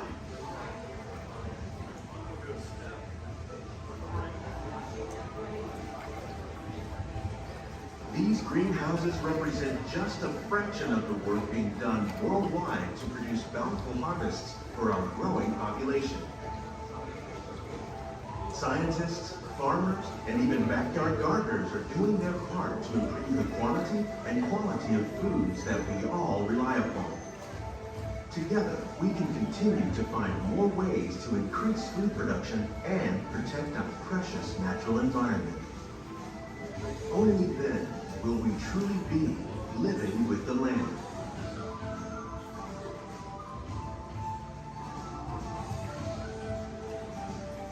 On behalf of Walt Disney World, we hope you've enjoyed this unique journey through our living laboratory.